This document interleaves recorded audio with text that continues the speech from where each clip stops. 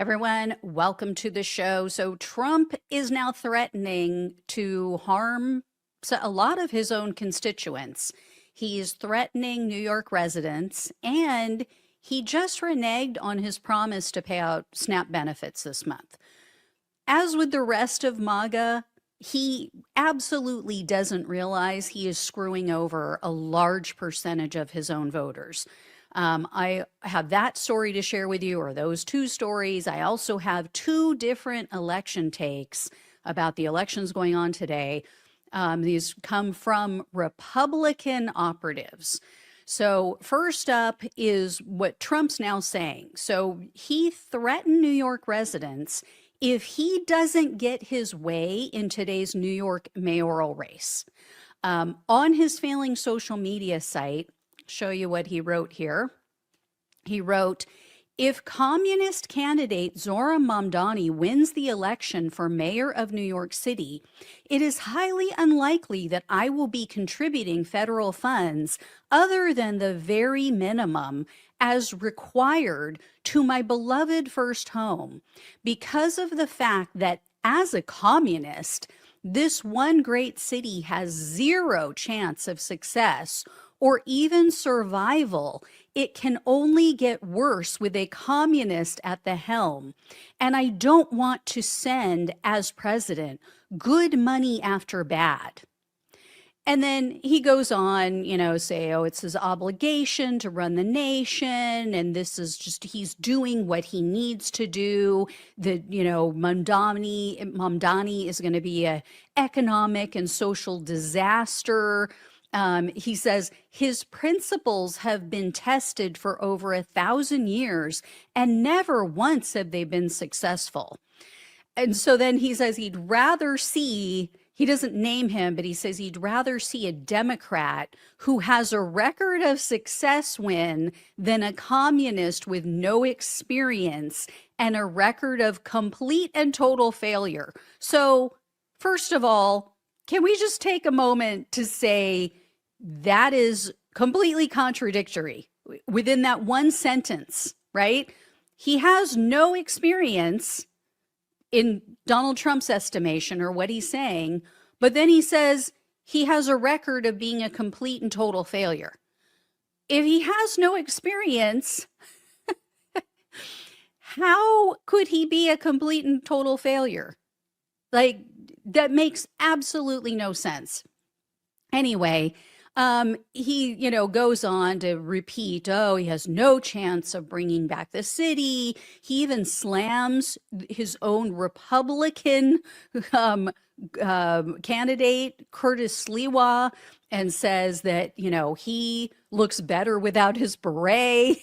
And that, if you vote for him, it's a vote for Mamdani. So it has never, ever been more clear that Andrew Cuomo is a Trump shill, right? I mean, why would he tell you to vote for Andrew Cuomo over a Republican? That is insane in the membrane. So, I mean, it's not really, if you think about it, because yeah, Andrew Cuomo is the candidate of the billionaires. And that's all Donald Trump cares about. But on top of that, like I said, number one, his post doesn't make sense. Like, that one sentence makes no sense whatsoever. But I truly believe, as I've said before, that Donald Trump and all of them are terrified that Mamdani is going to succeed. They are not afraid that he's going to fail, because how much damage could he possibly do? Right? The city is already wildly unaffordable. People are moving out because they can't, average Americans are moving out because they can't afford it.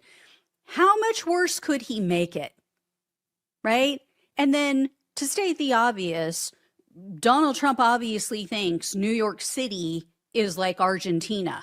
Because remember, he just threatened Argentina citizens and said, oh, well, I'm going to bail you guys out to the tune of 20 to 40 billion in American tax dollars, only if you vote for the candidate that I want you to vote for.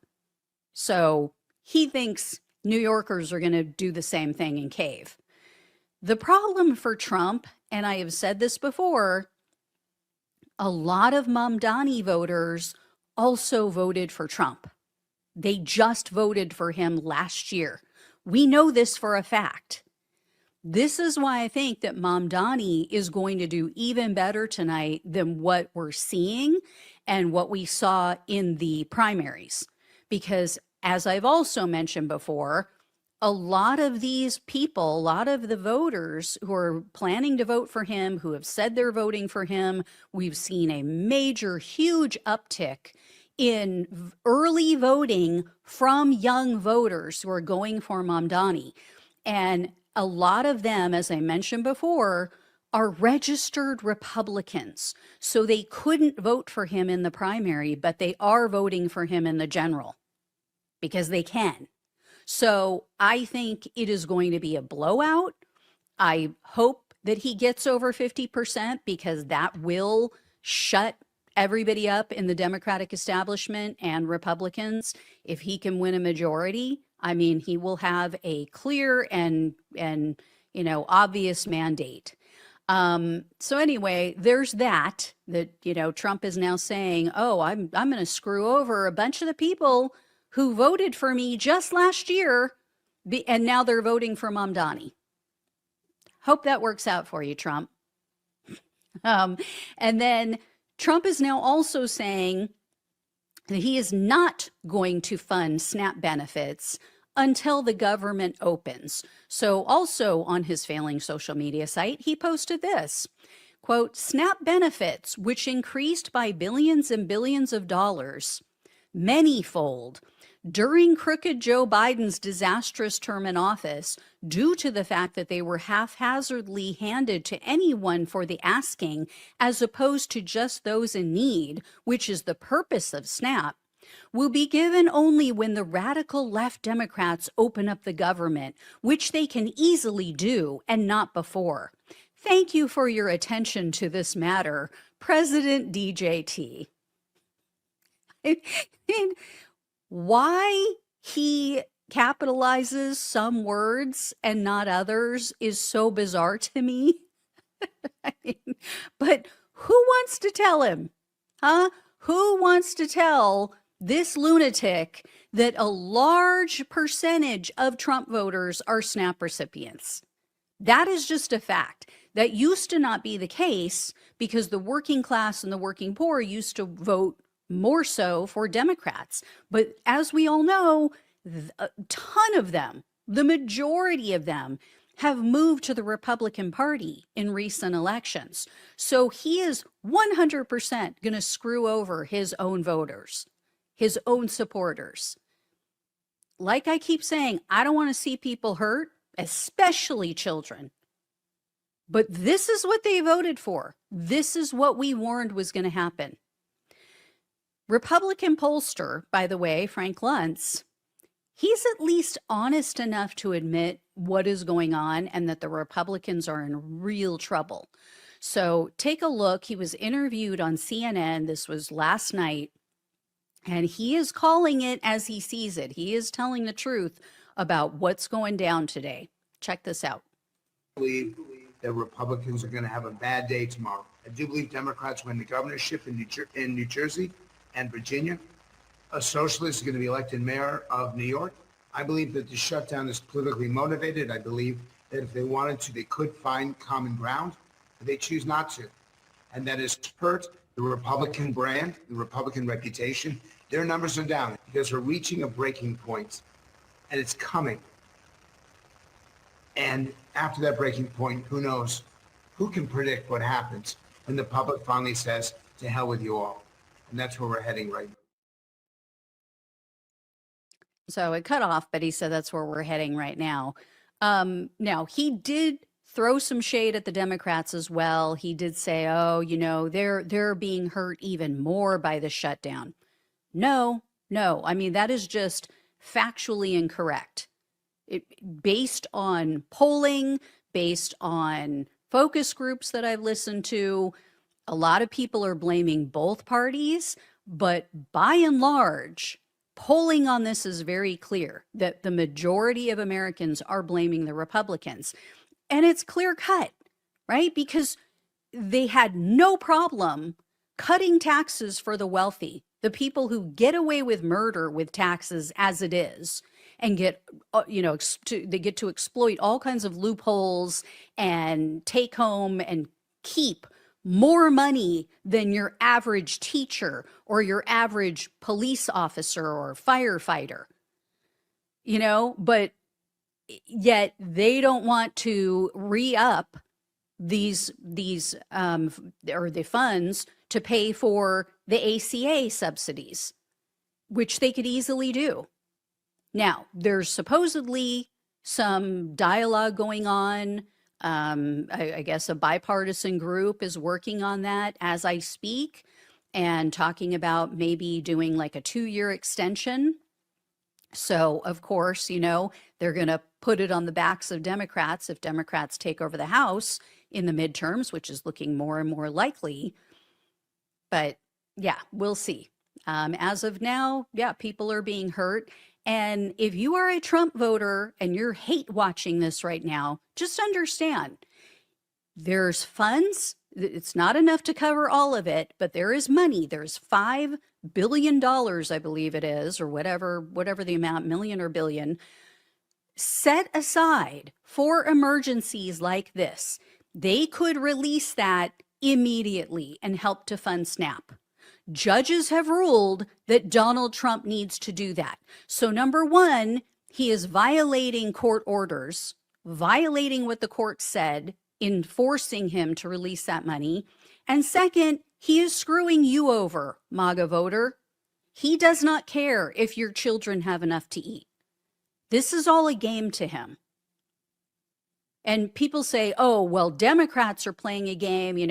They're the ones that aren't funding the government. They're the ones caught. Okay, here's the thing. As a Democrat, if I was in Congress, my thought process would be, look, we have food banks that can help to fill the gaps, right? Maybe not enough, but there are food banks out there where people can get help when it comes to feeding themselves and their family. There is nothing to protect people who lose their health care. If you are someone out there who, God forbid, you have a major disease, you maybe have cancer, and now your insurance premiums are going to double or triple within the next couple of months, what the hell do you do? It is literally life or death for some people. They don't have a stopgap. There isn't a health insurance bank out there where they can go and fulfill their needs and still get treatment for their disease or their illness. So yeah, health insurance, I'm sorry, takes precedence over funding SNAP. It just does. So anyway, Republican Karl Rove, he sees all of this very differently. He is just telling his audience, I think, what they want to hear.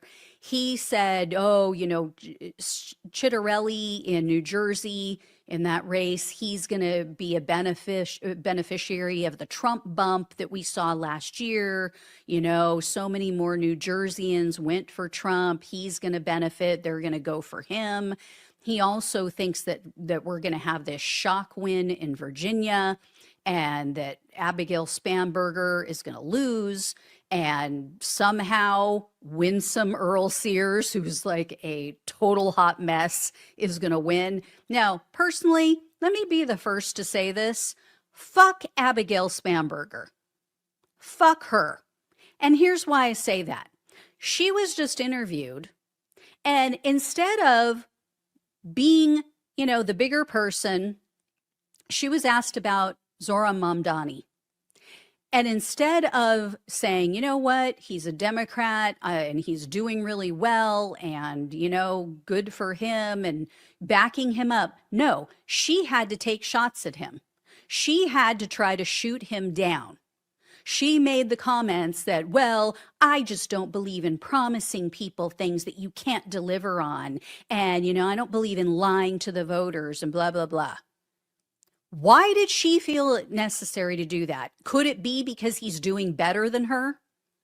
Could it be because she's jealous that she has had this lackluster candidacy and campaign, and she's barely going to win in a state that supposedly she was just made for as the, made in the lab candidate of a centrist Democrat? Why did she feel the need to do that? So yeah, fuck her. And this is what pisses me off with the establishment Democrats. They can say whatever the hell they want about progressive candidates, and nobody attacks them. Nobody accuses them of undermining their own party. But if a progressive has a critique of a standard issue, centrist, establishment, corporate owned, Israel lobby owned Democrat, oh, everybody's up in arms. Oh, why are you helping the Republicans? Why are you saying something negative about a fellow Democrat? Oh, you're just helping Trump. Fuck you. No, it goes both ways. It goes both ways. If you don't like it, then don't do it. So I'm done with that shit. I am absolutely done with it. And like I said, fuck Spanberger. Anyway, as for Mamdani, Karl Rove said, quote, in New York, we're going to get the gift that keeps on giving. We're going to have a Democratic socialist mayor who wins in the low 50s or mid 50s in a city where 62% of the eligible voters are registered Democrats, 22% are registered independents, and only 16% are Republicans, conservatives, or members of little fringe left-wing parties. So again, just like I said about Trump, they're clueless. They're absolutely clueless about the Mamdani coalition. I think when all of this shakes out and we have all the numbers on all of this and we can see exactly who voted for him and the demographics and the party alliances, I think they are going to eat crow big time. I think that it's going to be it's going to be, in my estimation, could be wrong. Like I said yesterday, there's a first time for everything. But I think it's going to be like a political earthquake. I think people are going to, in the Democratic establishment and the Republican Party, I think they are going to have a big old wake-up call. So we'll see. This next bit of news, this proves that MAGA knows that Republican candidates are in trouble, because whenever they can't win legitimately, what do? They take extreme violent measures, kind of like what we saw on January 6th. Take a look at this. So there were bomb threats today, just like we saw in last year's election. Bomb threats called in to various counties in New Jersey. So it was Bergen County, Essex County, Mercer County, Middlesex County, Monmouth County, Ocean County, and Passaic County. One entire school district had to shut down because they had some polling locations at one or two of the schools within that district. And so they were so freaked out and so afraid of what might happen, they shut the entire school district down for the day. And then several other voting sites had to be shut down, or they had to move them temporarily. Some were temporary, some were permanent. This is what they do, guys. This is exactly what they do. The Republicans know they can't win based on merit, based on policy, based on Donald Trump's abysmal record and what he's doing right now. So we're going to call in bomb threats. So, I would hope that these people would be arrested for this and that they'd pay dearly and, get long sentences. But given who's in charge right now, maybe state officials will take issue and hold them to account, but can we count on the federal government to do that? No, no. And I want to share with you too, this is something that I just heard before I started recording. So I was listening to MSNBC's live coverage of the elections. And in New Jersey in particular, Donald Trump has pissed off a lot of Hispanic voters who went for him last year.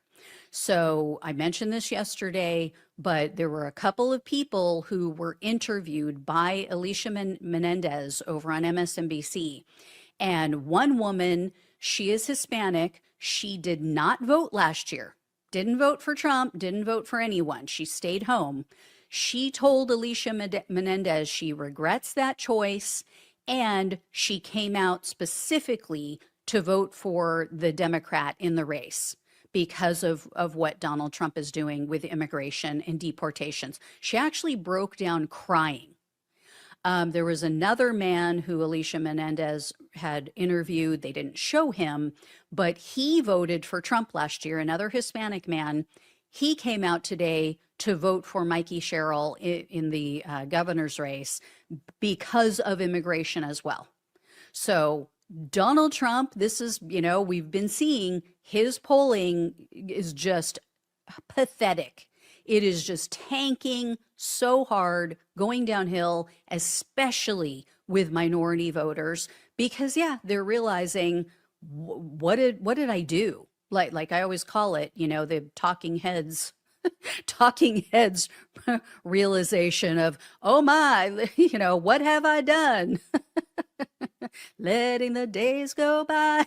Like, oh my God, what have I done? Anyway, that's where they're at. That's where this is all at. So I am expecting a lot of surprise tonight in the results, and in a good way for Democrats. And I think that this is going to be a giant wake-up call for the MAGA Republican Party. And if Congress members do not understand where things are headed in the midterms, I don't know what to even say. They're either the biggest cowards, which we already know they are, but they're either the biggest cowards or the biggest fools, or both. I'm going to go with C. I'm going to go with both. Because they refuse to stand up to Trump. They refuse to do what's right for the country, and they're going to pay for it. So we'll see. They've been fine with it hurting other people. We'll see if they go down the typical MAGA path, like what we see in the FAFO videos, where if it's going to affect them, all of a sudden now they're going to start caring and doing something about it. Like I said, we'll see. I'll keep you guys posted. Also, I will be over on the This Space channel on YouTube tonight, starting at 4 p.m. or this afternoon, 4 p.m. Pacific time, this evening on the East Coast, 7 p.m. East Coast time. So go, please check us out over there. It's going to be a live stream. We're going to be doing election night coverage and celebrating, hopefully, when all of the Democrats win, even though I'm pissed off at Abigail Spanberger. Anyway, I will be co-hosting starting again at 4 p.m. Pacific time, 7 p.m. Eastern Standard Time. So be sure to head over there. Thisspace.tv is what it's called, and it's on YouTube as well. So thank you all so much for watching and listening. Please like, please share, and subscribe. Please donate if you can. Love you all. Take care. Talk with you soon. Hey everyone, welcome to the show. I have new Trump regrets to share with you, new FAFO experiences. This first one is a MAGA man who is furious about Trump bailing out his buddy in Argentina. So take a look at this video. Trump, I'm your supporter, but I got to ask you this question because everybody's asking it. What the fuck are you doing giving $40 billion to your buddy in Argentina? And you haven't even given the Americans any money yet. I got stimulus checks from Obama and some from Clinton and some from Biden. And I got 2 of them from Bush 43. I ain't got nothing from you. And you're giving $40 billion to Argentina because he's your friend? That sounds like bribery money to me. Sounds like it's bribery. Well, I don't know if it's bribery money. I just think that he just wants fascism to reign all over the world. So something, I don't know. He could be right. It could be bribery. But anyway, still seems like he supports Trump, right? I mean, he said, I'm one of your supporters. Well, we'll see. At least he's starting to wake up. So that one's not quite done yet. He needs to simmer a little bit longer. But anyway, this next one also mentioned Argentina. Someone responded to a post from Stephen Miller, and this person said, quote, money for Argentina, money for Israel, money for Ukraine, money for illegals, but killing off your own federally protected ADA disabled citizens. Who paid into this system our entire lives? 0 human rights. Not what I voted for. But you did. But you did. Next up is another Twitter user. This guy's named Greg, and he responded to a post and a video showing Donald Trump praising Qatari leaders, which is just pissing off his base. So he said, quote, this is what a 400 million jet buys. You can say it, Amy. I voted for him 3 times, not always with enthusiasm. He sold out the country to savage Islam. So, I mean, he gets it, right? He gets it. Yeah, this is the jet was bribery. That actually was bribery money because it was coming to Trump. But yeah, I mean, they're all so Islamophobic. I mean, it's just insane.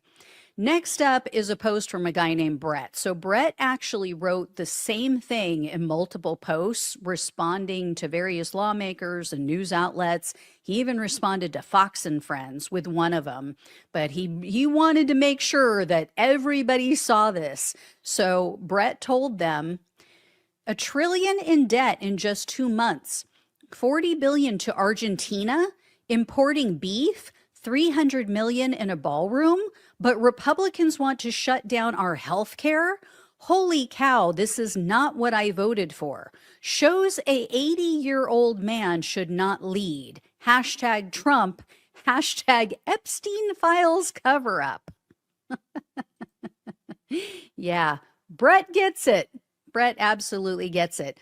Next up is a post from someone named Joe. So Joe is not happy about Donald Trump's endorsement of Congressman Randy Fine. I get it. So Randy Fine, if you don't know, he once said that he was happy about Palestinians being starved to death. He literally said, not those exact words, but he said he wants them all to be massacred. So Joe shared a post about Donald Trump's endorsement of Fine, and he wrote, quote, unreal. There is no bigger figurative and literal piece of shit than Randy Fine. This is not what I voted for.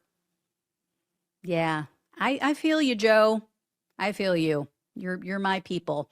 Randy Fine is just vile. He's serious. That guy, he needs to be sent to CCOT, that torture prison in El Salvador, along with puppy killer Kristi Noem. Absolutely. Next up is a video from the Focus Group podcast conducted by Sarah Longwell's group over at the Bulwark. So check this out. I actually had a friend who his dad got taken away, didn't hear from him for 2 months. And, even when he asked, like local governments, like, hey, have you heard about my dad? What information do you have about like reports? There was no information about him being in the detention center. And he told me personally that he hadn't heard from him for 2 months until he called him from Mexico. where he got sent. Personally, where I live, it's been a lot of action that has made a lot of people uncomfortable. Can you imagine? Like, that was a Hispanic man who voted for Donald Trump last year. And you just have to wonder, like, does your friend even speak to you anymore? Right? You literally got his dad deported. You did that, guy. You voted for this. And now, oh, I'm not happy with Trump's presidency. I mean, you owe your friend an apology at the very least.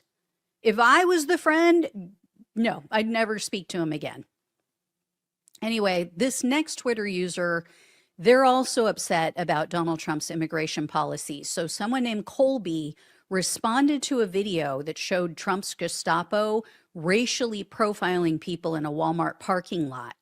And Colby tagged puppy killer Kristi Noem, and he told her, quote, let me see where it is here, "Not what I voted for." I mean, again, yeah, you did, Colby, right? Like, did you not realize that they did that whole family separation thing during his first term? Like, honest, how anyone in their right mind could have watched that go down? Just that one thing of Donald Trump literally taking children and babies away from people and losing them to never be found again. How you could know that, watch that happen, and still vote for him? Insane. Absolutely insane. Another Twitter user named Bill, he responded to a post by Sean Spicer. Remember him?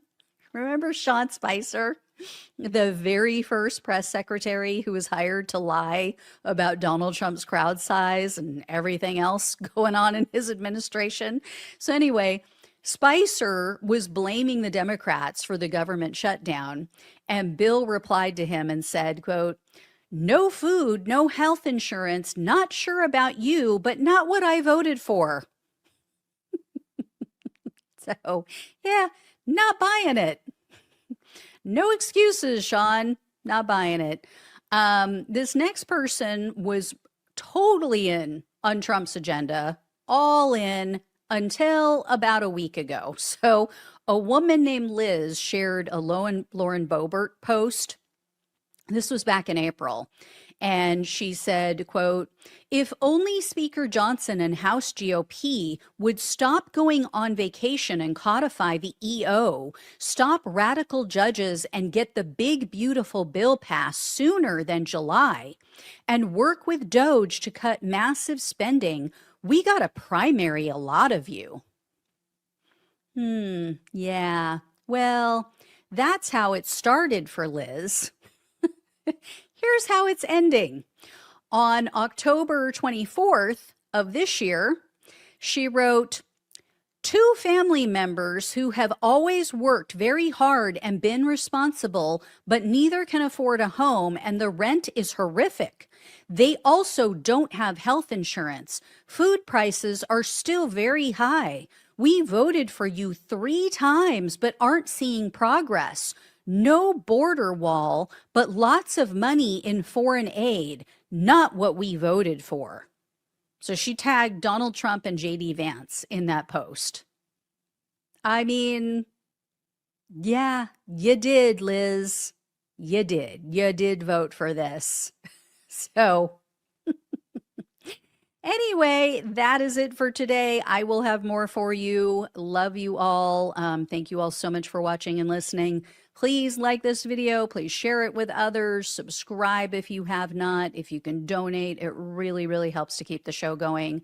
Greatly appreciate all of you who do so and who are monthly subscribers with monthly donations. You are the backbone of this business. So again, truly, truly appreciate all of you. Love you all. Take care. Talk with you soon. Hey, everyone. Welcome to the show. So if you see me looking over like this to the right, it's because I'm checking my volume.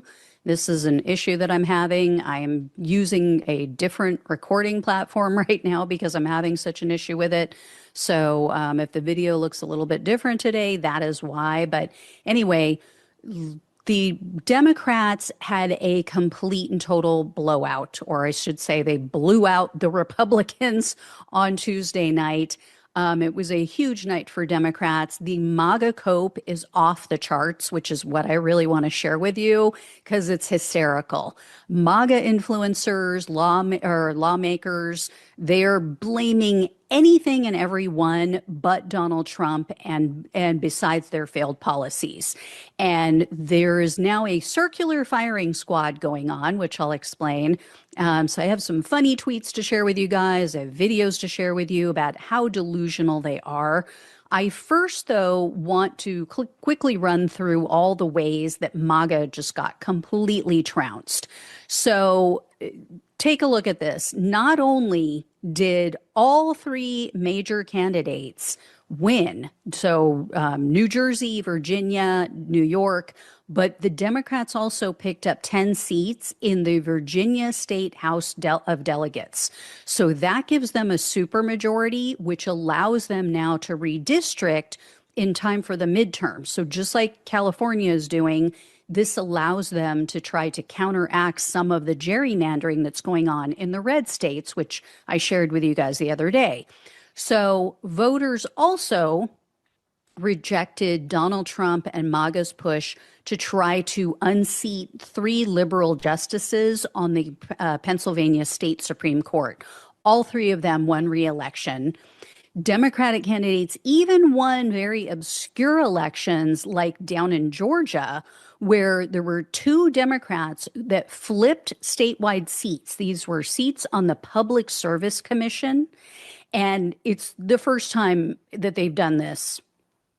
And I don't know how long, flipping a statewide held seat. Democrats also flipped 2 seats in the Mississippi State Senate. Mississippi, you guys, it doesn't get more red than that. And so get them winning those seats, that ends the Republican supermajority for the first time in so many years. Also, check this out. J.D. Vance's brother was trying to become the mayor of Cincinnati, Ohio. He completely got slammed. He just took a spanking. 22% is what he had as of, I think it was Wednesday morning. That may have changed, but that was the last I checked on it. So he just took a beating in that election, and that's with his brother's endorsement. So these elections this week made 2 things very crystal clear. Number one, the voter regret for Trump is very real. Anyone who doubts the FAFO videos and whether or not they're legitimate, that is very real. Also, it proves that even though the Democrats have a low approval rating, it's because we're sick and tired of the weakness and the fecklessness of the old guard. It's not because we disagree with the core tenets of the Democratic Party or because we think that they're too leftist, they're too radical, they're too woke. No, that's what MAGA thinks. And the country now is looking at this shit show we have going on, and they are sending a resounding message to Donald Trump and the MAGA Republicans that your hyper focus on deporting hardworking non-criminal immigrants is gross. It is cruel. It is vile. And we know this because almost all of the 2024 gains that they made with the Hispanic community were completely lost. And that was especially true in New Jersey, where Trump had huge inroads. He made huge inroads, I should say, with the Hispanic population. So check this out. I'm going to share a video with you guys. This was a Hispanic man. He was interviewed by MSNBC, and he explains in this video why he voted for the Democratic candidate last night after voting for Donald Trump in 2024. So check this out. You voted for the Democrat, for Mikey Sherrill. Yes. Why did you vote for Mikey Sherrill? I voted for Trump before, but now I look at Trump is different. The economy, I don't look good. That's a vote for Democrat. You said the economy. Also, when we spoke earlier, you mentioned immigration. What is it about his immigration action? Well, I'm very sad for this because some people okay, but a lot of people working good. The family is the more important in the life. So, besides the obvious, the reason this is such a good thing is because Texas is redrawing their congressional maps based on their gains with Hispanic voters. So this is going to be completely skewed. Everyone tried to warn them, look at the polling. Trump is down on every issue, even on immigration in a lot of these polls. He is losing voters left and right. You're probably shooting yourselves in the foot. They're doing the same thing in Utah.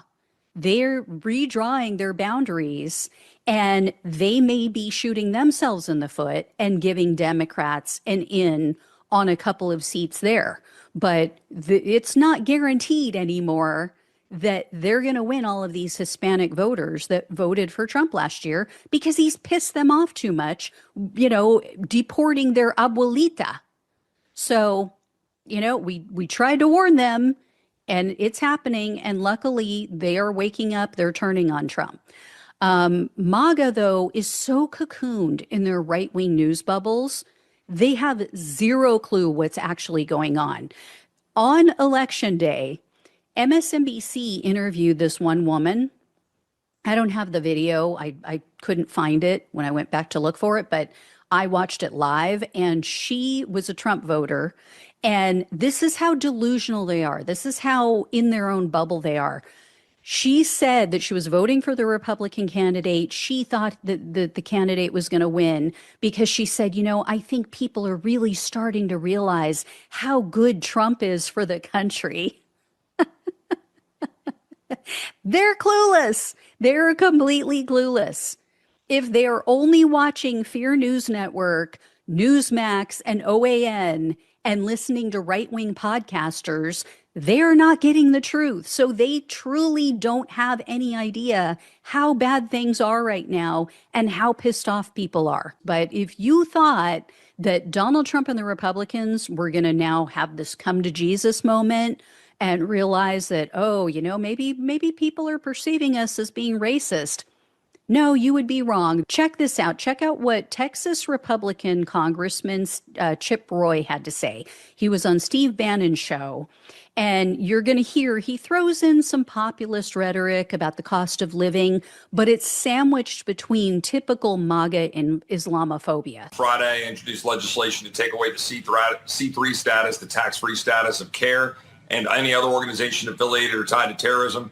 Introduced legislation to start vetting individuals. We should stop admitting people who are adherent to Sharia law. We should deport people who are adherent to Sharia law. We've got to start getting serious about this. In this election, let's be very clear.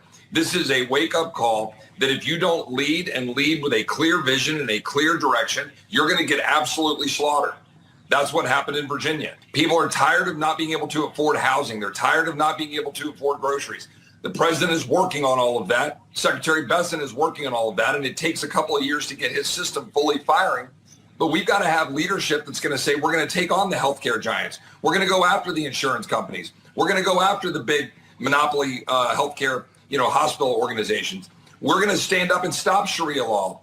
We're going to stop the radical Marxists who are trying to kill us. The vast network of people that are organized with Arabella, with Soros, with Gates, with the United Nations, with all of the international conglomerates that are funding these NGOs that are all being used to attack us, whether it's the Southern Poverty Law Center and Antifa, whether it's the 250 organizations that were shoving people into our country during Biden and Mayorkas, whether it's the district attorneys that are funded by the Soros regime. We're running a campaign of weakness. We're running a campaign as Republicans of trying to do the Democrat light. And you said it, and people need to know it.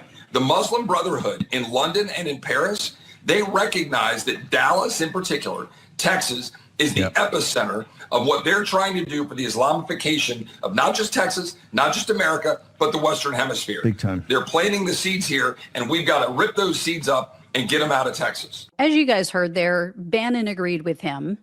And he's also going along with Trump's BS excuse for why he lost. So Trump posted over on his failing social media site, he put out his own Cope clip or a cope. I don't know what you call it, truth over there. So he wrote, quote, Trump wasn't on the ballot and shut down were the two reasons that Republicans lost the elections tonight. I don't know why that's all in caps, but anyway, he went on to say, according to pollsters. Okay, first of all, that is not what pollsters are saying. And second, isn't he basically admitting that Republicans are losing the shutdown messaging war?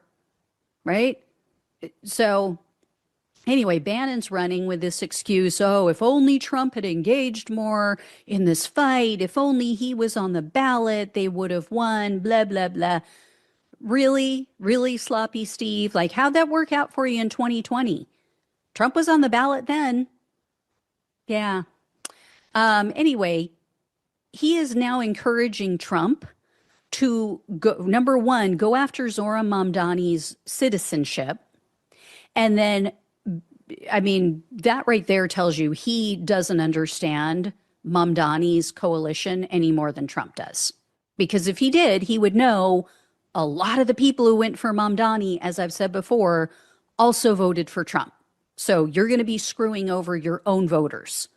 Also, Bannon is now urging Trump's DOJ to file a lawsuit and tie up California until after the midterms, because California just completely spanked the Republicans.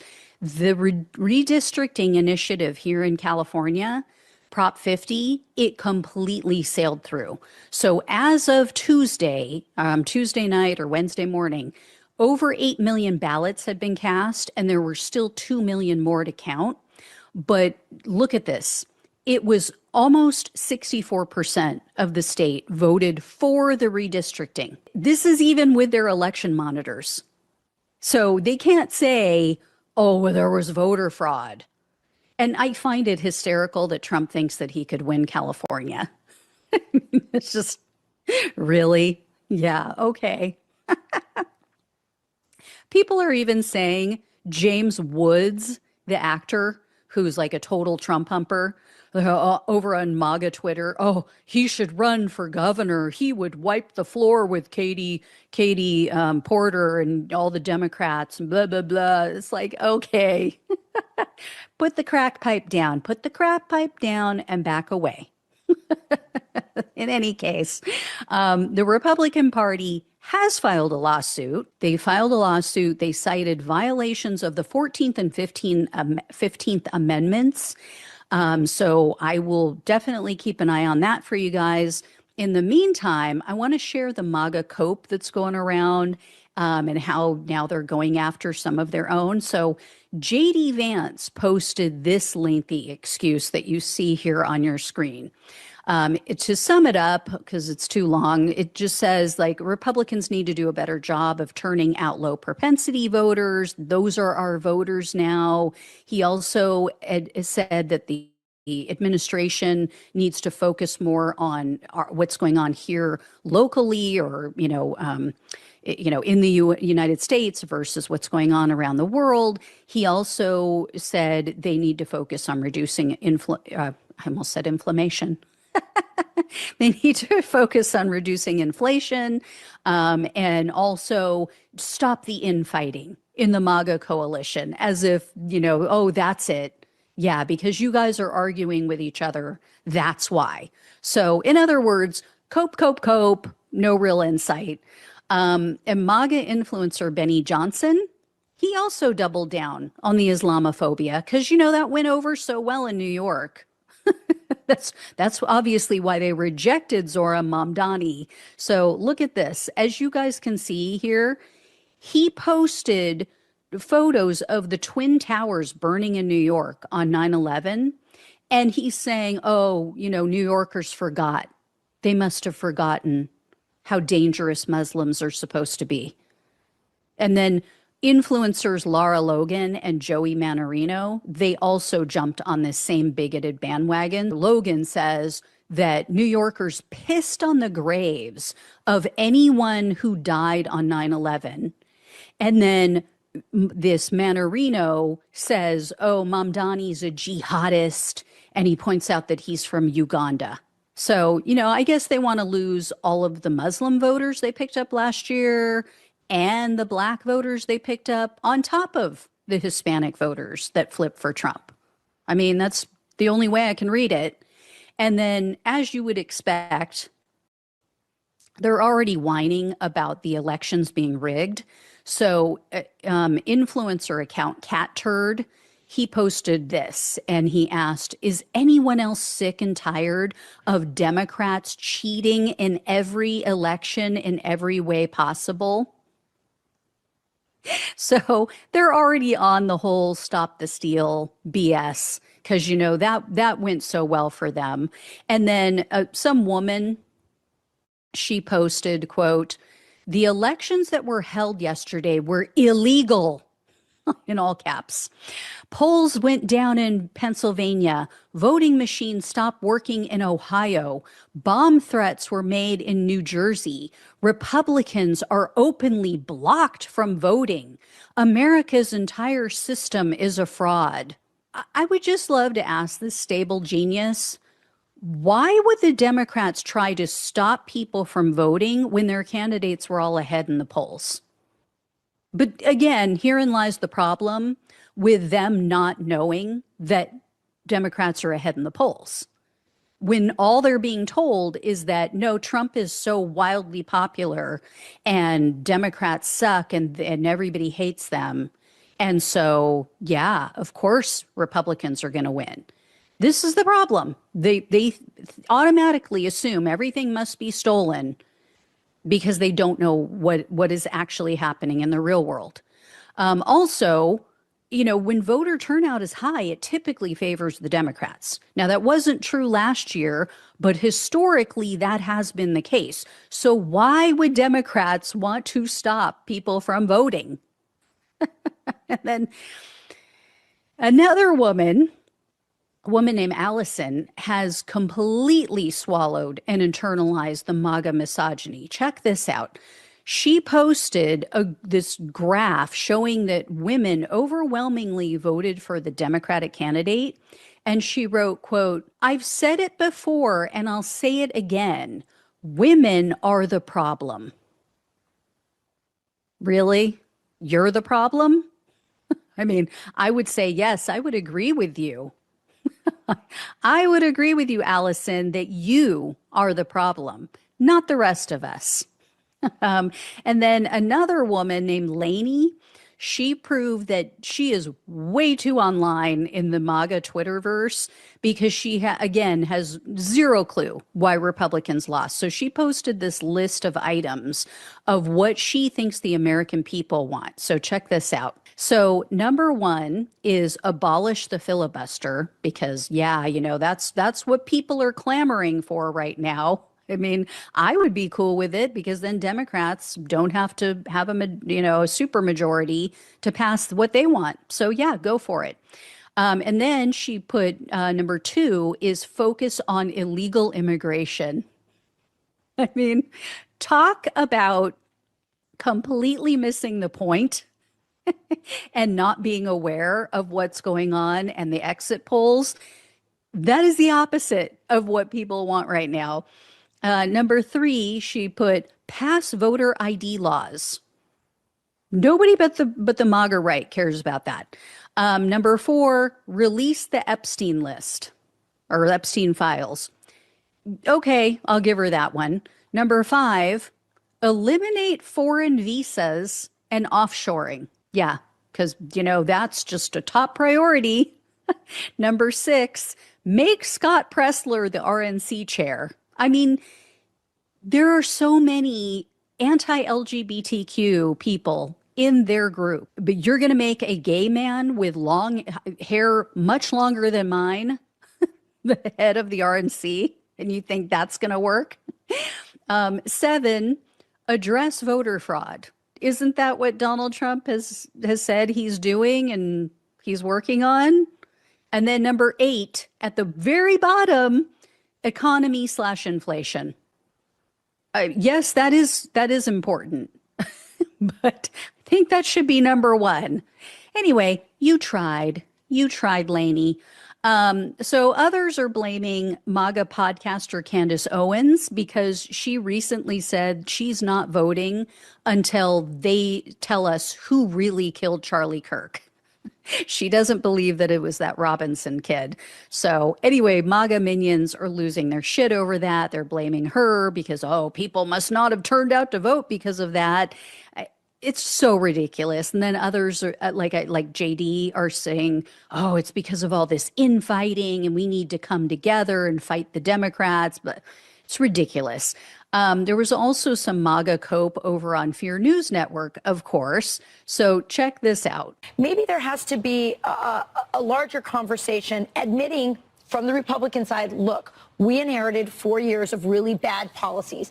And now we're trying to refigure the American economy to bring more jobs back, to get our trade imbalances back in order. And there's going to be a little bit of short-term pain. And maybe there hasn't been an explanation about that. So people can say, hey, look, once, as you said, once the president's budget comes in online in January, that's Trump's budget. We're living off of Biden's budget right now, and things will get better. Maybe that hasn't been explained sufficiently by the candidates who are running. And also, maybe people don't want an explanation. You just see the prices are high and say who's in power, even though they've only been in power 9 months. So Brian Kilmeade, once again, proves he's clueless. He thinks we're 9 months into Trump's presidency, even though we're like almost 11 months into it. And it's still obviously Biden's fault, right? So just, they just need to message better, guys. They just need to talk about things. They just need to gaslight more about how great things are. And, we just have to wait till January. Like they act like in the next 2 months, there's going to be some magical thing that happens and the economy is all of a sudden going to be great. And then there were a few MAGA members who do get it. So here is what, at least part of what Republican lawmaker Don Bacon told CNN. Check this out. I think what should alarm Republicans is the margins of victory in New Jersey and Virginia. They weren't even close. And you got to look at it. The Democrats are galvanized. They're angry at Doge cuts that were on and off the chaos. They're angry at whether it's the Guard, the National Guard being sent to our cities. I mean, a whole host of issues has galvanized the Democrats, which is somewhat normal. But I think what's concerning is a lot of our swing voters also went back towards Democrats, mainly because they don't see an improvement in the economy. And I think tariffs are part of that problem. And I think the president, by trying to assign blame on the shutdown, I think he's missing the bigger picture on what was the cause of the defeat last night. The tariff strategy has been a lot of tariffs on and off again, and it's been very unpredictable. And I think our economy has had instability because of this. And the average person, when they go to the supermarket, as you say, they've not seen an improvement. So he gets it. And it's because he's in a state that is really being hard hit by Donald Trump's tariffs. So he's trying to wake people up. And of course he threw in the part that I didn't show you, he threw in some things that, isn't the Donald Trump is, he's great, but blah, blah, blah, and Democrats this, Democrats that.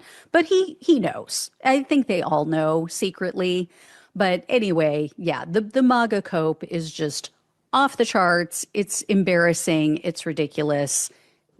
Like, the midterms are going to be horrific and they're going to be floored. Like it's going to hit them out of nowhere. Maybe this is good. Maybe this is like slowly easing them into reality.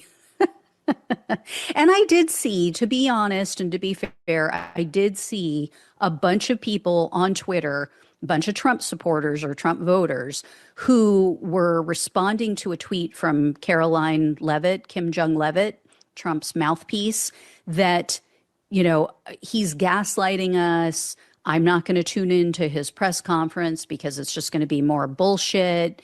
He needs to step up and help us, blah, blah, blah. So there are some Trump voters who do get it, who do understand and are tired of it. And, unfortunately, there are far more followers in the world than there are leaders. And now they're seeing, like they had the vibe shift last year and Trump did so much better. They're now seeing the vibe shift away from Trump, and it's no longer cool. And you've got all the MAGA bro, or not MAGA, but bro podcasters who are turning on him as well. And so it's just a game of follow the leader. Like, so many of these people don't think for themselves. They don't seek out information on their own. They only see what comes into their feeds. And the more they watch of that type of content, the more they're going to get that same content. And so that's how you get in this, cycle, in this bubble, and you can't get out of it, and you don't get any news that conflicts with your prior feelings and your bias. So anyway, guys, this is why I seek out information from the far left to the far right and everything in between, because I don't want to be pigeonholed. I don't want to be in a bubble and not understand what's going on across the board. So anyway, hopefully they'll wake up and start doing the same, but I don't have much faith. All right. Thank you all so much for watching and listening. Please like, please share, and subscribe. Please donate if you can. Love you all. Take care. Talk with you soon. Hey, everyone. Welcome to the show. I have new Trump regrets for you guys, new stories of Trump voters entering the find out phase of their journey. So this first story is the ultimate FAFO. It's about a Cuban man who didn't vote for Donald Trump, but he supported Trump and the MAGA agenda. And the reason he didn't vote for Trump is because he's an undocumented immigrant.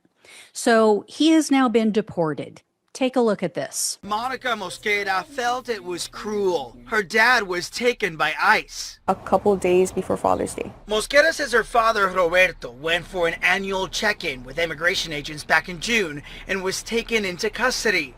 But instead of being deported to his native Cuba, he was sent to Africa. The 58-year-old is one of at least 5 men sent to a maximum security prison in the Kingdom of Eswatini over the summer, a small country in Africa criticized for alleged human rights abuses. We found Mosqueda has a lengthy criminal record in Miami-Dade, and it shows he was convicted, not for murder, but for attempted murder back in the 80s.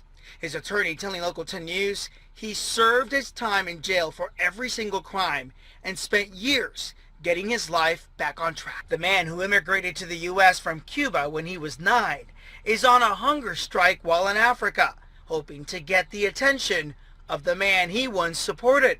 He was very pro-Trump, super Trump supporter. So a couple thoughts on that guy. First of all, no surprise he was a big Trump supporter since he's a repeat offender. Second, although he shouldn't have been deported to Africa, I can't really say I have a problem with this man being out of our country, right? I mean, did you catch that rap sheet? He had more recent charges for assault and battery, 2 in 2004, 1 in 2008, and then again in 2015 and 2021. So how exactly was this guy getting his life back on track, like they said? Like, you're still assaulting people just 4 years ago. So, like I said, quintessential MAGA man. Next up, I have a Twitter post from someone who is pissed off about Trump's support and praise for Qatari leaders. This is becoming a big thing. So this person posted, quote, "Can't wait for all the MAGA comments about this is what I voted for. No, this is not what any of us voted for. Your hair should be on fire." Next up is a post from Steve. So Steve replied to a Twitter post from Republican lawmaker Chip Roy. Roy was trying to pin the government shutdown on the Democrats, and Steve told him, quote, 17 Republican senators can say enough of Trump and we can impeach and throw him out. But they can't do that because Trump has the Congress frightened and can make them do what he wants. This is not what I voted for. Next is a MAGA woman who took a hard turn in the last few weeks. So she almost seems like she has a split personality because she flipped on Trump so quickly, and so hard. So in mid-October, she was posting negative things about the Clintons. She was complaining about the Democrats, that they shut down the country during COVID, I should say, not right now, but during COVID. And then she posted this, and it shows how proud she was of Trump being president. And then last week, MAGA Mary posted this: 40 billion to a corrupt Argentina. I won't get my $136 pittance of EBT food assistance next month, but you're giving American taxpayer dollars away again? Oh, I get it. Your buddy Rob Citron, who has invested in the Argentine economy, need the bailout so he doesn't lose his ass?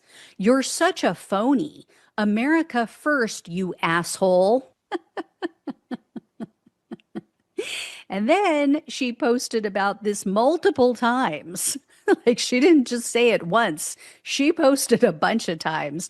So she is pissed. And for anybody who doesn't know, yes, this Rob Citron, he has a business interest in Argentina. So everybody thinks that's what Trump is doing. And that's why he's really bailing out Argentina to the tune of like $40 billion of our money. So anyway, next up is a video from a recent focus group. So take a listen to this. I sort of lost my trust in the administration. I think his first term seemed to be a bit more transparent than this one. And I'm starting to lose my trust in sort of the decisions they're making and the paths they want to move forward on. For example, tariffs. There was no information provided in relation to the reasoning behind the certain tariffs they were putting on countries. So that was a Gen Z voter from a swing state. He voted for Trump, and he was explaining why he disapproves of Trump's presidency so far. This was the Gen Z focus group in which almost every single participant said they disapprove of what Trump is doing, even though they all just voted for him. Everybody in this focus group, or it was actually two, everyone in both of the groups voted for him, and almost every single one, I think there was maybe one that said that they weren't in disagreement or they weren't upset at him. Next up is Samantha. Samantha, in November of last year, responded to a post asking if she was happy that Kamala Harris is out of our lives. And she replied, "Yes, I am. Now unburdened by what has been." I have to say, that was pretty good. I mean, that was one of the most cringy things that Kamala Harris said.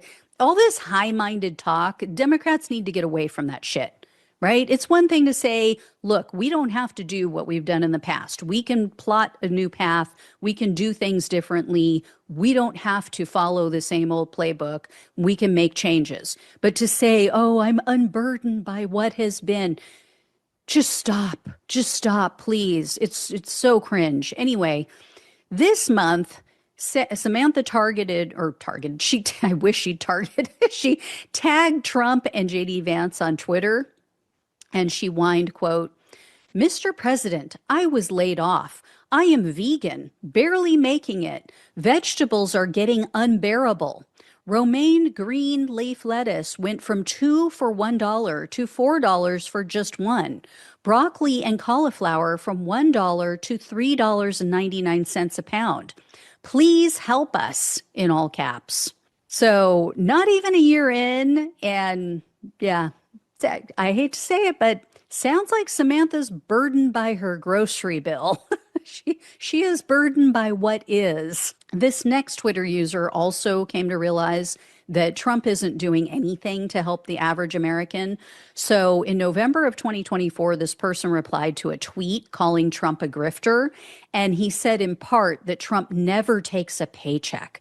That is such a common comeback from low information voters. They have no clue how Trump has used the presidency and his joke of a social media company to line his pockets. So anyway, the same person is now pleading for help. They tagged Trump and Vance on Twitter. This was on October 26th of this year. And they said, "President Trump, You know what I want to hear is that federal taxes from my paycheck going down. I want to buy groceries and really see prices go down. I was less extra charges, supplier charges on my electric and gas bill. I want less federal charges on my cell bill or internet. Yes, gas is down. It saves me about $6 a week. And he posted a second time that day saying, quote, I need to see my groceries come down. And then he posted the following day and he tagged not only Trump and Vance, but a bunch of Trump's cabinet members. And he wrote, quote, Americans are having fatigue with the constant press on illegal immigrations, tariffs, world leader parades, protest, activist judge rulings. When do you focus on American farmers and Americans' kitchen table cost? We need to hear that farmers will be brought back pre-COVID levels, groceries will be restored to pre-COVID grocery prices, farm-to-table issues. Stop the yelling and deflect, and don't you dare attack us for bringing up the issues that matter to American families. Why don't you trade Argentina for calves to be given to restore American herds? This is immediate need for our farmers. Like I always say, I read them as they're written, no punctuation. So who knows where the sentences stop and start? Who knows where I'm supposed to pause? Anyway, guys, I will let you know when I have more. Thank you all so much for watching and listening. Please like, please share, and subscribe. Please donate if you possibly can. Love you all. Take care. Talk with you soon. Hey everyone, welcome to the show. I have a bunch of new polling data to share with you guys. I have details about conversations taking place with minority voters who have really stepped in it with their vote and now realize that. So this is getting worse for Trump and the Republicans. Before I get into all the great news, though, please do me a big favor. Hit the subscribe button below this video. It is free for you. It really, truly helps the show so much. You have no idea. So I appreciate that. So here's where things stand after that complete and total wipeout that the Republicans experienced last week in the elections. Emerson College just released the findings of a poll that they conducted on November 3rd and November 4th, and it was all bad news for MAGA. And keep in mind, as I share these results, Emerson leans right. So the truth is probably even worse for Trump and his minions, but this poll always favors them. So first is Donald Trump's job approval rating. It's back down where it was when he first took office, according to their poll. So take a look at this. As you guys can see, he is now at 41% approval, 49% disapproval. So it's just getting worse and worse. You can see like he broke even in April, and then it just started getting worse and worse for him. Like even as his approval rating ticked up a bit, his disapproval rating was creeping up as well. Now they're completely going in the opposite directions. Not what you want to do, not what you want to see. This next one is brutal as well. So they asked who voters would support as the Republican presidential nominee in 2028. And J.D. Vance had the highest score. Look at this chart. Donald Trump is going to lose his shit over this. He has 7% as of now. Whereas, as you see, J.D. Vance is at 54%. So that is going to piss him off to no end. You know how he has such a fragile ego, and to think that his VP is outshining him. Yeah, JD Vance better duck, because there's some catch-up coming his way. I have a feeling. Emerson also asked, will your midterm vote be an expression of support for Donald Trump, or will you be voting in opposition of Donald Trump? take a look. A plurality, 43%, said they're voting to oppose Donald Trump. So as you can see here, 29.2% said, oh no, I'm actually going to vote to support Trump's agenda. The majority, or not majority, but again, a plurality of 43% said, no, I want to show my opposition. So the energy and the motivation is much greater with the voters who dislike Trump and want to send a message to him to stop what he's doing. And once again, we see that even though the Democrats have a much lower approval rating than the Republican Party, they still have an advantage in the midterms, at least in this poll. So obviously, you know, you can see here, it's not huge. 44% said they'll vote for Democrats. 40% said that they're going to vote for the Republican candidate in the midterms. Again, this is a right-leaning pollster. So the fact that Democrats are up at all tells you something. And then again, you know, we've been seeing this trend. This is not an outlier, right? I shared with you guys, I think it was just last week, that NBC came out with their poll showing that the Democrats had an 8-point lead over the Republicans for the midterms. And then Emerson also wrote this in their report. So check this out. At least part of it says, quote, since his inauguration, Trump has lost support among key groups. Republican voters' approval decreased 12 points from 91% to 79%, and his disapproval intensified among independent voters from 44% to 51%, and Hispanics went from 39% disapproval to 54% disapproval. So he is losing every group that he needs in order for the Republicans to win in the midterms. We also got some good news out of Texas. Like I said the other day about another state, we don't hear that very often, right? But so there was this poll that was commissioned. It was a bipartisan nationwide poll commissioned by Unidos US, I think is how you pronounce it. So they spoke with registered Hispanic voters. So they polled nationwide, they polled a lot of people, but out of the huge, you know, number of people that they polled across the country, they narrowed in and wrote this article about the 400 Hispanic voters that they spoke to, specifically in the state of Texas, which is kind of an important state, especially since they're doing their redistricting, right? So their answers should definitely worry the Republicans. 66% of these respondents disapprove of Trump's performance in his job. 66%. 64% blame Trump and the Republicans for the shutdown, which I guess is over now, thanks to a bunch of idiots. And only 21% of them blame the Democrats. And check this out. 81% said that they're concerned about the lack of checks and balances on Trump.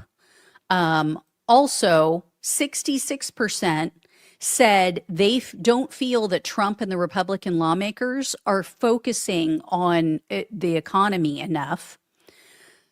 So there's that.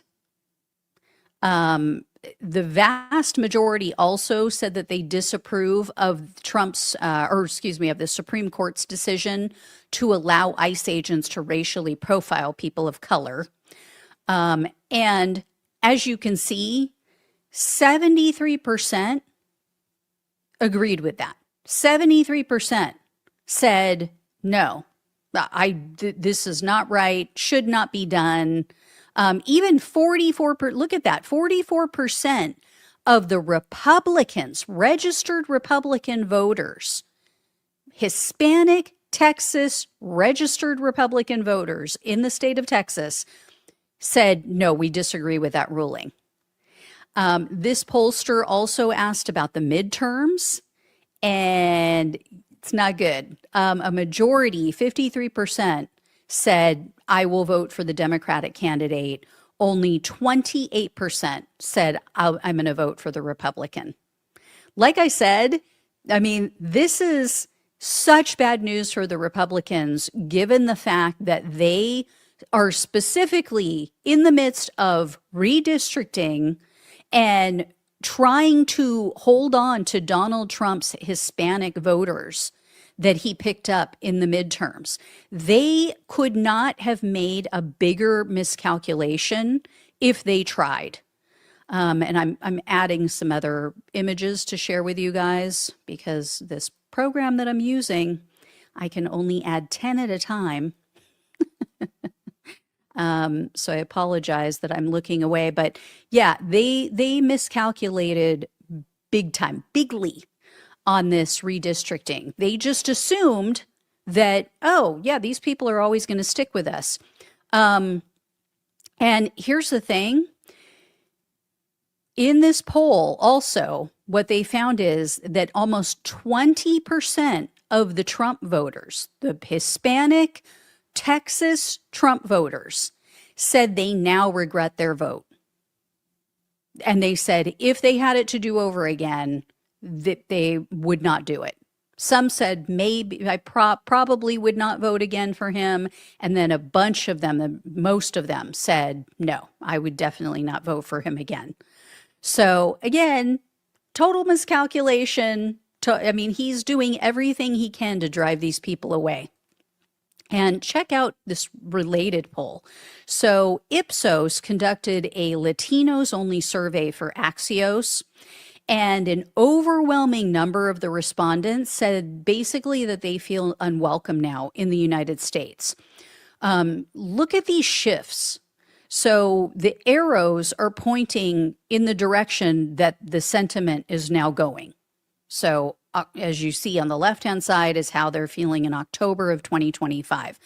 In March of 2024, as you can see here, 54% of Hispanic Democrats said or is it 57, 57% of registered Democrats said that it was a good time to be a Democrat in the United States last year.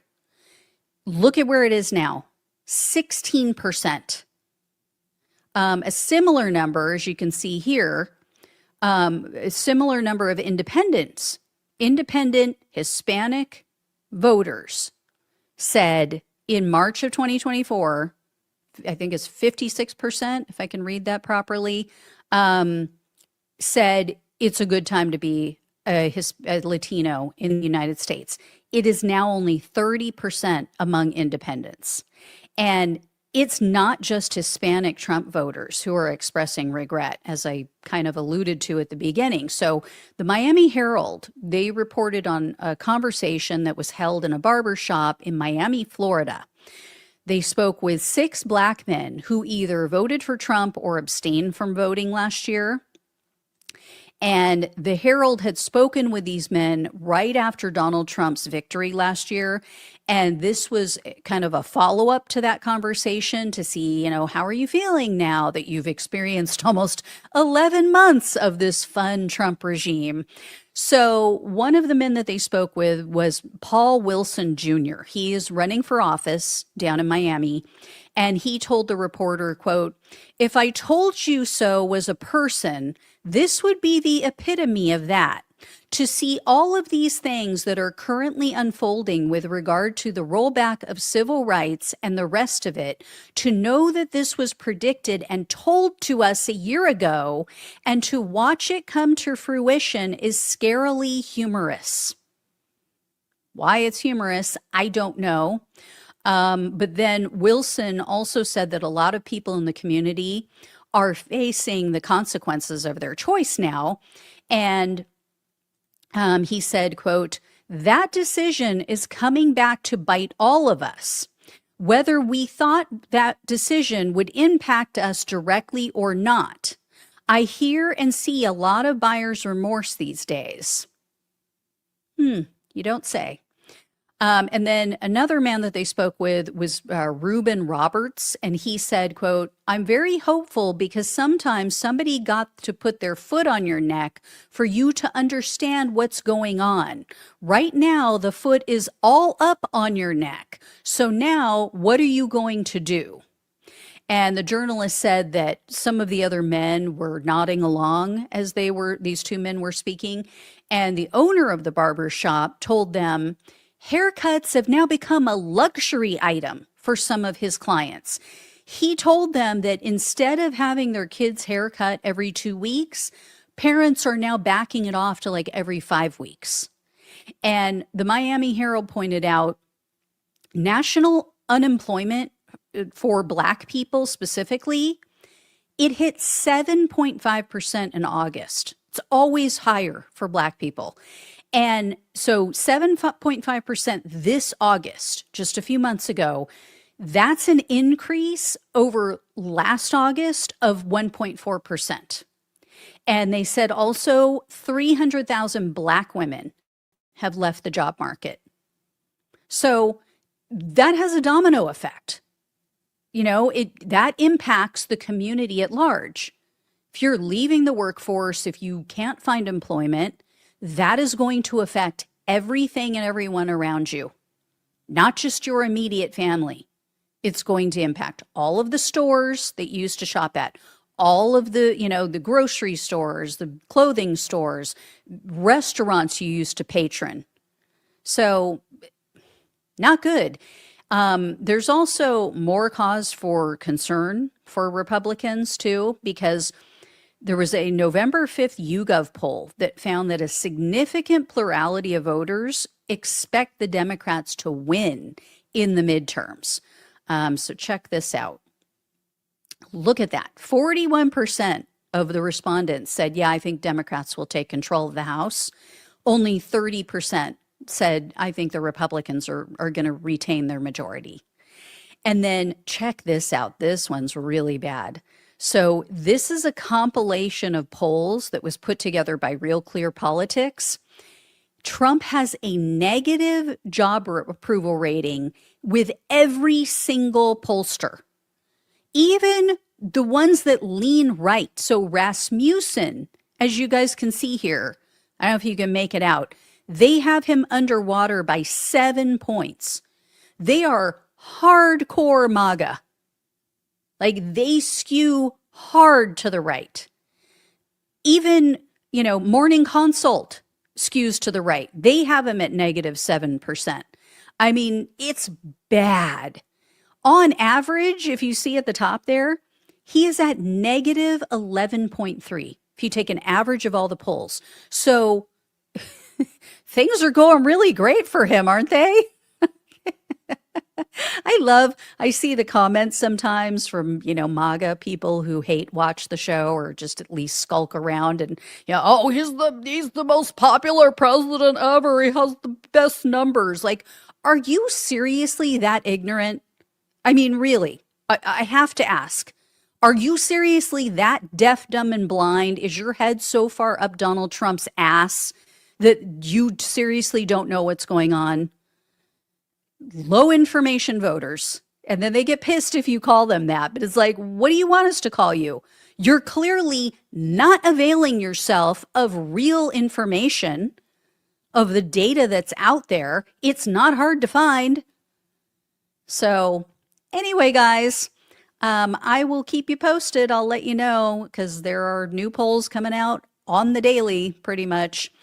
All right. Thank you all so much for watching and listening. Please like, please share, and subscribe if you have not. Please donate if you possibly can. It really helps to keep the show going.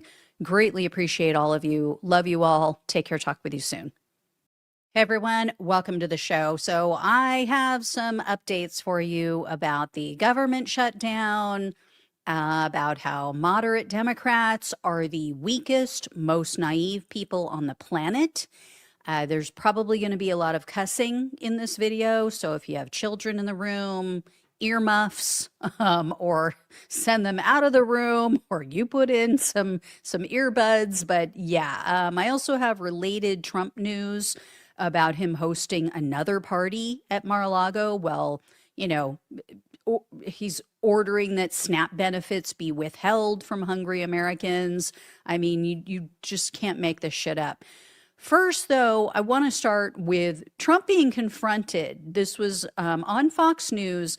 He was confronted by one of his own voters about how bad the economy is. And watch how he filibusters, watch how he tries to gaslight this woman. So take a listen to this. Gina Foley messaged me, and she says she is retired in Greensboro, North Carolina. She is a registered Republican all her life. She voted for you 3 different times, but she is not happy about how her prices have not come down that she sees. And she said this, quote, I want the Republicans to keep control of Congress in 2026, but something has to be done fast. I don't see the best economy right now. Wall Street numbers do not reflect my Main Street money. Please do something, President Trump. So I guess what do you say to Regina and people like her? Well, I do say this. Beef we have to get down. I think of groceries. You know, it's an old-fashioned word, but it's a beautiful word. Beef we have to get down, but we've got prices way down. And think of this. Energy. She drives a car, probably, and her energy prices are way down. And energy is so all-encompassing. It's so big that when energy goes down, everything comes down. Everything follows it. And I have energy down to 5-6-year lows now. Yeah. So he has energy down to 5 to 6 year lows, you guys, but everything's going up. Do not think it means what you think it means. And I love how he tries to run the clock whenever he's trying to think of something to say. Like, groceries, it's an old-fashioned word, old-fashioned but beautiful word. What? What are you talking about? It's not an old-fashioned word. It's just a word. It's the word that people use to describe the food that they buy at the grocery store. The food that they have in their pantry and in their refrigerators. Like, what? He is freaking insane. He is insane, and he is such a liar, and he's so obviously trying to, like I said, run out the clock, waste some time until he comes up with something to say. He's like the insurance companies, right? Only it's distract, deflect, and deny. It's like, Trump, your Delta Tau Chi name is Donald Triple D. Anyway. So I don't mean to laugh because this, like I said, I'm pissed. I am freaking beyond pissed today at the Democrats. So last Thursday, Trump told reporters that his administration couldn't send out SNAP benefits because the government has to maintain liquidity. I am not kidding. That was his excuse. Take a look at this. So he told the reporters, quote, our country has to remain very liquid because problems, catastrophes, wars could be anything. We have to remain liquid. We can't give everything away. So we're going to starve people purposely because we have to maintain liquidity. Who cares if a baby can't eat, right? Who cares if children go to bed with their stomachs rumbling and in pain? And then over the weekend, he ordered states to stop paying out full SNAP benefits for this month. Check this out. So he is choosing not to help Americans who don't have enough food to eat. This is not like he can't do it, we don't have the money. No, he is making this choice. The Democrats were perfectly positioned with this. And before I get into all of that, at the same time all of this is going down, he's throwing another party down at Mar-a-Lago. Take a look at this. This is just part of the spread that they had with shrimp and crab and all kinds of stuff. Now, you can see from the photo, this was a CPAC party, which is the, for those who don't know, it's the Conservative Political Action Convention. But he was there. There are videos of him and photos of him there enjoying himself partying while Americans are losing sleep over the economy, can't figure out how to pay their bills. You know, I just read an article today saying that debt is just skyrocketing. People can't afford things, so they're charging everything. And people are losing food stamps, they're losing health insurance. So the Democrats were in the perfect position. They just won all of those elections last week. They just were handed a mandate. The voters said, in no uncertain terms, we don't like Trump. We don't like what he's doing. We're pissed off at the Republican Party. They're not stepping up. They're not holding him to account. They're not being checks and balances. We want Democrats in charge. Donald Trump is making mistake after mistake. The optics on all of this are horrific for him and the Republican Party. So they were in position to force the Republicans' hand. They were in the position to force them to give an extension on health insurance subsidies for people who desperately need it. As usual, though, the centrists caved. So instead of taco, it's now DACO. It is Democrats always chicken out. This is exactly why their approval rating is in the dirt. This is 100% what Democratic voters like me are sick of. The fucking weakness. And this highlights the complete weakness, the complete fecklessness of Senate Minority Leader, Chuck Schumer. So 8 senators who caucus with the Democratic Party voted along with the Republicans to end this shutdown. So this includes the man you see there on your screen, which is Independent Senator Angus King. He always votes with and caucuses with the Democrats. In addition to him, here's who voted to screw over Americans, to potentially kill cancer patients. Because keep in mind, this isn't just a fight for the sake of a fight. This is people who have diseases, who have illnesses, children who are fighting disease, fighting cancer, who cannot afford their care, their medical care and their treatments without their health insurance. These are the senators who chose to give them a big fucking middle finger and cave. So you have Senators Jackie Rosen and Catherine Cortez Masto. They're both from Nevada. Dick Durbin, he is from Illinois. Of course, traitor John Fetterman of Pennsylvania, who shouldn't even be a Democrat anymore, freaking brain damaged man. I mean, he is the poster child for the fact that you have to have some sort of brain damage to be conservative. And I say that jokingly, but it's kind of true. New Hampshire Senators Maggie Hassan and Jean Shaheen both voted for this. Virginia Senator Tim Kaine.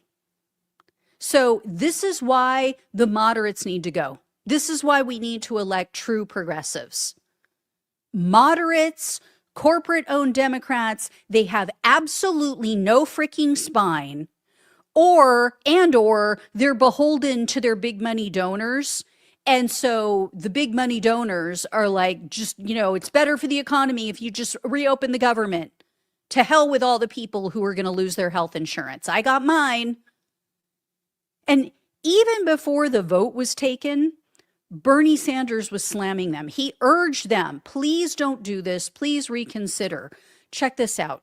I know as part of this resolution that the majority leader is going to say, well, Democrats can put together their own bill, and it'll come to the floor here in the Senate for a vote. As everybody here knows, that is a totally meaningless gesture. You can get 100 votes here in the Senate. Won't mean anything because the House is not going to take it up, and the President of the United States certainly will not sign it. So, Mr. President, I hope that anybody here who is thinking of voting for this reconsiders, goes back home and talks to their constituents and asks them what it will mean. if their health care premiums are doubled or tripled. Thank you, Mr. President. He is 100% correct. He also said, which wasn't in this video, but he said that this shutdown was essentially a waste of time because they gained nothing. And he's completely right. Axios is trying to spin this as a win. They're saying, oh, well, you know, the Democrats secured reinstatement of the 4,000 employees that Trump and Russ Vogt laid off last month. Okay, so we're right back to square one. The people who were laid off are now back at work and they're going to get back pay. But what did we gain? So we put these people through hell for what? I mean, seriously. And I was listening to somebody else and they were saying, this is the same deal that they had on day one. This is the same exact deal, pretty much, that the Republicans offered to the Democrats to get them to go along with their extension on their funding bill from the beginning. So what did we accomplish? You put the country through hell. You caused pain and suffering and worry. For what? You got nothing in the end. It is so infuriating. People were very serious, or with, I should say, very serious medical conditions, are still going to lose their access to health care. They're still not going to be able to afford their insurance premiums. And Democrats seemingly fell for another Republican head fake because they're saying, oh, well, Republicans promised us that in December, they're going to let us vote on extending the health insurance subsidies. First of all, there's no guarantee that that is ever going to happen. The Republicans have done this before.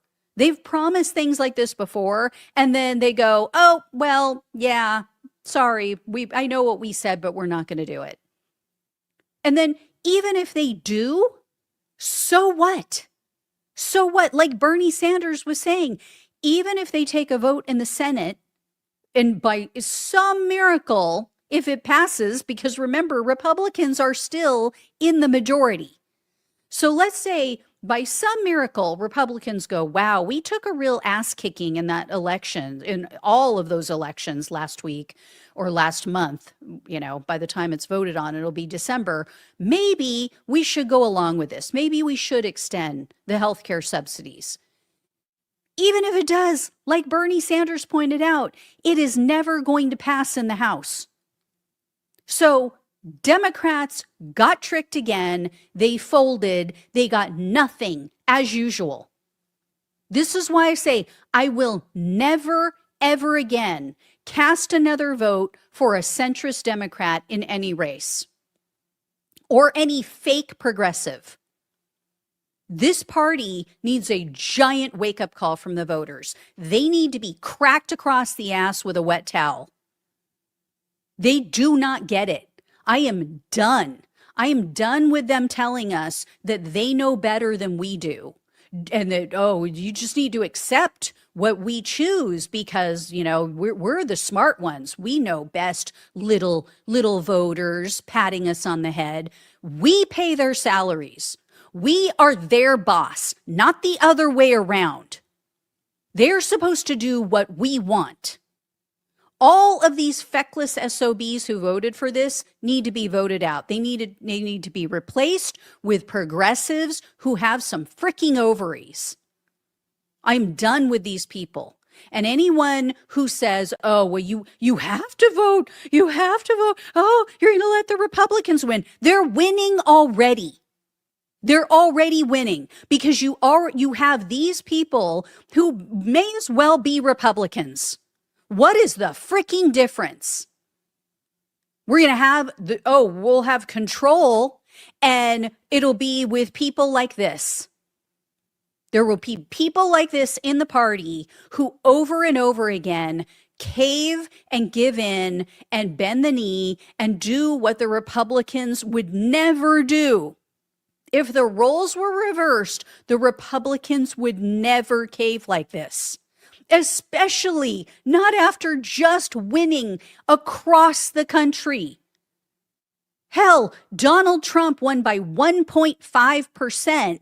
And according to them, they have this huge mandate and they can do whatever the hell they want. They can thumb their nose at the courts. They can violate the Constitution. They can violate the laws of this country. They can arrest and detain U.S. citizens. They can go kill people in extrajudicial bombings in the middle of the ocean.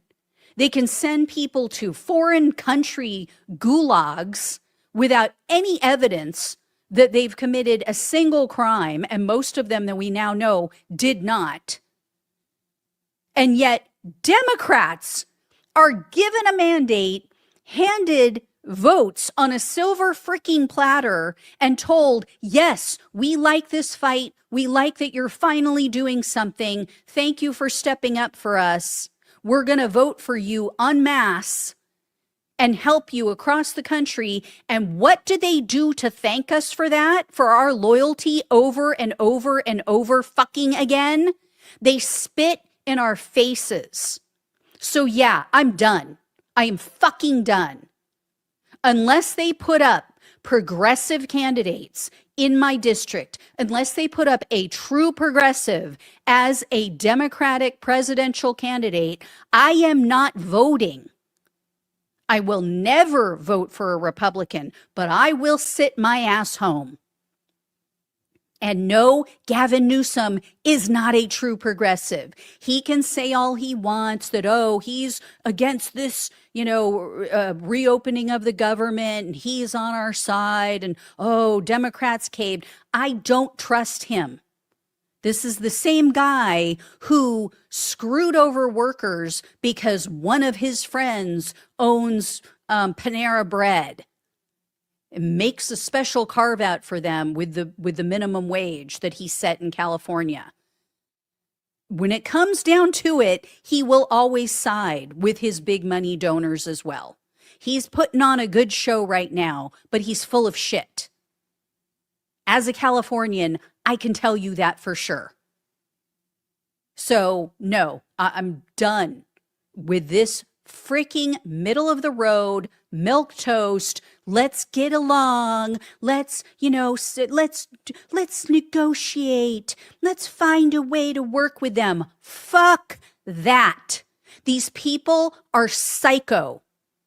The MAGA Republicans in Congress are psychopaths. They are sociopaths. They don't give a damn. They go along with everything that Donald Trump is doing, all of his fascist bullshit, all of his authoritarian regime changes and policies and murdering innocent people, kidnapping innocent people, disappearing migrants. They're going along with all of that. Those are the people that these Democrats, that these centrists just caved to and negotiated with. So no, fuck you. So I'm done. I'm done. Until they learn their lesson and understand that we're serious, that's it. That's it. Put up progressives or I'm out. So anyway, guys, yeah, that's where we stand. Once again, Democrats prove how weak they are. Prove that they will just go along with everything. They will always cave. This is why they never win. This is why we never win as their voters and why we can't have nice things. So anyway, I will keep you posted. Thank you all so much for watching and listening. Please like, please share, and subscribe. Please donate if you can. Love you all. Take care. Talk with you soon.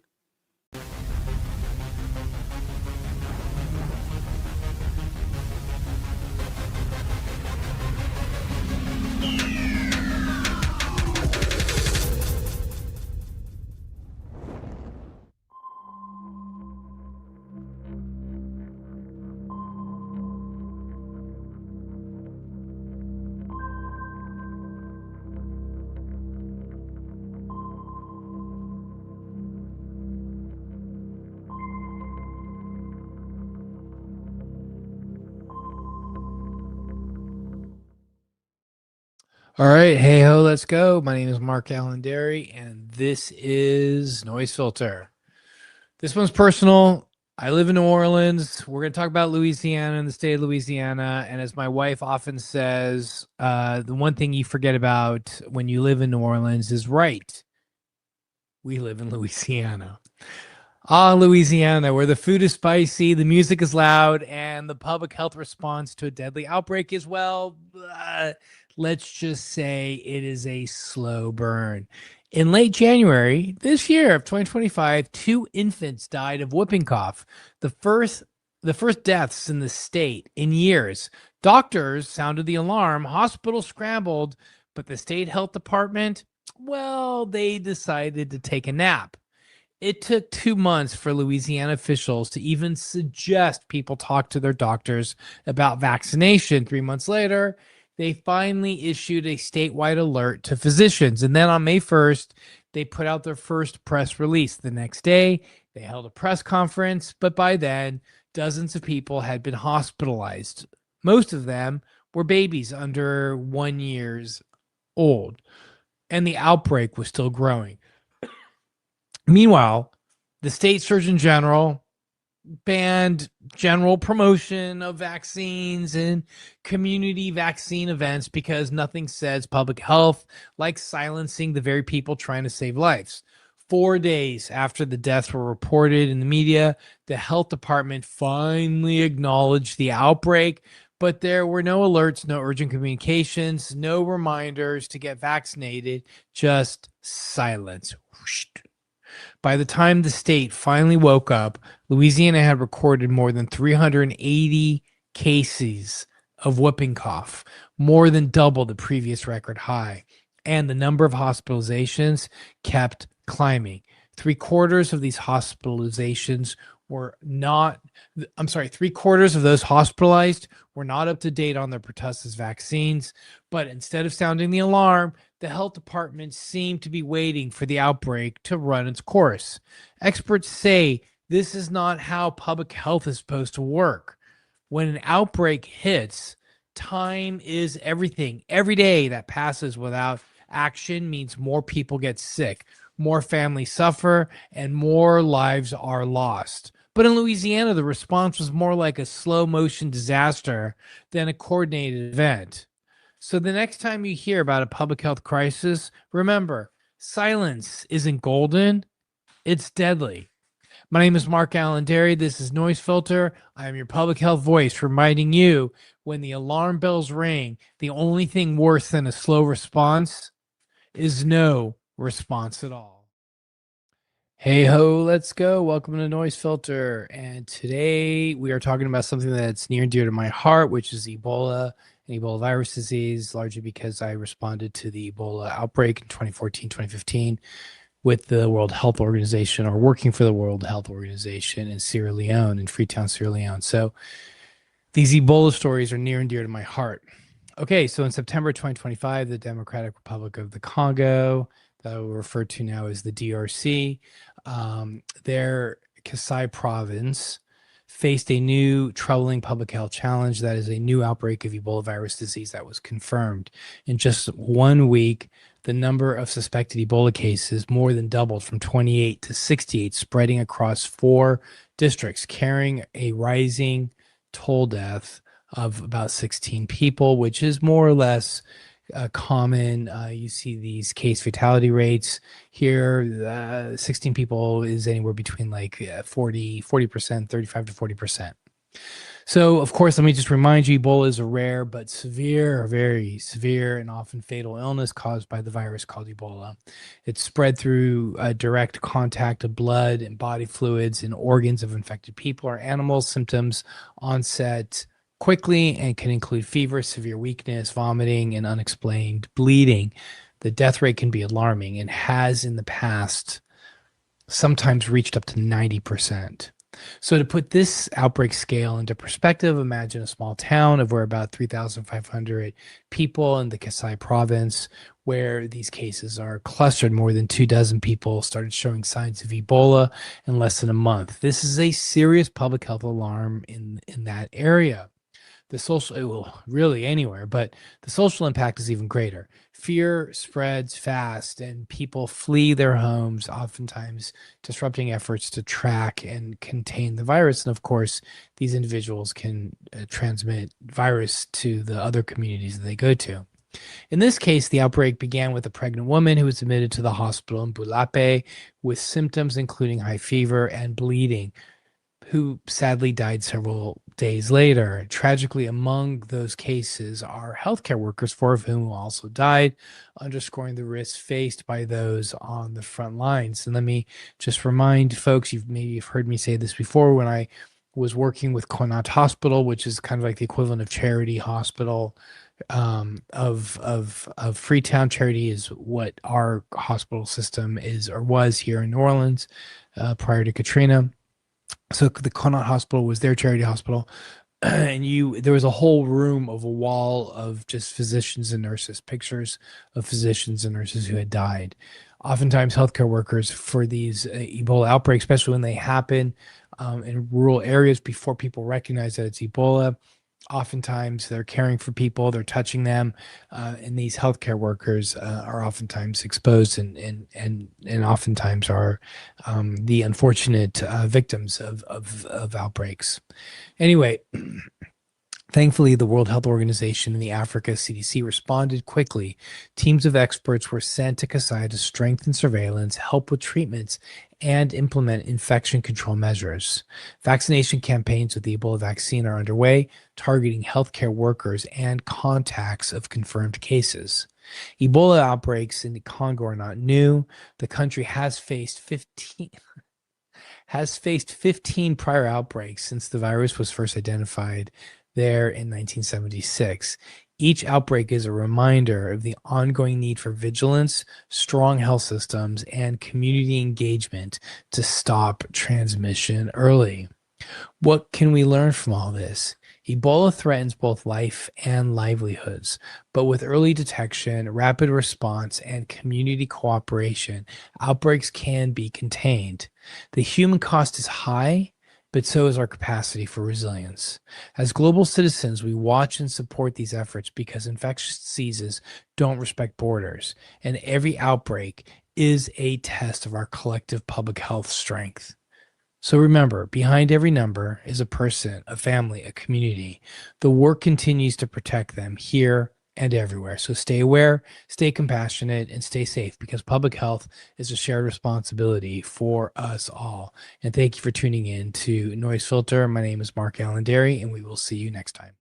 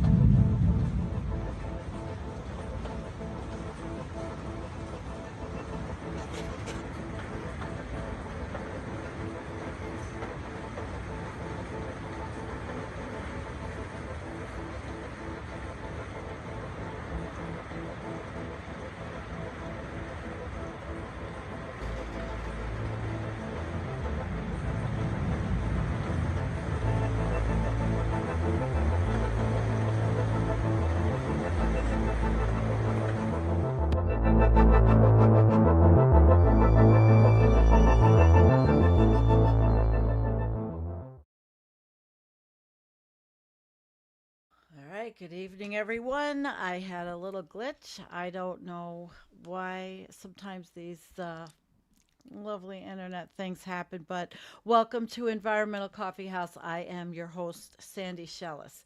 And tonight it's somber in the United States, in the Southeast, but yet we know that this has been the year of floods and fires, or should we say the era of floods and fires.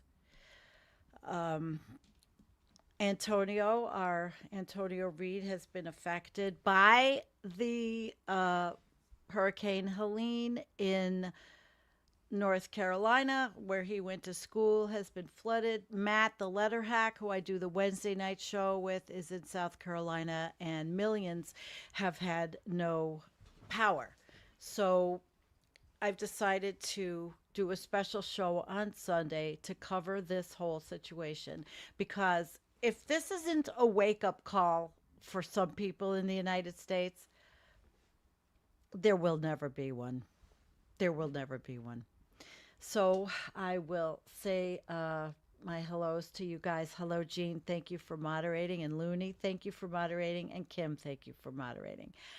And good evening. Good evening to all of you. I do want to get started, but this is Planetary Boundaries Night after all, and there is a new report, which I am I'm happy to cover. You know, I'm happy to cover. It is talking about they say it's the inaugural report, but of course, since 2009, Johan Rockström has been working on planetary boundaries, and that is number 1, climate change; 2, change in biospheric integrity; 3, land system change; 4, freshwater change; 5, modification of chemical flows; and 6, ocean acidification; 7, increase in atmospheric aerosol loading; 8, stratospheric ozone depletion; and 9, induction of novel entities. And we're going to look at that tonight. We are totally going to look at that tonight. But I think the first thing, I know the first thing I'm going to do is play you a little video clip that I put together of Dr. Rockström from Germany, from Potsdam Institute. I have a lot of respect for them over there, and I'm going to introduce you to someone else you may have met on a little video clip I have. But first, we're going to play Johan and just get a little feeling for what we're in for tonight.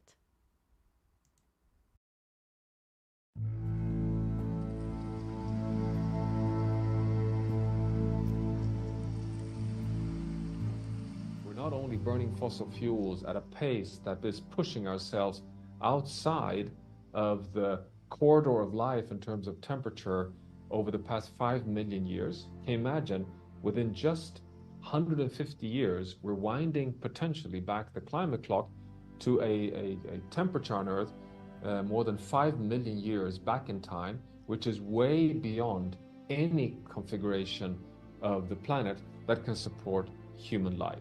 What we're seeing right now is actually nothing less than shocking from a scientific perspective. Safety on climate may be at the level of 1.5 degrees Celsius of global mean surface temperature rise. Basically, that is what the biophysical Earth system can cope with. Beyond that point, we're likely to cross tipping points of irreversible changes. For example, irreversibly melting the Greenland ice sheet, or irreversibly melting the West Antarctic ice sheet, or irreversibly causing an increased or faster rate of abrupt thawing of permafrost in Siberia. All of these factors self-amplifying warming. That's safety. Safety to keep the planet in a manageable state.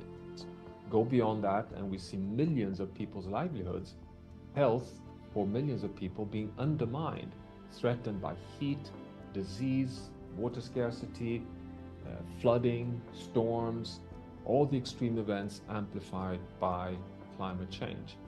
We can no longer solve problems through incremental and linear change. Everything now boils down to scale and speed.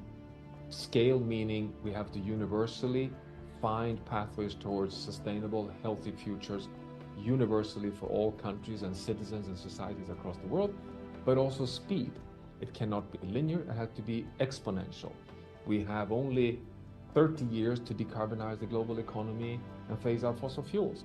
Planetary health really is about integrating human health with planetary sustainability, and that respecting scientifically defined planetary boundaries and governing these is fundamental for the stability, for the health, for the security, prosperity, and equity for all humans, all species, today and tomorrow on planet Earth. Okay, so that is Dr. Rockstrom, and we are going to talk about the newest endeavor.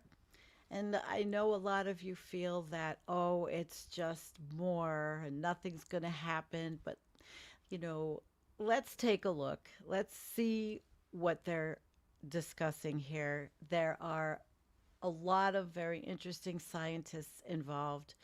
And I know that it does feel sometimes very, very sad, very tough to handle all of this that we're seeing, you know, to all of it, all over the world. And to know that instead of putting all the money that countries' budgets have in military expenditures, we should be we're in a climate global emergency, and it's not just climate, it's an overshoot emergency. It is an ecological environmental emergency. We have lost populations of insects. We are headed down the wrong road for sure. We've talked about it.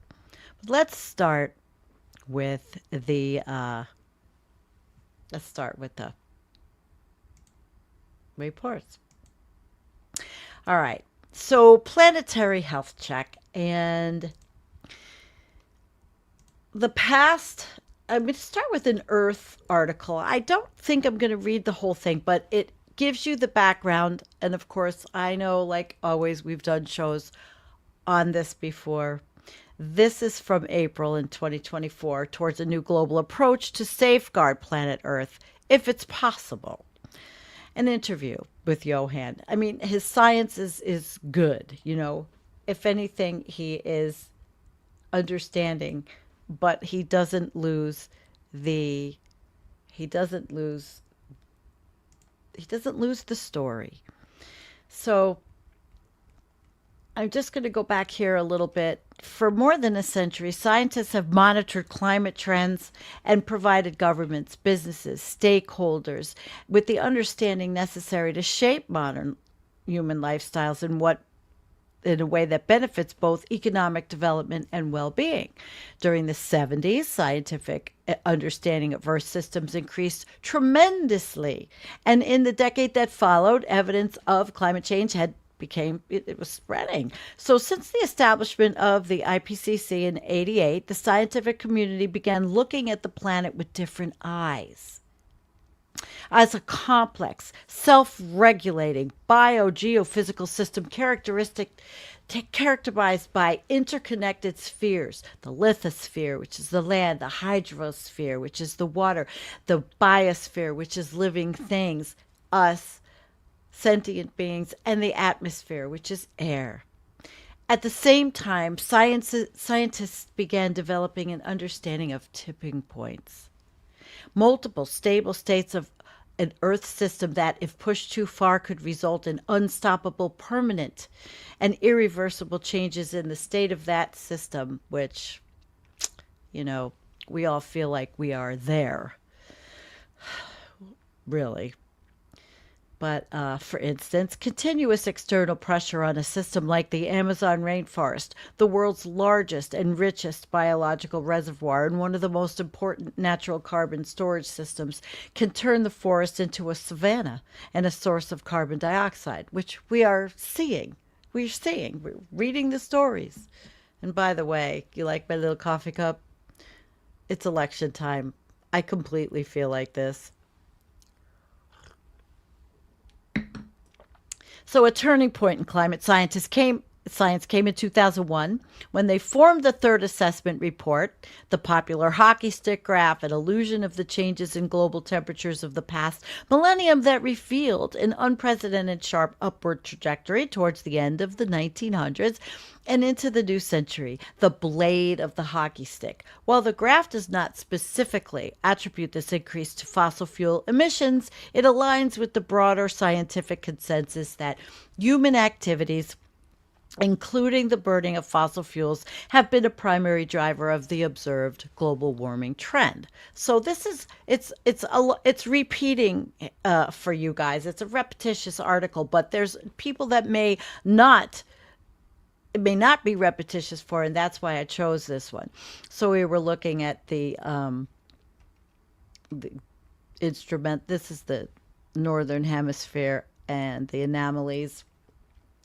This one's not important, but that was the hockey stick. That was just the shape of it. We've all heard of that. So I'm going to move down a little bit. All the evidence gathered in the course of 4 decades left scientists with 2 key questions. What are the biophysical processes that regulate the state and health of the planet? And once identified, could we quantify the safe boundaries that give us a good chance to keep the planet in a livable state? But beyond which we risk causing a drift away from that state. Yeah. Answering these questions was the next inevitable step in climate research at that point, and Johan Rockström is the guy. So we're not going to go through all of this, but I'm going to go show you 2009. In 2009, these were the graphics, and we had 7 boundaries assessed and 3 crossed. And 2015, 7 boundaries assessed and 4 crossed. 2023, 9 boundaries assessed and 6 crossed. Doesn't give you a really warm and fuzzy feeling, does it? But now we're going to move on, because the article goes through all of the things that we've talked about before. And, of course, the shocking trends and all that. Daily sea surface temperature. If you're on Twitter or you follow us, you've met Elliot Jacobson, who tracks all of these things for us, and we show Zach Laib's graphs. I mean, there's a plethora of people who are doing wonderful science for us to peruse and learn. All right, so we're going to move on, and this is here it is. This is the report. Planetary Health Check 2024, Scientific Assessment of the State of the Planet. And this is the executive summary. So we're going to go over it. I think it's really important to do this because while there are, I'd say, at least 50 articles in 50 different publications that I came through, I think the best thing is for us to just look at it. Okay? This is the PDF, and there's also a website. And for now, I really like the PDF. So I think we're going to look at the PDF. And we're also going to meet, she's the main author here, Levki Cesar. We're going to meet her on a video in a little while also. Because, you know, sometimes in science, the stars, like Johan Rockström, they take center stage, but all of these people are doing the work with him. And she's actually pretty cool. She finished her PhD in climate physics at Potsdam Institute for Climate Impact Research in Germany. Her research topic was the evolution of the Atlantic overturning circulation and its impact on the Earth system. Part of her findings that showed that this major ocean circulation system has slowed down by about 15% since the mid-20th century. They were published in Nature in 2018. She's young. Prior to her PhD, she studied climate physics at the University of Potsdam and the Helmholtz Center for Ocean Research in Kiel. So she's quite something. And I've seen a couple of interviews, and I would really like to write to her and have her on with us when we do our AMOC show. So The Planetary Boundary Science is the international scientific partnership established at the end of 2023 to provide annual planetary health checks while steadily advancing the underlying science and ensuring contemporary and efficient science communication, which I thought was supposed to be underway. I mean, since, we have all the COPs and what are we going on, COP 29? But this may be different, and we'll see. PBS Science will improve planetary boundaries assessments by applying cutting-edge data analysis techniques, utilizing the latest available data sets, enhancing Earth system modeling, and using modern comprehensive communication tools to convey its messages to a broad audience, which, okay, us. Let's familiarize ourselves with the report. It's called Reach One, Teach One. Yes, I did a show on why nobody wants to talk doom and gloom, but we can maybe take some of the things from this, and it doesn't have to be so doomy and gloomy depending on our audience, the conversation you're having with someone, and the interest in planet tipping points could just be like, hey, did you know we hit a tipping point? And gee, Helene, pretty bad. Well, we can all do that. Try to educate someone in our conversations. I know it's hard. I do. So the executive summary, as in every report, it's the inaugural annual report, represents a crucial step in monitoring and safeguarding Earth's stability, resilience, and life support functions. They call it planetary health. So they have a partnership, and they are going to analyze and monitor the 9 planetary boundary processes and systems that scientifically are proven to regulate the health of the planet. Regulate the health of the planet. Each of the processes, such as climate change or ocean acidification, is currently quantified by 1 to 2 different control variables. The 2024 Planetary Health Check report reveals that 6 out of 9 of the processes have been breached. They've been breached. So this is where we are. So this is the planetary health at a glance. They've tried to make this figure easy. Let me know in the chat if you could see it, because I also have it. Might be bigger in this one. I don't know which is cleaner, this one or this one. I'll wait, but I'll start because it is just as blood pressure test provides insights into the human body's health and identifies areas of concern, and I like the way they phrase that.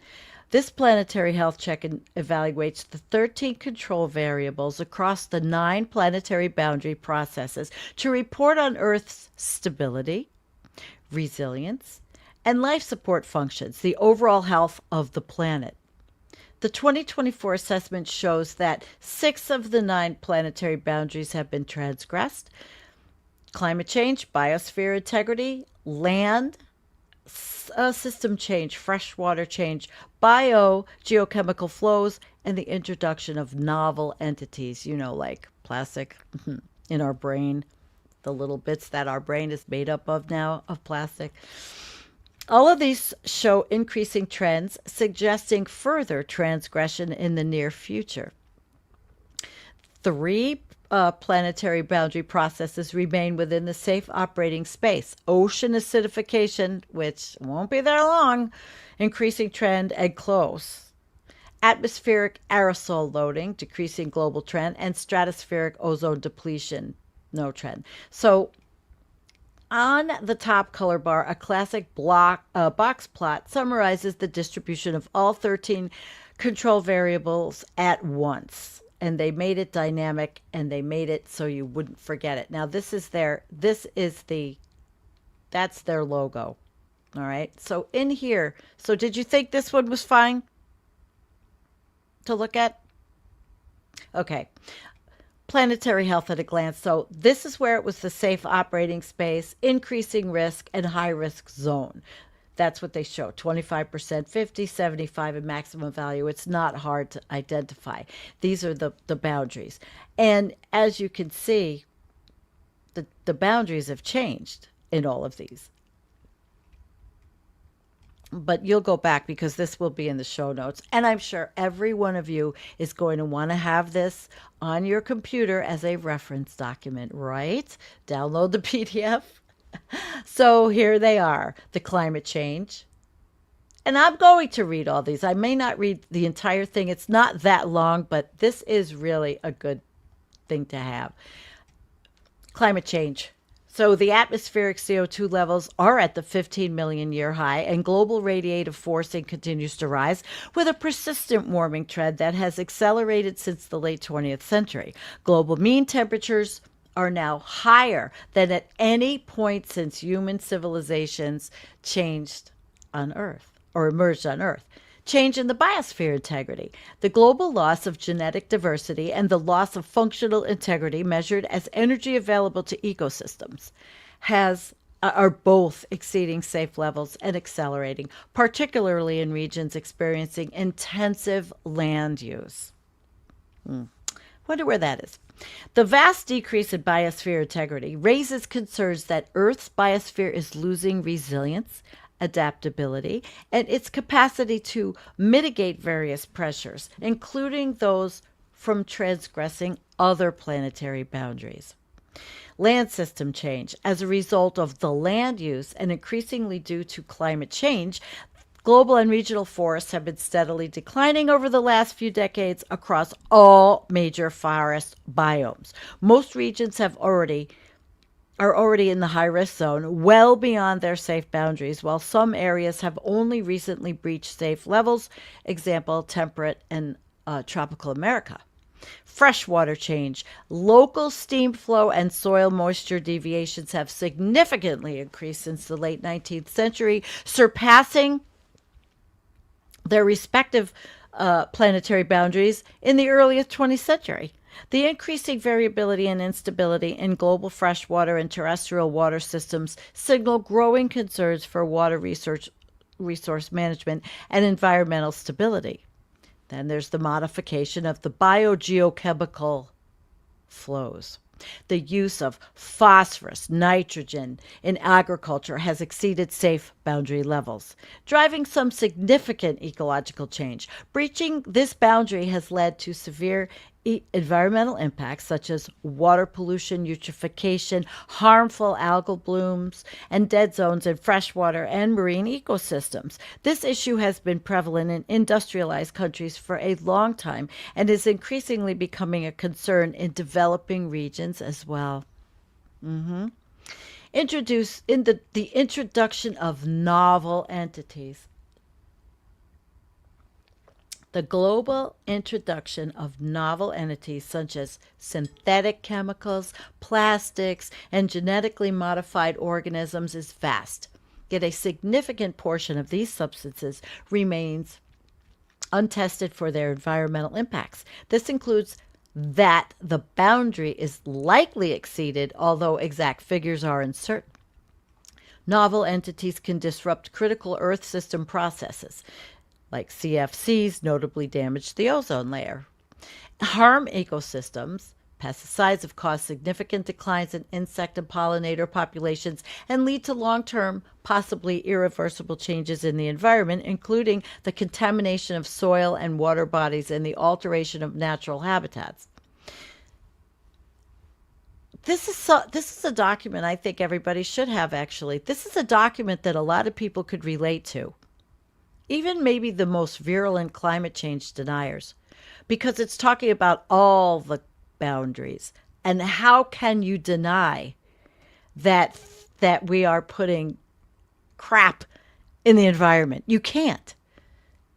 I don't even know if the most clueless moron could. And of course, ocean acidification, it's close.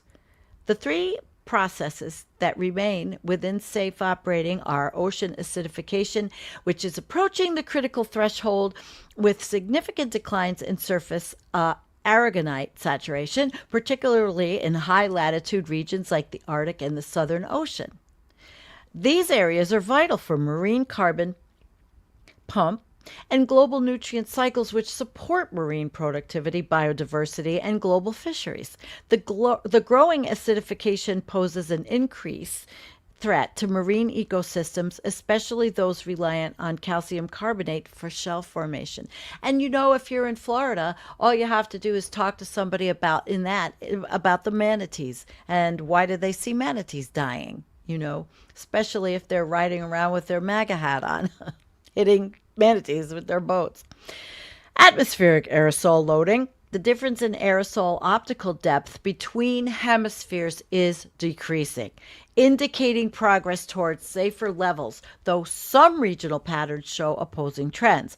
Aerosols influence the Earth's energy balance by reflecting sunlight back into space and altering cloud formation. This impacts global and regional climate systems, including temperature regulation, precipitation patterns, and the distribution of solar energy. Managing aerosol levels is crucial for maintaining the stability of the Earth's climate system and preventing shifts that could disrupt weather patterns and ecosystems, which obviously we're seeing. Stratospheric ozone depletion. Ozone recovery has plateaued, with mixed trends and ongoing challenges in addressing the Antarctic ozone hole. The stratospheric ozone layer plays a vital role in shielding the Earth from excessive ultraviolet radiation. This protection is essential for maintaining the integrity of the Earth's biochemical systems, as UV radiation can harm phytoplankton, disrupt marine ecosystems, and alter terrestrial plant growth, elements that are foundational to the global food web and carbon cycle. Stabilizing and restoring the ozone layer is critical for preserving these interconnected Earth systems. Now, every single one of these are being done by so many people all over the world. People are working on these, scientists, people that are into permaculture. There's so many. It is quite wonderful, and we've brought people on. But this is like a checklist of what's happening, and is there a possibility to do something with this? So it is a new era. Humanity has thrived for over 10,000 years with a period of climatic stability and resilient Earth system, which has allowed the development of advanced technologies and cultures.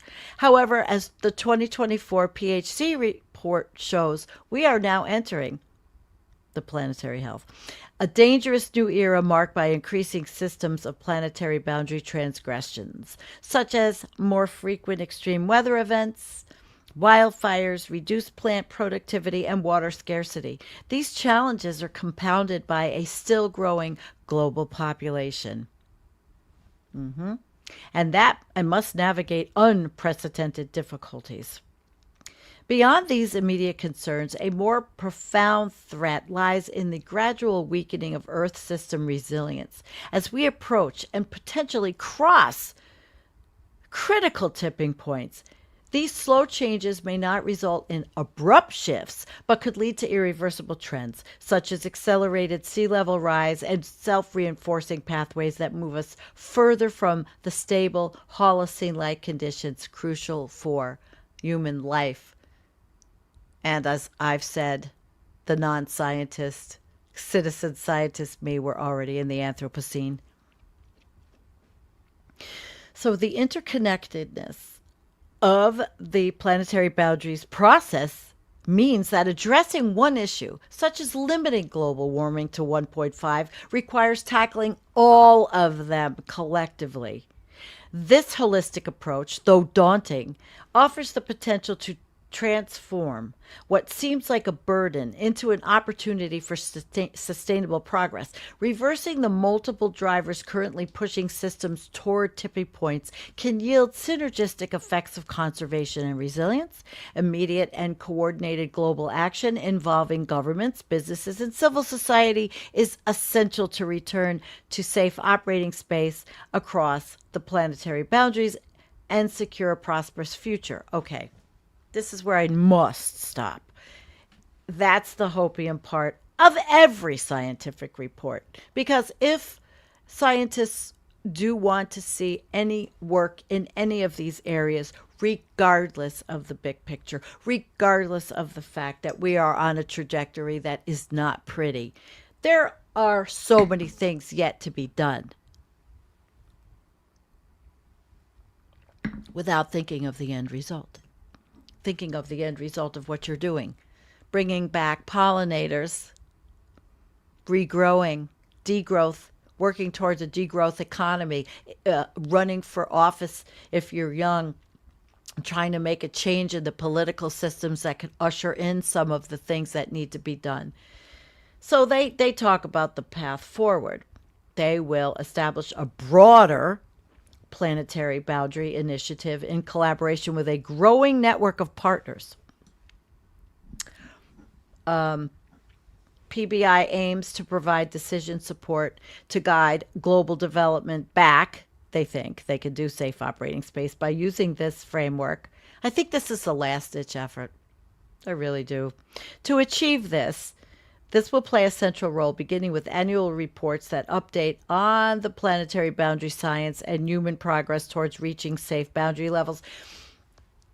I don't want to be so negative, but I don't know about reaching safe boundary levels. I kind of think we're going to be chronicling our collapse. But again, these people are going to do a lot to try. The approach includes introducing new control variables that focus on human systems interfaces, advancing Earth system situation models with AI-powered analysis, and developing a near real-time dashboard with data to guide investments and paths to safety. The PBI also emphasizes the importance of public awareness and scientific understanding, which is, I think, where we come in, with a communications team working to make these insights widely accessible. Okay, so that is where we come in, communicating, talking about these different things. And this is their website right here. Earth exceeds safe limits. It's very hard to reconcile, isn't it, when you hear the Earth exceeds safe limits, first planetary health check issues red alert. And we've been doing COPs for 29 years, and the World Economic Forum and the World Wildlife Forum and all these different organizations have been working together, and we are worse than ever. It's not hopium, though, to want to do projects that at least are for diversity of the planet, of the ecosystems. It's never a negative to do it, even if it's on your own little place. So this is their website, and this will be in the show notes. I do want to bring up a video of the gal I was talking about, and let me set it up. Now, it's a long one, so I'm not going to show the whole thing. I can't. I wanted to start with, because it's too long, but I'm going to go up to 7 minutes just so you get an idea who she is, because she's a mover and a shaker. So hang on.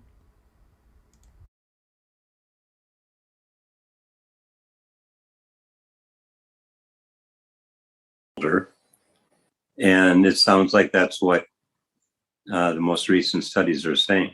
Not exactly. So basically what we know is that the warming effect by the Gulf Stream system is largest on Europe, but actually it affects the whole Northern Hemisphere. So there are studies that show that the AMOC is one of the reasons why the Northern Hemisphere is actually on average warmer than the Southern Hemisphere. But simply added, we have our globe, and we have basically the sun warming our globe. And on average, the sun will warm the equatorial region the most and the polar regions the least. And so we have a temperature difference. And basically both the circulation system in the atmosphere and in the ocean will work towards decreasing this temperature difference, which is caused by the sun. So basically, when you, for example, look at the atmosphere, you will always have heat transport from the equator towards the poles by the atmosphere on average. And the Gulf Stream system, the AMOC, is special because it doesn't just transport heat from the equatorial region towards the North Pole, but it can actually transport heat from the Southern Ocean, from the Southern Hemisphere towards the northern hemisphere.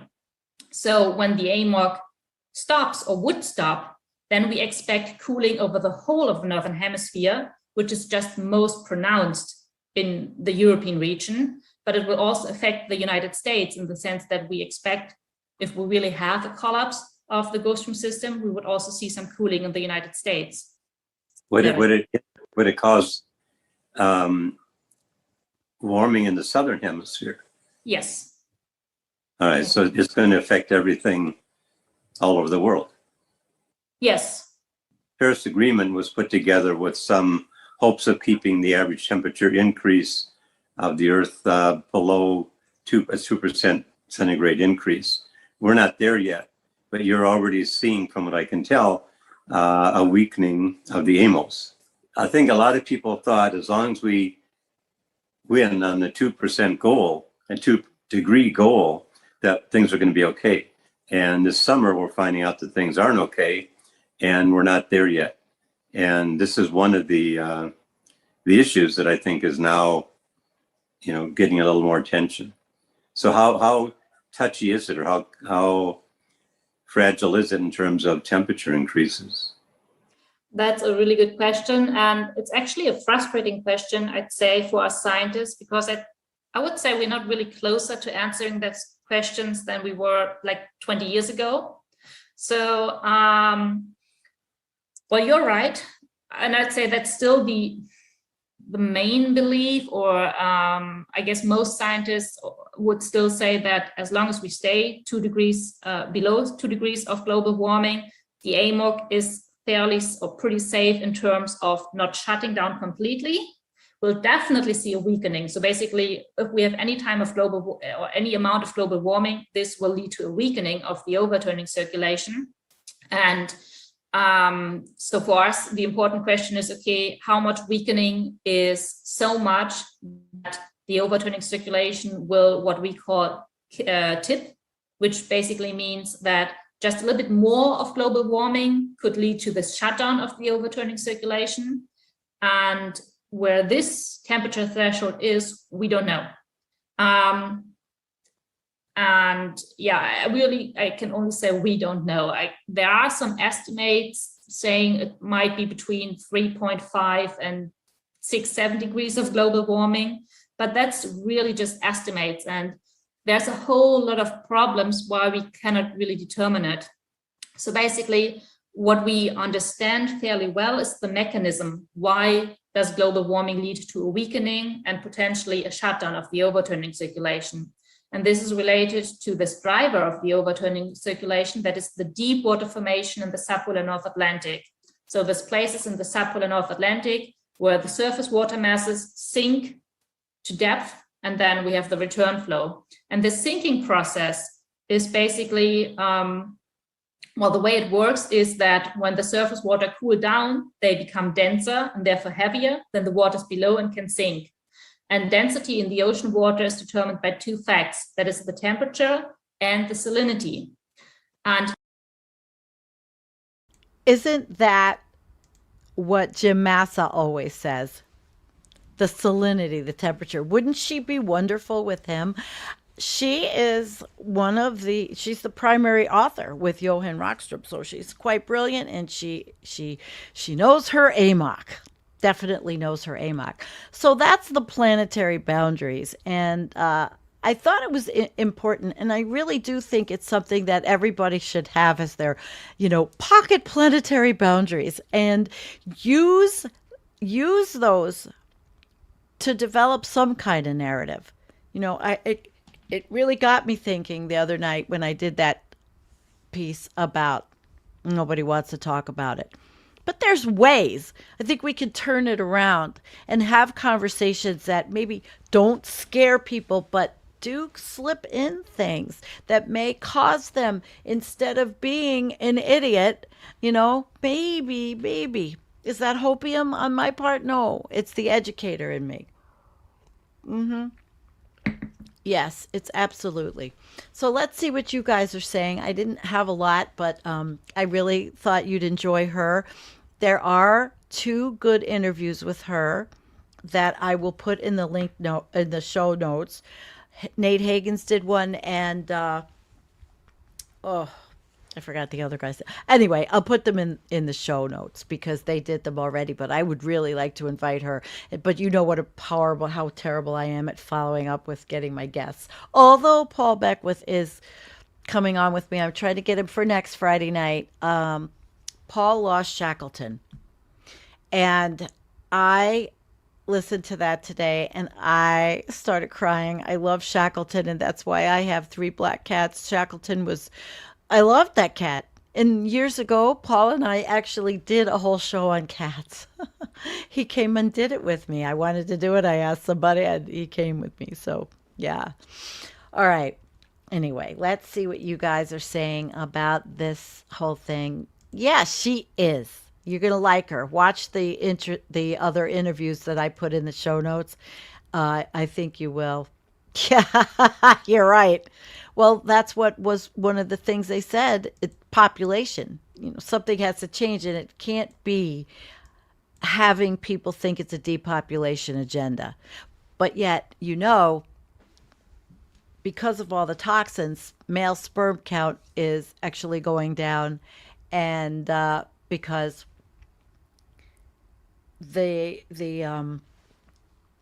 they're cold, they're hot. They descended from the body to cool off, and now it's getting so hot out. Guys are just sweating their little testicles up, and the little sperms are just not going where they're supposed to go, or they're just not doing as well as they should. So hi Steph. Hello. What you can do, Jake? Yes. All right. So let me look. Anybody have anything? Any questions? I mean, really, I just wanted to go over that tonight. Yeah. I love you guys. How can I not laugh at that one? Oh my God.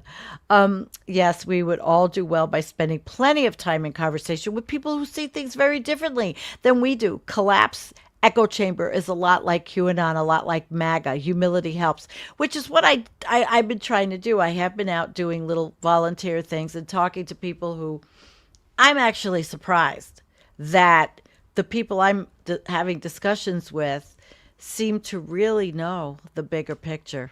They can't come out and say it, but I was talking to an older gal today, and she said she's a spiritual person. She's in a spiritual group, which I would imagine is not a strict religious group, but it's a spiritual group. And she said the person that leads right now, the head, was having a conversation with them about the environment, the climate, about our predicament, and told them in their spiritual group that it's over, basically, that there is no coming back from this. And she said she felt that way. She knew it, but he told her, but it's never too late to keep trying and working to make life better for all sentient beings, not just humans, but all beings, including insects, all beings. And take that as you may, it just seems to me that there are more people that are getting that understanding than we may think when we look at social media and we see all of the deniers on there and all the garbage that's on there, which half are bots anyway. So, So it's always worth it to have it when you do go out with people, and even your own family, if they're open to some of the things. Maybe you won't be surrounded by idiots. Maybe if you can take one little point. Exactly. How can we stop trying to make the world a wee bit better? We can't. All right. You beg to differ that the collapse echo chamber is a lot like MAGA and Q. I see virtually... No, there is, though. But it's only in it that we're in an echo chamber sometimes. We can't get out of our echo chambers. Although QAnon and all that, they're out of their echo chambers because they're all over the social media, where the doomosphere is what? 0.0000001%, you know. And I don't even know if it's the doomosphere. There's there's a lot of us that talk about science, but they never get, even the channels that do get more, of course, more views than we do. Nobody really, we're a very small channel. A very important video will get 12,000 views. Nobody really gives a shit, Yeah. Well, anyway, but it's an interesting conversation, and it's really just arguing semantics. When you talk about echo chambers, it's just semantics. We can get out of an echo chamber by talking. Are you kidding? Wait a minute. The house down in Florida is done again, the second time? Holy shit. Well, we're gonna do the show. I'm probably gonna do a show on Sunday. I am so busy here trying to clean up. I just started feeling better from the other day, where I was not. I haven't been good, and I've got so much work to do to clean up outside. So much, but anyway, it's not. Let's see, Gary. We need to let go of the outcomes, right, 10, 1,500 years from now. If we make beloved, inclusive community with all beings, then we conjure a new set of possibilities. Life is magic, a miracle, love. Gary, I do love you because you always make me feel better. Yes, you do. And hi, Wanda.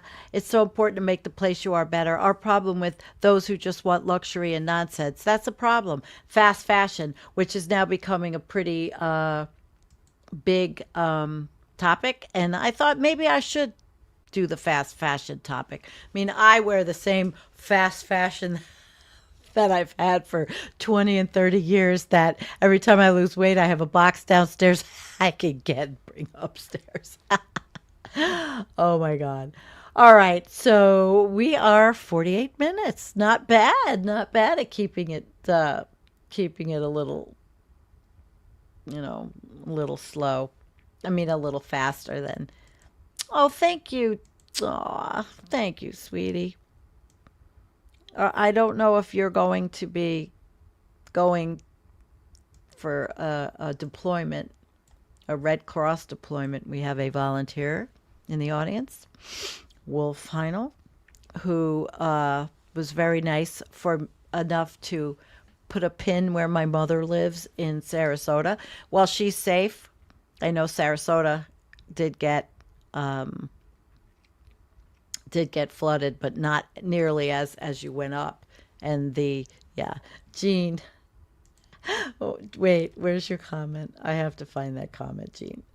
A doomer fashion show.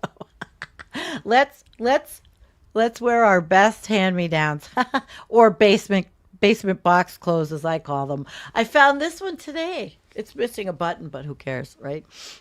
Who cares? Doomer fashion show. Yeah. All right. We'll do something like that. So does anybody have anything that they really want to talk about? Because I have one more video that I want to play for you. And I'm going to set it up. It's a little serious, and I guess it'll lead into our Sunday show. I'm not sure what time we're going to do the show yet.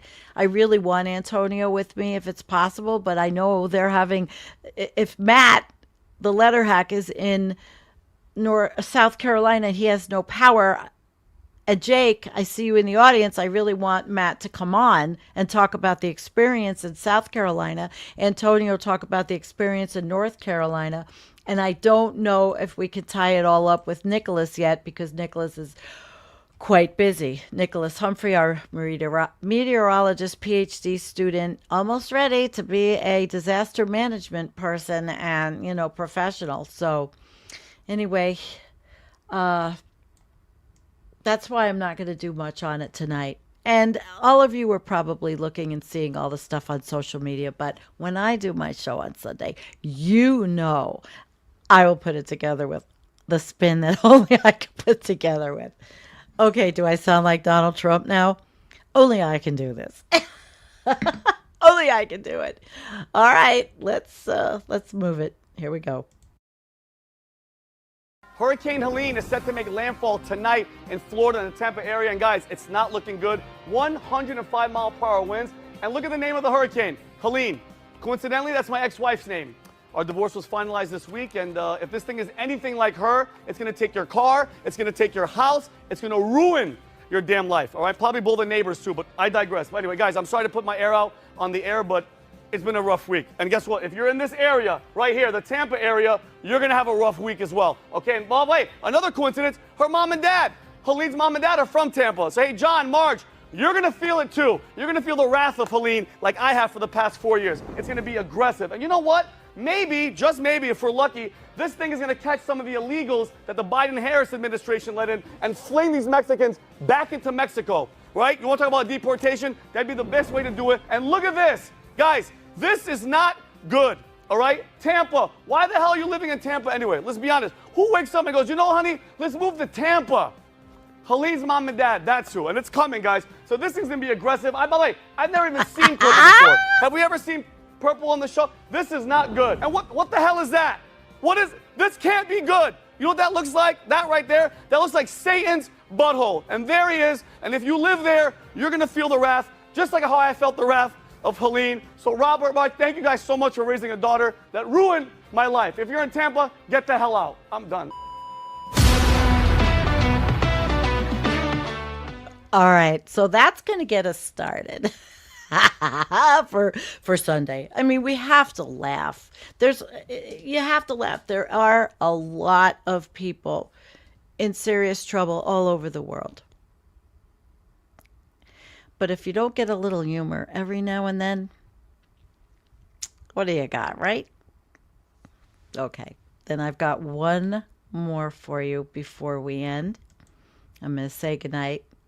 And I do have one more, but I'm not ready to play it. I want to see what you guys are talking about, and we'll end up going out. You like that? You like that one, Jake? Yeah. He needs therapy. Yeah, you're right. Well, it was good. I know. I'll put the link up to his stuff too. I just thought you'd get a kick out of that because, you know, I mean, really seriously, everything is so serious. So serious. Damn, Helene. Yeah.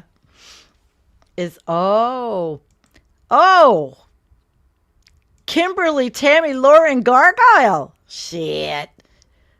I don't know if she's going to make an appearance, but Halloween is coming up and I am planning something special. So, of course, I don't know if I want her to come back. She kind of annoys me. She's boring. We're gonna find someone else. Okay. So now for the really cute part of the show.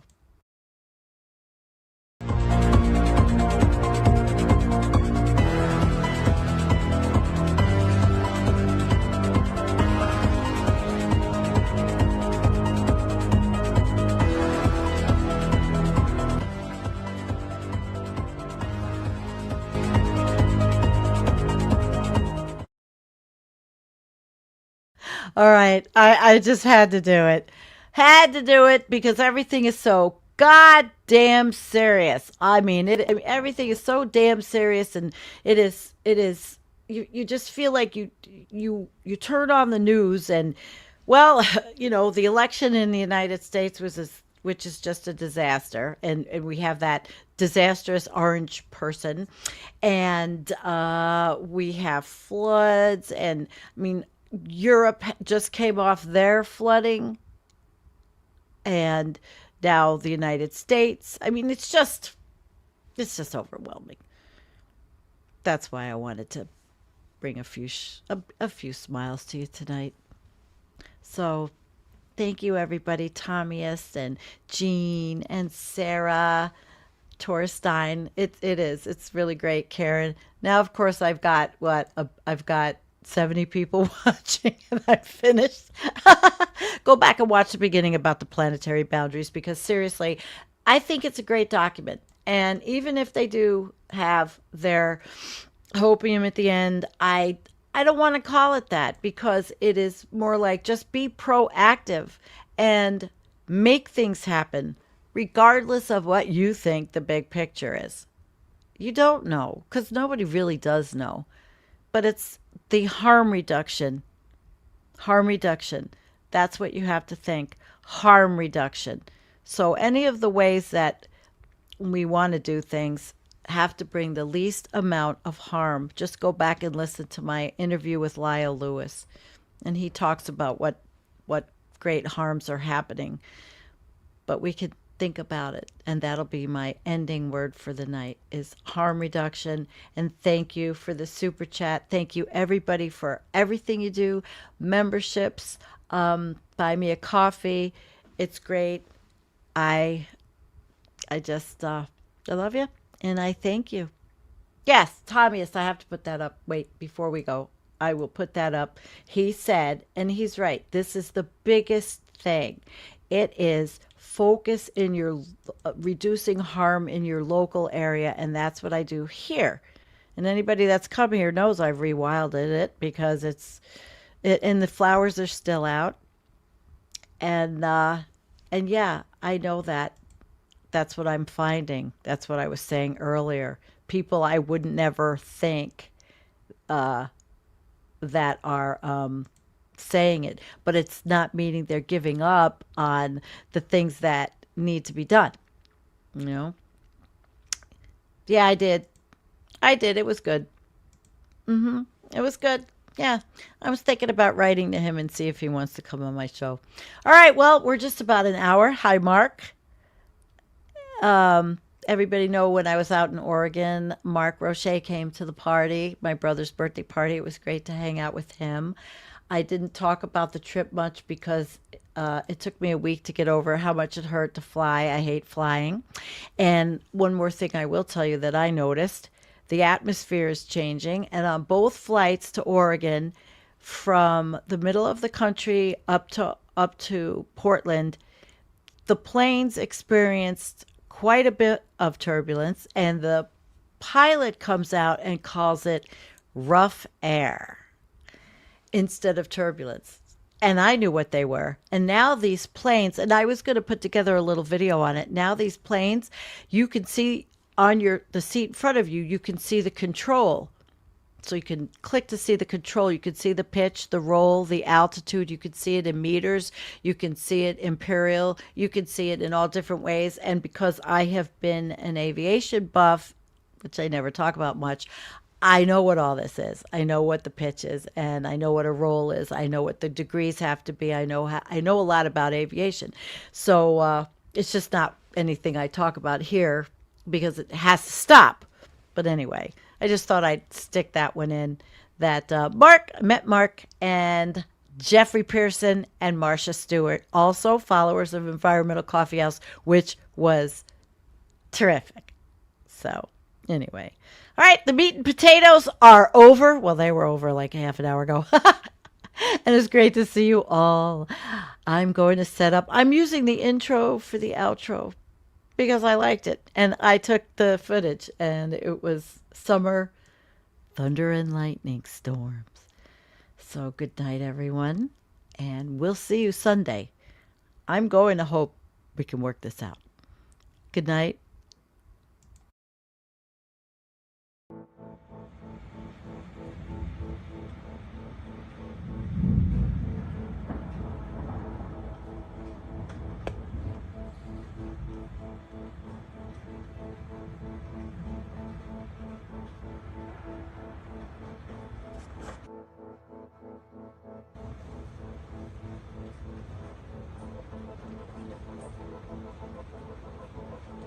I don't either.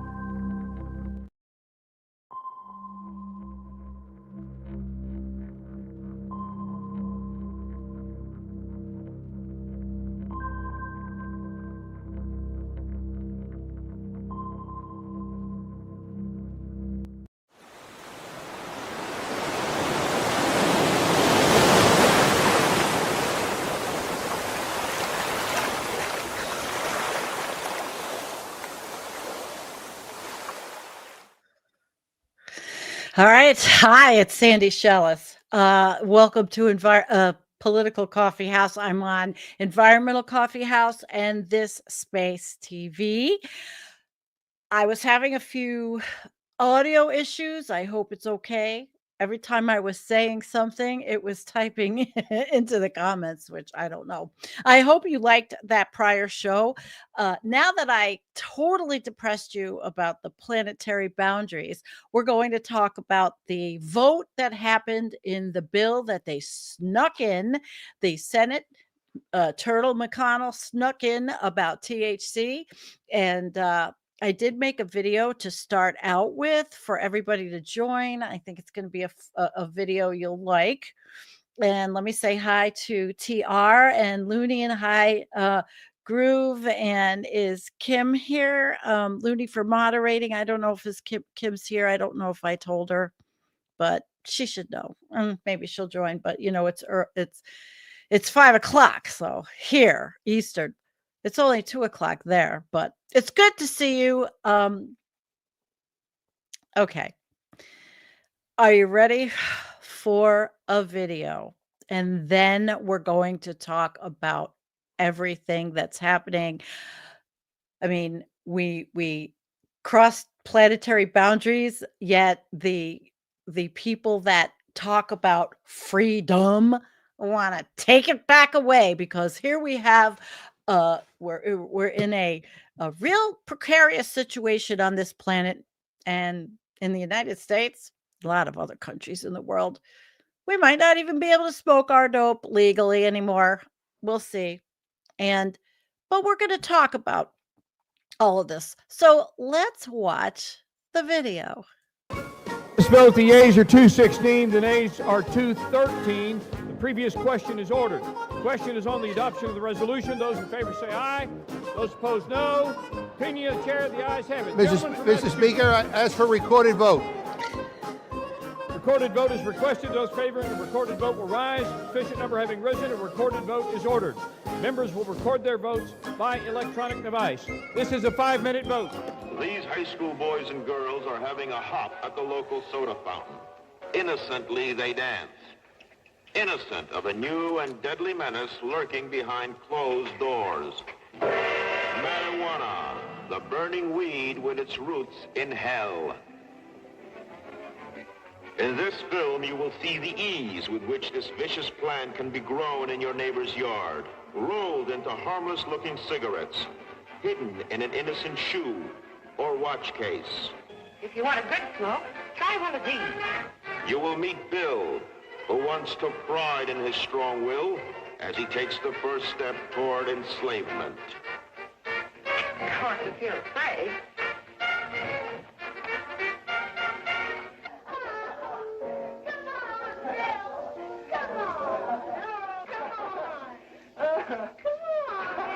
Smoking the soul-destroying reefer, they find a moment's pleasure, but at a terrible price.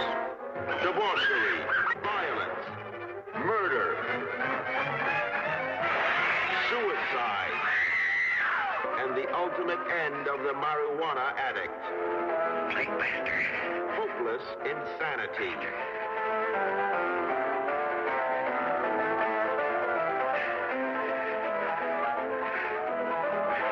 See this important film now, before it is too late. More deadly even than these soul-destroying drugs is the menace of marijuana.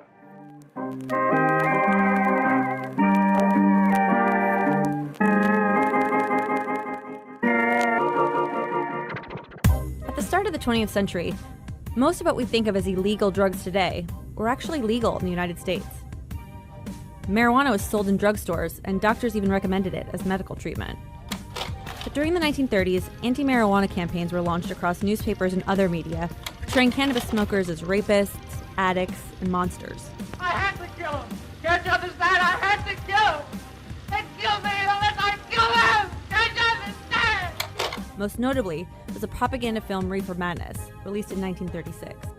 You know, I remember seeing that movie a long time ago, and you know, I think it certainly speaks to the fact that people were not really familiar with marijuana. It was so underground at the time, and I think for Caucasians, I don't think most of them had been exposed to it at all. The Federal Bureau of Narcotics was created in 1930 with Harry Anslinger, an infamous prohibitionist, as its commissioner. Treasury Department intends to pursue a relentless warfare against the despicable, dope-peddling vulture who preys on the weakness of his fellow man. Anslinger strategically used anti-marijuana propaganda to capitalize on economic tension between immigrant communities and the white population at the height of the Great Depression. And as you know, during that era, it was a lot of Hispanic people used it more than others, so they were definitely interested in pounding it into them. Targeted? Were they targeting those communities more than others? I feel like that's something that seemed to be the case. The Marijuana Tax Act of 1937 officially made cannabis illegal in the United States. The first people imprisoned under the law were arrested in Denver, Colorado, a day after the law went into effect. 75 years later, Colorado legalized marijuana for recreational purposes.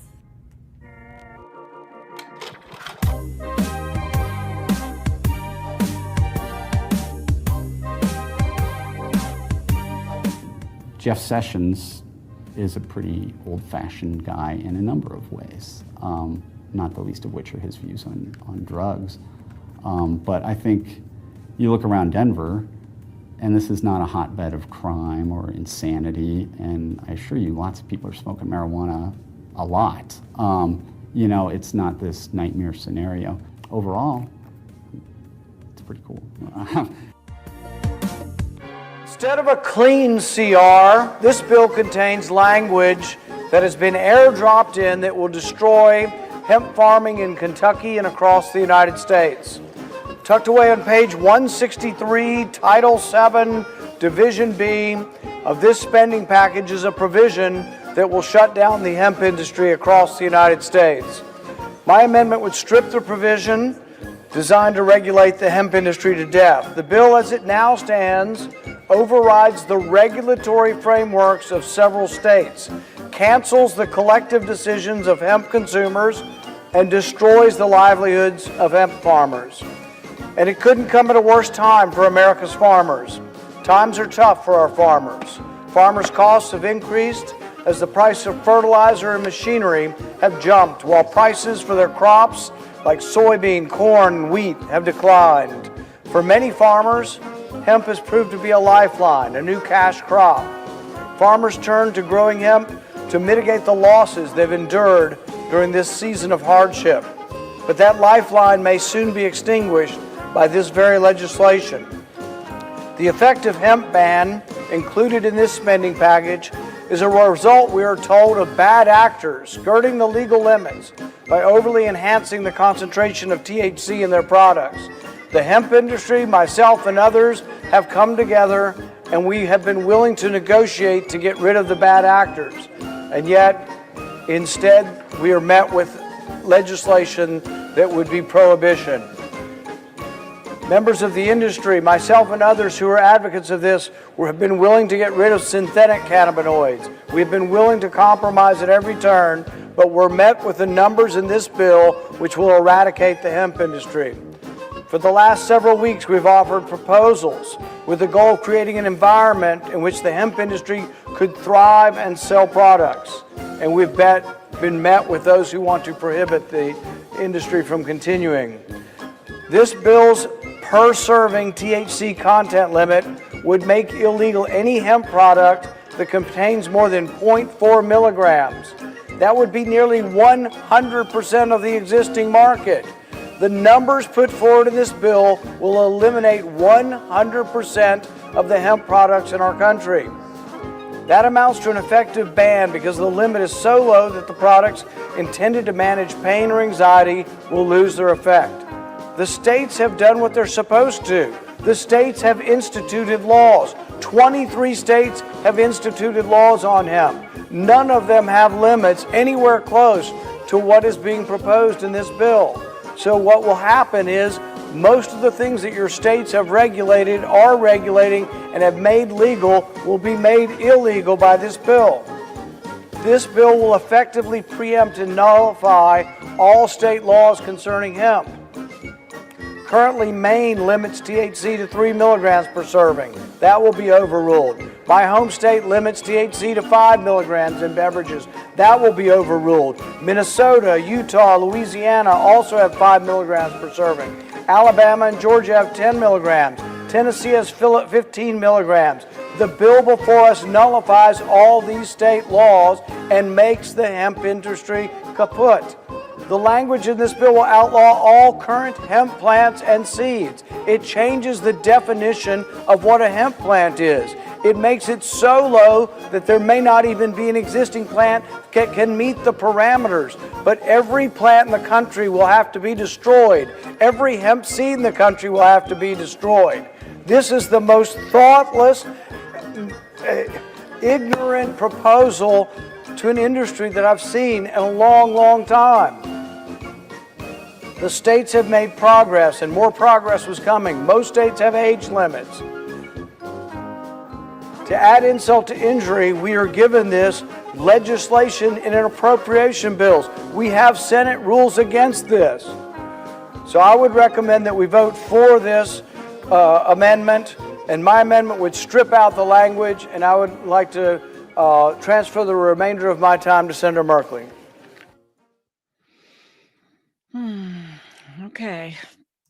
Okay. So you heard it from the libertarian himself, Rand Paul, who gets it right every now and then.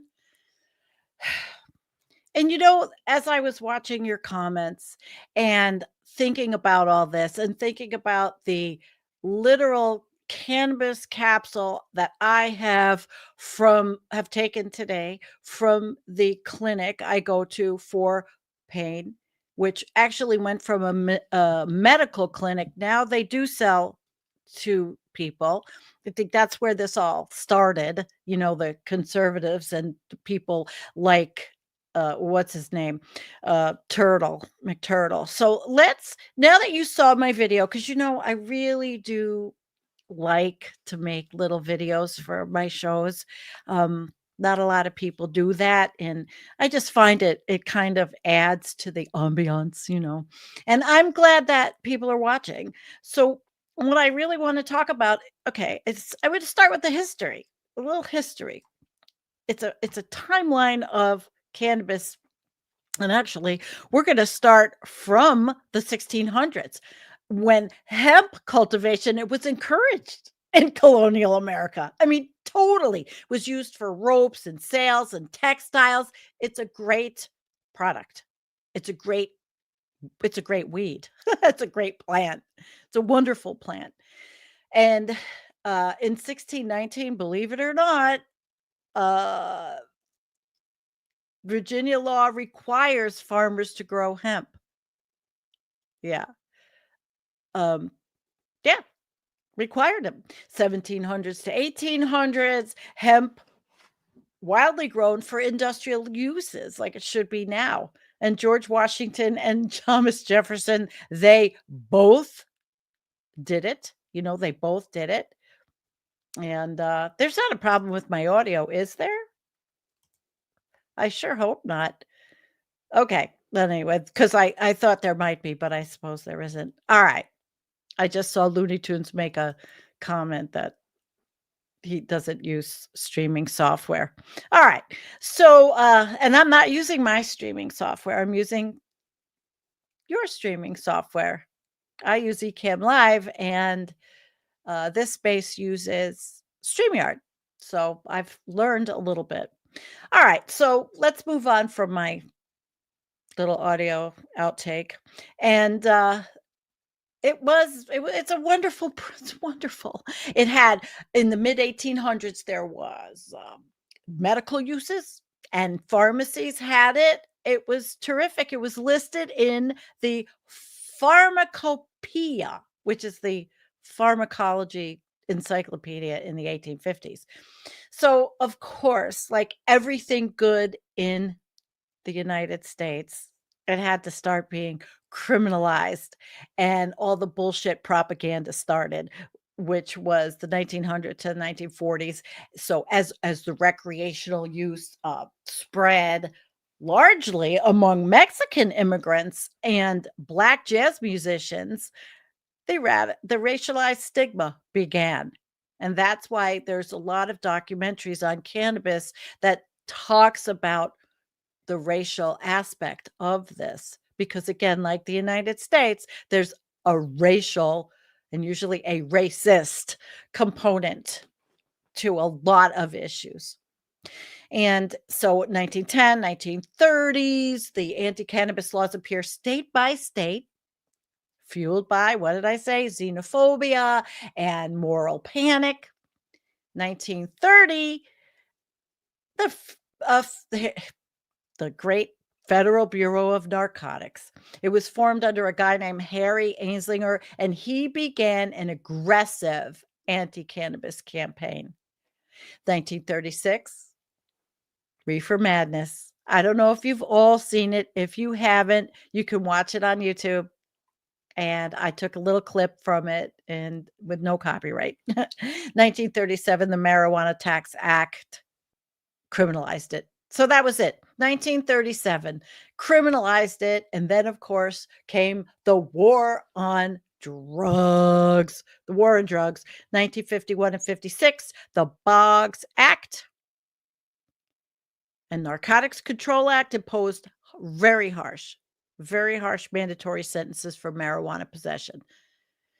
1960s and 70s. Yeah, here we go. The counterculture embraced cannabis and usage became mainstream among youth and activists.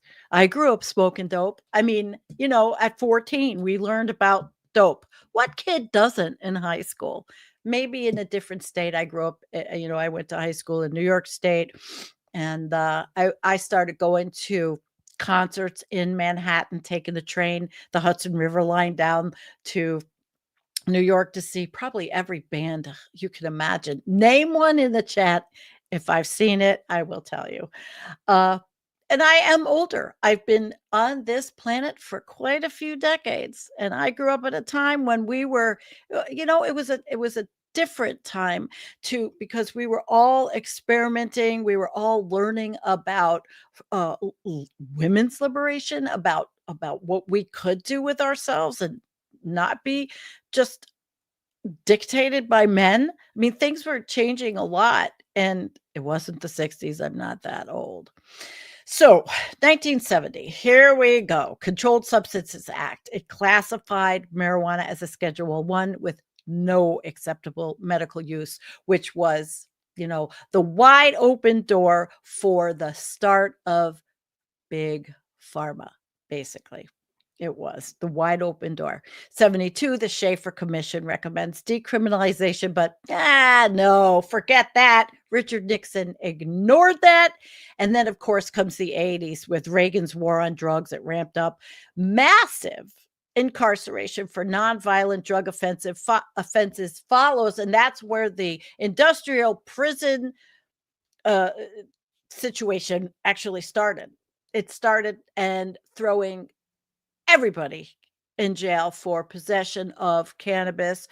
I understand the laws with cocaine and methamphetamine is horrible. Now the drugs are just like insane. I've watched episodes of Soft White Underbelly where I see people that are hooked on stuff I can't even imagine. But this is cannabis. And you'd think these old farts of the government are equating cannabis with methamphetamine. And then, of course, we're going to get into the aspect of protecting children. And we'll go through that. But so the 80s, Ronald Reagan, he was a poop head. I mean, it didn't stop us.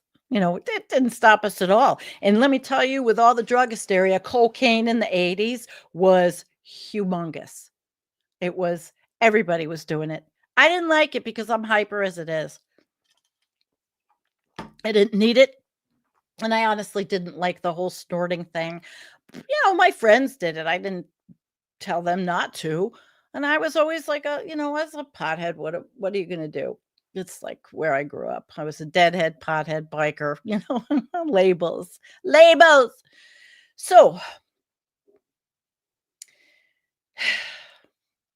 in 1996, California's Proposition 215 becomes the first state law legalizing medical marijuana.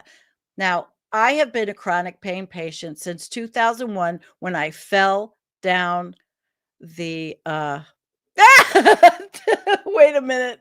I'm sorry. I've got to put this I've got to put this up. Yeah.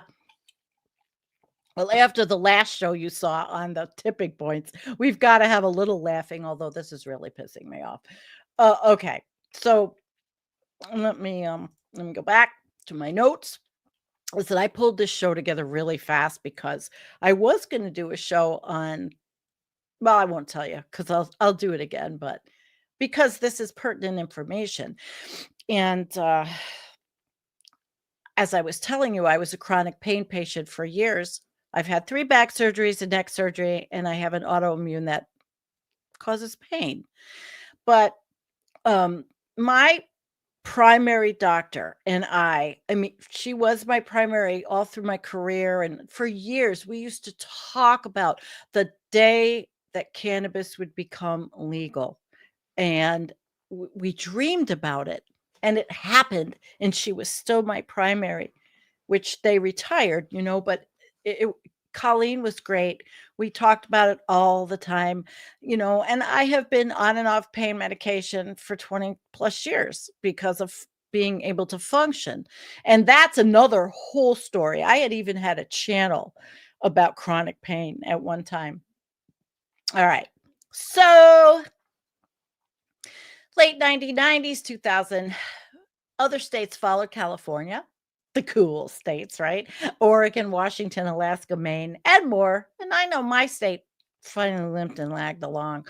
2000s, the federal government, though, they are the big bummers, aren't they? They continued raids on state legal dispensary, and legal tensions they were rising, man. They were rising. So the wave started. The wave started 2010s. So in 2012, Colorado and Washington became the first states to legalize recreational cannabis. And I really wish I had my sound effects that I have in my software because I'd be playing a lot of them on this show. We can't even do the flush of the day. So then 13, Obama's DOJ issues the Cole memo, which was deprioritizing federal enforcement in legal states. So he said, like, leave these states alone. The feds have other things to do, which it seems like now they might be doing the same shit they were doing before the Cole memo. And I'm waiting to see what happens. There's going to be a fight about this, I'm sure. 2018, the Farm Bill, which was spectacular, and it was during the Orange Turd's first administration. It legalized industrial hemp nationwide, and people started looking at all kinds of amazing things to do with it. You know, hempcrete and hemp, everything going back to the 1600s, where it was such a valuable crop. So in 2020s, over half the U.S. states legalized it for recreational use, and over 80% medical use, which was something for me that was great. The thing about, I will say, it does have, it's for cancer patients a lot, you know, and the problem with me, and it doesn't matter, I have grown priceless, gorgeous indica. I have grown sativa. I've grown 50-50. This year I grew sativa. The problem for me, and I don't know a lot of other people, but boy, it gives me the munchies.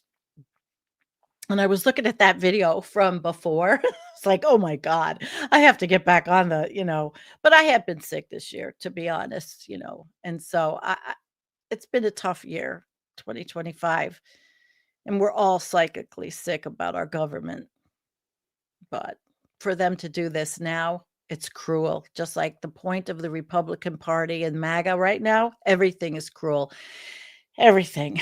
So 2022, President Biden issues mass pardons for simple federal cannabis possession and orders scheduling review. Let's see how long it takes for the Trump administration to have their DOJ actually go back and look at these people and try to reincarcerate them, because they're building all these prisons, these private prisons, right? They got to fill them up with someone.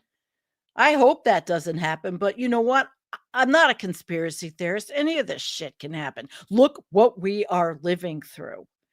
So ongoing moves, 2024, 25, they were fighting. They wanted to reclassify from Schedule 1 to Schedule 3.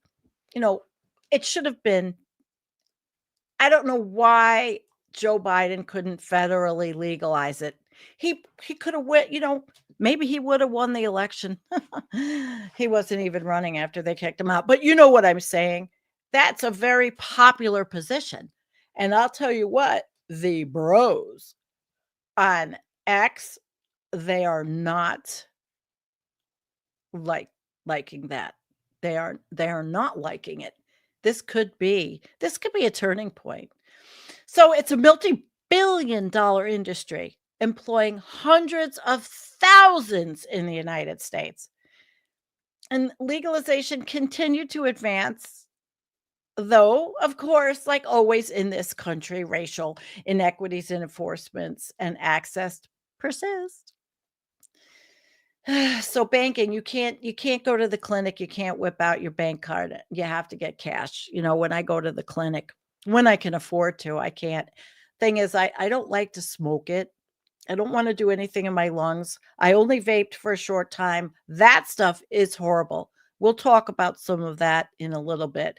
But I personally don't like to smoke. I'm getting older, obviously, and I really don't want to do anything that's going to hurt me. I have cats to take care of. So, you know, I got to take care of my kitty cats. I got to take care of the kitty cats. I don't know what's wrong with my mic. I'm going to tell you what's happening. I have my cursor in the chat, and all of a sudden I don't know what it does. It's picking up my mic, and I don't like it. Oh, shit. Oh, shit. Uh-oh. I think I just lost my notes. Wait a minute. Let me pull up the notes app again. Okay. All right. I got my notes back up. Stop fooling around, Sandra. So, all right, my notes. I use this notes app. I don't like it either. I should really just start doing bullet point spreadsheets instead of everything going all over the place. One of these days. You don't hear any noise or anything? Good. I just have to figure out what I did to the mic that's making it. I don't know what. But anyway, so let's go down. Let me find where I pulled together some stuff. I have some articles like, okay, so Axios came out with an article, the bill to, and I have not, honest to God, guys, I have not figured out exactly how to screen share to put the article up, but that's okay. You know, you're good at listening to me. And so the bill to reopen the government would shut down these THC products. Now, there's specific products that are covered, and it was a last-minute provision to recriminalize many hemp-derived products. And the Senate, you know, these people are fucking evil. The Republican Senate. But I give it to Rand, you know, with this last minute fight and Axios. So Axios has a good article. And what the turtle is saying, he's talking about the THC loophole. And he's arguing that companies have exploited it to create intoxicating substances. Okay, you think? I mean, go into any liquor store in the United States or any other country for that matter. And by the way, the alcohol lobby was very much involved in pushing this. That's no lie. No lie. So the Farm Bill did a lot of good things. And even people where I live, I mean, it gave farmers a new lease on life, and people and workers. I go to the clinic and there's people that work there and they have benefits, and, you know, it's really awful. It really is. Now CNBC had also had an article, and they say they're talking about the hemp restrictions threaten a $28 billion industry, sending companies scrambling, which really sucks. I'm telling you, they want to take away everything good. I don't want to sound like a conspiracy theorist, but you think that these people just really don't want us to stay alive. I don't know, or feel good about being alive in an authoritarian situation. So there you go, 300,000 jobs at risk. Pretty bad. So executives of these companies are saying the ban could fuel a surge in black market sales if federal regulations aren't adopted within a year, as demand for hemp-derived THC remains strong. And the alcohol manufacturers, the distilleries, they see that people are more and more choosing to partake in cannabis products. They are safer. You don't wake up throwing up. And although you're not supposed to drive, you're not going typically. I'm not going to say there hasn't been, because I was looking up statistics. But it's just, you're not going to use alcohol for cancer treatment. Okay, it's not going to help your side effects. But this country is so fucking ass backwards on everything from climate to everything. And now here we are again. And they are bracing for layoffs. They really are.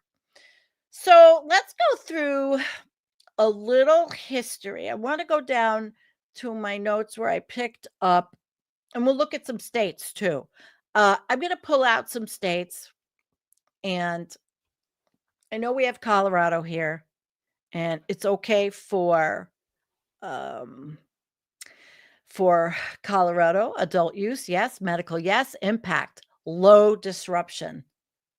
Strong state regulatory regime. Hemp products likely forced into regulated cannabis, or it's going to be banned. I think this is going to be, the straw that breaks the camel's back in people. And I'll show you what I think in a bit. Florida, adult use, medical. No, wait, adult use, no, medical, yes. So even Florida understands, with their crazy guy who's the Surgeon General down there. I don't remember his name, but he's kind of like, I don't know, not very, he doesn't strike me as a very science-based doctor, but he went to medical school, but he's politicized his position, of course, like every Trump appointee. So Florida, impact is medium. Wide hemp, novel cannabinoid market, federal change likely to curtail many products. And let's look at, well, we could look at my state, because I go, when I like I said, I grow it, and I have not been making tinctures, but I'm going to start making out of what I have. I'm going to start making rubs for my muscles and my pain. And I'm not sure about tinctures, because I'm not the clinic. When I go to the cannabis clinic that is doing it medicinally, I know what I'm getting. I know that it's very professional, and they use science, and they use labs that are measuring what's in it. I mean, I will have no way of knowing what's in what I make for myself. I won't. But adult use in New York, yes. Medical use, yes. Impact, low. Strong state regulatory oversight. Hemp side will be limited. So I think what you're going to see, and they're going after the gas stations. They're going after the mom and pop stores. They're gonna shut them probably all down. Let's look at Louisiana. Where is Louisiana here? Where Looney Tunes is. Okay. So in Louisiana, though, adult use is no. Medical is yes. Okay. The impact will be medium, and the regulatory alignment will be likely to restrict the hemp intoxicants. So that's where you live. And let's go. Anybody want to throw out a state? Throw out a state? Let me see if I see you guys. Anybody throw out a state? Oh my goodness. All right. If you don't, I am going to. All right, North Carolina. Let's look at North Carolina. North Carolina will be, well, adult use, no. Medical, yes. See, medical was like everywhere, actually. Not everywhere, but pretty much. And in North Carolina, even with adult use, no, there is a cannabis council that was formed, and medical, no. Impact. Oh, I was reading the wrong state. North Carolina stinks. Adult use, no. Cannabis council formed. Medical, no. Impact, medium high. State advisory movement signals reforms. Federal rule will shape options. Now that's from the AP News, so we have to look for it. But North Carolina, ugh, sorry. North Carolina kind of suck. And Pennsylvania kind of sucks too. Adult use, no. Medical, yeah. Okay. But state policy is active and federal rule will push legislators to pick a path. So I wonder where John Fetterman will come out on this one. Ugh. I have a lot of ugh tonight. Texas is actually pissed. I don't know if I have that article pulled up, but Texas is really mad. And because they have a lot of farmers that were doing this. And let's see. Okay. So I had a few more things I'm trying to look for in my notes. We have 20 minutes. So yeah. All right. So basically, look, guys, there's really what I was looking for, and I started looking for the information on statistics, because what they are talking about in is really protecting children. Oh, I see what it is. Oh, wait. Okay. Okay. Wait a minute. I know what happened. Okay. In my notes, sorry. In my notes, it was allowed to dictate. It was screwing me all up. I had to turn that little thing off. I hope it stopped. Oh, that's really weird. But anyway, I'll fix it. I'm so sorry. So what this took me to was to look at children. This is what they are talking about. They're talking about the fact that it's easy for children to get these products. And I don't think it should be, of course, right? And so I said, okay, I want to look at the statistics for children, the statistics of overdoses or, getting sick, being hospitalizations for cannabis versus alcohol. And it was quite interesting what I found, because cannabis. All right, here's my notes. And these were from a couple of ResearchGate. There's a couple of different places. I mean, like I said, I had to pull this together really fast, but the cannabis exposures, it's really little kids like 0 to 4. They're the ones that are being hospitalized because they ate gummies, something stupid like that. So it rose in the 2020s, their hospitalizations, and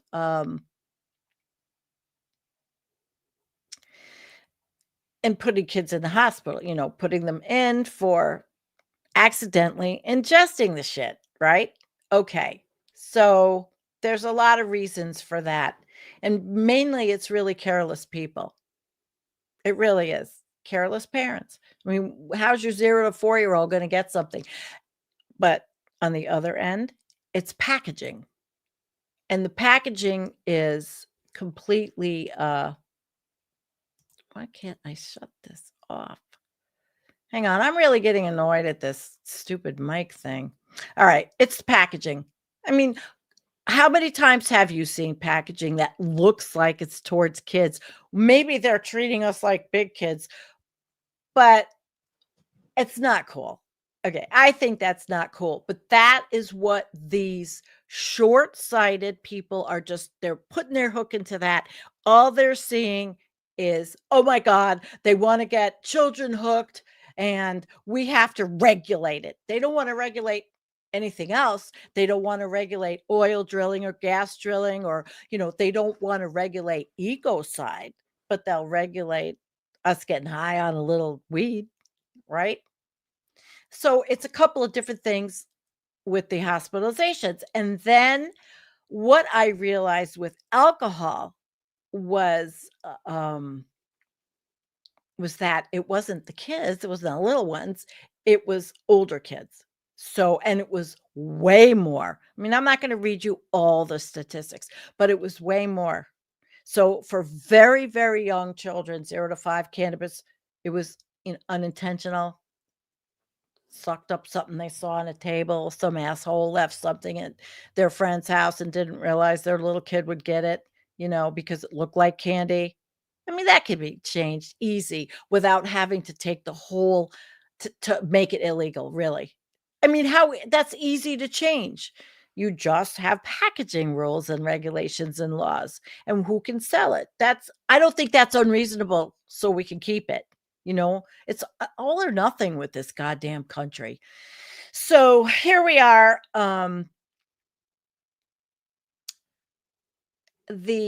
For older adolescents, teenagers, alcohol remains the larger source of morbidity, mortality, and hospitalization overall.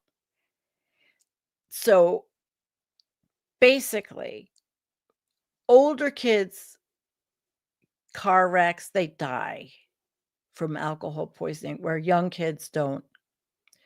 They don't die. They're exposures. But I didn't really go into it as deep as I could have. There is an article. I didn't get to read this whole ResearchGate article, but they did say that between 2018 to 2023, there were about 8,400 in the country cases, but it doesn't have deaths because I don't think anybody died. Okay. So alcohol is just so much worse. I pulled this up. There was a study from Poison Centers that talked about the Delta 8 and the cannabinoids. And again, it was consistent with the children, and it was exposure. This was an exposure poison center. This didn't mean they were necessarily hospitalized.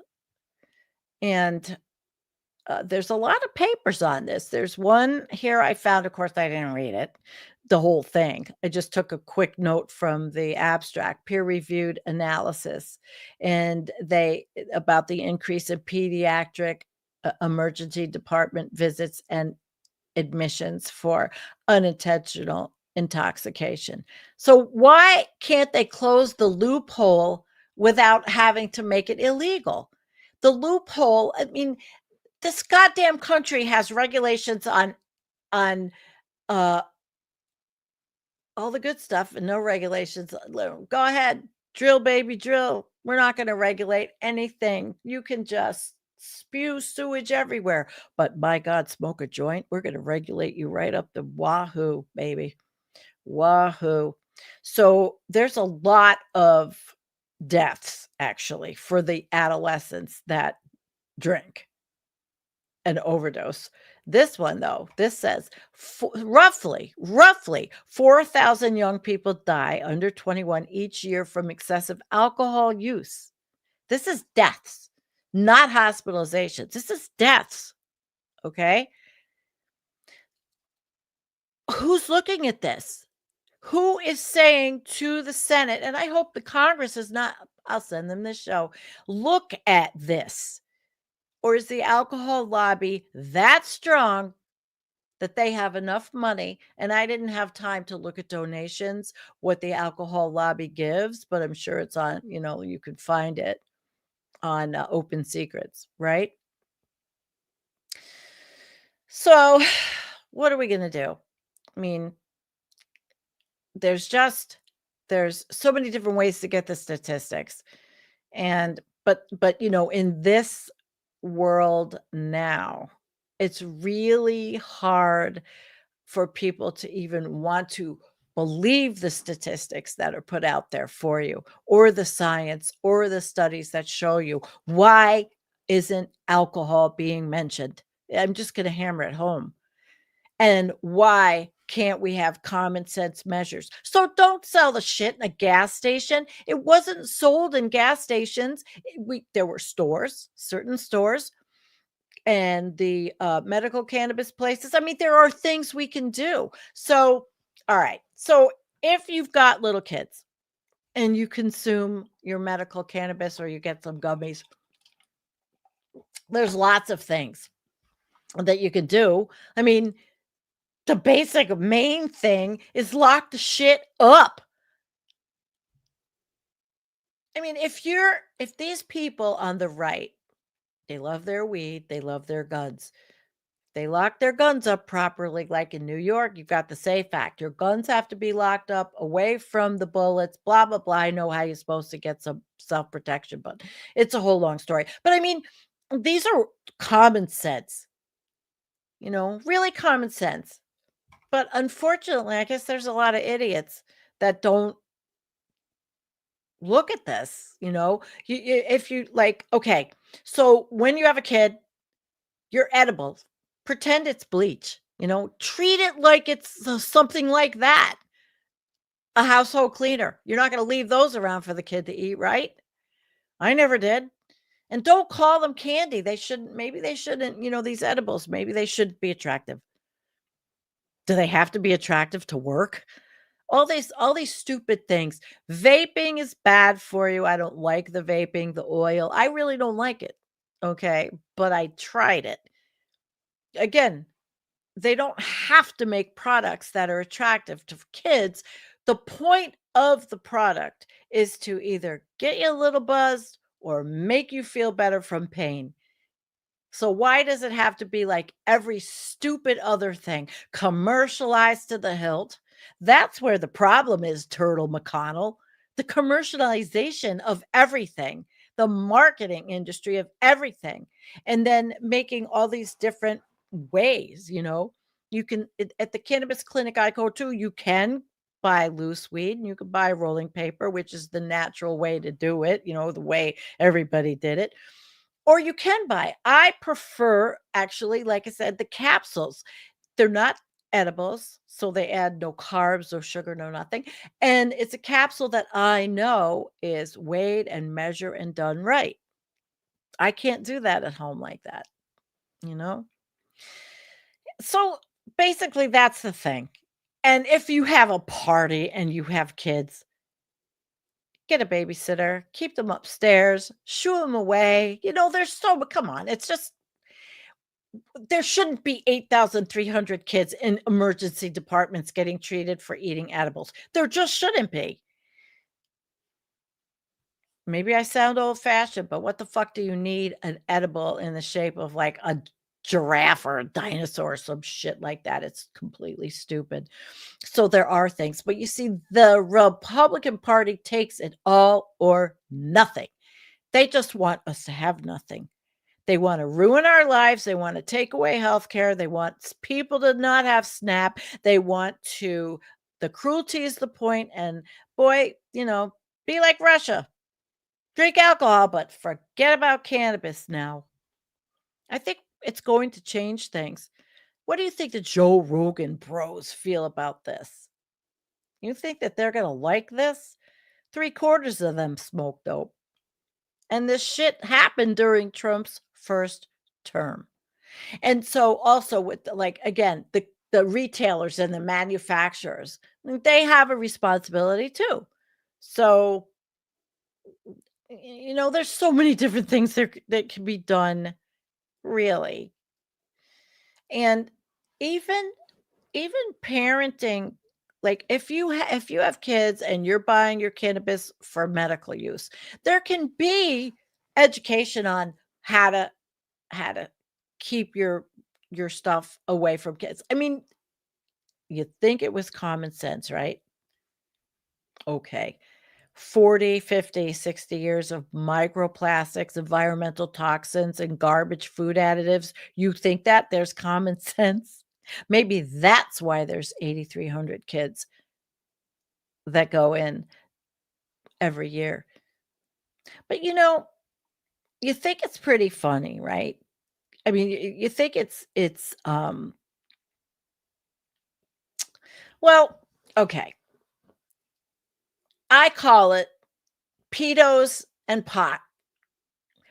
I think pedos and pot, the two P words, might be what really does turn some of this over. I think there's going to be a gigantic backlash on this. This administration protects pedos and wants to take away our pot. I mean, that right now, people are so upset over the Epstein files. And I mean, I have to say, I do like the dribs and drabs of all the shit that's coming out because I know Trump is a scumbag. I know it. I grew up in the area where he was. I had friends that actually literally lost. He didn't pay them for stone work that they did on Trump Tower. They were a stone business back in, I was like really young. Hey, there's somebody I see, Stony Baker MD. Hello, hello. It's nice to see you. Are you on where I can put in your... Yes, it's nice. Hi. Awesomeness. It is awesomeness, but it's not awesomeness to talk about the shit we're talking about. It's really fucking pissing me off. All right. So, again, to repeat what happened and why it's all or nothing is because the state and federal regulators, they really didn't like the unlabeled THC bullshit. The limits, they don't know what the limits are of the actual THC, that the child appealing stuff. And then when you go to a gas station, maybe there was no age verification. I don't know. I mean, I'm not 8 years old buying weed. I'm not. I don't know what person in a gas station would really sell a package of THC to a kid. Are people, I mean, I said again, to people stupid, right? Okay. So that's why enforcement might be, and not horrible like ICE enforcement. Don't go into these stores and shut them down. I can just see this start to happening. Come on, Joe Rogan bros. You think that the J6ers and the Oath Keepers don't like their weed? I'd like to see this shit turn around. Yep. So, basically, shutting down and restricting these things, it's probably politically simpler than reforming the cannabis law, but that is what has to be done. And it's not going to be that hard. And keep the pressure, the corporate lobbying, that's what I can't stand. But the legal cannabis industries they've spent years lobbying. They lobbied to get these, products into a regulated market, arguing that they face unfair competition from untested gas station products.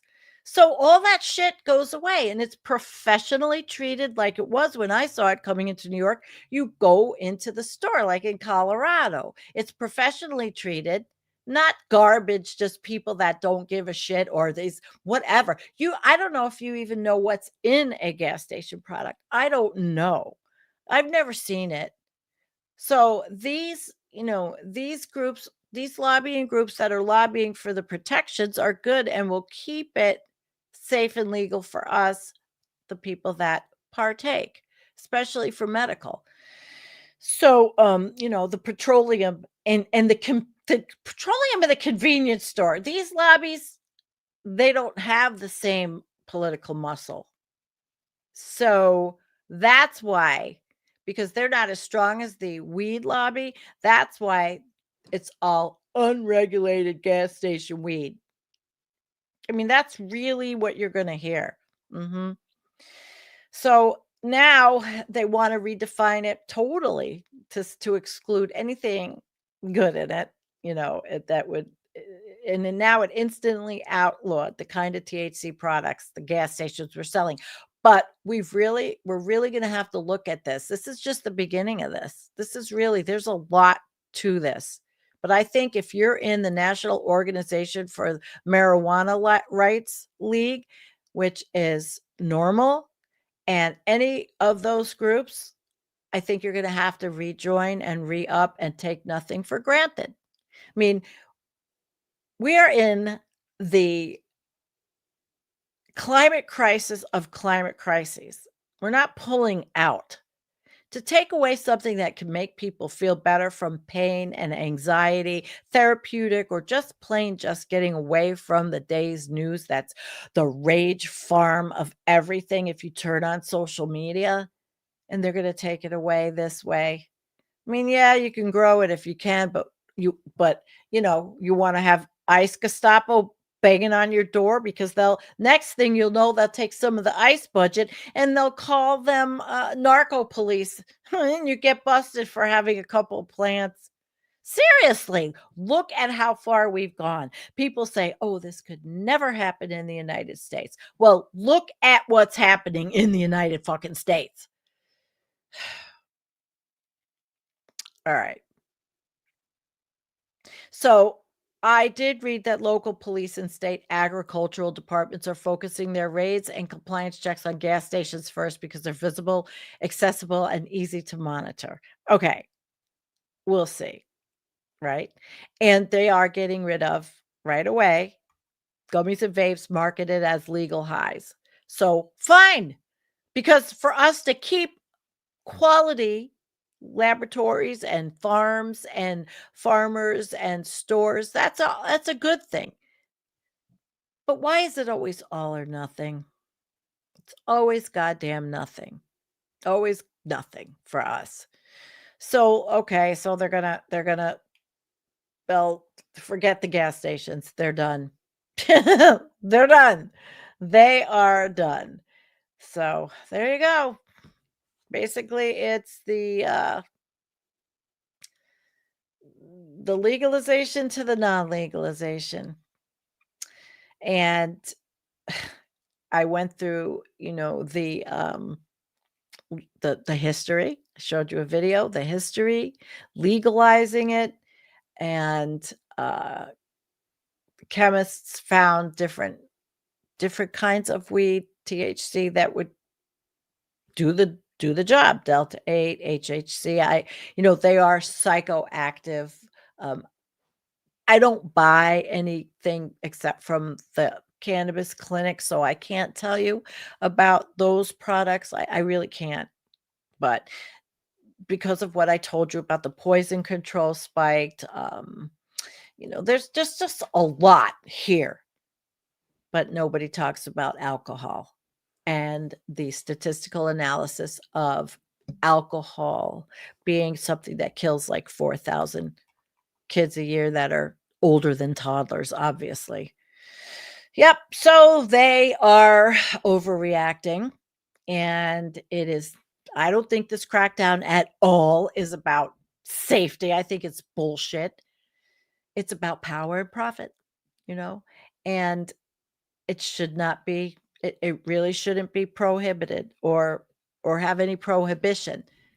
But this country, I'm going to end with pedos and pot. People who don't like pedos and don't like that this administration is hiding it or rationalizing it or covering for the president pedo in chief, potentially, or even to not show the files, pedos and pot. There's people that really want The Epstein files totally released.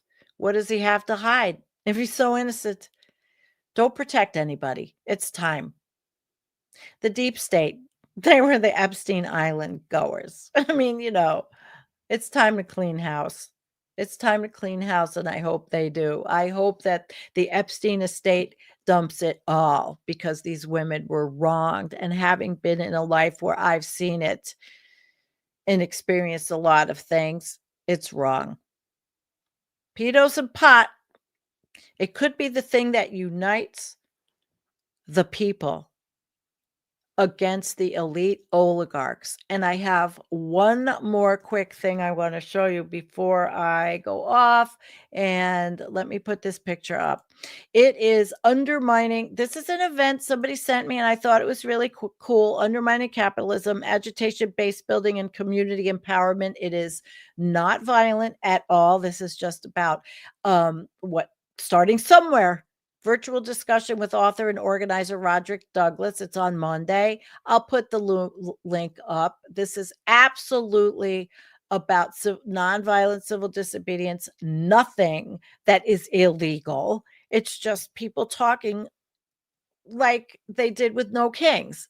There's things that are happening, and people can talk to each other until they can't in this country. Be diligent. Be safe. Don't leave your gummies around kids. Don't drive fucked up. And consume alcohol. Very, very low alcohol usage, and don't drink and drive. Do the right thing, then we can have it. Right? All right. Any comments? Speaking of what, Victor? Speaking of national protests, they are way too far between, not like there's an emergency or something. I know, I agree with you. And maybe this is going to get people out. People like their weed, they like their weed. We got used to it. We got comfortable. And the fact that this is going to put thousands upon thousands of people off any kind of meaningful employment, which is what this administration is doing, leaps and bounds. This is just another thing to add to the clusterfuck of what we are living through. Thanks for coming. I really appreciate it. I do the research for you, and I will be live Friday night on my channel to look at the Council of the Parties, the COP in Brazil, which is the biggest climate thing. And I will be on looking at it through the eyes of the World Meteorological Organization. So see you Friday at 9 p.m. That's going to be a kick-ass show. Bye. Thank you.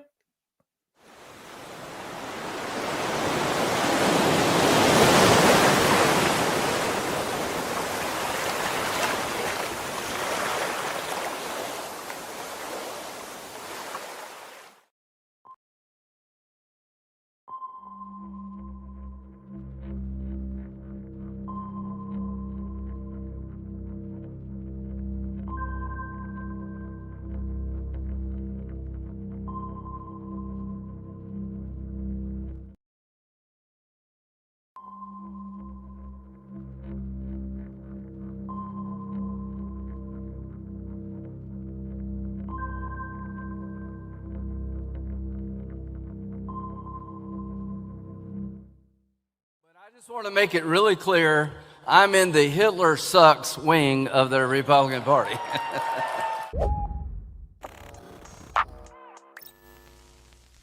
That was closeted homosexual Senator Lindsey Graham tacitly admitting that there is indeed a pro-Hitler wing of the Republican Party, which he is definitely not a part of.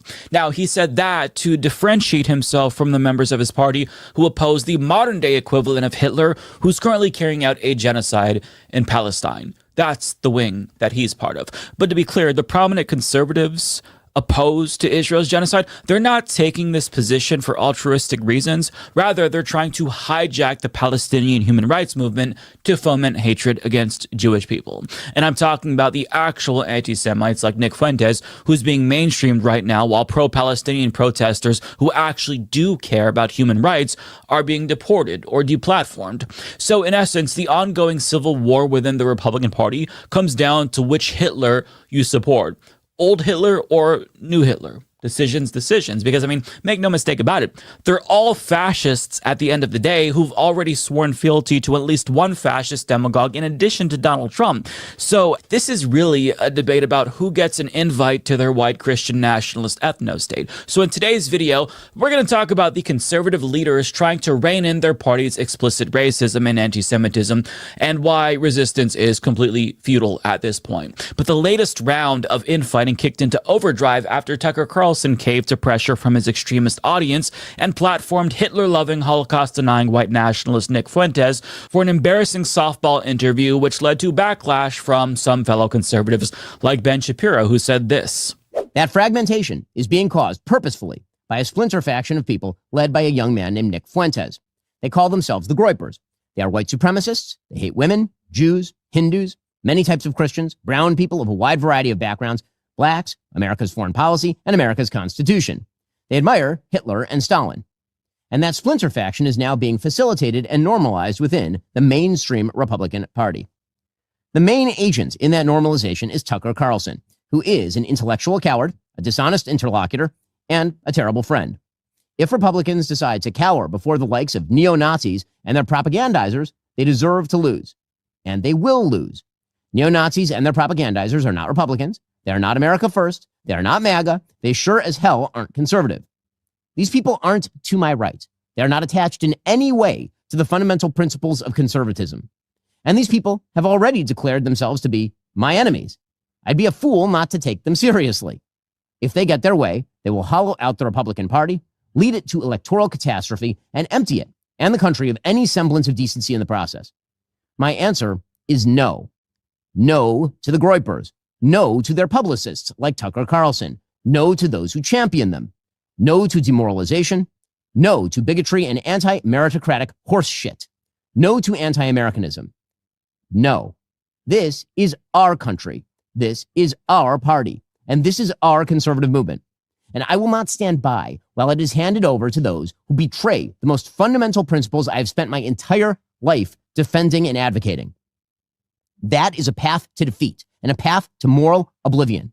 Listen, I loathe Ben Shapiro, but credit where it's due. I think it's important that he says things like this right now. And clearly lines are being drawn, as you can see. But Ben Shapiro isn't the only one condemning Carlson for what he did. At the Republican Jewish Coalition, Mark Levin made similar comments. For 6 months, I've been fighting these bastards, whether it's Tucker Carlson or whether it's Nick Fuentes. And I've been looking over my shoulder looking for help. And you know what I found? Nothing. What do you mean we don't cancel people?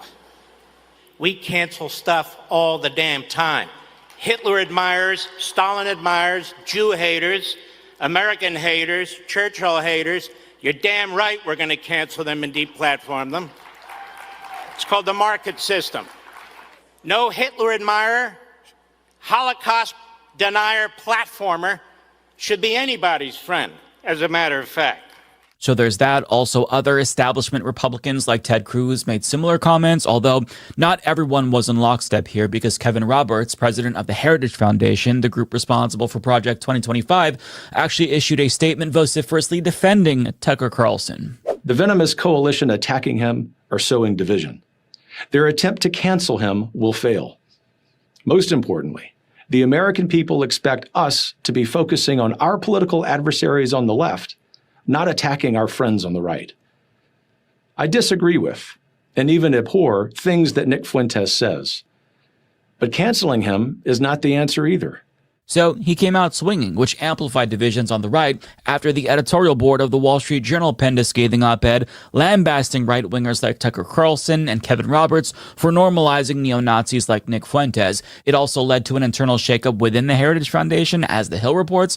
But I mean, we're only talking about one dimension of the ongoing civil war within the Republican Party, because other establishment Republicans have been trying to fight the rise of anti-Indian racism within the party, which is a problem, seeing as how there are a lot of prominent Indian Americans who are part of the MAGA movement, but even though they're conservative, it hasn't stopped them from being spared from the base's racism, and it's only gotten worse since last year's H-1B visa debate. For example, FBI Director Kash Patel was bombarded with hatred from Trump supporters after he tweeted about Diwali, with fascist podcasters like Joel Webbin telling him to get out of his country. But Patel isn't alone, because on Halloween, Vivek Ramaswamy put out a wholesome post celebrating Halloween, only to be met with the most vile racism imaginable.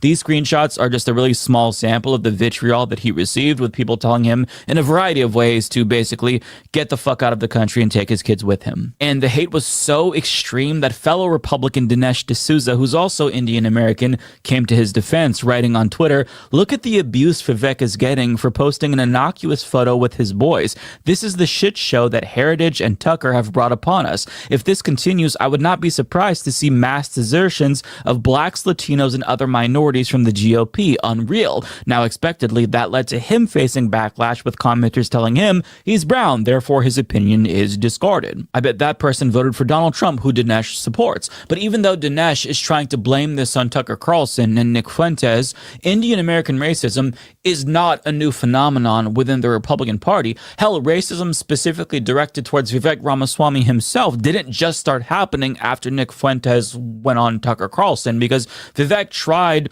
very hard to convince Republican voters in the GOP primary that he wasn't a threat to them when he was running for president. And like, it all fell on deaf ears, because even though he was saying everything that they wanted to hear, there was still one major hurdle that he just couldn't overcome: his race, as Ann Coulter put it. Oh, and I agreed with many, many things you said during, in fact, probably more than most other candidates when you were running for president. But I still would not have voted for you because you're an Indian.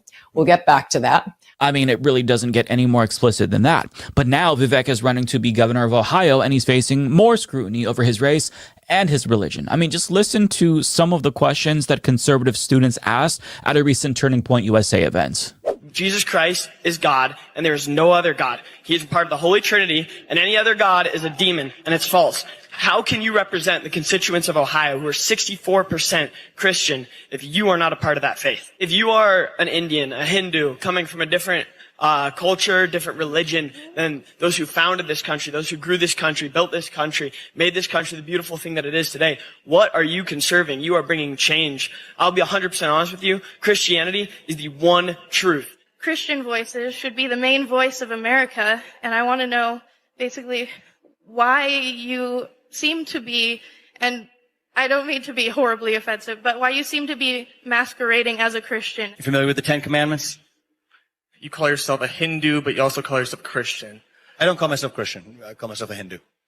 I'm not running to be pastor of Ohio. I'm running to be governor of Ohio, and I didn't run to be pastor of America. I ran to be president of the United States of America. Do you think it's inappropriate for someone who's a Hindu to be, say, a U.S. president? No, I think it's... No, well... But isn't Charlie Kirk's organization founded on Christian values as well? And isn't the United States of America also, based on what Protestantism is, based on how those values are? Wouldn't that contradict what your beliefs are? Goddamn. So, needless to say, the Republican Party has a problem with identity politics. And by identity politics, I of course mean white identity politics, i.e. racism. And even though I'm thankful that prominent conservatives are calling it out, I can assure them all that they're not going to be able to control the monsters that they've created. And I want to emphasize the fact that they did indeed create these monsters. They normalized all kinds of racism and bigotry and homophobia and transphobia and misogyny. And Nick Fuentes is simply the logical conclusion to their odious ideology. I mean, just 2 weeks ago, Dinesh D'Souza tweeted a comic of a plane with Mamdani's name on it flying into a building, saying the difference is this time New York might be asking for it, with the insinuation being obviously that all Muslims are responsible for 9/11. Not to mention, Vivek Ramaswamy has repeatedly called trans people mentally ill and argued that their identity shouldn't be affirmed. And while this in no way justifies or excuses racism towards him and his family, he's experiencing a level of dehumanization comparable to the dehumanization that he promoted against other minorities, namely trans people. And while it's courageous for the likes of Ben Shapiro and Mark Levin to condemn Tucker Carlson for mainstreaming an out and proud white nationalist, they share almost as much culpability as Tucker Carlson, because Ben Shapiro, for example, has spewed the same bigoted rhetoric that he denounced in that video. He famously tweeted that Israelis like to build and Arabs like to bomb crap and live in open sewage. Hashtag settlements rock. He's also conspicuously selective about the anti-Semitism that he does choose to condemn. For example, he hired Candace Owens after she seemingly defended Hitler and only really started to take issue with her once she started to criticize Israel. He also excused Elon Musk's Hitler salute because Musk took a trip to Israel for damage control after agreeing with a neo-Nazi on Twitter that was promoting the Great Replacement conspiracy theory and specifically named Jewish people in that particular tweet. So this is why Ben Shapiro's condemnation rings hollow. Not to mention, he mainstreamed Matt Walsh, a self-proclaimed theocratic fascist who's a neo-Nazi for all intents and purposes, just as bad as Nick Fuentes. The only difference between Matt Walsh and Nick Fuentes is that Nick Fuentes is more honest and explicit about his Nazi viewpoints, whereas Matt Walsh hides it a little better. As for Mark Levin, it's especially ironic for him of all people to sound the alarm, given how he bears responsibility for Nick Fuentes' radicalization. I mean, let's hear it straight from the horse's mouth. You listen to Mark Levin every day? In high school, yes. Wow. I was a fan. But I'll never forget one show. He goes live and he says, America's becoming a majority non-white country. Does anybody think that's a good idea? And I was thinking to myself, yeah, that actually doesn't sound so good. I didn't really even think that America's becoming majority minority like that. Wait, so you were radicalized on race by Mark Levin? Yes. Are you making that up? Or that's a real story. Amazing. Mm-hmm. He planted the seed at least. Yeah. So you see, even though I guess I'm thankful in a way that there's finally this concerted effort among the right to curb the open racism within the Republican Party, I mean, I just can't help but feel like it's too late. Too little, too late. You simply can't put the genie back in the bottle. And the reason why it's not going to work and why their viewers aren't going to listen to them is because the modern day conservative movement is built on a foundation of hatred. Trump just won the last election by fomenting hatred against immigrants. He ran on mass deportation, literally. And now he's doing that. The Republican Party spent the last 5 years calling all LGBTQ plus people groomers. The party is currently trying to gut the Voting Rights Act so that way they can disenfranchise black people in the South again and bring back the Jim Crow status quo. So, I mean, I don't understand why they're so surprised that the conservative base took their ideology to its logical conclusion. Like, why would they bite their tongues when it comes to Jewish people and Indian Americans when they've been taught that it's okay to openly hate immigrants and Muslims and queer people?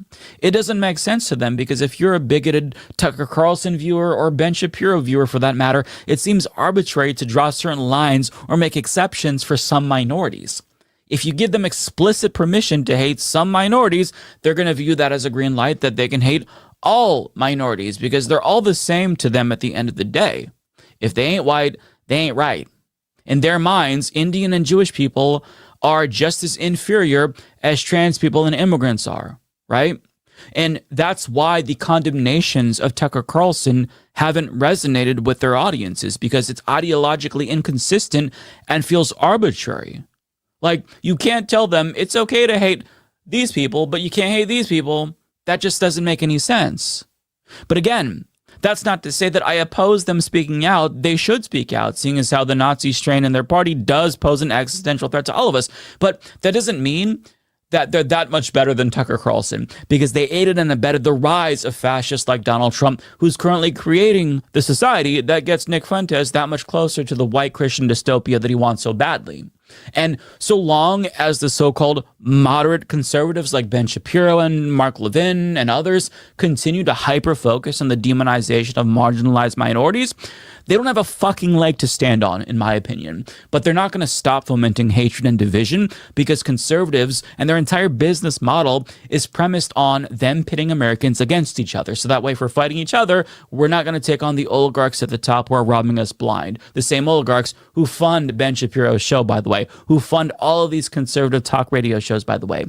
But with all of that being said, let them fight, okay? Let these motherfuckers fight, because at the end of the day, if they fight, at a minimum, them being divided is going to make them less effective, which is objectively good for this country. So, to that I say, have at it, fellas. Keep fighting, and we have to do our best to fan the flames, because they have to go at it. I want them to fight. They have to fight, and let them duke it out. I hope it gets ugly. First time in American history, an avowed, openly proclaimed socialist has been elected as the mayor of America's largest city. It's an absolute travesty. And we're going to learn the hard way in New York City what socialism is. I have friends of mine in New York. My phone is blowing up. They are officially depressed and scared. I woke up feeling so sad today, but also just praying a lot, knowing that God is in control. The Socialist Party is taking over the Democrat Party. I think that the million people who voted for him were because he was viral.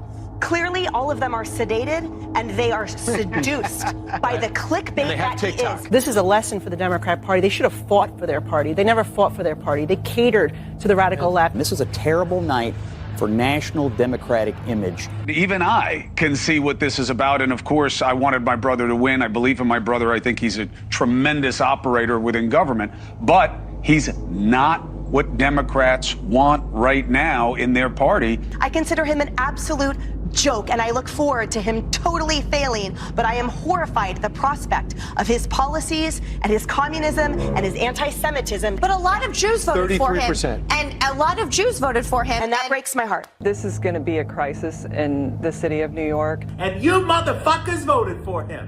What is wrong with you? Why, on God's green and watery earth, would you vote for a Muslim? A Muslim? Hey, Curtis, you're a fucking scumbag, like I said all along, all of these months.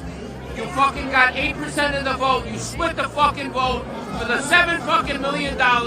You were a scumbag. I hope every New Yorker spits in your fucking face every single day.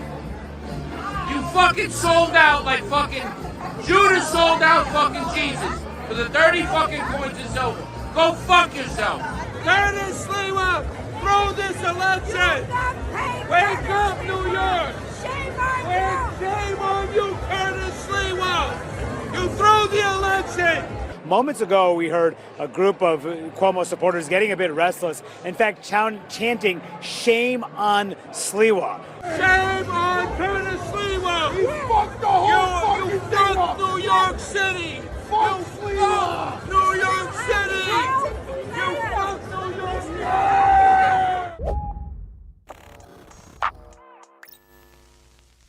That was just a small, tiny little taste of the meltdowns that ensued after Zohran Mamdani put the final nail in the coffin of Andrew Cuomo's career. And I promise you, that compilation doesn't even begin to scratch the surface, because the level of hysteria and cope that we're seeing online rivals that of the 2020 election. But I don't blame them for feeling sad and dejected, because yesterday really was a bad day for these losers. But it was an incredible day for everyone else, people with common sense, because Mamdani won. Democrats swept in virtually every single election, which is a really bad sign for Republicans going into 2026. And on top of that, Dick Cheney died. I mean, the universe has handed us multiple gifts, and I, for one, am truly grateful, because times like these don't come too often, these days. So join me in basking in the pure glory of the blessings that have been bestowed upon all of us. But let's start with some more anti-Mamdani meltdowns, because all of them were just pure gold. The Cut reports that centrist celebrity Deborah Messing had a full-blown meltdown on social media over Mamdani's win after she reportedly posted around 100 stories on Instagram within 24 hours, sharing racist memes, calling Mamdani an America-hating jihadist. She also implied that he was a terrorist and compared him to Osama bin Laden, and shared McCarthyist fear-mongering about him being a communist from conservative outlets like CPAC. She even quoted Breitbart, which echoed Trump's endorsement of Cuomo, encouraging people to vote for the serial sexual harasser and social murderer over Mamdani. And I've got to ask, Deborah, are we doing okay there? When was the last time you've gone outside and touched grass? Because this can't be healthy. But please, don't actually do that. Continue to stew away in your mansion and doom scroll on your phone, because I want these feelings that you're feeling of existential dread and sadness to accelerate, because I need more entertainment from you, Deborah. You're entertaining me now more than you ever could in your acting career. Just keep posting through it, you racist piece of shit, because it's very entertaining to me. But Deborah isn't the only celebrity to crash out over Mamdani's win, because Michael Rappaport, I kid you not, unironically posted this meme. I cannot believe this is real. After it was called for Mamdani in last night's election. And this is the meme that conservatives have been using for years to troll the libs. And it's now being used unironically to express unfathomable frustration over the election of a Democratic Socialist.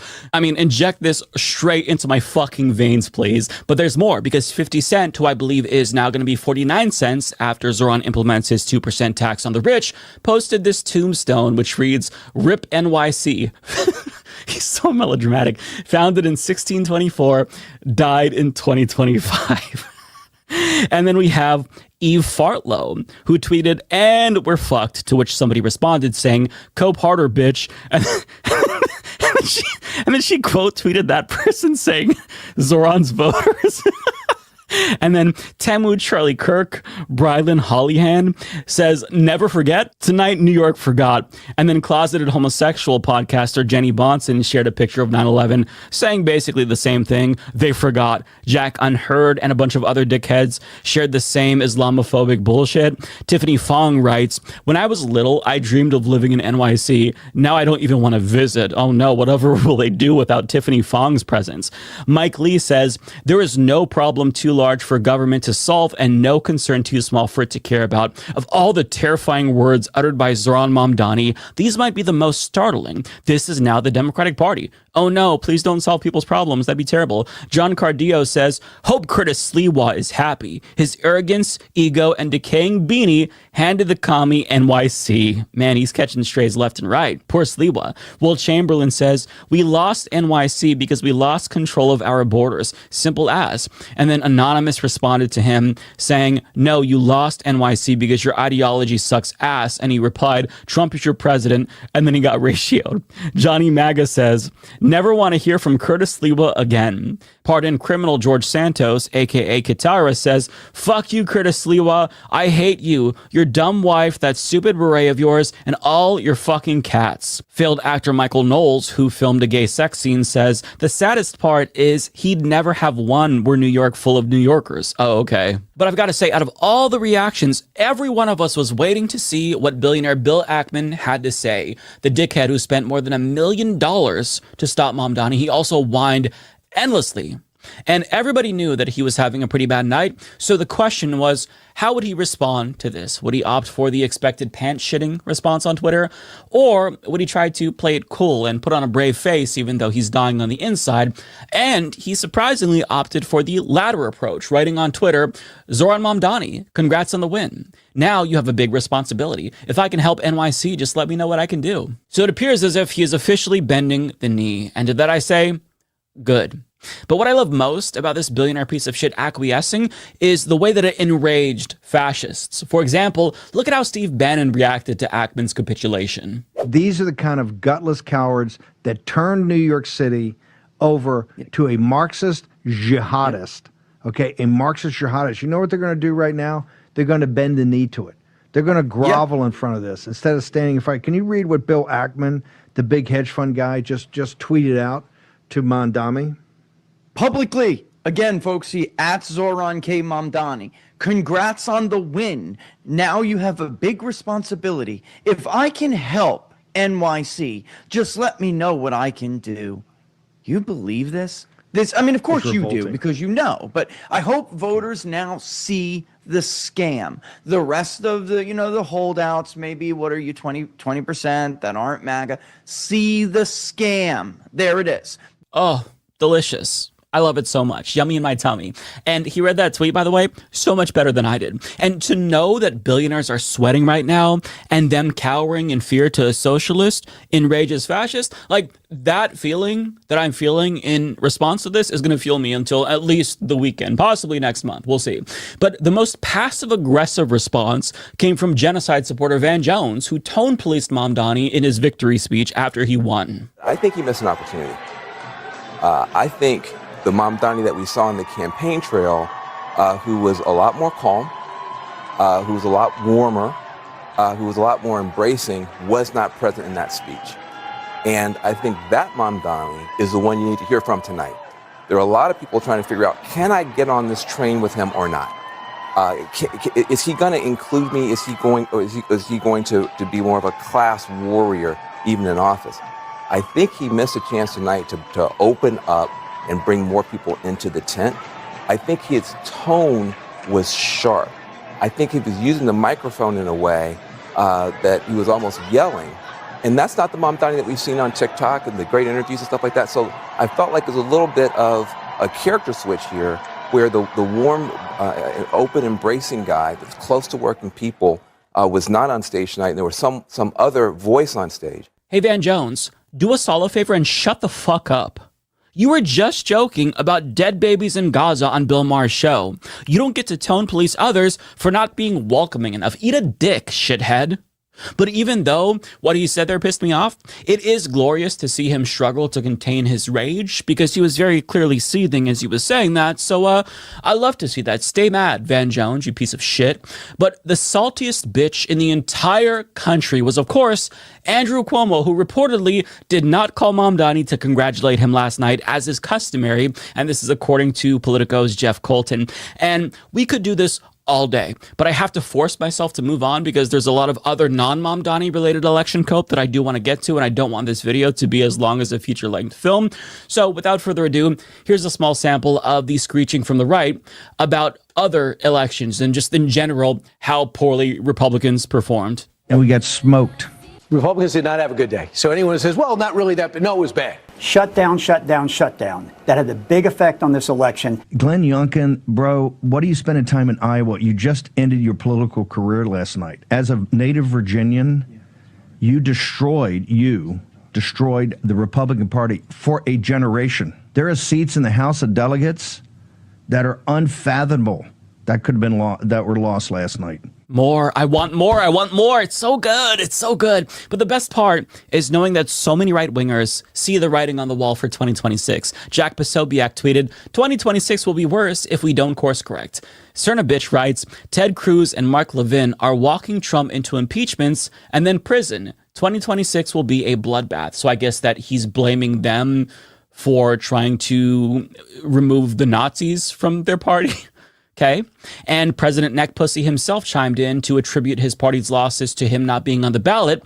And he also blames the shutdown, which is a tacit admission that he knows that the shutdown is hurting Republicans more than it is Democrats. And he explicitly confirmed this, according to Andrew Desidario of Punchbowl News, who writes, inside the room, per multiple GOP senators, after reporters were kicked out, Trump said the election results showed that the shutdown has been worse for us than for them, and that Republicans are getting killed. Trump said the GOP will become a dead party if they don't nuke the filibuster. Trump got into it with Lindsey Graham after Graham tried to make the point that they can still use reconciliation to pass legislation with a simple majority. Trump snapped at Graham, saying, Lindsey, you and I both know that there's so much you can't do with reconciliation. Whoa there, Donald Trump. Don't be too mean to Lindsey Graham because we all know that he's a really sensitive boy.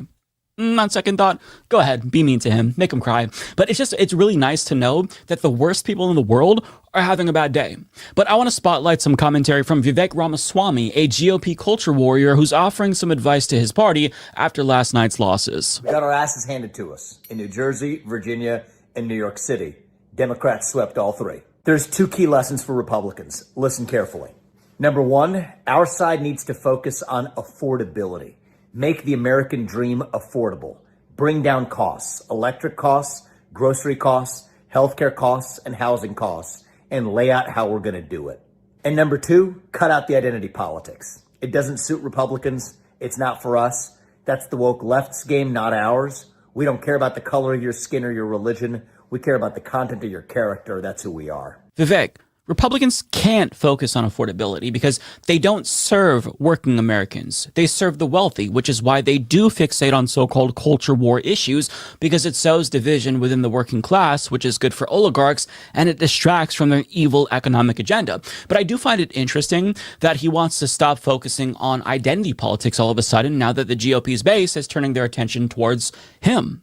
See, it was all fun and games when trans people were the punching bag. But now that Indian Americans are increasingly targeted by right-wing fascists, Vivek wants to focus on economic issues and avoid identity politics. Interesting, isn't it? It's almost like issues he dismiss as culture war issues have a real-world impact on people's lives, materially as well. And it took him being targeted himself to find this out. It sounds like he's mad that leopards ate his face after he voted for the Leopards Eating People's Faces party. But speaking of leopards, Fox News is sounding the alarm over gerrymandering now that their effort to rig the 2026 midterms is starting to officially backfire.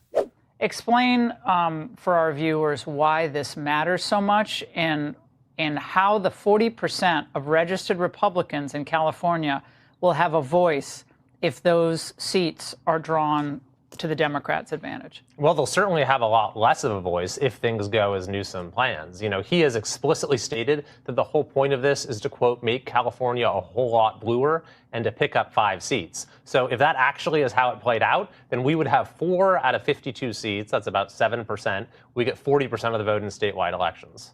And they called this, Princeton University, the researchers at Princeton called this one of the 2 worst gerrymanders of the last 50 years. They gave it an F for fairness. Well, ain't that a bitch? Maybe your party should have never initiated this race to the bottom in the first place.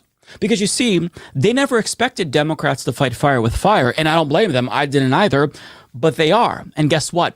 That's your fucking fault, Republicans. When Democrats had power, they introduced federal legislation that would have ended partisan gerrymandering by requiring district lines to be redrawn by independent commissions in all 50 states. But guess what? Republicans did not support that.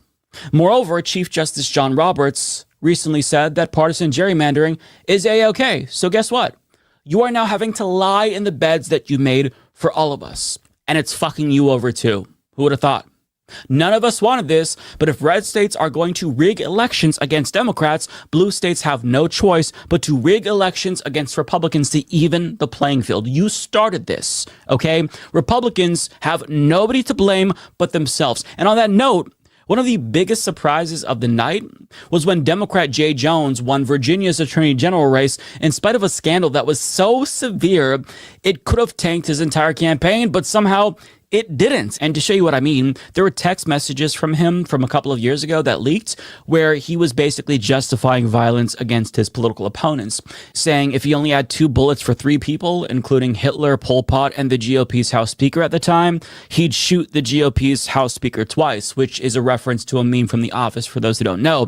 He also implied that he was fine with the aforementioned GOP Speaker's children dying because personal pain is the only way to get people to take action on policy when it comes to gun violence, for example. He also accused them of breeding little fascists. Now, after this story broke, he apologized and called his past comments a grave mistake. Nonetheless, his electoral victory shook some Republicans to their core. Matthew Van Swoel, for example, writes, hundreds of thousands of Democrats just voted into office for Attorney General, a man who fantasized about the murder of his political opponents and their children. Democrats just endorsed assassination culture. I don't know where we go from here. Molly Hemingway echoed that same sentiment, writing on Twitter, as bad as Jay Jones is, knowing that my neighbors genuinely support him as AG while wishing death on Republicans and their children is far worse. Nate Fisher says they hate you and want you dead. Tim Pool adds, the election of Jay Jones is a direct threat to every right-leaning person in the state and surrounding areas. And let me just say for the record, I actually do understand where Republicans are coming from, because if I saw a Republican get elected as Attorney General after he talked about killing Democrats, I would be equally dismayed, admittedly. And to be clear, I don't stand by what he says. I unequivocally condemn those text messages from Jay Jones because I think that political violence isn't going to further the left's goals. If anything, it's going to be used as a justification for even harsher authoritarian crackdowns. With that being said, Republicans, again, have nobody to blame for this but themselves, because they are the ones who lowered our collective standards so that way no scandal is too scandalous for public office these days. They elected a corrupt criminal rapist after he incited an insurrection to overthrow the U.S. government. Nothing matters anymore because of Republicans.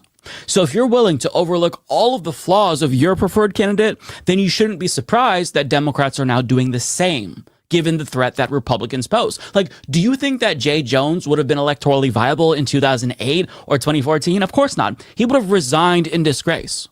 But you've created a political environment where voters reward politicians for being the biggest pieces of shit imaginable. So this is your doing, MAGA. You have nobody to blame but yourselves for these types of politicians getting elected. And on top of that, it is wild to see these rich, privileged pricks pretend as if they have to fear for their lives because extremist Democrats are going to hunt them down and kill them. Shut the fuck up. Okay, despite what Jay Jones said in that text message, we don't want you dead. We might not respect you, but we don't want you dead. We want to give your dumbasses healthcare and a habitable planet and clean drinking water and education and education and education and more education. And did I mention education? We want to give you the things that you need that will better your lives. You are the ones who want everyone else worse off. And it's ironic for them to cry about how, oh, they want us dead, when this is the exact sentiment expressed by you towards us. You don't give a fuck if women bleed out because they can't get abortions in red states. You literally use genocidal rhetoric that's comparable to the way that the Nazis talked about Jews during the Holocaust when you're referencing trans people. You justify mass killings against queer people because they're groomers. We remember what you said after the Club Q shooting, Tim Pool. You thought we forgot? You also blame everything but guns in the aftermath of mass shootings, to the point where kids now have to do routine mass shooter drills like we're at war or some shit. You also routinely call for violence. Just go look at Matt Walsh's Twitter feed. You post cry-laughing emojis under videos of immigrants getting violently ripped from their fucking homes. You are celebrating people losing food stamps right now. Like, your party is getting overrun by Holocaust-denying, Hitler-loving Nazis as we speak, but yet you think that we're the ones that want you dead after all of the shit that you've said and done towards us? From our perspective, it seems like you're the ones who want us dead. At best, you want us to live miserable lives where we're impoverished and perpetually oppressed, and gay and trans people are forced to go back into the closet, and black people have to accept their status as second-class citizens forever. And at worst, you just want us dead. Like, the radicalization of the Democratic Party's base is a direct result of the threat that you fascists pose to the rest of society. Our extremism is a response to your extremism. But every accusation is a confession, after all. So when they say that Democrats want them dead, we should take that as an implicit admission that they want us dead, because they do. Let's be real. They're the ones who want us dead. But I'm going to try to not let their disingenuity piss me off too much, because, again, this is a good day. It's a bad day for fascists, so that means it's a good day for everybody else. It's also a bad day for dumbass centrists like Deborah Messing as well, although I don't know if she's a centrist any longer. So cry more Republicans and centrists, because yesterday's blowout is a testament to how badly you've all fucked up the country. Both fascists and neoliberals have fucked up the country, and now the chickens have come home to roost. Cope and seethe, motherfuckers.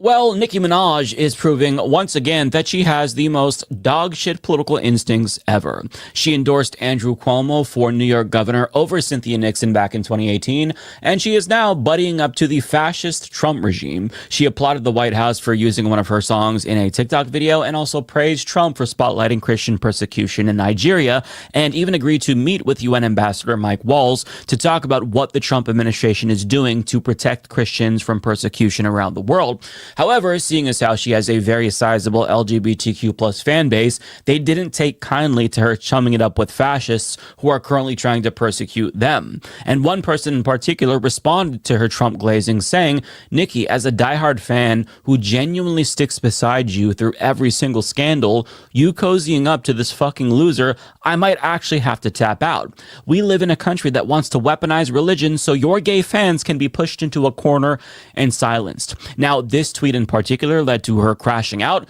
where she wrote in response, "Imagine hearing that Christians are being persecuted and not being able to have empathy for them because you are blinded by your own personal obsession with Trump. This says more about you than him, my darling." She added, "Imagine hearing that Christians are being murdered and making it about you being gay." She then goes on to rant about irrelevant things that don't actually address the substance of what her fan is saying before she eventually deleted both of those responses. But I'll be totally honest with you. I could not care less about Nicki Minaj and her dumb bullshit political takes and her subsequent crash out. But I think that this story is nonetheless important because it demonstrates how mischaracterized tragedies rise in salience while some of the worst atrocities on the planet go completely unnoticed. So is it true that Christians are being murdered in Nigeria? Yes, and in a country that is essentially 50% Muslims and 50% Christians, one would assume that we're looking at a civil war where Muslims are killing Christians in some sort of quest for religious supremacy, at least based on Trump's characterization of the events that are taking place in Nigeria. But in actuality, that's not the case. Not at all. As the Associated Press reports, attacks in Nigeria have varying motives. There are religiously motivated ones targeting both Christians and Muslims, clashes between farmers and herders over dwindling resources, communal rivalries, secessionist groups, and ethnic clashes. While Christians are among those targeted, analysts say the majority of victims of armed groups are Muslims in Nigeria's Muslim-majority north, where most attacks occur. And the attacks are being carried out by Boko Haram, who targets Muslims because they're a fundamentalist group that thinks individuals not Muslim enough deserve to die. Now, that's not to say that there isn't blame to go around because the Nigerian government has failed to rein in Boko Haram. But with that being said, it's interesting that Republicans have no concern whatsoever for Nigerian Muslims who are disproportionately being targeted by Boko Haram's violence. I mean, sure, care about Christians, but to not care about Muslims as well when they're being disproportionately targeted since they're centered where the violence is happening, that's definitely bizarre, wouldn't you say? But there's a reason for it. The reason why this is the case is twofold. One, because it furthers the narrative about all Muslims being inherently violent, and two, because it feeds into the right's Christian persecution complex narrative. And while Christian minorities are persecuted in certain places throughout the world, I don't necessarily think that Nigeria is the best example. Furthermore, Republicans usually speak about Christian persecution in developing countries as a warning for what could happen in the United States, not because they care about those people in those countries. When this whole claim that that could happen here is absurd, seeing as how Christians are a majority here who are persecuting other religious minorities themselves. So regardless if Republicans want to admit this or not, they're much more similar to the perpetrators of Christian persecution around the globe than they are to the victims of Christian persecution, since they hold the same fundamentalist religious supremacist views that lead to religious persecution in the first place. But I doubt Trump's sincerity here about Nigeria, because Israel has slaughtered Christian Palestinians in Gaza and bombed churches. They also bombed churches in Lebanon as well, and he hasn't said shit about that. In fact, he's continuing to funnel money and weapons to them as they commit these atrocities. So I don't think that he cares as much about persecuted Christians as he does about feeding into this narrative about the Christians here at home being persecuted as well. That just kind of bolsters the argument that he's trying to make. But the question is, why would Trump inexplicably start caring about people in a country he couldn't spot on a map when he's never talked about this country before? And the answer is because Fox News told him to care about this issue. Sources tell CNN Trump has been laser focused on the treatment of Christians in the African country after a report he saw on Fox News while traveling aboard Air Force One. And just 24 hours later, he posted on Truth Social that the United States will cut off aid and go into Nigeria guns a-blazing. He confirmed the possibility of military intervention to reporters. In other words, the national salience of some issues tends to be dictated by a sort of human centipede of stupidity, if you will. In the case of this story, it started with Fox News. They shit out that story directly into Trump's mouth. He then gobbled it up, shit it into Nicki Minaj's mouth, and then she is shitting it into all of our mouths, thus boosting the overall salience of that story even more than Trump possibly could. And I'm not saying that it's wrong to care about what's happening in Nigeria. In fact, you should, because the lives of both Christians and Muslims do matter, of course. But it's just a little ironic that this guy is choosing to focus on this African country, given recent events in El Fasher, Sudan, where the UAE-backed Rapid Support Forces, RSF, carried out a massacre that is so bloody, you can see the bloodshed from space. Literally. You can see it from space. And as Nesreen Malik reports, mass killings are underway. There are reports that in one maternity hospital alone, almost 500 people, patients and their families, were killed. The few that managed to escape tell of summary executions of civilians. The RSF has embarked on a killing spree of civilians so severe that images of blood saturating the ground have been picked up by satellite. The speed and intensity of killings in the immediate aftermath of the fall of El Fasher has already been compared by war monitors to the first 24 hours of the Rwandan genocide. This is the culmination of a campaign that had walled in the population of the city, hundreds of thousands of people, and reduced it to starvation. Those who attempted to flee risked death and rape, and those that remained were bombed and surviving on nothing more than animal feed. And Stephen Prager of Common Dreams reports that the ICC is already collecting evidence against the RSF, which points to them instituting a campaign of mass starvation and genocide, which includes a killing spree of 1,500 people in just 3 days, which is in addition to the 150,000 people killed since the Civil War began back in 2023.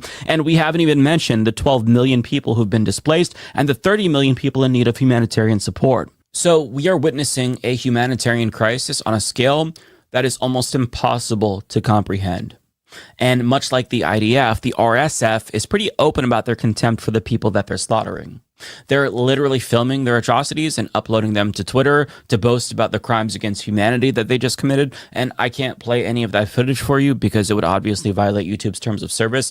But I want to link you to a PBS NewsHour report where they do share you some gut-wrenching examples. They blur out the violence so you can't see it, but it gives you an idea of just how gratuitous the violence is. But I also want to talk about, stories from survivors here as well, and not just the violence, because these people are human beings. They're not just statistics or casualties to be thought of in the abstract. These are human beings who are suffering on a scale that is unfathomable. Survivor Fatma Abdul Rahman tries to smile, but is burdened by unimaginable loss and trauma. Shelling killed my daughter, injured my other daughter's eye, and paralyzed my son. I was hit by shelling. My body is full of wounds. For the last 18 months, the RSF surrounded El Fasher, forcing residents to starve. It was a famine inside a siege that became a slaughter. Many fled here to Wila, the closest city to El Fasher. Ikram Abdelahmed's daughter and son-in-law were both killed, and so she is now raising her 2-month-old grandson with almost no food. For 2 weeks, she's fed him only moldy grain and rehydration salts, surrounded by a family that is shocked and shattered, as she told a local journalist. We came running. They were chasing us, firing rockets over our heads. They took the men out and lined them up, and they shot them in front of us. They lined them up and shot them in the street and left them. Another man fled alongside 200 people. Only 4 survived, as he told the UN's Population Fund anonymously. My head was on the ground and I could see to my right 2 women, my neighbors, lying dead, blood flowing from their heads. Then the RSF got into their vehicles and started running us over. After they left, those of us who survived continued walking. Another RSF group caught us and demanded a $2,800 ransom from each of us. Only 4 of us managed to pay. The rest were killed. They killed children, the elderly, and women. Inside El Fasher, the RSF left behind pools of blood large enough to be seen from space. Massacres across the city as documented by Yale's Humanitarian Research Lab. And the killing was targeted. The RSF murdered activist and former lawmaker Saham Hassan Hasabala, the youngest person ever elected to Sudan's parliament, back in her hometown of El Fasher, helping the hungry. And Mohammed Al-Duda, who was the spokesperson for the nearby Zamzam refugee camp, he filmed these scenes of a people facing famine.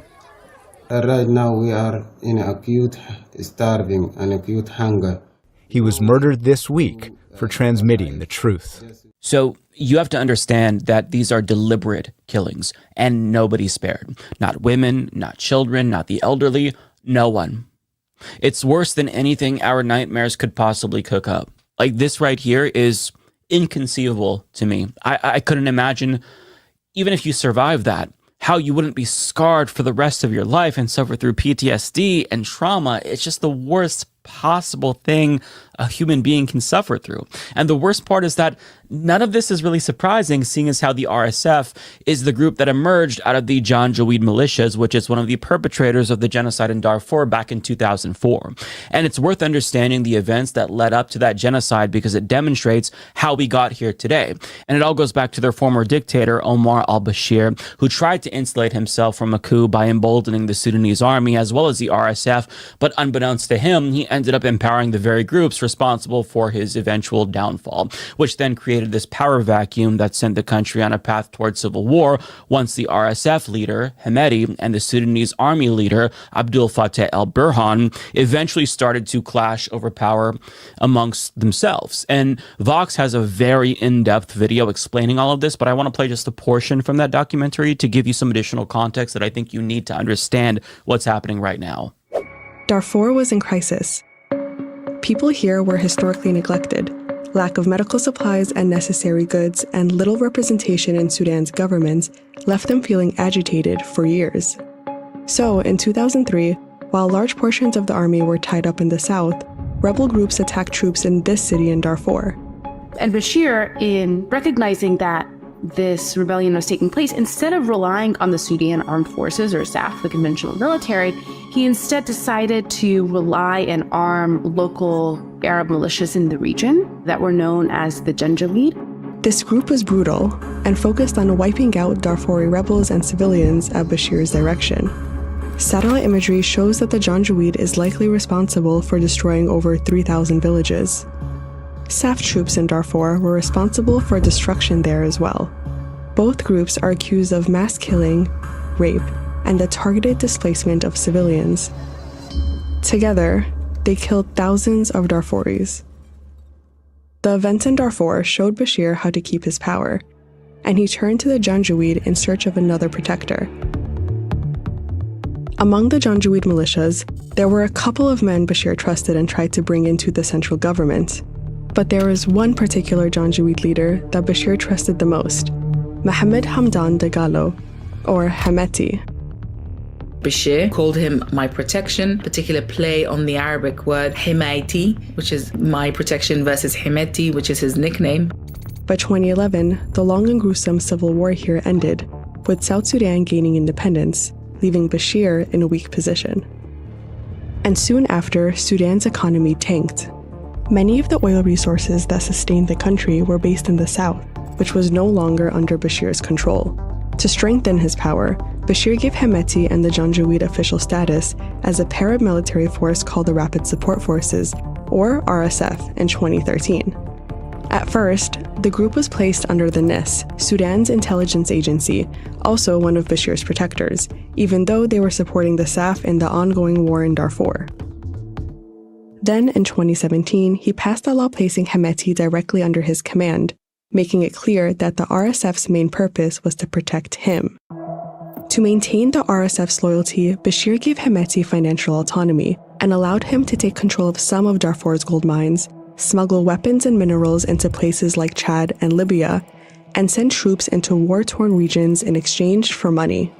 At the same time, Bashir continued to let the SAF have a hand in major industries like weapon production and telecommunications. While Bashir was busy making these two forces richer, civilians continued to struggle. Protests broke out in 2018 amid a really bad economic crisis. That's when Bashir faced his biggest challenge: putting his protection scheme to the test. The ultimate trigger was the government's budget, which allocated about 60 to 70% to the security sector, which included Bashir's protectors, while Sudanese people struggled for basic needs. So Bashir was this Trumpian-like figure who was using state resources to protect his own ass while everybody else in the country was going hungry. And that, of course, led to political unrest and eventually a revolution. And both the Sudanese army and the RSF decided to team up to overthrow Bashir after he was already weakened, which made them both de facto leaders of Sudan. But it wasn't necessarily a win for the revolution, even though they got the dictator that they wanted out deposed, because both leaders quickly turned on the protesters and cracked down on them hard. But over time, both of the men turned on each other because they didn't want to share power or cede it to a democratically elected leader. So the armed forces of both men started clashing in the streets. Burhan kind of had a monopoly on airspace, whereas Hemeti seemed to have an edge on ground warfare. And while both of these two men fought, civilians were tragically caught in the middle of these two warring factions, but over time, the RSF prevailed over the Sudanese army, culminating in them taking over El Fasher and committing the massacre that we're talking about as of the last couple of weeks. And I would highly encourage you to watch Fox's full video to truly grasp how we got to this point, because that does matter. I'm also going to link you to a video from Zateo where they detail the scale of the current humanitarian crisis even before the El Fasher massacre. But the fact that the RSF starved residents in El Fasher for more than a year with barely a peep from the international community just speaks to how the world has truly and utterly failed the people of Sudan. Like, that was a warning sign. They were starving this population and nobody thought to take it seriously, and here we are. They committed a massacre. People in hospitals were summarily executed. Women, children, the elderly, men. It was a bloodbath, and nobody thought to sound the alarm, at a minimum, even elevate the salience of this issue.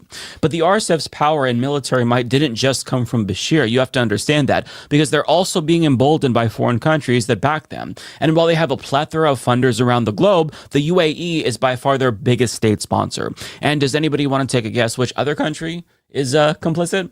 Just want to guess? You guessed correctly. It's our government too, because the UAE is our ally. And since we fund their military and they supply weapons to the RSF, we're guilty by extension. So our tax dollars are basically subsidizing genocide in Sudan, although to the US's credit, they don't deny that this is a genocide. In January, the State Department under the Biden administration determined that the RSF was indeed guilty of committing a genocide and announced that they would be sanctioning the RSF's leader, Hemeti, the individual named in the Vox documentary that we just watched, and also they'd be sanctioning 7 RSF-owned companies in the UAE. But of course, they stopped short of cutting off the UAE for funding the RSF. And Trump hasn't changed course either, which is why Democratic Senator Chris Murphy correctly points out that both Trump and Biden have allowed this to go on by basically not cutting off UAE, who's funding the bloodshed. But Congress is no better, seeing as how back in March, Senator Chris Van Hollen and Sarah Jacobs reintroduced legislation in both the Senate and House, respectively, to impose an arms embargo on the UAE until they agree to cut off the RSF. But I kid you not, Van Hollen's bill has 0 co-sponsors in the Senate, literally 0. Although the good news is that the House companion bill introduced by Jacobs fared a little bit better, getting 26 co-sponsors, all Democrats with the exception of one Republican, Don Byers of Florida. But overall, the United States and the entire world really has collectively failed the people of Sudan in the same way that we failed the people of Palestine and the people of the Congo. So I think it's really gross that Trump is trying to portray himself as some sort of humanitarian or hero, even though he's complicit with some of the worst atrocities in modern human history. And by the way, this asshole also vetoed a bill that was bipartisan, by the way, to end U.S. complicity with Saudi Arabia's genocide of Yemen back in 2019. So after overseeing multiple genocides as president, the one thing that I would say Trump is right about is that he's definitely not getting into heaven. But lucky for him, heaven doesn't exist, which is unfortunate because if there was an afterlife, Dick Cheney would be burning in hell right now as we speak.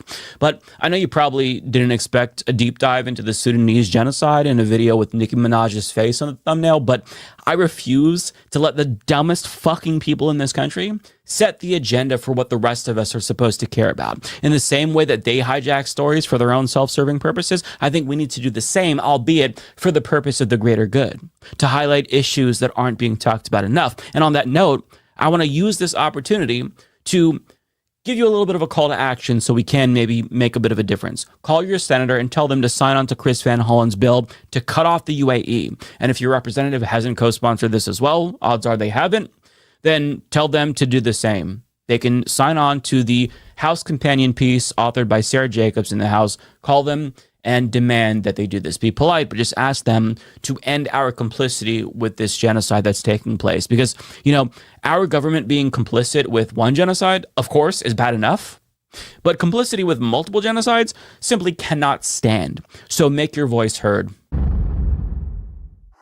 Do yourself a favor and click the join button on YouTube to become a member.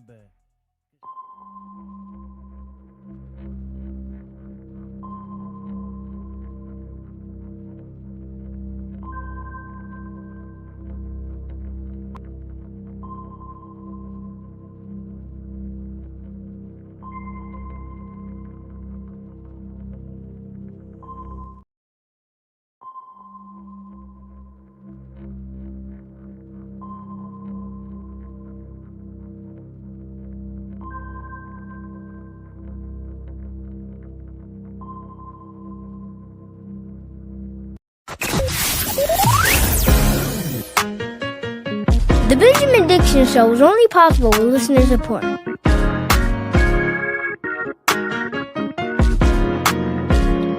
Go to patreon.com/BPD Show and support the Benjamin Dixon Show.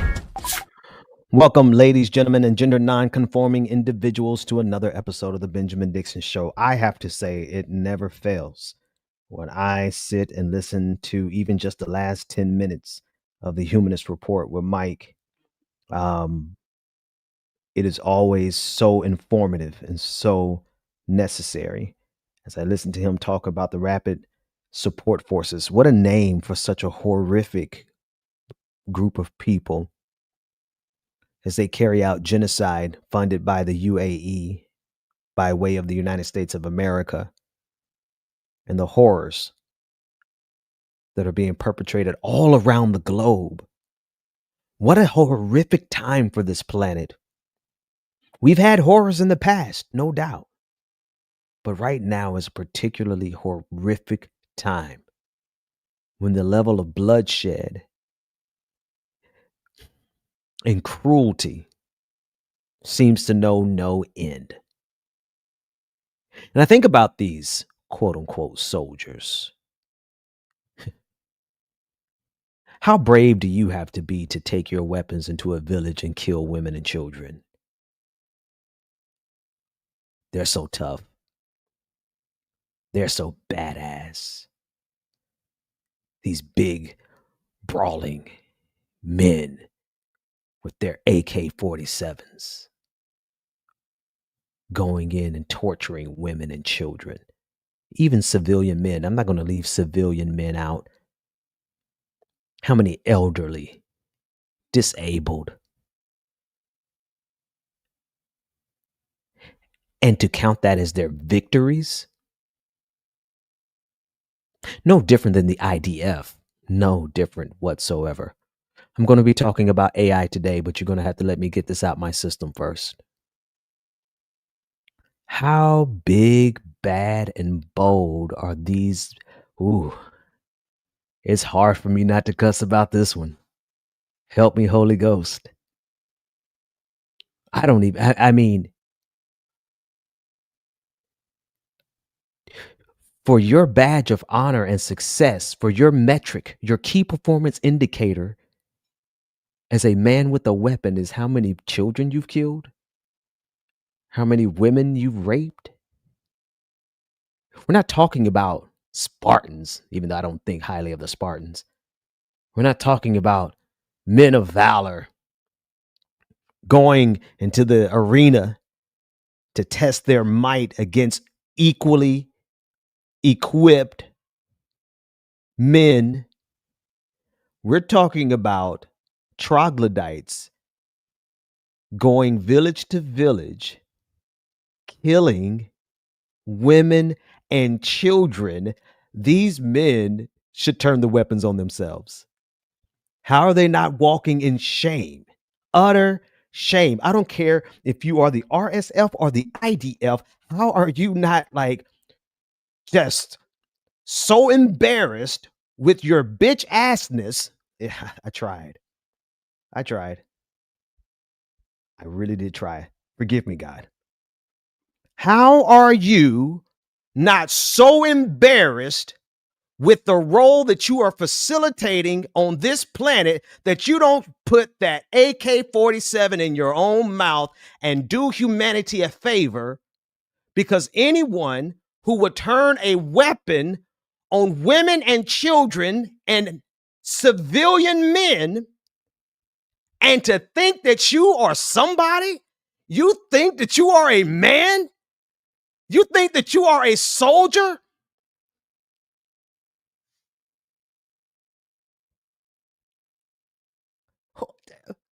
What? It's in times like these there needs to be an evenly foot and an equally matched violence that meets them. It's only fitting. I mean, if you've killed 30, 40, 50,000 children, IDF, why would anyone bat an eye? If you received that which you have sown, nothing more, nothing less. I don't believe it. If there must be violence, it must be proportionate. And when you think about what these dogs, I don't care which F it is, IDF, RSF, these animals going village by village, building by building. The sheer barbarity of it. I'm a peaceful man. I can't commit many acts of violence. I'm too small, too broken, too fragile. Well, I'm not fragile, but I mean, if I was fragile, I'd probably be dead by now. Can't run 2 miles to save my life. I can run 2 miles, but it takes a whole lot of, if you catch me running 2 miles, that means I've been working out every day for like 2 months. That's how injured I am. So I'm not a violent man just simply because I'm a man of faith, a man of the cloth. And I'm not a violent man because violence does not become me. This is why you got to have some shooters of your own, though. You got to. We live in a world, my leftist friends. This is how I'm going to pivot to AI. We live in a world so barbaric, we would be absolute fools to not have guns. Self-defense, Second Amendment, legal, registered, whatever your state says do, abide by the laws of your state. But don't think for a second that there are not the equivalent type of barbaric men in the United States as there are from Israel in Palestine and as there are in Sudan. Don't think for a second that there are not men in this city. Oops, I went to my sermon. See, that was the sin of Sodom, my friends. Do you want to know what the real sin of Sodom was? It wasn't same-sex attraction. First of all, angels don't have a gender. So anyway, to that, it was the fact that the men of the city were free to go door to door and carry out their acts of violence, whether it be gang rape or murder if you didn't let them gang rape you.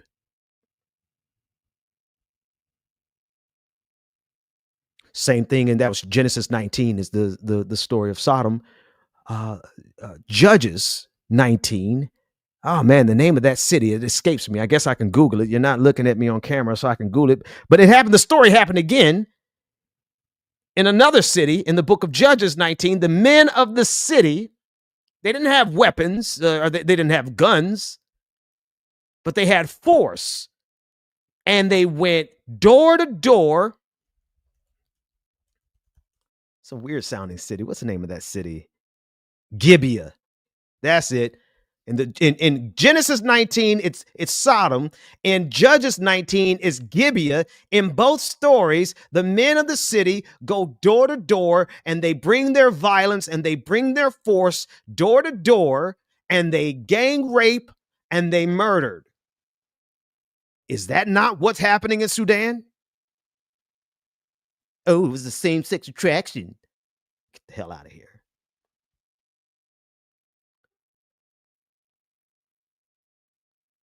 This is what's been unleashed, re-unleashed on the face of the planet. I doubt that there was ever a period of time in world history where we did not have this phenomenon, but we have this phenomenon at scale. And we have men in the United States of America who are itching for the opportunity to unleash that type of violence here in the United States. There are videos about it all over the internet. All over the internet, you have right-wingers who are itching for the opportunity to go door to door. They're literally saying, President Trump, just say the word, President Trump. We're going to go door to door. They want public executions.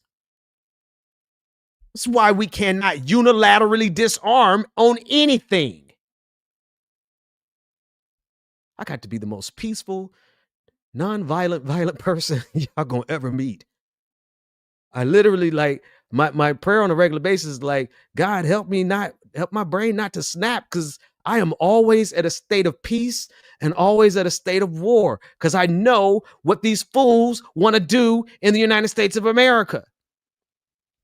Now, we're on the good side of it in terms of, I think their coalition is breaking up here in the United States of America, and God forbid, I don't, knock on wood, whatever y'all got to do, I don't want to jinx the fact that it seems like we're going back in the right direction. We talked about that last week, but let's not get it twisted.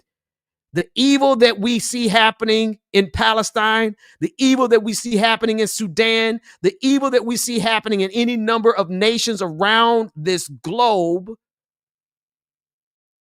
is a pattern that happens and repeats over and over again, because in every generation of men, maybe there's some women out there, I don't know, but it's overwhelmingly 99.999, like, what percentage of women are in this and promoting this, supporting this? It's going to have a handful. There's always going to be some, but this is a male thing. Willing to take up arms and not go toe to toe with somebody their size. That's the thing that gets me. You're not going toe to toe. Oh my goodness. See, I wish I could see these men without guns in their hands. Right? Let me meet any of these men without guns in their hands, and I don't care how small I am, because they're clearly the bitch in the conversation. You by definition, just by sheer virtue of what you have done and to whom you did it, I'm more of a man than any of them put together twice on Sunday. Let me meet some of these people without guns. Now, some of them might be big enough, I might have to get a bat, but that's fine. Got several. Use my cane. There's not enough vocabulary to describe the type of cretin you are to commit the type of atrocities that we see happening in Sudan. Not military versus military. Not special forces versus special forces. Not gladiator versus gladiator, but gladiator versus infant. And they think themselves to be men. Oh boy. Y'all better never let somebody like me get an ounce of power. An ounce. And they're doing a pretty good job at it. You know what I mean? It's all my influence is gone. It's done. But somewhere there has to be a body of people who are tired of this. Who are not only tired of this, but capable of rectifying it. And it is a testament to how evil the entire globe is, because this continues unabated. It It is a testimony to how evil this planet. See, if you want me to be down with empire, then your empire has to stop stuff like this, America. If the United States Armed Forces were used to stop this type of stuff. No, I'm not. No intervention where you go in there and you actually just try to overthrow the regime so that you could get access to their rare earth minerals as such as and their oil, like we've done since forever. I mean, when has there ever been a clean intervention from the United States of America? So I'm clearly talking about a fictional society. I'm clearly talking like science fiction, science future, like something that hasn't ever existed, because the United States of America, when have we ever intervened for the purposes of just doing the right thing? Right? So I don't want anybody to be fooled. I have enough white hairs in my beard to have seen how many times the United States has intervened, and it has never been on behalf of the people. Not at the end of the day, it's been on behalf of corporations and capitalism. But here we have all of this muscle, and instead of stopping, we indirectly sponsor it in Sudan, and we directly sponsor it in Palestine.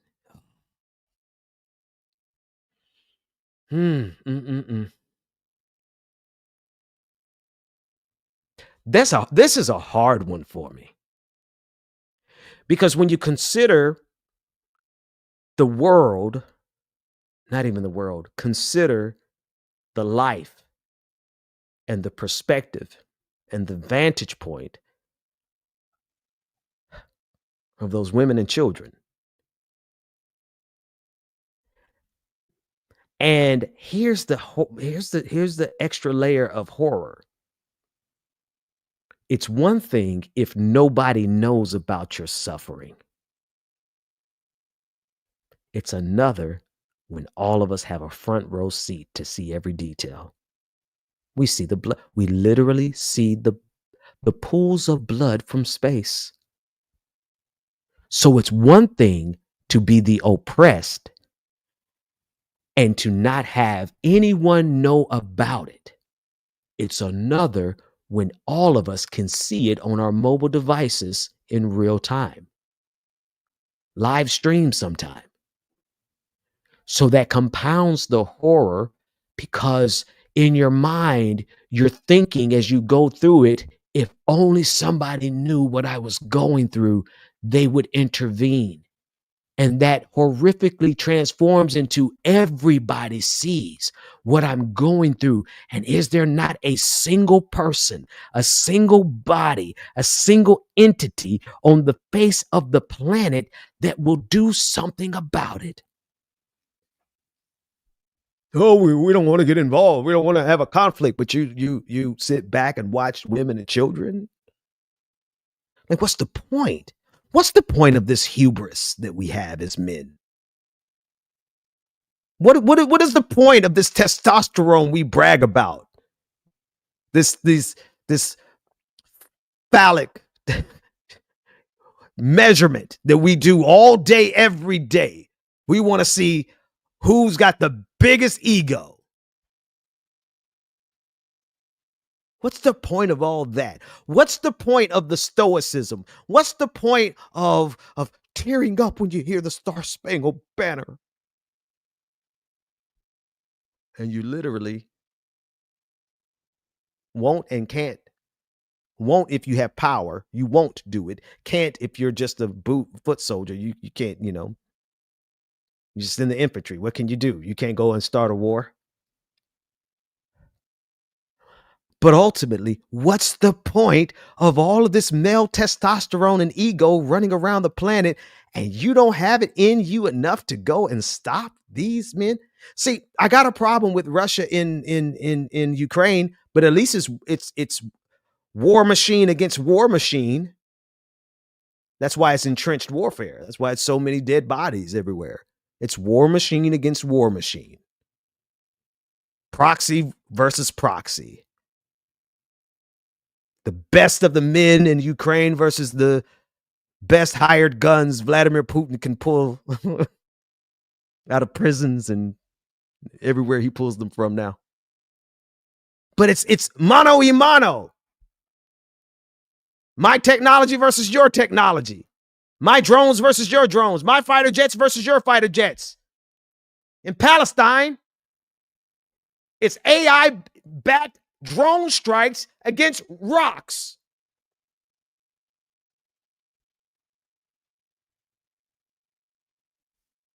In Sudan, it's likely AK-47s versus people who are starving, looking for food and milk for their children. Man.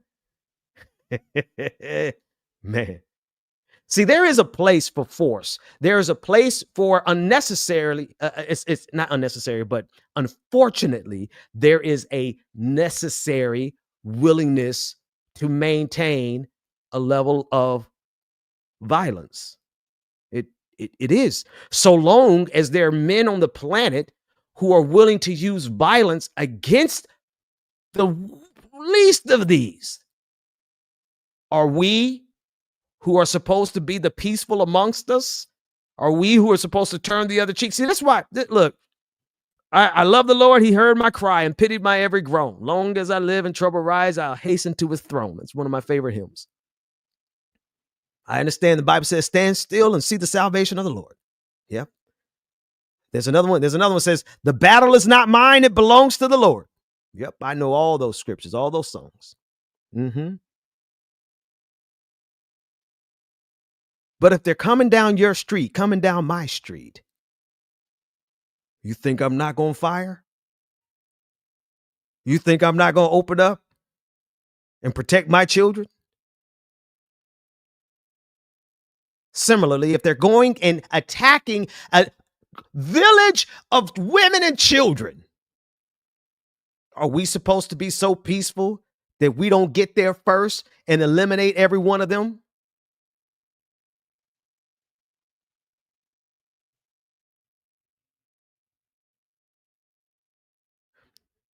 Which is why we absolutely cannot unilaterally disarm as leftists, as progressives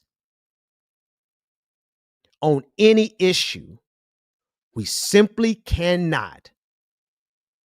Because to unilaterally disarm is to put the weapons and to allow all of the weapons to go into the hands of people who have made it clear that they're willing to eliminate us. I got to say that one again. To unilaterally disarm is to put and commit all of the weapons into the hands of people who have made it clear that they are willing to eliminate us. And all we really want to do is make sure everybody has universal health care. You know what I mean? Like, we just want to make sure that people can go to the doctor and people go to the dentist. They don't have to, be 45 years old with holes in their teeth because they can't go see a dentist. That's all we really want. People to have food, people to have education, people to have housing. It's funny. Most of the time, we're not willing to use force to get that, while they're willing to use force to prevent us from getting anything. Certainly not encouraging violence. Violence is the last thing that we want. But when it is at our doorstep, whether it be the violence that we see in these nations, or whether it be the violence of an empire that is gearing up to move us back into a feudal society, that's violence, my friends.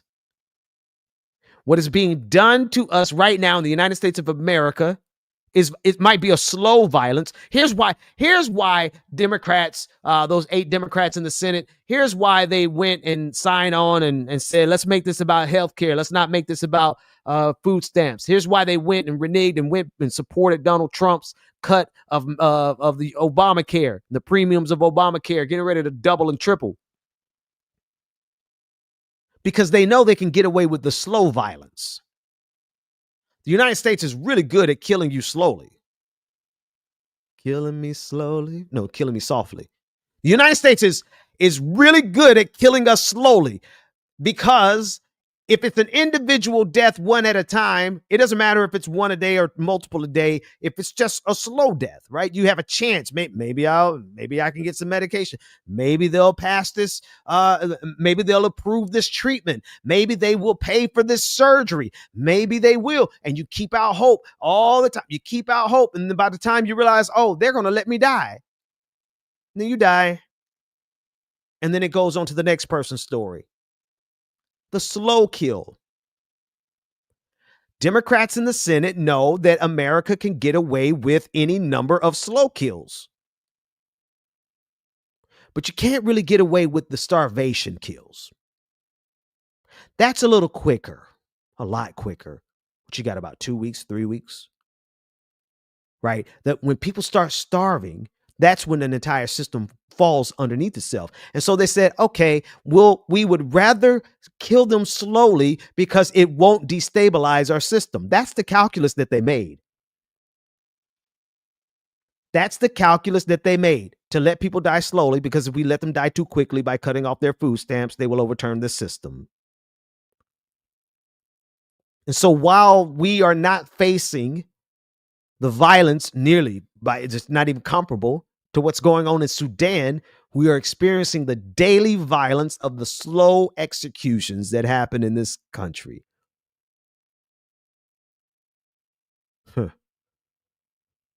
Is there not a cause, my friends? Is there not a reason for us to realize, as progressives, as leftists, as I don't know if anybody here in this room considers themselves liberal. Shh, don't tell nobody. But you're welcome. You're welcome. We welcome just about it. As long as you're not MAGA, as long as you're not fascist, and as long as you are not complicit. I don't even care about labels anymore. Either you support horrible things or you oppose horrible things. I don't care if you're Democrat. I don't care if you're leftist. I don't care what you are. If you support horrible things, we got to have some words. You're not part of our coalition. Get out. Bye. Hit the door. John Fetterman's in the hospital. Excuse me. That's not right. Forgive me, Lord. He should be happy that he has health insurance because he just signed off on millions of Americans losing theirs.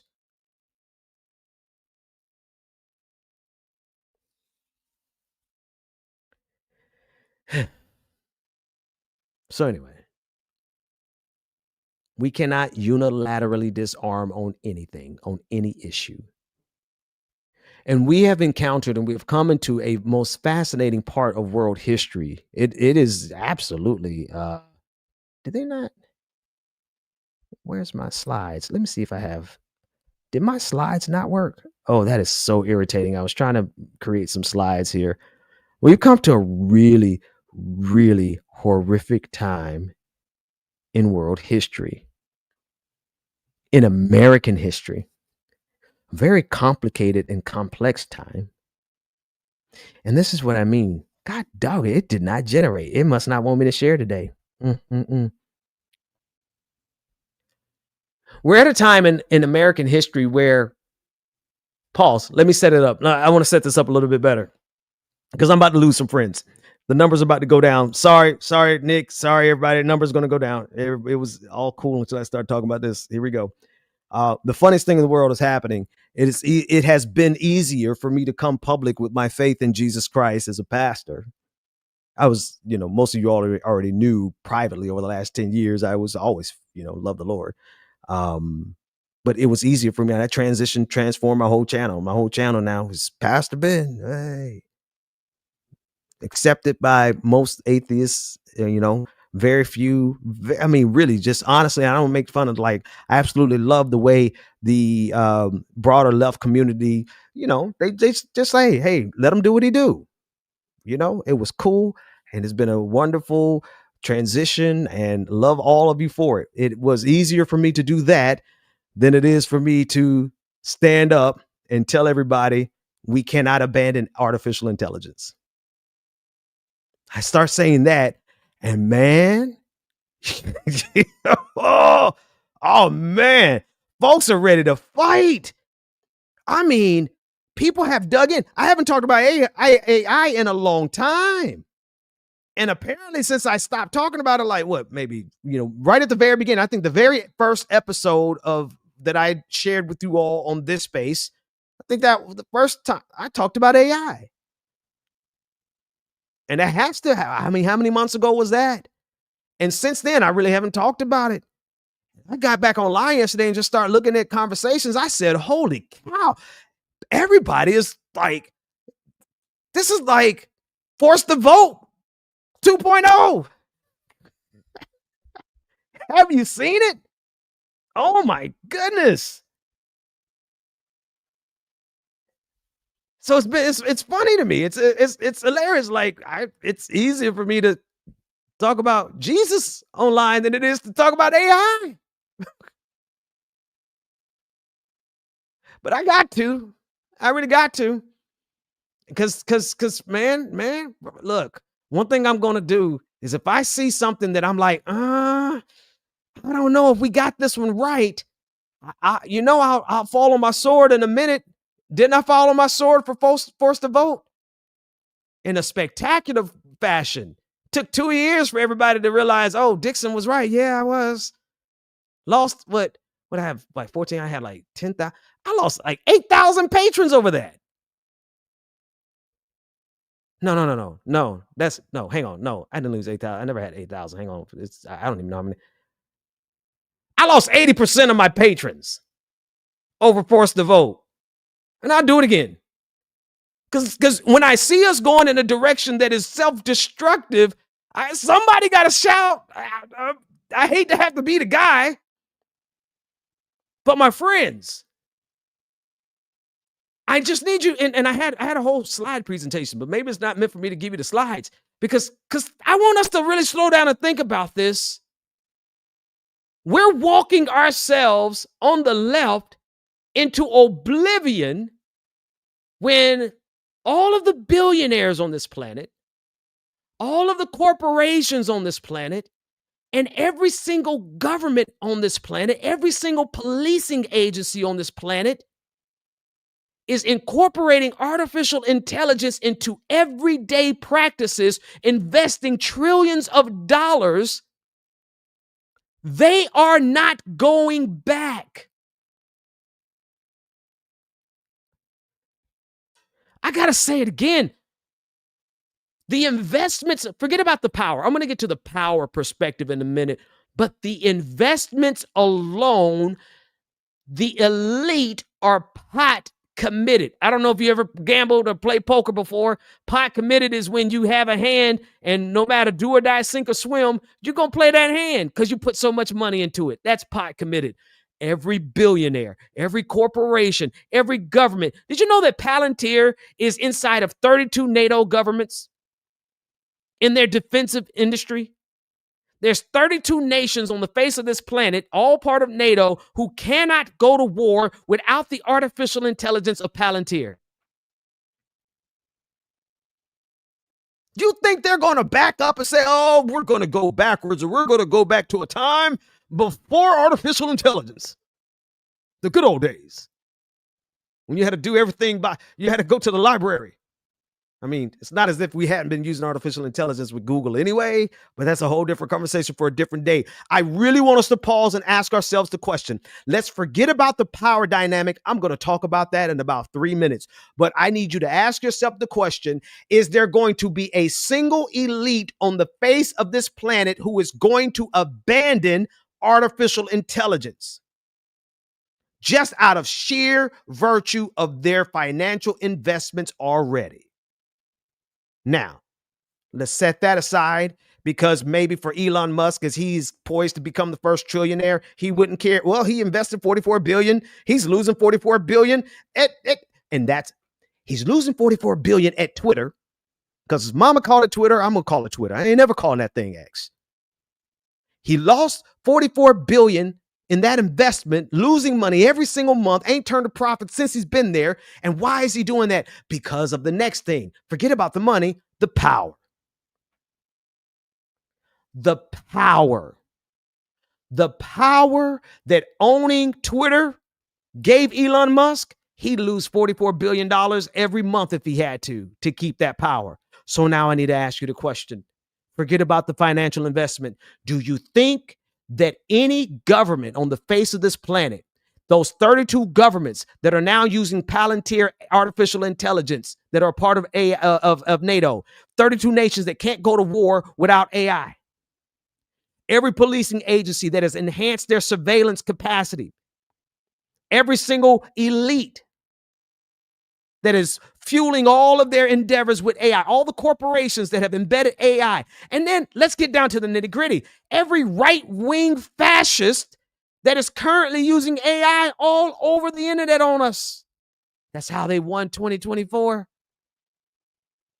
They're spinning up entire websites in 30 seconds that look realer than ABC News. They're spinning up entire campaigns, mass manufacturing of consent in 30 seconds. They're able to dominate the entirety of the social media through artificial intelligence.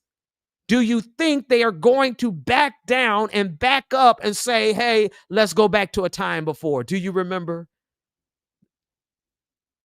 Back in the day when I was young, no AI, no computers, rotary phones, wasn't even no dial-up. We think they're going to... The power that artificial intelligence is giving the right alone, they are never going to back down with AI. So here's what's going to happen. Because let me tell you, the campaign against AI, y'all are some powerful mugs, I tell you that much. Woo boy, when the left gets on board and decides to hate something, whoo, y'all are, man, I don't even want to mess with y'all. I will. I don't want to.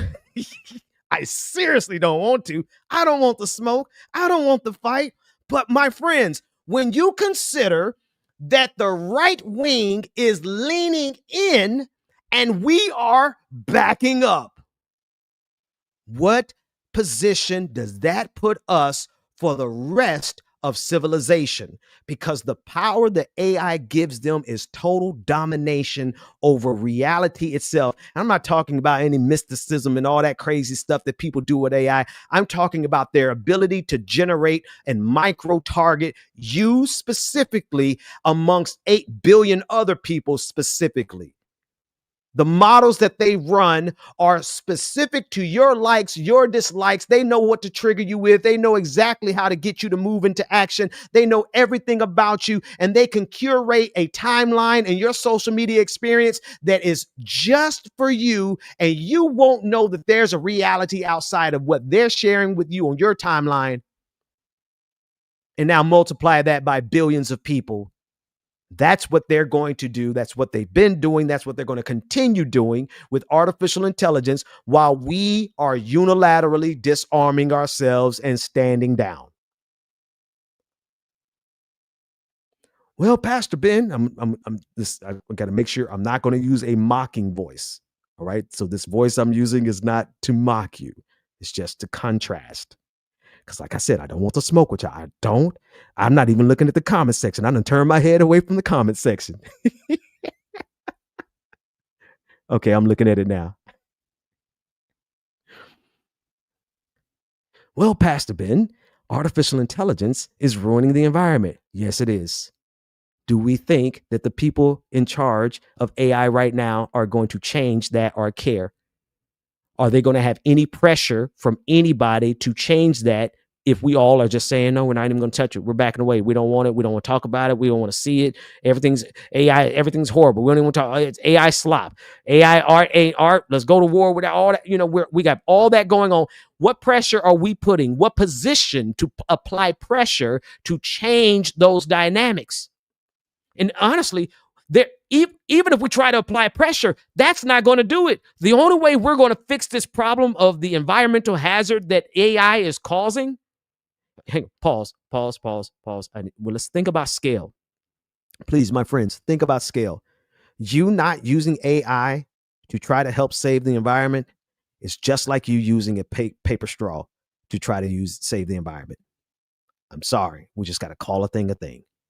Let's just think about scale. If as frustrating as you feel trying to use a paper straw as it gets all soggy and then it melts into your drink, especially if you got a carbonated drink, that thing gets fizzy and salt and it's just gone. And you did that, you made that sacrifice in order to try to save the environment. Meanwhile, a corporate elite is flying over you with a private jet. You personally not using AI is the equivalent of a paper straw.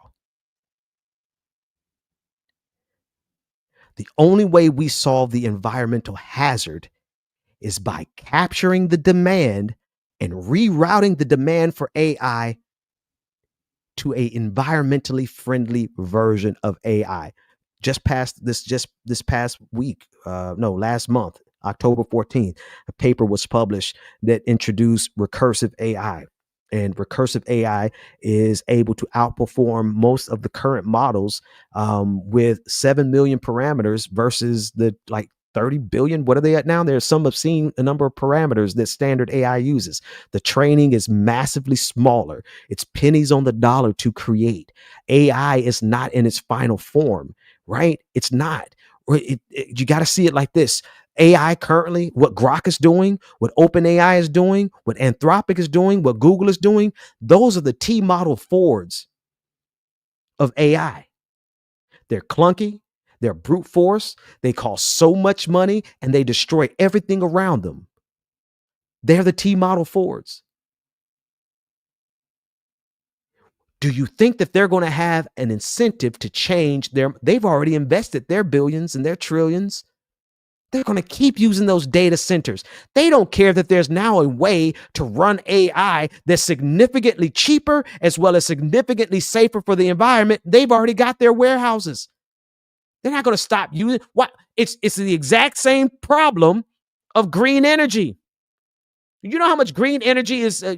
Some of you probably know way better than me because I know there's a lot of environmentalists in the audience. But there's so much green energy available and stored up around the country that's sitting, laying waste because why? Because the current grids, electric grids around the country are not formatted to receive the green energy. And they refuse to change. They refuse to adapt. They refuse to come up to speed. And so now we have all this green energy around the country that can solve so many problems for the environment. But are the oil companies, are the industry, the establishment that exists right now, do they have an incentive to change? No. None of these entities are going to change unless an entity or entities, groups, corporations, I want to say co-ops. I was going to say collaboratives, cooperatives, public entities get involved in the AI game and do it with the current technology, can do it cheaper and can save the environment. You think Elon Musk just spent $30 billion last year. Without pressure, none of this is going to change. But if we stand down, there is no pressure. If the left doesn't organize around this, right now the left is organizing to make sure that nobody uses AI art. Okay, sure. I get it. I get the morality of it. I get the stand from a worker perspective. I know everybody on the left's like, we're getting ready to lose 25 million jobs. Yeah, that sounds about right. They want to do that anyway. They don't care whether they're literally looking to be able to run billion-dollar companies by themselves. That's their goal. Whether they use AI to get there or not, they're trying to get there. They're still laying off millions of people anyway. And we now know that they are not turning back. So what fight are we fighting? Well, the fights that we are fighting are the fights that feel good. And that's not the fight to fight right now. I mean, you won't do what you want to. I'm sorry. I'm just saying for me, it does not seem like that's the fight to fight right now. The fight to fight right now is to not allow the greatest technology in the history in terms of control and power, the advantage that AI is giving the right over humanity, and the left is saying, we're not going to touch it. All the cool kids, man, all the cool kids reject AI. You're a nerd. You're a dork if you like AI. It's taboo. You're not in the in crowd. How dare you? Oh my God, I can't believe you use AI. That's what we're putting our energy into right now. Meanwhile, the right and the fascists, thank you for your cooperation. Thank you for not using AI against them. Thank you for ceding the territory to them. Thank you for allowing them to run unchallenged into the most significant technological shift in the history of humanity. But hey, you know, all that AI slop out there, that's got to end. Let me stop. I don't want to provoke the beast. I'm already walking the thin line. I'm talking to my leftist friends about why they are wrong about AI. I am asking to lose the last 20% of my patrons, ain't I? It's all right, man. I know what it is to be in a food line pantry. Well, not me. It's not. I mean, yeah. I mean, I went to one. My wife usually went.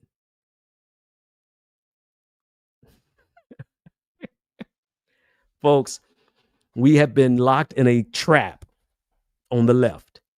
Yes, AI is destructive to the environment. Not fighting it is not going to change that. Not using it, rather, is not going to change that. They're not turning around. They are not backing up.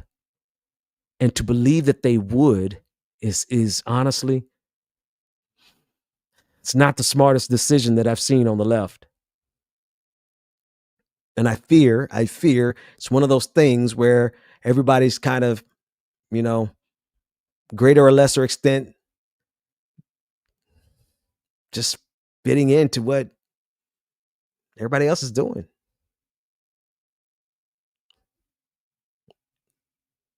And it really, I really think about it. It really does. Like, it's got enough red flags for everybody to say no.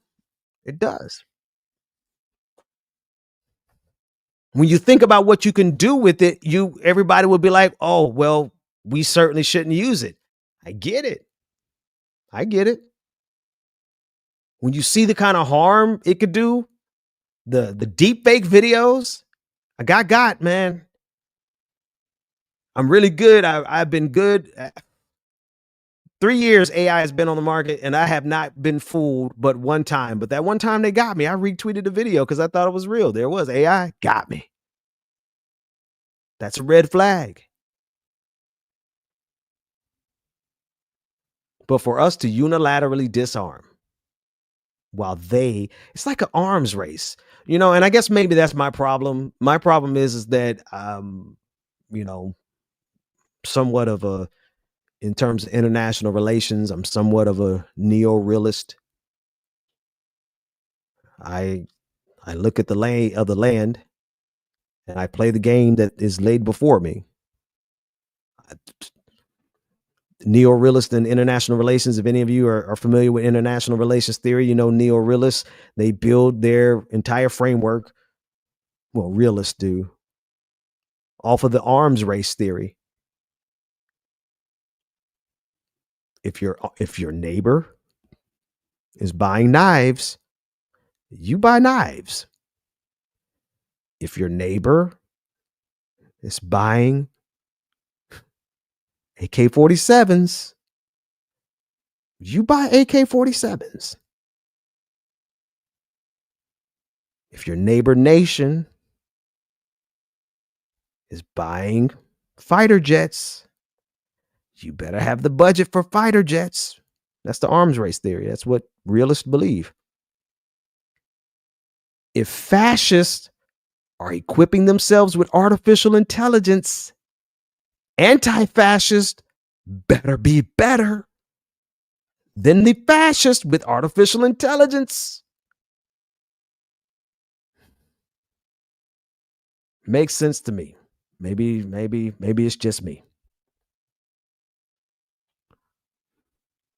Because otherwise, you find yourself directly in a scenario where your enemies have all the guns.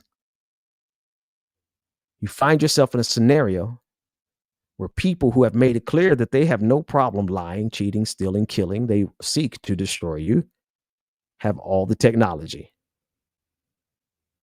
And we have an entire generation or 2 or 3 of people who have not only not kept up with the pace, but we backtrack in terms of technology. I feel like I've had this exact conversation with you all before, because I remember mentioning Cambridge Analytica. Cambridge Analytica 2016. The right, conservatives, were ahead of the game, further ahead of the game than we were.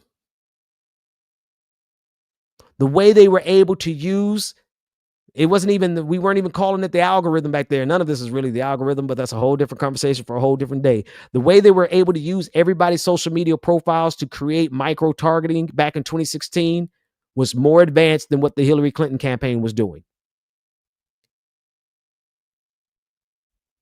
And they won. Circuit come back to by 2020, the playing field was level because of the reaction, right? There's action and reaction. 2016, Cambridge Analytica. 2020, we reacted, right? 2024, put AI on the scene, and you have an entirely different landscape, an entirely different war. Were we prepared for 2024? No, not at all. The way they moved, the efficiency that MAGA moved, the media machine, their ability to create national and international narratives in matter of seconds. I hope I'm not just talking to myself, but if I am, I'm going to keep talking. MAGA in 2024 were able to create entire narratives around the entire country and the world in a matter of minutes. They take a headline, whether that headline was true or not, it usually wasn't true. It usually was a headline that was generated by AI. And then they circulated that headline using artificial intelligence-backed bots. And then it saturated itself into the public discourse, to the public officials, and then that's exactly what happened with they're eating the cats and they're eating the dogs in Springfield. AI bots generated a story that was fake, spread it all around social media, so much so that it went super viral on Sunday night. By Monday, J.D. Vance was talking about it on the Senate floor, and then by Tuesday, Donald Trump was saying it at the presidential debate against Kamala Harris.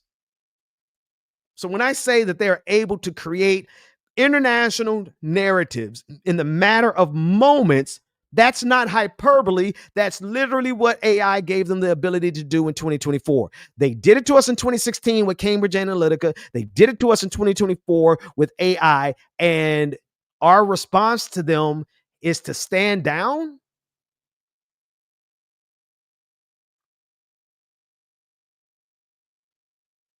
I just need us to pause and reflect on that. That's all. I'm going to make my case. And all I ask is that as I make my case, you guys give me the same latitude that you did when I started talking about Jesus. You know, y'all gave me space. Y'all gave me room. So we're just going to let them cook. Let them cook. Yes, let me cook. Because I got to make the case. I have to. Because we are being convinced to abandon the very tools that can be used for liberation. We see a set of tools that are being used for evil. And instead of looking at those tools and recognizing how we could use those tools for good, we're saying, no, let's abandon the tools. And we're leaving the tools and the weapons in the hands of people who continue to do evil. I got to make the case. And if I lose the last 20, I'm not going to lose the last 20%. I might lose 5%. You know. Got to talk it over with my wife. See what are we going to cut? I'm going to cut my other cell phone off. We'll find a way to afford it. We'll pay the price. We will endure. We'll endure suffering like a good soldier, the Bible says. But when I see my friends, I just want y'all to, how many of us are 21 of you. Listen, I hope y'all on social media because as I do this, there's going to be a whole gang of leftists who are going to be like, I can't see Ben Dixon. He made us sick during forced to vote, and now he's talking about AI. Yes. Here I am again, standing at the base of the mountain of the left, asking that you bid me pass. Let me go through the pantheon of the left without you all sacrificing me on the altar. I'm about to dig a little bit of virtue signaling. Oh, no, it's not virtue signaling. I'm not going to say that. Just don't chop my head off when you see me out there starting tomorrow. Don't chop my head off. I know this is a very, very, very, very passionate. I did not understand how passionate y'all were about this. I mean, you go look on social media right now. I mean, people are, they're swearing by their mamas and their babies.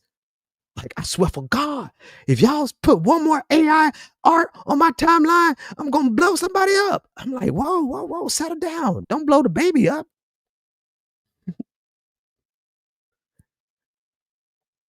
Coming up next on thisspace.tv, there's my guy. I see him down there in the green room.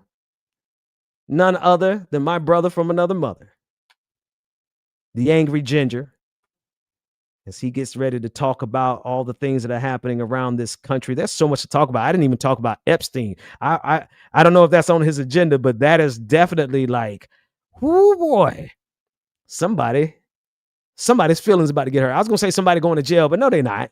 They're not going to jail. They're not gonna send nobody to jail in the United States of America. Not these rich people. Why should they? When they could just roll out their AI on us. I'm joking. All right, that's it. I'm gone. Everybody, I'll see you next week. Love, light, and peace. We'll see you next time.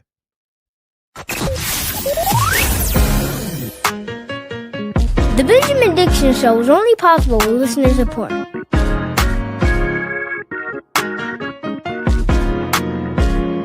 Go to patreon.com/VPD Show and support the Benjamin Dixon Show.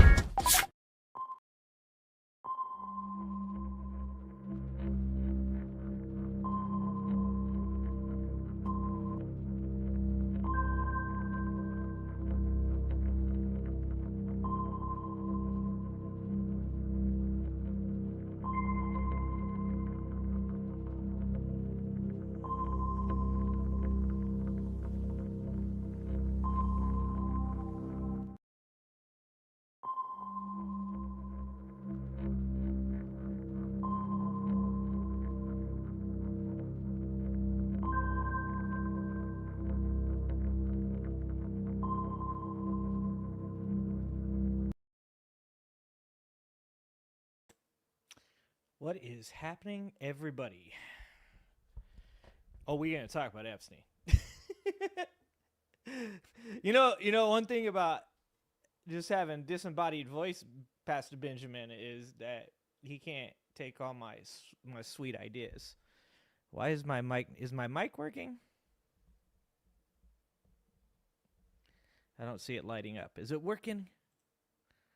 Let's see here. I just gotta make sure this is working.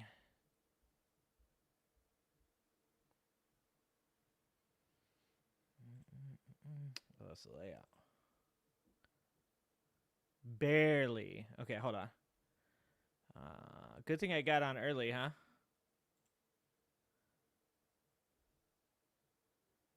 Why won't it let me?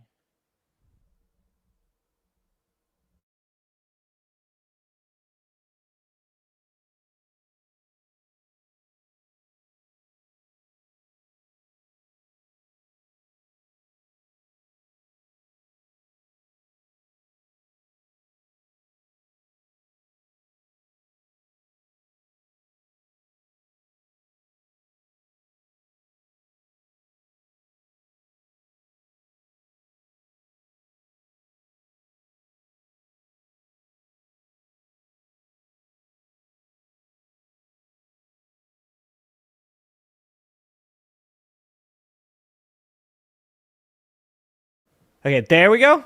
Yes! It's because I told people I was going to be loud when I got on here. I said I was going to be loud, and then I get on here, and I'm totally not loud. performance issues. Sorry, guys, performance issues. Back to what I was saying. We are definitely talking about Epstein. And I was just saying that Benjamin, my good friend Benjamin, is him being a disembodied voice that isn't covering all of today's topics. Me and him are on the same page too often, so we're always covering the same thing. So this is good for me, but I miss seeing his beautiful bald head. All right, I think I'm the only bald person on this space. I can remember the name. God, I am not doing well. This is a bad start. This is not how I usually start. I'm usually so good at this. So good at this. Okay. Where were we? Oh, we've got so much to talk about. Oh, yeah, that's right. Jeff. Me and Jeff could definitely be brothers. I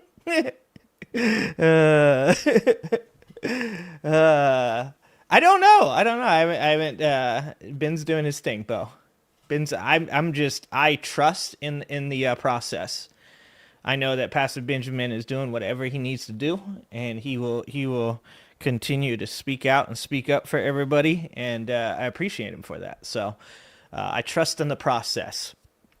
But I will continue to hold it down, guys. I will definitely be here holding it down, making sure that when Pastor Benjamin is back on camera again, we'll be having a good time. We'll still be here having a great time, and we'll be ready to receive. Okay, I think that's what they say in religious stuff, right? Like that's what I'm supposed to say. I don't know. Anyways.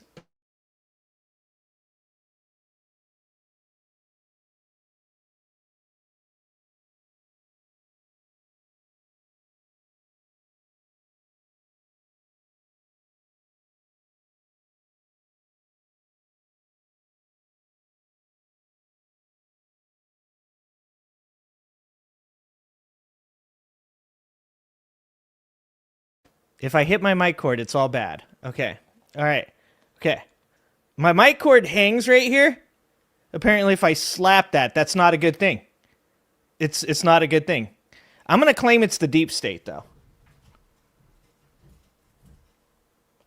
Okay. Okay. New book. New book. All right. So that's my favorite quote of all time.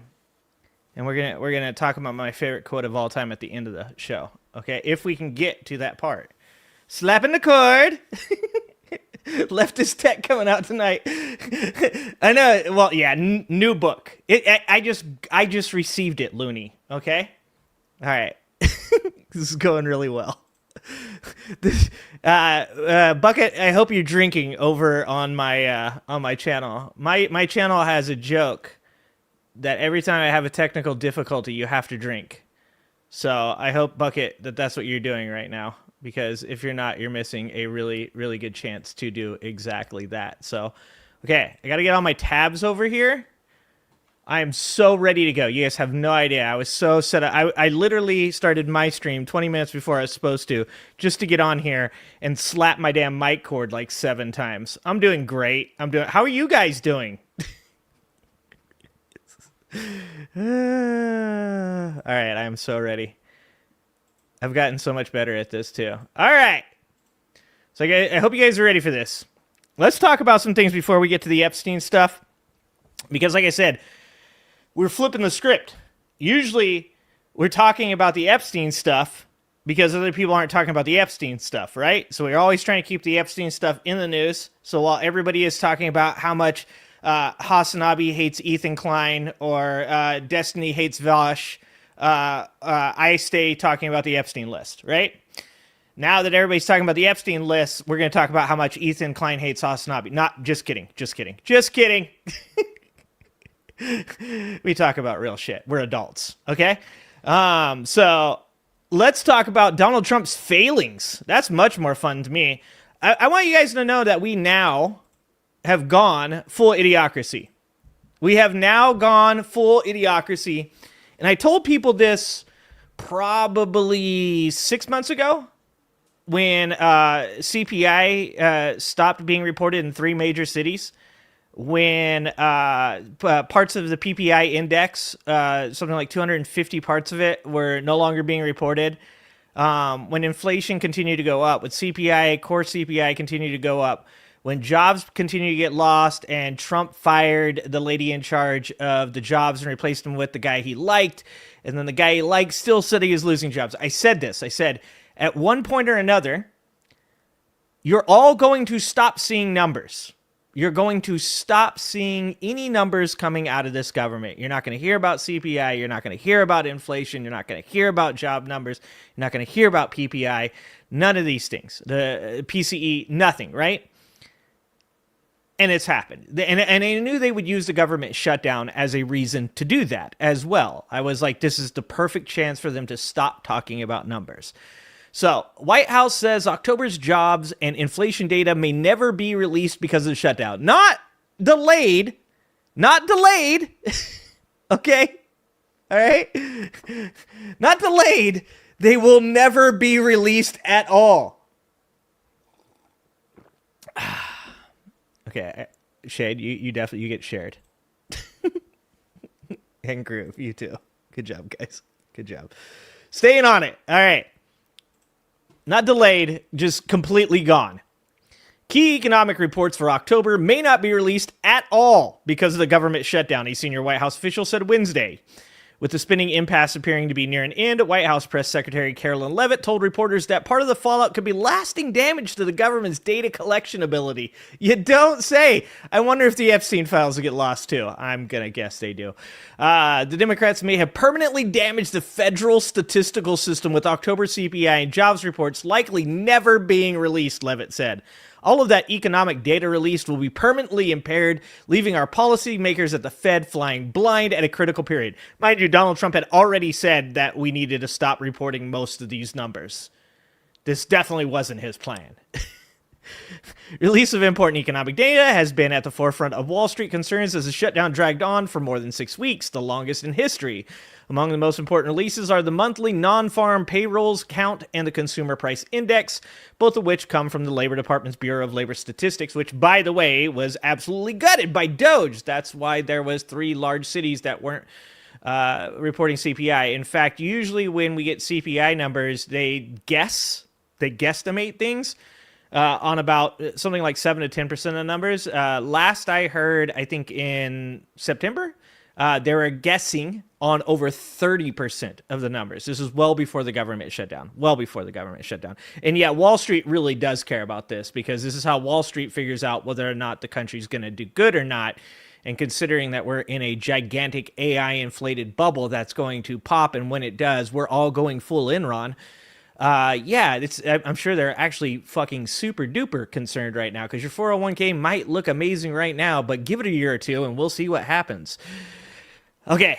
Among the most important releases are the monthly non-farm payrolls count and the consumer price index. Most Wall Street economists have been expecting all of the data to be released, albeit delayed. However, Leavitt's comments cast doubt on whether that will happen. Yeah, most Wall Street people are like, I don't see why you wouldn't at one point give us the data. The Democrat shutdown made it extraordinarily difficult for economists, investors, and policymakers of the Federal Reserve to receive critical government data, Leavitt said. Leavitt added that the shutdown could lower fourth quarter economic growth by up to 2 percentage points earlier in the afternoon. Kevin Hassett, director of the National Economy Council, said the impasse might shave up to 1.5 percentage points from current quarter GDP, which we are already at, I think, projected 1.8, which is already 1% lower than normally projected for an entire year. So, yeah, the economy's bad. I don't know if you guys know that. It's really bad. But don't worry, guys. We're gonna get $2,000. Are you guys excited for the $2,000 to shut you up so you'll stop talking about the Epstein files? Because I'm pretty sure at this point we're actually getting that $2,000. You know,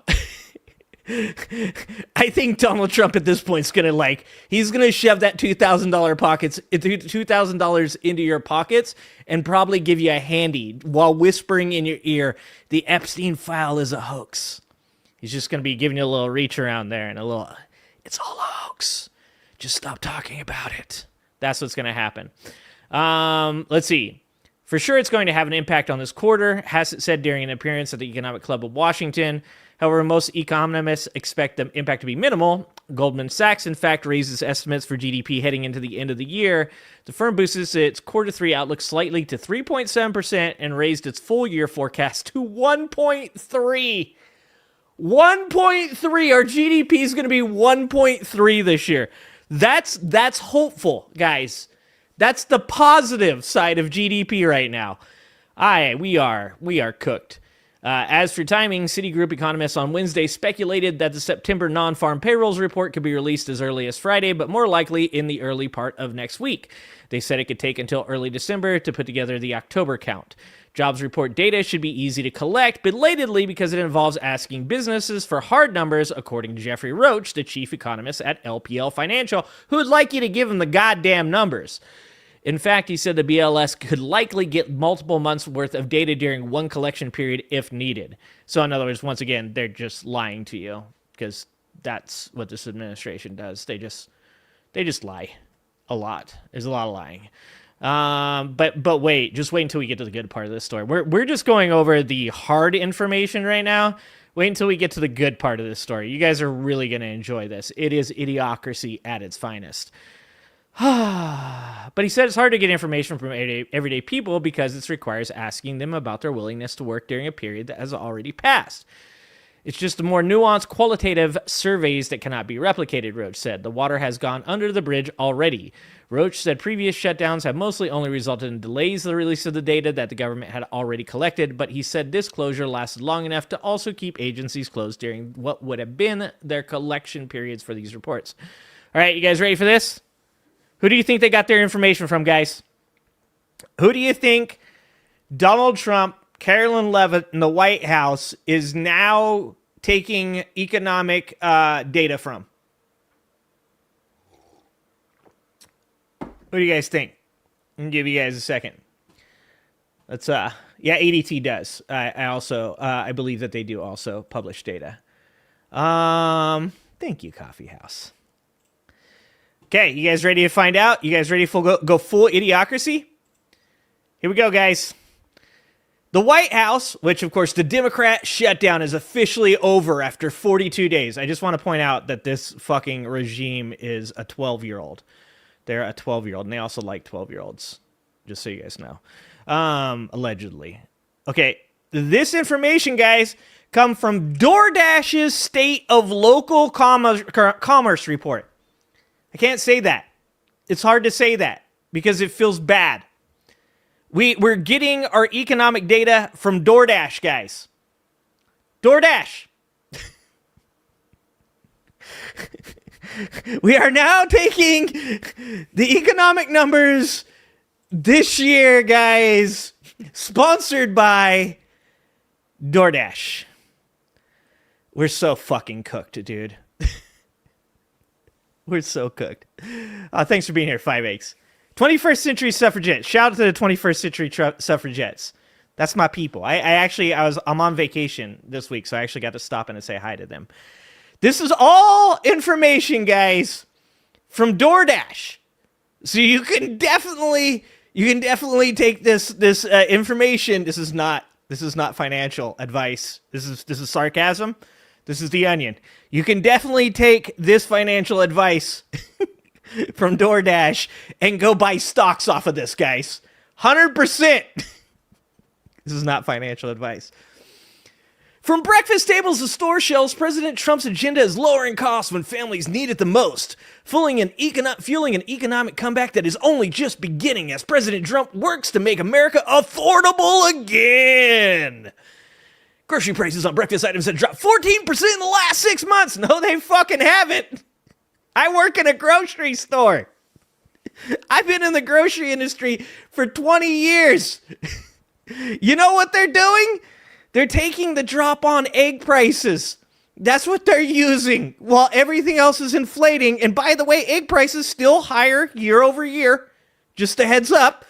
Egg prices still higher year over year. Oh, yeah. And also, we went from almost no cases of the avian flu in September to 4 million cases in October and 4 million cases in, 4 million cases in September, 4 million cases in October, and we are already at almost 500,000 cases in the first week of November. So avian flu coming back, and those breakfast prices going to be going up, brother. Going to be going up. President Trump has tamed inflation. Don't look at the numbers that say no, he hasn't. You know, the one that keeps going up. The Breakfast Basics Index, which measures the price of 3 eggs, a glass of milk, a bagel, and an avocado, decreased 14%. Okay, like I said, they're literally using the price drop from eggs from 6 months ago, which once again is still higher year over year. It is still elevated. This is like when they try to get you to be happy that gas is only $3.50. They're like, it's only $3.50, man. It was like $5. Like at the beginning of the year, and you're like, yeah, like 2 years ago, it was like fucking $1.75. Fuck you. I hate these people. Yeah, DoorDash guys. Anyways, we don't need to do more to do with that. That's that. That's the end of that. I wanted you guys to know that we've officially entered the early stages of idiocracy. We're in pre-idiocracy, guys. I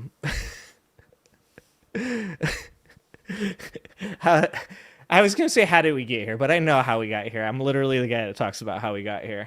I was just watching Kyle Kalinski's video on asthma and mold, and I dropped a comment. If you want to go see my comment, you can go over and see Kyle Kalinski's video on asthma and mold. It's amazing because Kyle Kalinski absolutely loses his shit, and he should.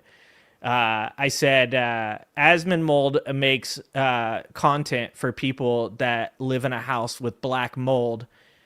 The algorithm has pushed all these content creators into the political lane, and we are all the dumber for it. This ain't going to get better, guys. I was just talking to people the other day, and I was like, so if Nick Fuentes can run, and thank God he can't run until 2036 unless we go ahead and amend that amendment, which would be terrible. But he can't run until 2036. But can you imagine when he can run?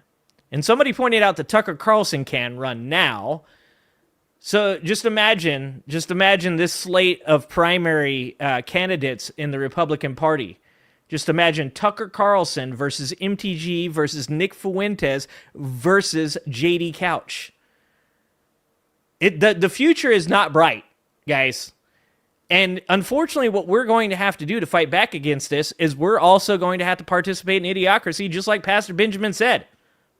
Like Pastor Benjamin said, you don't get a choice. You don't get to be like, I'm not going to go low. They're going low. No, you got to go low too. You got to burrow under that bitch. Okay. Like, we're going to have to literally be running our most popular podcasters. It's going to be like Nick Fuentes, Tucker Carlson, MTG, and JD Couch versus like Mike from the Humanist Report, Kyle Kalinski, Luke Beasley. Luke might be old enough by then. He might be old enough by then. All right. And then like AOC. We are in fucking trouble. Oh my God. We are in so much trouble. All right. Anyways, speaking of us being in trouble, the economy is in trouble, and it did not get better, guys, because that clean CR, the one that had the ability for 8 different Republicans to sue the Department of Justice for $500,000 per incident. Where their phone records were subpoenaed. Yeah, you guys, that clean CR that is going to make like a couple $1 million for Josh Hawley and Lindsey Graham and Tommy Tuberville. It also is going to destroy a $28 billion industry across the United States called hemp. It's called hemp. And Rand Paul, we're finding strange bedfellows. Okay, guys? We found ourselves hanging out with MTG. We found ourselves with Thomas Massey. Okay. And just yesterday, I was actually applauding Lauren Boebert. Okay? I was like, they took her in a room and she came out and she was like, nope, I'm still signing. I was like, no. What? What? What? Why am I clapping for Lauren Boebert? Did she really stay strong? I bet you Trump just called her into that room to get a handy. I bet that's all. See, we all think, we're like, oh shit, Trump's trying to get her to not sign. And really he was just like, need a quick hand job. You're the woman for the job. Come into my room. It's just pictures of Trump all around and shit. He doesn't even look at her. He just looks at his picture on the wall while she jerks. Okay, sorry. Sorry. All right. So I wanted to play this for you guys. Coffeehouse is saying she already covered this, but we're going to cover it again. Just in case, so you guys can hear my terrible commentary on it. I'm sure Coffeehouse had better commentary. Visora, afterwards, when she gets on here and she's like, I want to show you guys what's going on with the hemp industry, she's going to also be better than me at this.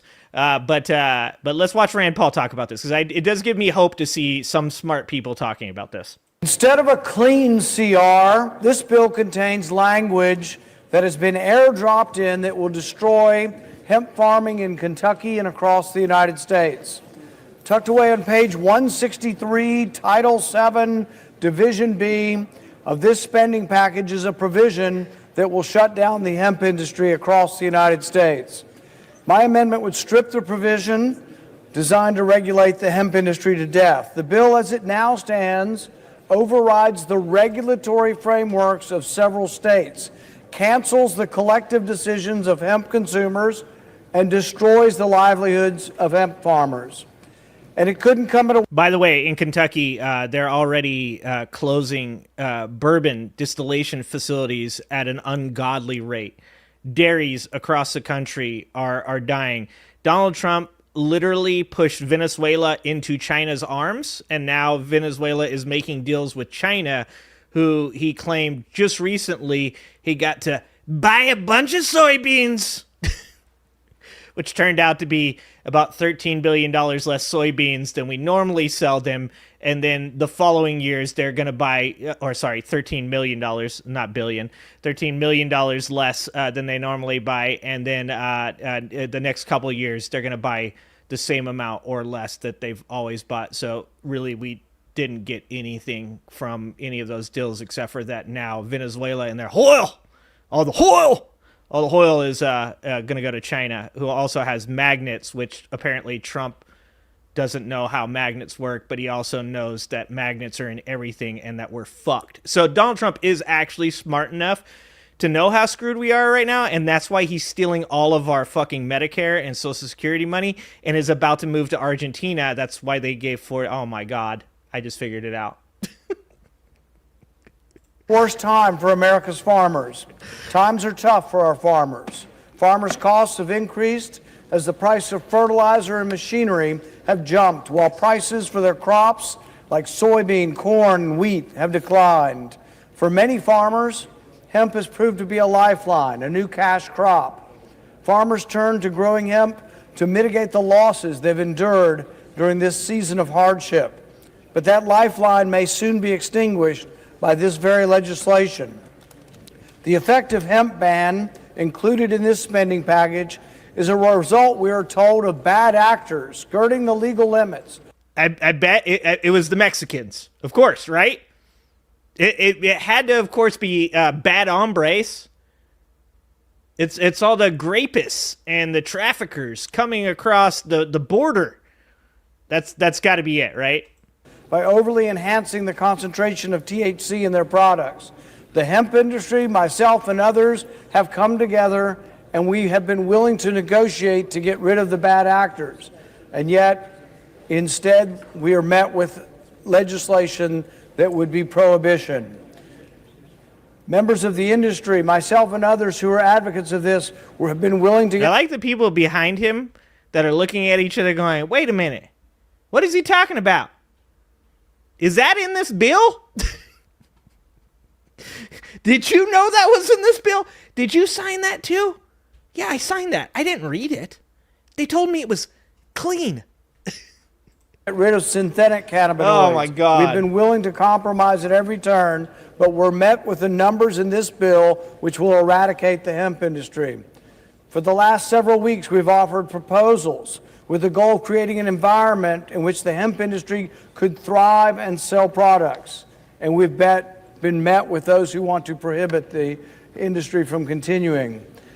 This bill's per-serving THC content limit would make illegal any hemp product that contains more than 0.4 milligrams. That would be nearly 100% of the existing market. Yep. The numbers put forward in this bill will eliminate 100% of the hemp products in our country. That means CBD, by the way. So when we first started selling CBD products in the store, there was federal, it was still federally illegal, but it was on the state level legal, which means that we won't be busted by anybody in the state, but federal law overtops state. So therefore, if they wanted to, they could make it really hard on us. This is what's happening here. And if you've seen James Tellerico in Texas talking about the ban on THC products in Texas, he makes the same argument that every person is going to make when it comes to healthcare access for women, when it comes to abortion too, right? Is that when you make something illegal, whether it's alcohol or it's access to abortion or it's marijuana, all you're really doing effectively is making people go to sources that they shouldn't be going to. That you can't have old people driving down to the street corner trying to get a dime sack. That's not good. I grew up in the places where they will sell you that stuff, and that's not a good place for an old person. And when it comes to CBD products, these are literally products that are salves.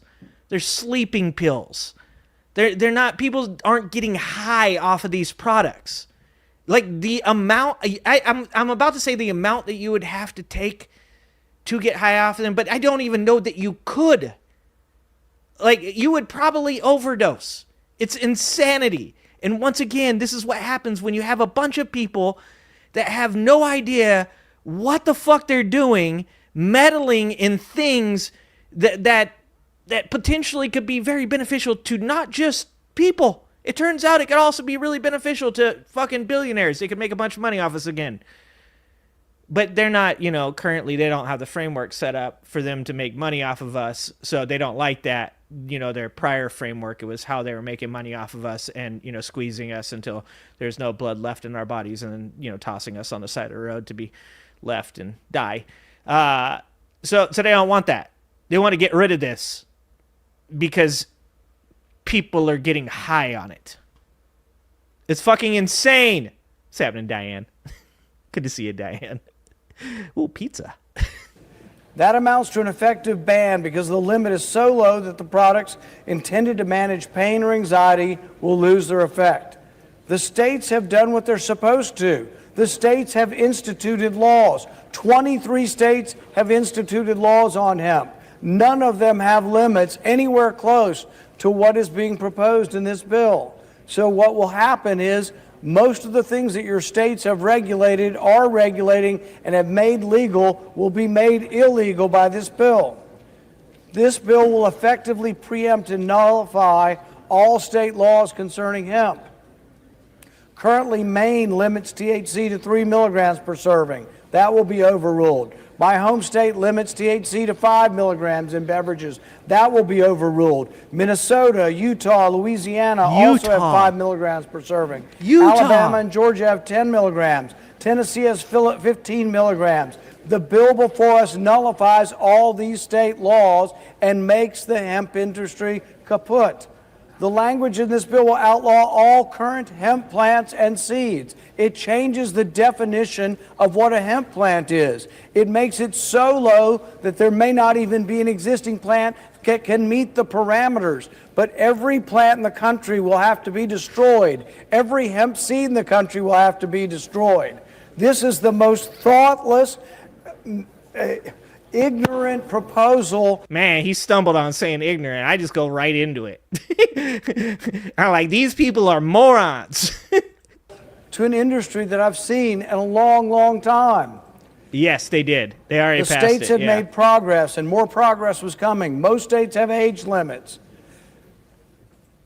To add insult to injury, we are given this legislation in an appropriation bills. We have Senate rules against this. So I would recommend that we vote for this amendment, and my amendment would strip out the language, and I would like to transfer the remainder of my time to Senator Merkley. And I would like to also ask that Senator Rand Paul go ahead and remove that $500,000 stipulation for lawsuits against the DOJ that's going to make Lindsey Graham and his buddies millions of dollars. Also, go ahead and remove that. One final point I want to make on what he's saying here, because this is really important, and this is something that people don't always understand, and Donald Trump 100% does not understand, is that when you do not have the framework for removal of things like this already in place, it is a absolute shit show. So the last penny was produced in Philadelphia, I think last week or the end of beginning of this week, and you're already seeing places like Kroger's, places like Walmart, places like Home Depot, and places like McDonald's struggling to be able to do something about the fact that they don't have any pennies, because these big corporations go through tons of pennies per day. So like for a mid-sized store like what I run, we can get pennies still. We're still okay. We're going to be, working our way towards that, and we probably will be ahead enough of the game that when it comes time, we'll have infrastructure in place to be able to deal with it. But for the time being, what is happening to people is if they don't bring exact change, places like McDonald's are rounding up to the nearest nickel. Now, I mean, we could get into the whole point of the fact that Donald Trump's an idiot in the first place, getting rid of the penny. So each penny costs 4 cents to produce a penny. To produce a nickel, it costs like 13 cents. So you're literally going to have to produce more fucking nickels now, which are going to cost more money, which then is going to just result in you having to get rid of nickels next. And guess what? The price just goes up as you go up. So, fucking... The thing about getting rid of anything, not even that I'm okay with this, I'm just saying on the most basic level, there is no framework for what they're attempting to do because this government doesn't know what the word framework means. Donald Trump wakes up every single morning and he goes, who am I mad at? What did Fox News say? What do you mean they released more Epstein files?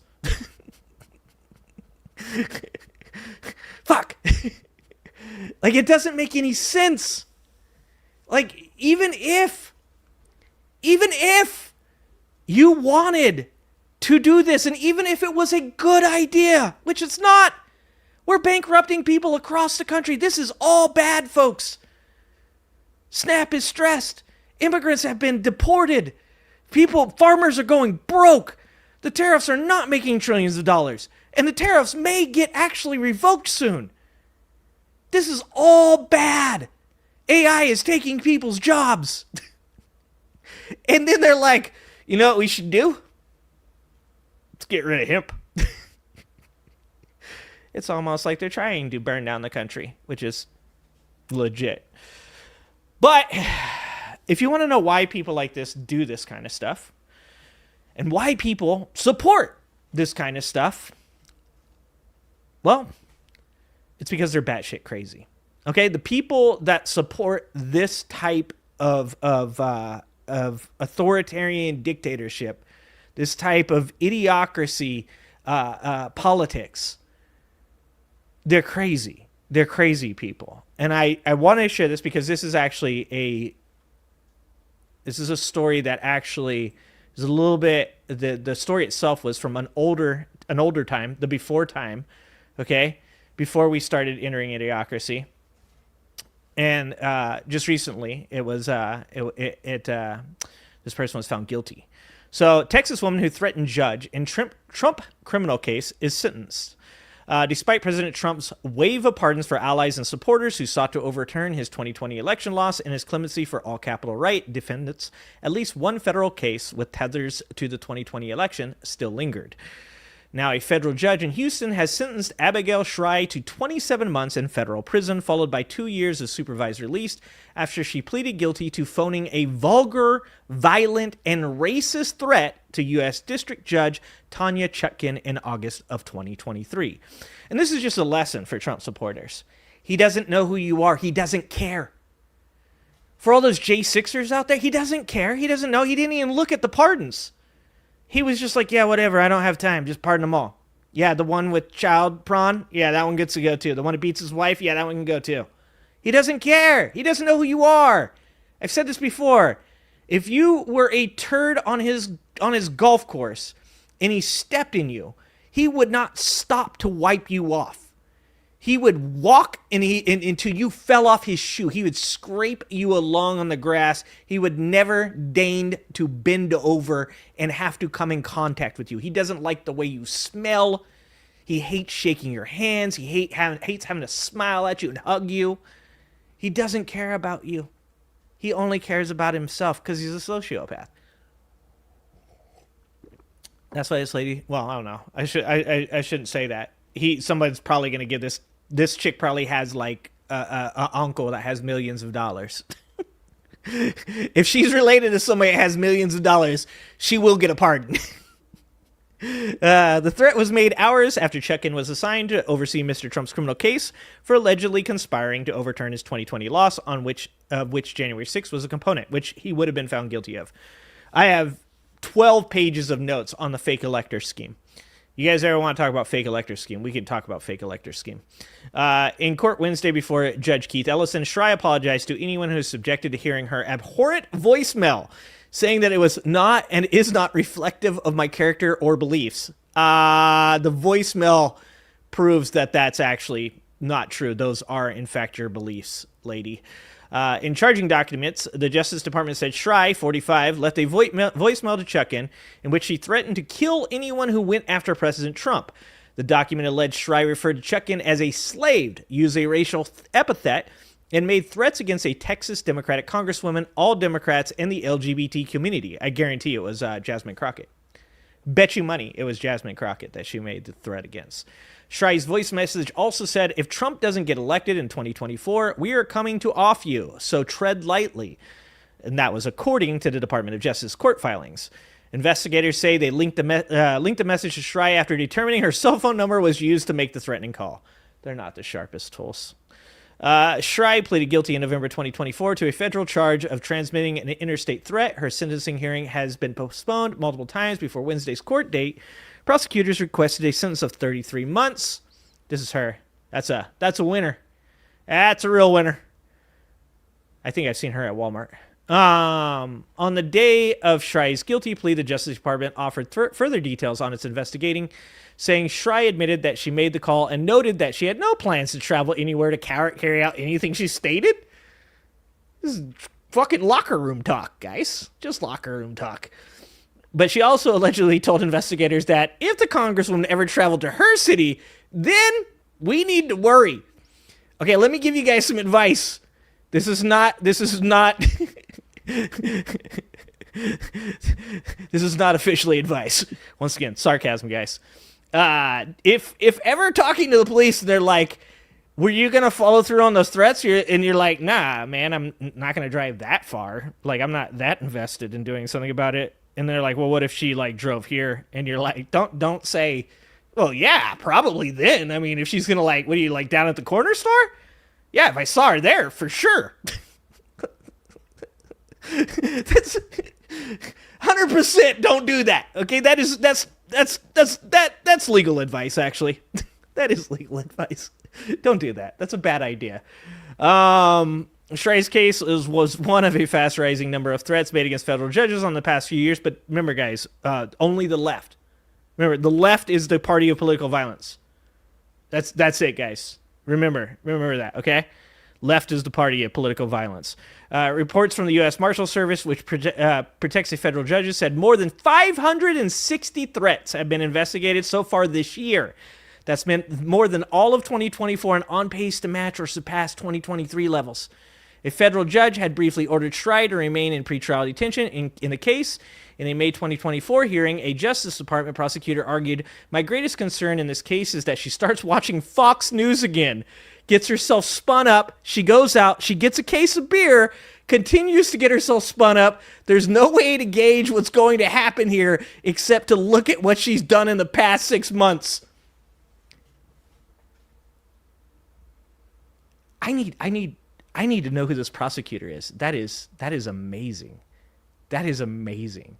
And by the way, when they say 560 threats that have been investigated this year, who do you think the judges are that are being threatened? Do you think those are liberal judges? In fact, actually, you know what? I'm wrong about that. Some of these judges were Trump-appointed judges, and they're being threatened by right-wing people.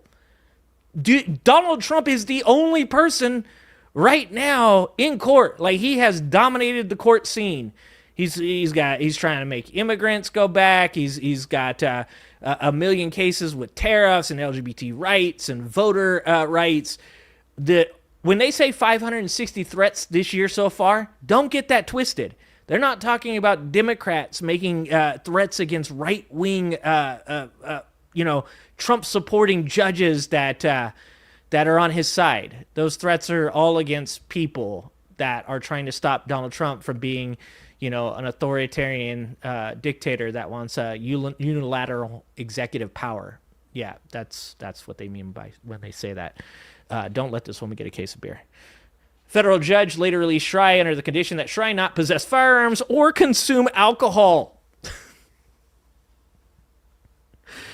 2.5 years from now, guys, we're in trouble. Okay, here's the bet, though. Who gets out first, guys? Who gets out first? Ghislaine Maxwell or this lady? Ghislaine's still got 12 years on her sentence. This lady's only got 27 months. Who gets out first? Because I'm betting Maxwell gets out first. If you guys haven't seen my video on that, I just clipped that up. We did a story on Ghislaine's commutation case last night. So if you're asking yourself why do these people get so fearful? Why do these people get so hateful? Why do they get so angry? Like, what has broke these people, right? Like, what has driven them to this place? Well, I want to show you guys a video. And this is a guy, he's a country music singer, and he's just recently kind of gotten a bit of popularity on social media and other platforms because he kind of came out and he said, like, don't be a douchebag, right? He said, if you're a Christian, be a Christian. Like, feed the homeless. Welcome people of all genders and sexualities into your church and treat them like human beings. Really, really extreme stuff. He said, take care of the poor and that billionaires, shouldn't exist. Really extreme stuff. Really, really out of the ordinary for a Christian person to say, right? And he lives in a small town, and he says all the time now he gets these people that come up to him and they say, how did you get radicalized? What have you been watching the CNN? Like, you think women should be able to vote? Like, so he's been making the rounds, and he's been a really good voice because I've told you guys before, I grew up in one of the most country places in the state of California, and that is Bakersfield, California. All right. I grew up in the home of Dwight Yoakam and Buck Owens' Crystal Palace. And one of the things that I've always thought is that, like, just like knights, the knights of old always had this, like, this code of chivalry.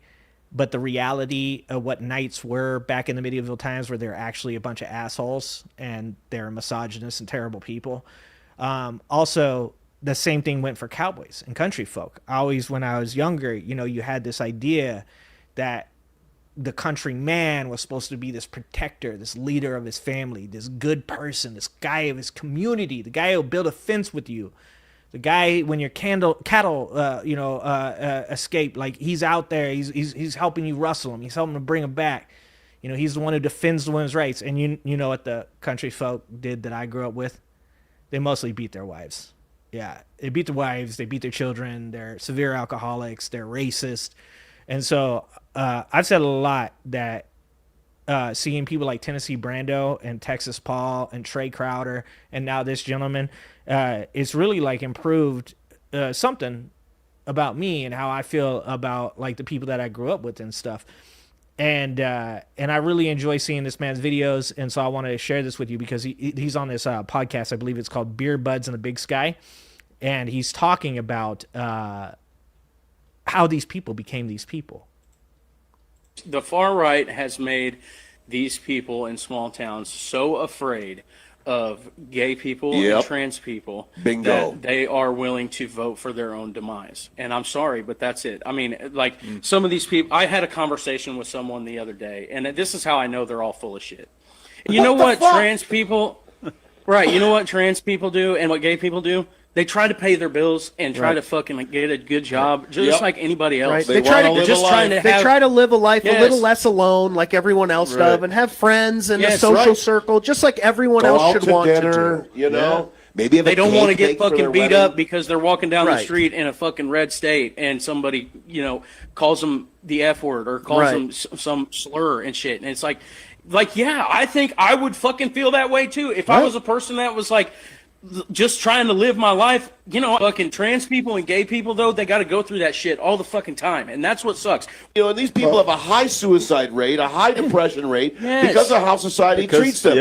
What the fuck are we doing when we're allowing our friends, our family, our neighbors to live in such depression because of how they're being treated? It's like, you're right. That's all they want to do. Just live. They're a human life. fucking being and just existing, and they fucking need help sometimes too. And it's not that big a fucking deal if you gotta like say, "Hey, man, like you do you." That's all you gotta do. The far right has made. And you know what he's saying there is he's saying they've, and you know this, you already know this. When I'm showing this video, I know that you guys know, right? I'm just showing you that luckily there's other people out there that you might not think. Like I said, a lot of people see me and they think I'm MAGA, right? I always got to explain to people I'm not MAGA. I always send them my channel. I'm like, go check out my channel. Like, no, like you'll see. But it's fear. It's LGBT people. I was just saying this either last night or it was Saturday. I can't remember. But I said like people, do you like furries, bro? And I'm like, what do you mean? Do I want to like have sex with a furry? I'm like, nah, I'm not into that. Like, I'm not into costumes, not really into, you know, animal costume sexuality or whatever it is. But it's okay. That's not what I'm into. I'm like, I'm also not into sucking toes, bro. I'm also, I don't find women's ankles sexy. Like, everybody's got their thing, man. I'm like that. I don't need to like what they like. That's not necessary for me. I don't need to be into what you're into. You know, my wife likes K-drama. I watched a little bit of the other day. We don't all have to like the same shit, man. Some people like Insane Clown Posse. I don't think that's hip hop. You know, when I was in my 20s, I would literally like argue with my buddies and be like, that's not rap. I grew up with West Coast gangster rap. You know, I'm like, we talking about Tupac, Dre, Sebo, Celly Cell, Rapid Forte, Spice One, X-Rated. Like, they're like, woo. And I'm like, no. I don't have to be into the same things as you. But that's what they do. They scare them. They make them feel like you have to be scared. Like these people, if you're around a gay person, they might violate you. Like, no, it's more likely that a heterosexual male is going to violate you. That's the statistics actually show that. Or a priest, actually. Actually.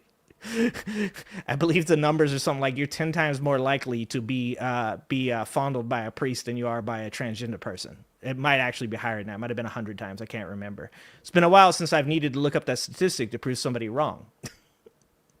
But do you know what I'm saying? Like, you don't, like, it's fear. And I like these guys talking about this because it really does something very important. Because these guys right here probably reach a crowd of people that a lot of people on the left don't. And that's why I wanted to be here, right? Is because I feel like I reach people that a lot of people on the left don't.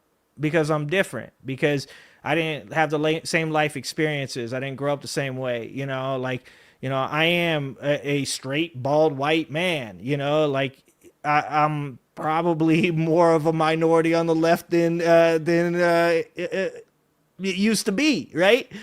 And that's good, because that means that I get to fill my lane and I get to do my thing. And like I said, in about 3.5 years, you guys are going to be like, anyways, we don't want the angry ginger anymore. He's too mean. But I want to show you that video because I really like seeing that. But also, just so you guys know, the reason that we looked at the Texas lady before that was because, yeah, that's why these people call judges and use racist slurs and threaten the LGBT community, is because of what that prosecutor said. We literally just can't let her go get drunk and watch Fox News. Because if they get drunk and watch Fox News, then they're liable to call a federal judge and say that they're going to perhaps murder them. Yep, that's where these people are. Anyways, some other good stuff to get to, because we got to get towards we got to get to the Epstein files, and we're working our way through there. I have a lot of tabs open right now. Got so much stuff to see. Okay? Okay, I like that one. Emily, I like that one. That one's a good one. Shade as well.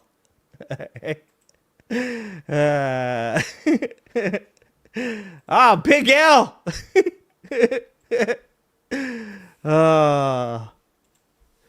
All right. So, I don't know if you guys saw this story, but I want to share it because I thought it was funny. Okay? Yeah, I like what Cheyenne just said. Don't yuck somebody else's yum. It's simple. They like something, good on them. Like, I don't want people coming in while I'm watching football and be like, football is stupid. Or, like, more importantly, like, what if I walk down the street and football was such a polarizing subject that somebody just, like, was, like, started yelling slurs at me, and then a bunch of people jump me because I like football? I would be like, why? And that's exactly how LGBT people are. Why? All right. So this is a video because we're getting towards the Epstein stuff. This is adjacent to the Epstein stuff. This is Stephanie Miller, who's a progressive radio DJ, and she went on Sean Hannity's show the other day, and it was absolutely awesome. And I want to share that with you guys. So first we'll play this clip here. This is Stephanie Miller on Sean Hannity's show, and this is before the government shutdown. So this is Sean Hannity asking her a question, and we'll let him go ahead and go through this, and we're going to read a bit, and then we got another clip after this. You notice Joe Biden's cognitive decline, and don't change the subject and deflect. When did you really notice it? Well, I think it was through all of the times that Donald Trump has fallen asleep in public and talked about, magnets getting wet in the last few, oh my gosh. My mom had dementia, so I recognize Stephanie, it. This is not, it's a very good deflection. You're a professional. You know what else is great about Biden's decline is that Trump is all over the Epstein files, and I'm wondering if they're going to release those. Are you covering that tonight? Yeah. 2028. Who is your progressive liberal? Yeah, we have a really deep bench. I love Governor Newsom. I love Governor Pritzker. I love Governor Beshear. We have a very deep bench. You have J.D. Vance, who just, I believe, endorsed his brother who lost by 60 points. So, and I think Jasmine Crockett, if she runs, will beat Ted Cruz, and I will miss him because he's so likable, Sean, don't you think? Okay, so I just love the smile at the end. That's such an amazing smile at the end. This is the first time I've ever seen Stephanie Miller, and I think I'm in love. So progressive radio host Stephanie Miller on Wednesday mocked Fox News host Sean Hannity and called out his network over its dismal coverage of President Donald Trump's ties to late convicted sex offender Jeffrey Epstein. So Miller on the day House Democrats released bombshell new Epstein emails mentioning Trump appeared on Hannity's show, where she was asked about a recent photo of her kissing Rep. Jasmine Crockett's Texas sneakers. Her sneakers. Jasmine Crockett sneakers. Apparently, I can't talk all of a sudden. So this is a clip of that. I thought it was funny, but if it was anybody else, I probably wouldn't think it was as funny. So, well done. Thank you for being the only one on the right that gets the joke, Sean. It was a joke. And then you know the funniest thing about this story is Trump's all over the Epstein files, and I wonder. When I first watched this, I was like, what did she say here? I mean, look, would I kiss Jasmine Crockett's sneakers? Probably. They probably smell like success. Okay, all right. But I was like, what do you? This is such a weird topic to have on a news show. How do you respond to that? And I think that's the only way that you can respond to it. On it was a joke. And then you know the funniest thing about this story is Trump's all over the Epstein files, and I wonder if they're going to release that after the big bombshell. I didn't see anything about that on Fox News today. Yeah. Okay. So let's release them. Let's release them. And that is the literal fucking response from every single Democrat I've ever talked to. When people are like, well, I heard Bill Clinton's in those. Release the files. I've heard there's a lot of people that potentially I know of, people that potentially I've read their books. Release the files. That's the way it is. Like, nobody cares, man. The only people here defending somebody are Republicans. They are defending Donald Trump because they defend pedophiles. That's why. Release those files. Is this what passes for news? Is this what passes for news on Fox News? Why did you kiss her feet? And that is literally what passes for news on Fox News, though. So, yes, actually, that's exactly what it was. And then there's one more here where this is the full answer. This is her full answer with Hannity responding. But all right, so I do have a question. I tried to get an answer out of you on radio. Okay, the question is, when did you notice Joe Biden's cognitive decline? And don't change the subject and deflect. When did you really notice it? Well, I think it was through all of the times that Donald Trump has fallen asleep in public and talked about, magnets getting wet in the last few, oh my gosh. My mom had dementia, so I recognize it. Stephanie, this is not, it's a very good deflection. You're a professional. You know what radio else talk is shows. great You're about very good. Biden's decline is that Trump is all over the Epstein files, and I'm wondering if they're going to release those. Are you covering that tonight? Not really, because the woman that apparently they're talking about is the one that said he was a gentleman. And not really. That's why I wanted to play this a second time. He says, not really. Now, you don't want to cover the fact that it says, I have pictures of Donald Trump in the kitchen with underage girls in bikinis? You don't want to cover the one where he says, ask my house man about how Donald Trump walked into a sliding glass door and left a nose imprint on it because he was so intent on the young ladies in the pool? You don't want to ask him about the fact that Michael Wolff was having a conversation with Jeffrey Epstein about information that could possibly have changed the election? You don't want to ask, you don't want to cover any of that? No, the only thing that you want to talk about, is the fact that one of those emails, and we don't even know if it does or not, they're just saying that it does, contained information, including perhaps Virginia Giuffre, who did say that at no time did she ever experience anything negative with Donald Trump. And the thing about that is I believe that. I believe that Virginia Giuffre she was never assaulted by Trump. I believe that there's a lot of other people out there, though, that were trafficked by Jeffrey Epstein that we need to hear from them, though. That's what I believe.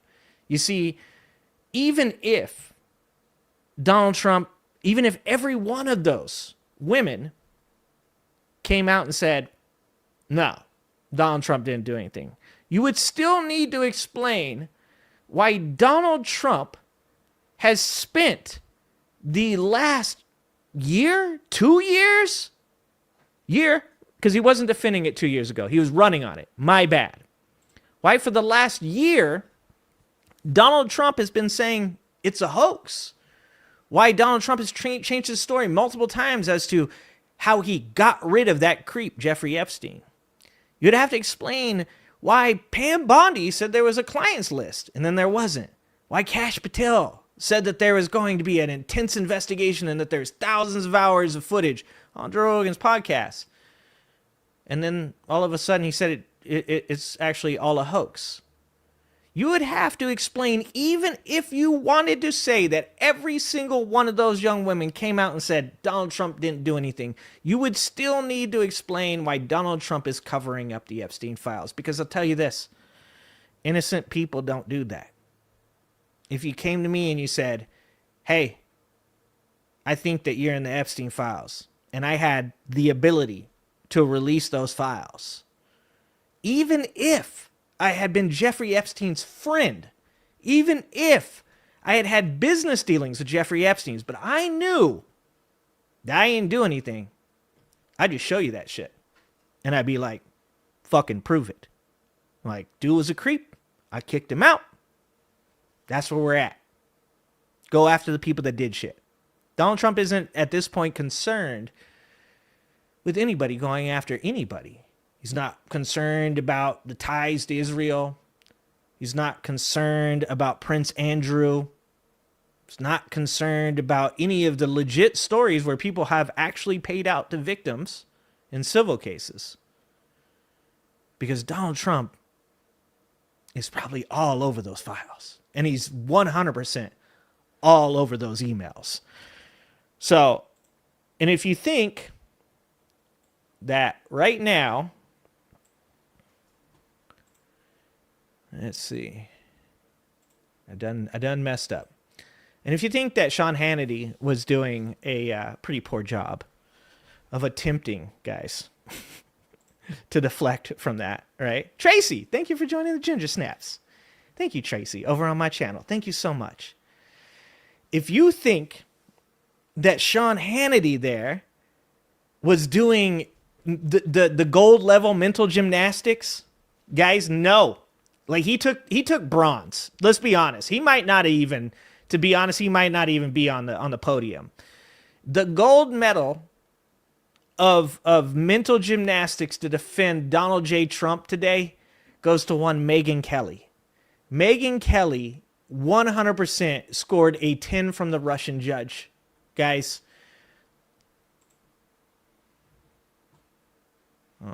whoops. How do I do it? There we go. All right. Here you guys go. I don't know if you guys saw this. This is insane. Absolutely mind-blowing.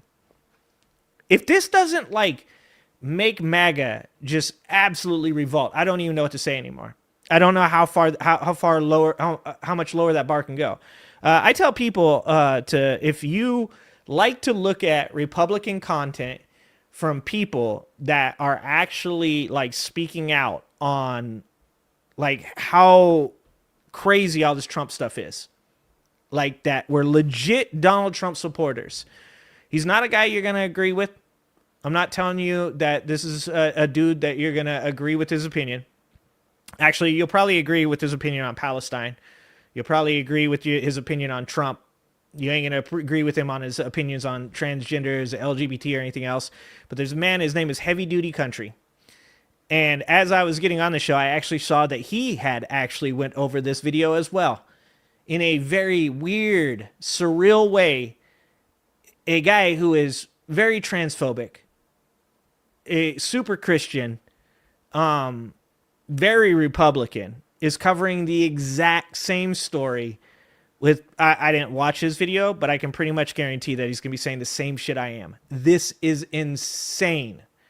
But if you guys want to get a look at what people on the right that aren't completely insane are saying about this happening right now, you can go check out Heavy Duty Country. You can tell him I sent you even, because if he wants to make a, I don't know, a beef video or something. That's what they do on the YouTubes, right? They make beef videos. It's like Biggie versus Tupac. Megyn Kelly bemoans Epstein email leak is a self-inflicted wound. Why didn't Trump just release these? I don't know, Megyn. That's crazy. That's a solid question. Megyn Kelly really wishes Donald Trump would have just released the recent Jeffrey Epstein emails leak himself. On Wednesday's episode of The Megyn Kelly Show, the host bemoaned the release of new emails from Jeffrey Epstein to associate Ghislaine Maxwell and author Michael Wolff, which claimed that Donald Trump knew about Epstein's conduct, including about the girls. The emails were released Wednesday by Democrats on the House Oversight Committee. Kelly said Democrats will make a ton of hay over these new leaks. So we're going to actually just watch the video of her. The Epstein documents have been subpoenaed by the House Oversight Committee. That's what she said. And this is basically kind of a middle finger to, Trump and Pam Bondi, who didn't want anything more released, but there was enough Republican and Democrat pushback that they did issue subpoenas on the Epstein estate and on the DOJ as well. But most of the documents that we're talking about today have come from the Epstein estate, some 33,000 of them. And the Democrats are now salivating over the latest releases. And I'll read what they say, but my overall take on this, Batya, is why didn't Trump just release these? Just release them. Just release them, right? Why wouldn't Trump release them? I don't know, guys. That's weird. Do you guys know? Do you guys know why Trump wouldn't release these Epstein files? It seems weird, doesn't it? It's really strange. You would think at this point he would want to, after running on getting elected, to release the Epstein files. Man, I just can't figure out, why wouldn't he want to release those Epstein files, guys? Can you guys tell me?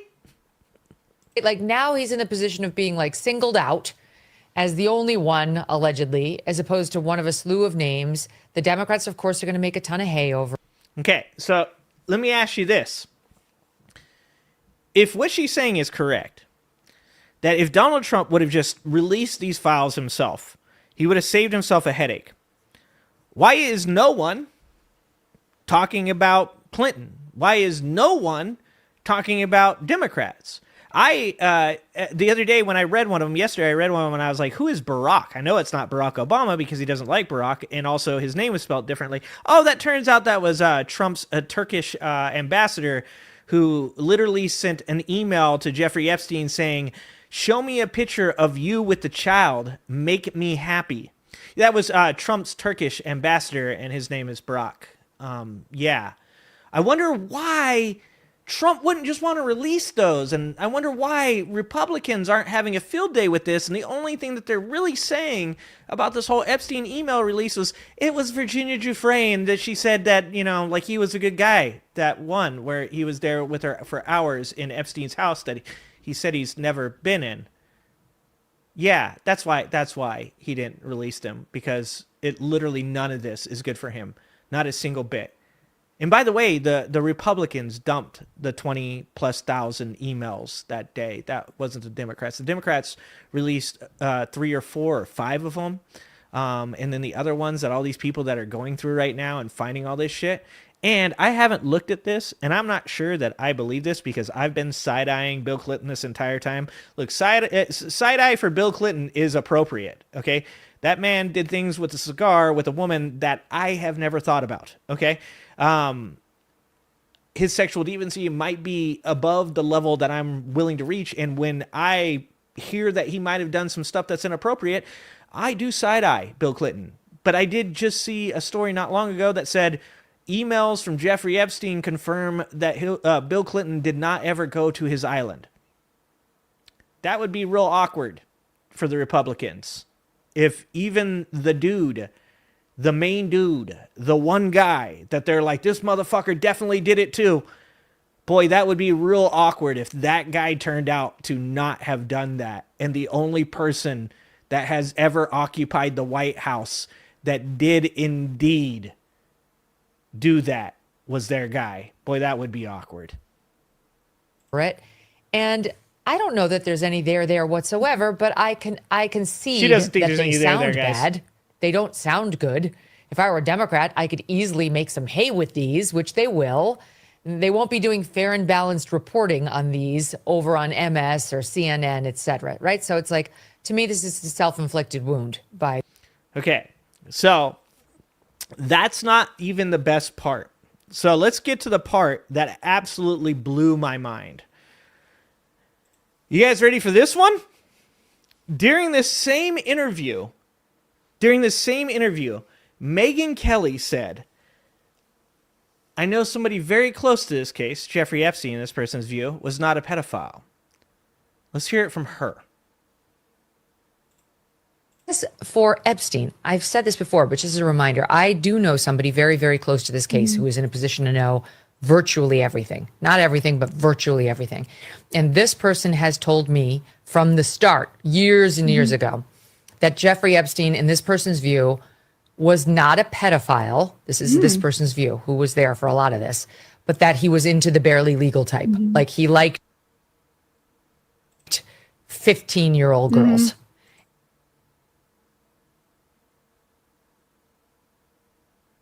That's gold level mental gymnastics. He wasn't a pedo. He liked underage women. Like, this is some shit. When I first got on YouTube, I was doing red pill, arguing, debating, not me doing red pill. I was debating red pill guys, right? And one of the people said something about people on the left defending maps. And I was like, I don't know what the fuck that is. I learned what NAMBLA was, and I learned what maps was, and I'm not okay. And he said, do you defend maps? I said, I don't know what that is. And he said, well, it's adults that are they find minors attractive. I was like, no, that's pedophiles. That's pedophiles. Like, no, that's not my style, dog. You don't get to say, and I don't care whose feelings this hurts. I don't care if they're on the left. I don't care if they're on the right. I don't care if they're on the fucking moon. You don't get, people, I have a 15-year-old daughter. And if I ever saw a 30-year-old man trying to hit on my 15-year-old daughter, I would mop the fucking parking lot with their face. Like, that's not even a question. Like, you better hope somebody big enough is around to pull me off you. That's where I stand on that. To sit here and say that Jeffrey Epstein wasn't a pedo because there's a difference between a 15-year-old and a 5-year-old, the amount of depravity in that one statement, I cannot put into words. If you are a Trump supporter and you say to yourself,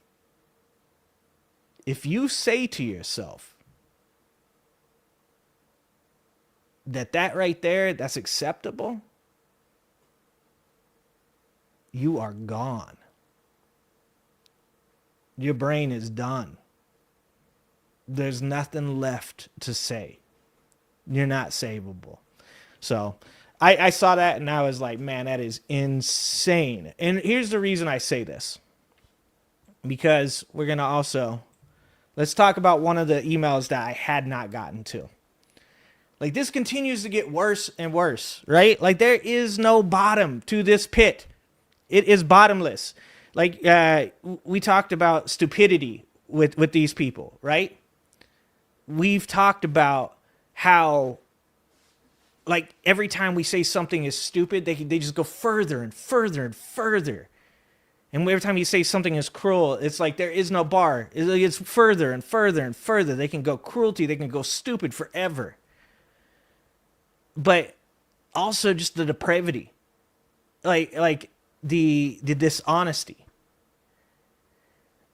It doesn't have a bottom to this pit. So we went over the emails, and we went over the one talking about him walking into the window when he's staring at young women. We went over the one with Michael Wolff giving him the advice as far as, you know, like what he should say to either help or defeat Trump's presidential campaign, which goes to show that he had information on Donald Trump. We've talked about the one where he's literally talking to people in Russia in 2018 about helping them to handle Donald Trump. What does that mean? What does that mean? And talking to Larry Summers, the president of Harvard, where Larry Summers is asking Jeffrey Epstein, do they have anything on Donald Trump? Because it seems weird the way that Donald Trump is acting. We covered all of those. Like this isn't just one email or two emails or three emails. This is a fucking motherload of information that all says Donald Trump did not just know Jeffrey Epstein, but he was good friends with him. And even though Donald Trump tells you no, like we weren't friends, I've never hung out with the guy. It turns out that 100% this dude has been to his house. So here, let's look at this. Epstein victim literally wrote, whoops, did not put it on the stage. There we go. Epstein victim literally wrote, I don't want to come early to find Trump in your house.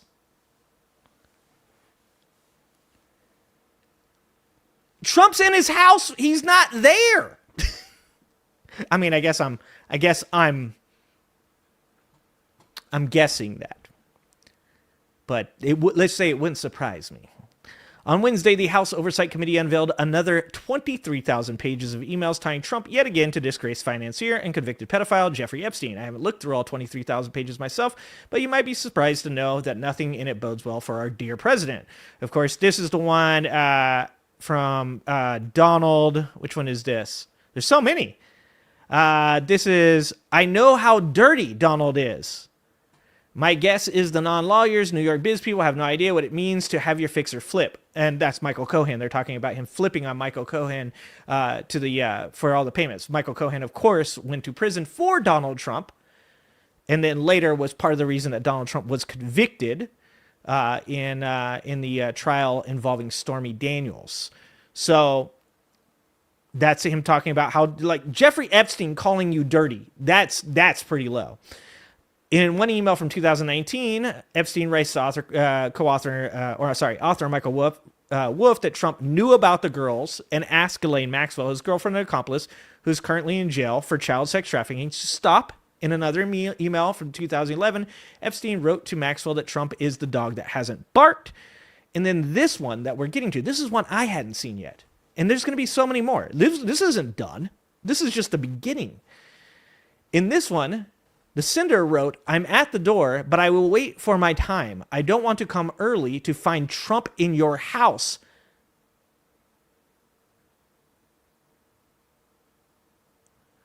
I'm at the door, but I will wait for my time. What does that mean?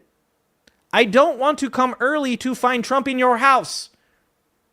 That's literally saying she's going there to do something, and Trump is already there, or potentially already there, doing that something.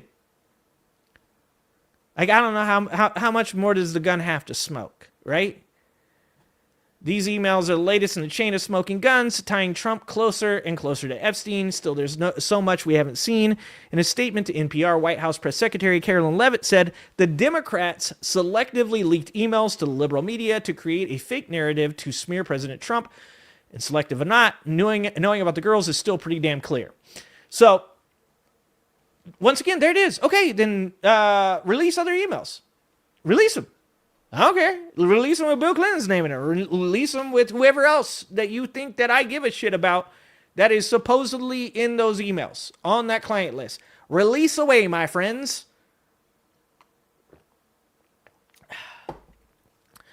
What would be selective about a dump of 23,000 plus emails by the Republican Party, not by Democrats? Democrats did indeed single out these ones with Trump. But Republicans dumped 23,000 emails. Why didn't Republicans selectively drop a bunch of emails about Democrats? Why didn't they selectively go out of the way to make sure to go, Trump's not the only one in there? Mind you, that's a pretty bad argument. Saying to people that are like, yo, it seems like you're in these Epstein emails and that dude was a pedo, and also it seems like people are saying you're one too. If you're like, yeah, but I'm not the only one, that's not a great argument. Not a solid argument to make. That's insane. So it says in this, here's the email, just so you guys know I'm not bullshitting. Okay? Here's the email here. Are you guys on this one? No, you guys are still on the other one. Share this tab. Sorry. Okay, this is the other one. Good God, it's hard to see. Okay, there we go. Says from the person that sent it to Jeffrey Epstein. Obviously, it's a victim, so the name is redacted. I'm at the door, but I will wait for my time. I don't want to come early to find Trump in your house. And then it's got laughing emojis. He says, yes. He says, sorry, that is 2512 for the gate. So he's telling her how to get in. 10 p.m., should I bring special cake from New York? Very well, just send me the address again and the code to the door so I can get to the second floor, and send me the day and time. Thanks. You are welcome at my house always, and more private. I don't know what that means, and I'm worried about that. And apparently they didn't either, because they sent him question marks at that. Said, at the moment I was flying to Paris on the 8th. I can leave earlier and get to Paris by 8:30. If you like to meet there. Genève, difficult, I think that's supposed to be Genève, the place. Difficult to fly out at night, or lunch Saturday in Paris. Can we have dinner in Geneva on the 8th? I will be there on the 7th and 8th December and going back to Kuwait on the 9th. This is literally him telling this person to meet them there. I'm not even sure that this person was one of the underage women. Like, that does not seem clear from this email. What is clear from this email, though, is obviously that this person was afraid that if they showed up at Jeffrey Epstein's house, where it sounds like he's not even there. It sounds like Jeffrey Epstein isn't even at his house, that Donald Trump might be there. Of course, Levitt has never not lied, but she specifically lies about Trump's ties to Epstein. In September, when the Oversight Committee released an alleged birthday card from Trump to Epstein, not alleged, that shit's real, written in the outline of a woman's torso and finished off with a signature placed to look like pubic hair, Levitt called it a hoax in July after Trump told reporters on Air Force One that he'd stopped being friends with Epstein because he stole spa workers like Virginia Giuffre from Mar-a-Lago. Levitt explained the situation as Epstein being a creep to female employees. That's the understatement of the year. Not to mention, let's not forget that Mike Johnson said that Donald Trump was an FBI informant. Trump had himself a little crash out on Truth Social on Wednesday following the news, as he is wont to do. He said the Democrats are trying to bring up the Jeffrey Epstein hoax again because they'll do anything at all to deflect on how badly they've done on the shutdown and so many other subjects. Only a very bad or stupid Republican would fall into that trap. There should be no deflections to Epstein or anything else. That doesn't sound sus, guys. I'll tell you what, the first thing I would do if I was innocent was to get on the social media platform that I own and call all the people in my own party a bunch of morons. That's what I do. I would tell them that I will get them primaried and that they're all idiots for falling into this Democratic hoax. No, that's not what I would do, and that is not advice. My advice is if you are innocent, then your ass should go ahead and release them files. That's what you should do. But I'll tell you what, it is getting better. And I know that this gets a little much. And I appreciate you guys for hanging out with me. And I've been doing this for a while, right? I have about 40 or 50, I can't remember, 40 or 50 videos now on the Epstein files. So I really appreciate all of you guys that have hung out for this. I know that it's a lot. I know it's a lot to listen to. But I feel this is very important. So I'm going to keep doing it. I'm going to keep making videos, and I'm going to keep streaming, and I'm going to keep doing it. So I appreciate all you guys that have stayed and watched and listened and have taken in the information. So I appreciate you guys. But one thing I continue to want to say to people is that there is silver lining to all of this. Obviously, a very big silver lining is obviously if these women can get some justice. I mean, we have to remember, these people didn't stop harming children. They're still doing it. They didn't. When he died in 2019, these people didn't stop harming children. They're still doing it. You know they are. So, you know, a huge silver lining is that potentially we help get some of these people off the street. That potentially we also, we get the people that have committed these crimes brought to justice, and these women that literally have been seeking justice for 20 plus years might eventually one day say, people actually give a shit about us and did something about something that ruined my entire life. Like, I think that's really important. So one of the silver linings for me is what happened yesterday as Adelita Grijalva was sworn in. And I'm already impressed. I am so happy that this woman is on our team. And I'm going to show you why. So this is where Grijalva had gotten sworn in by Mike Johnson. And I want you guys to see this because it's absolutely amazing to watch. It's actually awesome. Like, she stares his ass down, and it's great. So this is Mike Johnson doing his best mental gymnastics to defend not swearing her in 7 weeks ago when she was elected to office, as they tried to stall in the hopes that they could get Lauren Boebert or Marjorie Taylor Greene or Nancy Mace to change their vote on these Epstein files being discharged. So this is Mike Johnson swearing in Grijalva. Look at this. Now watch this. We'll leave the camera to it. He says, look at the cameras. Look at that face, dude. She's like, wow, that's a big one. Congresswoman, why do you take so long to get sworn in? Thank you guys. That would be another, that would not be my question. So that question was, what do you think about not being sworn in? And she's like, ask him. Look, I really like this lady. She's going to be an Okay, first of all, let me just say this. Mike Johnson's not going to do well in prison. let's be 100 on this, guys. Adelita looks like she could take Mike Johnson. All right, that man is not going to do well in prison. All right, the love child of Stephen Colbert and Ned Flanders is going to be a very popular figure in the lower bunk in prison. Just say that right now. Member of Congress. She's a great person. I just told her on the way in that she fills her father's shoes, or she's going to try. No one can. No one can. He was a dude. I would not be able to be around this man. Giant around here, served a long time, served his state very well. I served under him in the Natural Resources Committee for a while and admired the way he did the work. He was tenacious. So she has a proud family legacy, and we're delighted to have her here. She may not agree with me, but we follow the custom of the House on the timetable. Dude, that tone, man. That tone will get you, like, that's going to get you knocked down a notch or two. And we've had a little, as we say in the Deep South, some intense fellowship about that. Yes. Okay. But she's here now, and I promised that we would have her the oath administered before we began legislative business, so she hasn't missed a vote. And we're delighted you're here. So anything I can do to help you, as I do all members, happy to get you acclimated and do everything. But you know more than most because your dad was here for a long time. I visited. Yes. I never did this She's like, you're a moron. job. So this is brand spanking new. So Great. I will take the offer of help. Congratulations. Thank you. Thanks a lot. Thank you. All right, so let's get to what she said after this. So that I just wanted to show you the swearing in, right?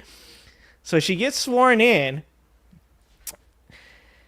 They had a nice awkward little moment there where he said, what did he say? He said, in the South we call it intense fellowship. Brother, it sounds like you talking about a lynching, all right?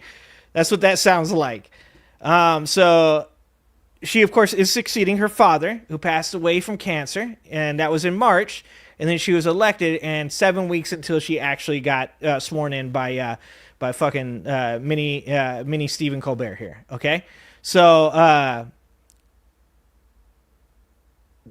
let's see, where is it? Sorry, you know more than because you okay. So as the pair walked out of the media call, a reporter asked, "What is your message to the speaker?" Grijalva stated, "I gave it to him." After being sworn in by Johnson, Grijalva took no prisoners in her speech. She said, "It has been 50 days since the people of Arizona's 7th Congressional District elected me to represent them. 50 days that over 800,000 Arizonans have been left without access to the basic services that every constituent deserves. This is an abuse of power. One individual should not be able to unilaterally obstruct the swearing in of a duly elected member of Congress for political resent," she added, without mentioning Johnson by name. Now, she could be mentioning Johnson there. She could also be referring to Donald Trump as well. Either one. But either one, that message is clear. Like, she ain't going to be your bitch. Arizona Attorney General Chris Mays filed a lawsuit last month to try and force Johnson to swear in Grijalva. Grijalva was asked about her long-awaited meeting with Johnson on the briefing with Jen Psaki on Wednesday. She said, he said this was nothing personal. I said, it sure did feel personal. I was not able to do my job, but now today is the first day that we can actually go and lease office space and open up a constituent services. And honestly, I feel very glad that I was able to get out publicly everything that many people have been toiling around, including myself, about the situation that we've been put in for the last 50 days. Her first action after being sworn in was to sign a discharge petition introduced by Rep. Thomas Massie and Democrat Ro Khanna to force the release of the Epstein files. Grijalva became the 218th and final signature on the petition, with Johnson stating on Wednesday that he would bring the Epstein bill to the House for a vote next week. So that's not going to happen until early December, right? They call it what does they call it? Some type of period. Anyways, fermenting period or something stupid. So they have 7 days, and then he's going to 2 days of debating, and then there's a potential that he could stall it longer. We're going to see what happens from there. Most likely they'll stall the shit out of it. She said, it's past time for Congress to restore its role as a check and balance on this administration and fight for we, the American people. That is why I will sign the discharge petition right now to release the Epstein files, adding justice cannot wait another day. She told the briefing she could not understand how the Epstein files had become politicized. You're not going to protect pedophiles, Grijalva said. You're not going to protect people who continue to assault, victimize, harm girls and women and children. I mean, you're just not. That should be a nonpartisan issue. The fact that we're sitting around saying Democrats are pushing for this, it shouldn't be Democrats. All of us should be beyond appalled that anyone would stand in the way of finding out who is responsible and making sure they have justice. And even, was it Massie or Paul? I think it was Thomas Massie. And even Thomas Massie came out, or maybe it was Rand Paul. They're one and the same for me. One of them came out and said, for my Republican fellows, he said, you're going to be in office long past Donald Trump. And what are you going to say when facing a primary Republican or a Democrat in a debate for office when they say in 2025 you protected a pedophile? And I was like, fucking A, brother. Good call. So like I said, there is silver linings to this. I think that Grijalva is actually going to be super dope. I think that she's got moxie. I like the attitude. I like the personality. I like the way she speaks. She's very intelligent. Obviously coming from a family where her father was a politician, I think that she knows what she's doing. You know, I also like the humbleness of her saying, like, you know, like just because my dad was somebody doesn't mean, you know, I know what I'm doing. I got to learn as well. I like all of that. I think that Grijalva is actually going to be super dope. And for the people that live in Arizona and her district, I'm actually quite jealous of you because I haven't a dipshit for a Republican as my congressman. So for any of you guys that were upset about the Democrats caving, which you should be, every single person that voted for the government shutdown, whether or not silver lining or not, okay? Yes, silver linings are great. But whether or not that's true, that some things turned out well because of this, those Democrats caved during a time when they had those Republicans by the short hairs on their balls, all right? They had them by the short hairs. And they chose to let them walk away with a W when literally they had no way to win. No way to win. Those 8 Democrats, Kane, Fetterman, Shaheen, all of them, as we well know, one of them retiring, multiple of them not being up for re-election or to be primaried until 2028 or 2030. Every one of them, put their name on a Post-it note, put that shit on your computer, and do not forget who they are, because they deserve to be primaried. And Chuck Schumer deserves to be removed from leadership. And Hakeem Jeffries, if he doesn't find his fucking place and he does not get his ass in gear and do something, he deserves to be removed as well. So don't forget these people's names. They're banking on you forgetting. They're banking on 2028, 2030, that when it rolls around, you will have forgotten about the things that they chose to do. Do not do that. And this is why I'm going to tell you that. because that lady stood up there. I can't remember which one it was. Stood up there and said, they guaranteed us that we're going to have a bargaining on the Affordable Care Act subsidies. And they better. Like, oh, they better? What are you going to do? Are you going to have another government shutdown for another 45 days and then cave again in January?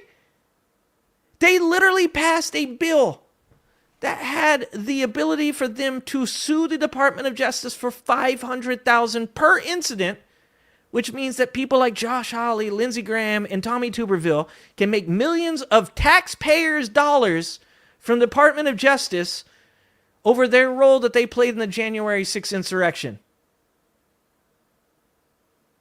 That's crazy. They passed a clean CR that is going to cost $28 billion to the hemp industry during a time that farmers are already struggling.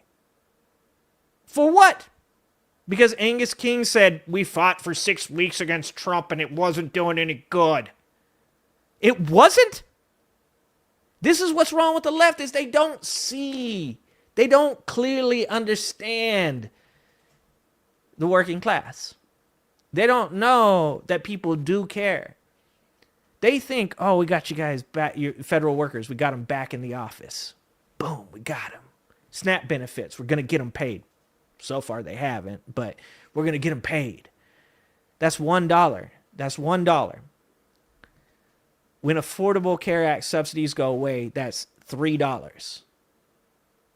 You just sold every one of your constituents down the river for $1 now, so that way they can pay $3 3 months from now. You're either stupid or you're being paid.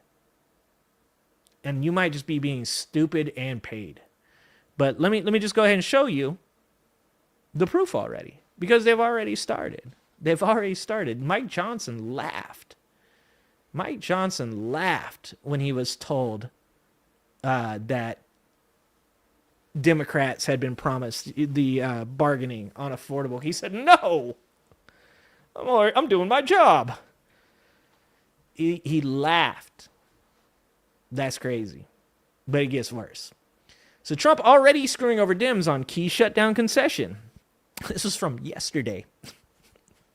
This is after the shutdown had just happened. And it just opened up. And already it's happening. The Trump administration has already flipped on one key Democrat condition for ending the government shutdown. 7 rogue Democrats and 1 independent sided with Republicans in a Senate vote this week to pass a compromise deal to reopen the government, which has been shut down since October 1st. The House of Representatives approved the bill on Wednesday night, which was then sent to the White House for President Donald Trump's sign-off. However, one critical component is set to be missing. The deal struck with Democrats included extending government funding through January 30th next year, as well as stopping the Trump administration's mass firings of federal workers and guaranteeing back pay for staff who worked through the shutdown. It also stated that thousands of federal staff terminated during the shutdown would get their jobs back. In a new interview conducted on Wednesday before the House approved the bill, a key GOP player admitted the job cuts will not be reversed. You don't say. You don't say. Donald Trump, the man that has circumvented Congress, who has the purse strings to this country, who decides whether or not Americans will be taxed or not taxed on something, to put in tariffs that are most likely going to be tossed out by the Supreme Court soon, which will cause an extreme backlash from our allies, and we'll have to repay billions of dollars, which we don't even know if it exists anymore. We don't know what Donald Trump did with that money. Like I said, we might actually get that $2,000 though. With the Epstein interview or Epstein emails coming out, he might stuff $2,000 in our pocket to try and keep us quiet. That's a possibility. Don't let that shit work on you. But the man that's bombing boats in Venezuela, not starting a war on drugs, but it's a war on drugs, but it's not a war. That's what he says. He's killing people in Venezuela without any evidence, any proof that these people have done anything at all. Not to mention that even if they were drug traffickers, you don't just kill drug traffickers. That's not how anything works. You're telling me the guy that circumvented Congress for both the tariffs and for war, that he lied, that the people under him lied? No, that can't be true. That can't be true. That's crazy. That's crazy. Tom Emmer, the majority whip in the United States House of Representatives, revealed the revised plans following a lunch meeting he had with Trump last week. He's not going to bring back the people that they fired, Emmer said of Trump. They were unnecessary. Otherwise, they'd still be there. So they're not coming back. Emmer, 64, was speaking on the MAGA-friendly radio show and podcast Hot Talk with the Ox. What? These people are so fucking weird. Hot Talk with the Ox. Oh God, I don't know. I don't want to know. Never mind. I was going to ask, but I don't want to know. He did confirm that government employees furloughed during the shutdown are going to come back to work, and they will be paid. They'll get their back pay to the 40 days. He's like, we'll do some of the things, the ones we want to do. During the interview, Emmer told Ox he expected the government reopening would happen tonight or tomorrow. He posted on X on Wednesday night the bill had been just been sent to Trump's desk, claiming the GOP did what's best for the American people by voting once again to fund the government and end the needless Democrat shutdown. While our colleagues on the other side of the aisle seem intent on continuing their futile political games, we look forward to continuing to deliver on the America First agenda by giving money to Argentina and killing people in Venezuela and sending people to El Salvador. Oh, wait. None of that's America First. That's crazy. That's crazy. All right. We're getting close to the end here. What do we got left? Oh, we got to do... Okay, first, I want to do this. Let's do this because I got to make sure to get all of my my fun videos in here. We can't just talk about Epstein files and all this stuff and not have a fun into our show. That's not acceptable. Not in my house. Okay? All right. So I get this time, I've been watching all these Canadian videos, right? Sorry, I'm prepping for my move to Canada. I'm getting the Canadian people used to me. All right, guys? So I've been watching a lot of Canadian videos because I'm just trying to get one of them to accept me into their home. I'm hoping a couple Canadians are like, we'll sneak you through the border. I don't know. What are those people called? The fucking Mexican people that get people across the border? Coyotes? Is that what they call them? Or are those the people that they traffic? I'm not up to date on trafficking currently. I'll ask Trump. He should be able to help me out with that. I'm just hoping that I can get a hold of one of those guys. Maybe they can smuggle me through for some maple syrup. That's what I'm hoping for.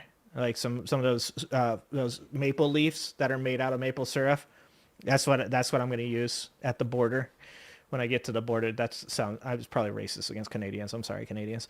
All right, so this time, coyotes. Thank you, Visora. Thank you. See, Visora. You know what I'm talking about. Thank you, Visora. All right, so like I said, we've watched baby videos. We've watched cat videos. We've watched dog videos. We've watched Josh Johnson. We watched we've ran the gambit. We've watched a lot of Canadian videos, a lot of 22 minutes, but the Canadians keep giving me cool new videos to watch. So that's going to keep happening. I've got like a backlog of Canadian videos to watch because they're just good people. But tonight what we got to finish the show with is we've got some viral videos, I believe is what they're called. So I want you guys to watch these videos with me and, let's have a good time. Let's have a laugh, and let's finish the show the way we're supposed to. I'm not going to give you guys any, you're just going to have to watch these, okay? There's not going to be an explanation or anything like that, okay? We're just watching together. Enjoy. Every third thing on my Instagram feed is a racist joke right now. Who's going to tell him? I love it. I love it when... see videos of dudes and they're like, why is my entire feed big booty Latinas? It's because your algorithm is algorithming. Brother. About every third thing on my Instagram feed is a racist joke. Funny story. My boss one time told me, she's a female, My bosses are married, and she goes, I was talking to my friend, and she was like, it's really weird. There's all these women in bikinis on my husband's Facebook. It's just strange that that's what they show to him all the time. And she's like, I had to tell her, like, that's because your husband is clicking on pictures of women in bikinis. Oh, kind of amazing, to be honest. All right, this one, I'll tell you what it is. This is unearthed footage of Joan Rivers and Martha Stewart roasting Trump. This is what I'm here for. This is what I'm here for right here. Somebody sent me, don't get hurt. I got Garlic. very upset last night. Donald Trump steaks. Oh, yeah, he has steaks. So I can't eat Donald Trump. And then they said no. They said he owns a company. They didn't slaughter him. So too bad. Can you imagine? I'll add my little 2 cents.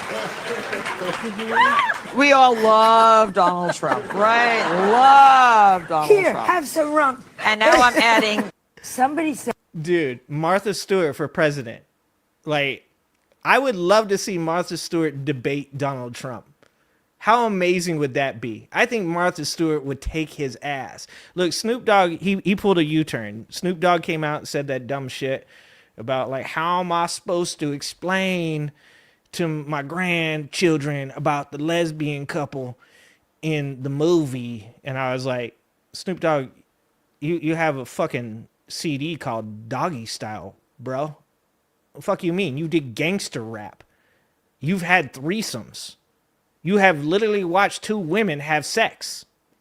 The fuck you mean you can't explain? And then he came out and he did one of his cartoons, and he made it an LGBT cartoon to say he was sorry because Snoop Dogg's a pussy.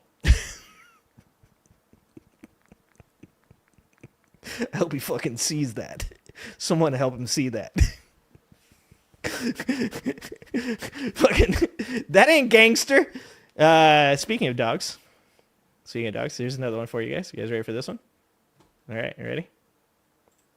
Family dog in Sacramento shelters a toddler during last week's earthquake. Coming up next.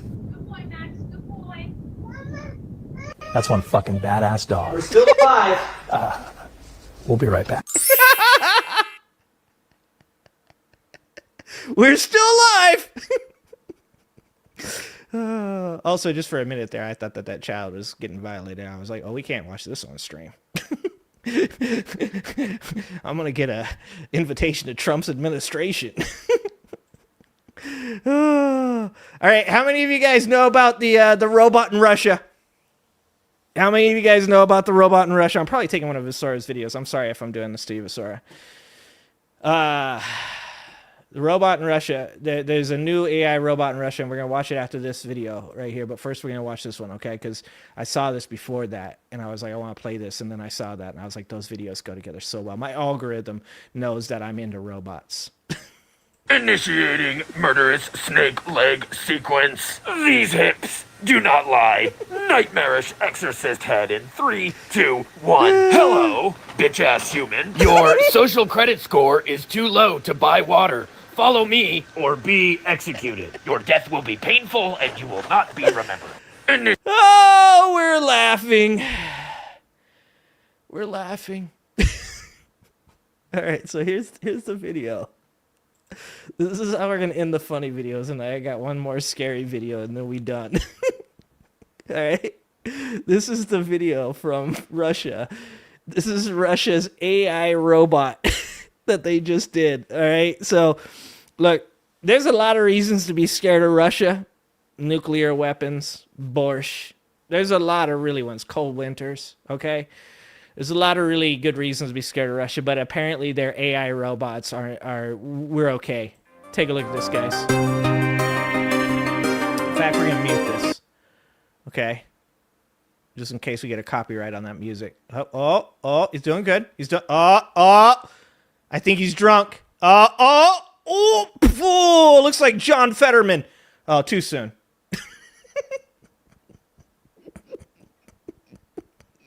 I am so sorry for that. If you guys don't know, John Fetterman took a dive, I think this morning. It might have been like way too soon. Might have been too soon for you guys to even get that joke. Okay. All right. Sorry about that. Quick, cover it with a curtain. There's somewhere in there's a Russian Iron Curtain joke, right? All right, so we're gonna talk about our favorite guy real quick. This is the last video, and then we're gonna let Visora take over and actually present you guys with things that matter. So you guys know that we like to talk about Peter Thiel, and you guys know that I've talked about this reptilian motherfucker a couple times and told you guys to go watch that documentary, The Antichrist is Here. And if you have not watched that video, you better go watch it, because there will be a test on this subject. And I do mean that in the most literal sense. You will be tested in real life when we actually have to fight against this man and his reptilian Lemurian army. Just a heads up, you guys should watch that documentary. I think it's by Vokes something or another. It's called The Antichrist is Here, and it's amazing. So this is from the Peter Thiel interview, in which he had a really hard time determining whether or not the human race should continue.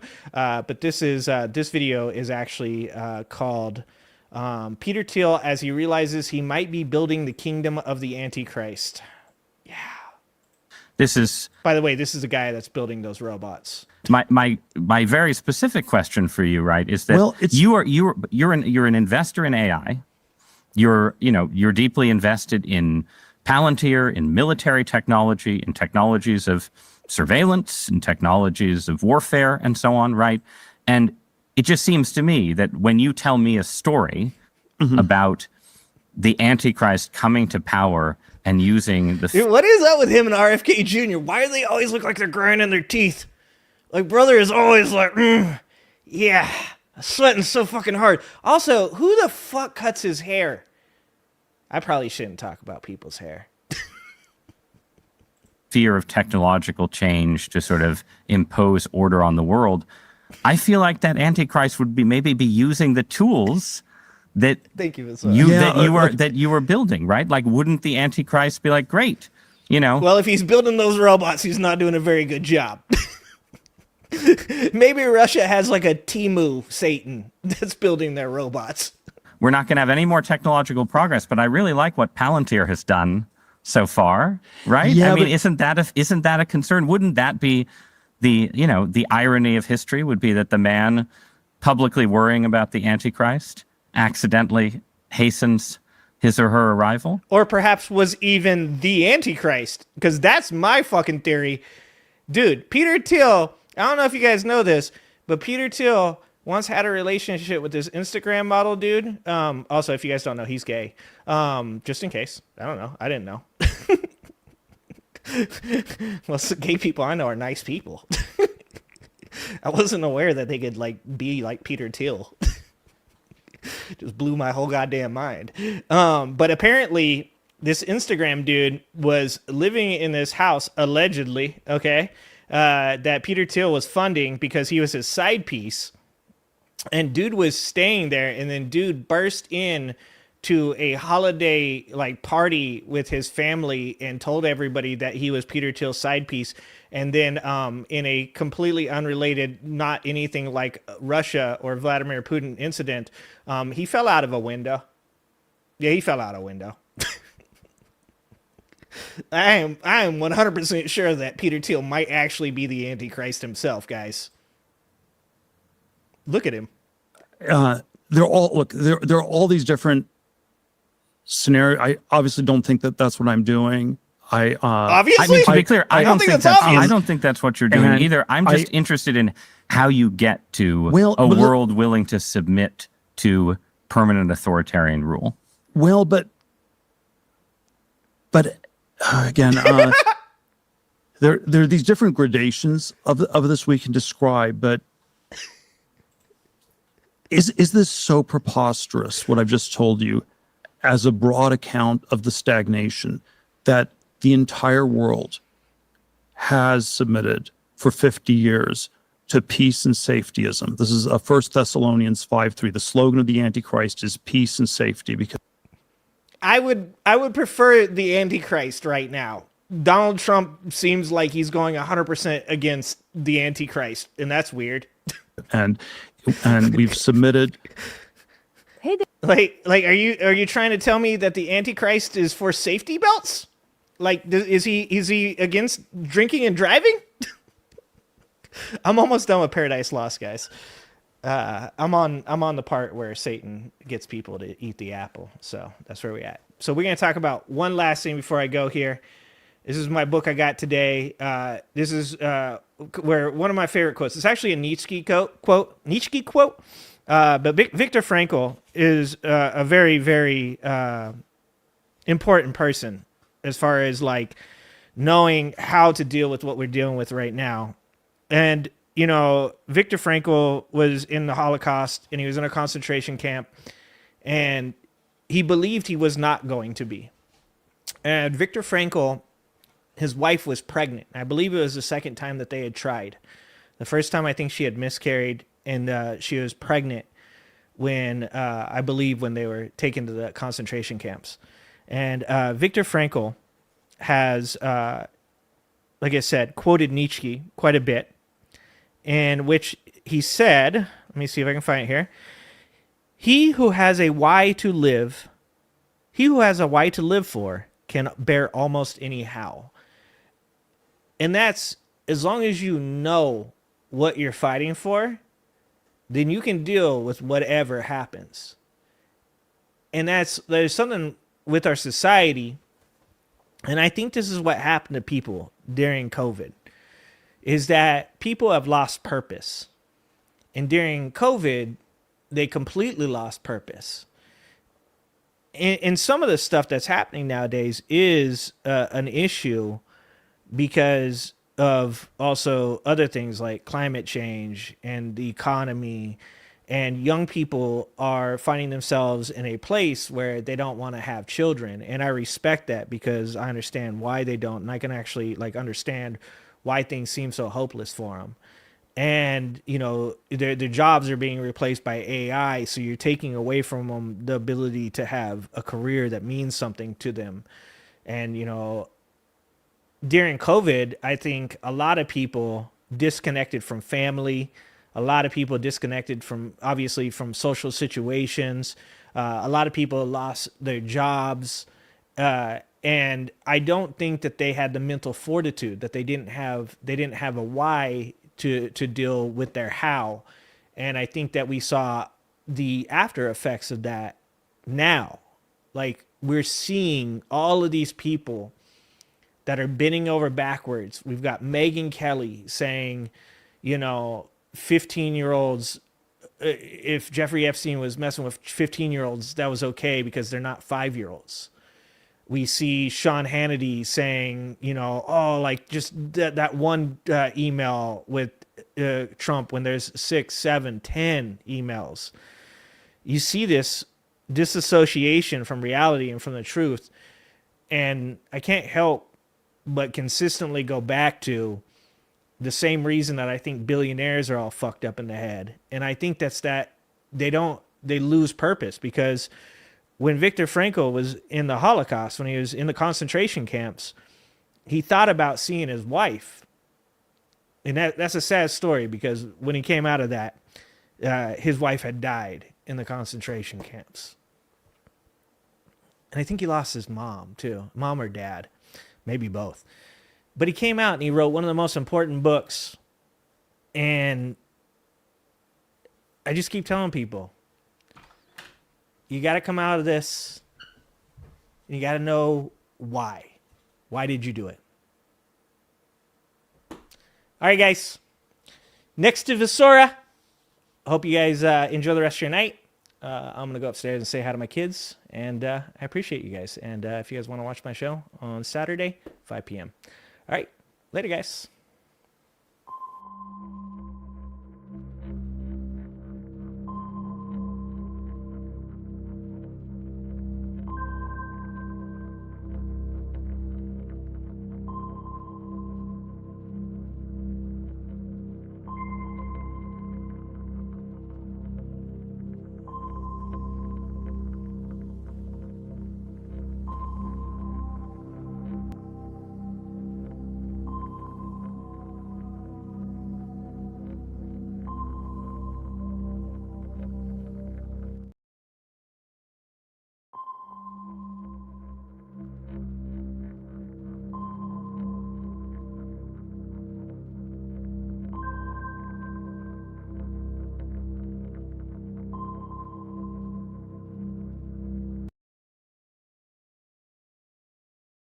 Hello, everybody. Good evening. Thank you, AG, for the excellent show. By the way, you did not steal one of mine. I wasn't going to show that Russian robot today, so thank you for doing that. But I will be showing you a lot of other reasons that you should be afraid of Russia. We're going to have a bit of a mixed bag on stream today. We got some incredibly stupid and funny things to look at. We have some of the Epstein stuff specifically to look at as well. The stuff that I find to be more, not necessarily more important, but more indicative of broader ideas. And then we're going to talk about something really, really scary at the end of that. But, I just want to have a little bit of fun to start off with. What's up, Johnny Too Late? Now, to start off, I suppose, I showed this on my stream earlier in the week, and I will never get over the fact that the entire country of Russia just seems to be, I don't know, like one big Grand Theft Auto roleplay lobby, PvP server. Look at this. So this is the inside of a taxi. And inside this taxi, you're going to see an old woman on her way to a cemetery.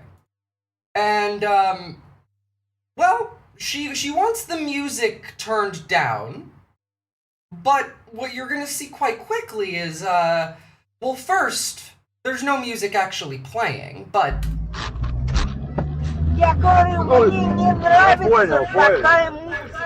Just pulling out a giant machete. Turn the music down. Okay. Like, the way that this man jumps is hilarious to me. I don't like this music. There's no music played.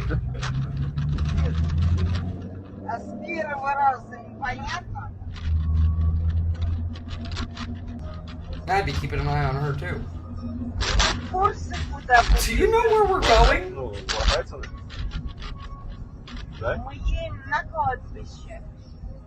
We're going to the cemetery, if that's okay. Okay, that's great. Why are you bringing me a machete? Why? It's not staged? No, it's not staged. No, that's just a normal video from Russia. Don't worry, it's gonna get weirder. That's one of the least weird ones. This is a wild one, actually. This is from Montenegro. This is a 32-year-old Russian IT specialist, Artem Vertov, who was arrested and deported back to Russia. He ran several bestiality websites and also claims that his wife is a dog. What is going on over there? Like, I need to understand. How do you get to this point in society where, like, I see more things like you see things like this coming out of every country, right? There's weird, insane people in every country in the world. Russia is the only country where I see more stuff like this than otherwise. I don't see normal things coming out of Russia. Like, at all, really. The most normal things I see coming out of Russia are Ukrainian drone strikes. What the fuck? And to be clear, right? It's not just Russia. It's not just the Russians that are insane. We are also insane. But I mean, like, you gotta remember that the Russians are currently in the middle of a war. My brain keeps wanting to refer to him, instead of an IT specialist, as a bestiality specialist. That sounds gross, but I suppose if anyone's that, it's the guy who has tiger stripes and is claiming to be married to a dog. But I mean, like, this is their military, alright? We got armored camels. Not camels. That would be funny. Armored donkeys. Combat donkeys. Being used to carry, like, I don't know, equipment into Ukraine. So, Russia is definitely built different. Well, it is built different. Part of that comes from a lack of a civil society. Part of that's our fault, by the way. Like, no shade on them. It's just Russia never really had a chance to develop a civil society because they were either getting invaded or exploited or were under a fascist dictatorship for at least, like, the last 200-300 years. Like, there's just not been a chance of long-term, like, stability, I don't know, increase in standard of living. They are disrespectful, the Democrats, to the Democrat political icon. Donkeys are cute and don't deserve to shade. No, of course they don't. At least they, like, you know, put a helmet on the donkey. I've seen, like, actual Russian soldiers less armored than this donkey, so it seems like they're actually respecting the donkey a little. Bestiality specialist, to be honest, that broke me so hard I forgot to mention. Might be military mule, yeah.